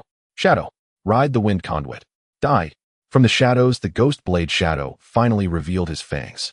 He leapt onto the wind conduit laid by Lin Zai. Wind magic acceleration fused with the assassin's innate burst velocity. Shadow's form carved a piercing sonic boom through the air, his speed for that fleeting moment matching that of elite ghost blades despite his mere level 23. In that instant, he broke the sound barrier. Riding that terrifying kinetic surge, he closed the distance upon the silenced, reeling armed assault strider and severed one of its already crumbling limbs with a flash of steel. Schlick!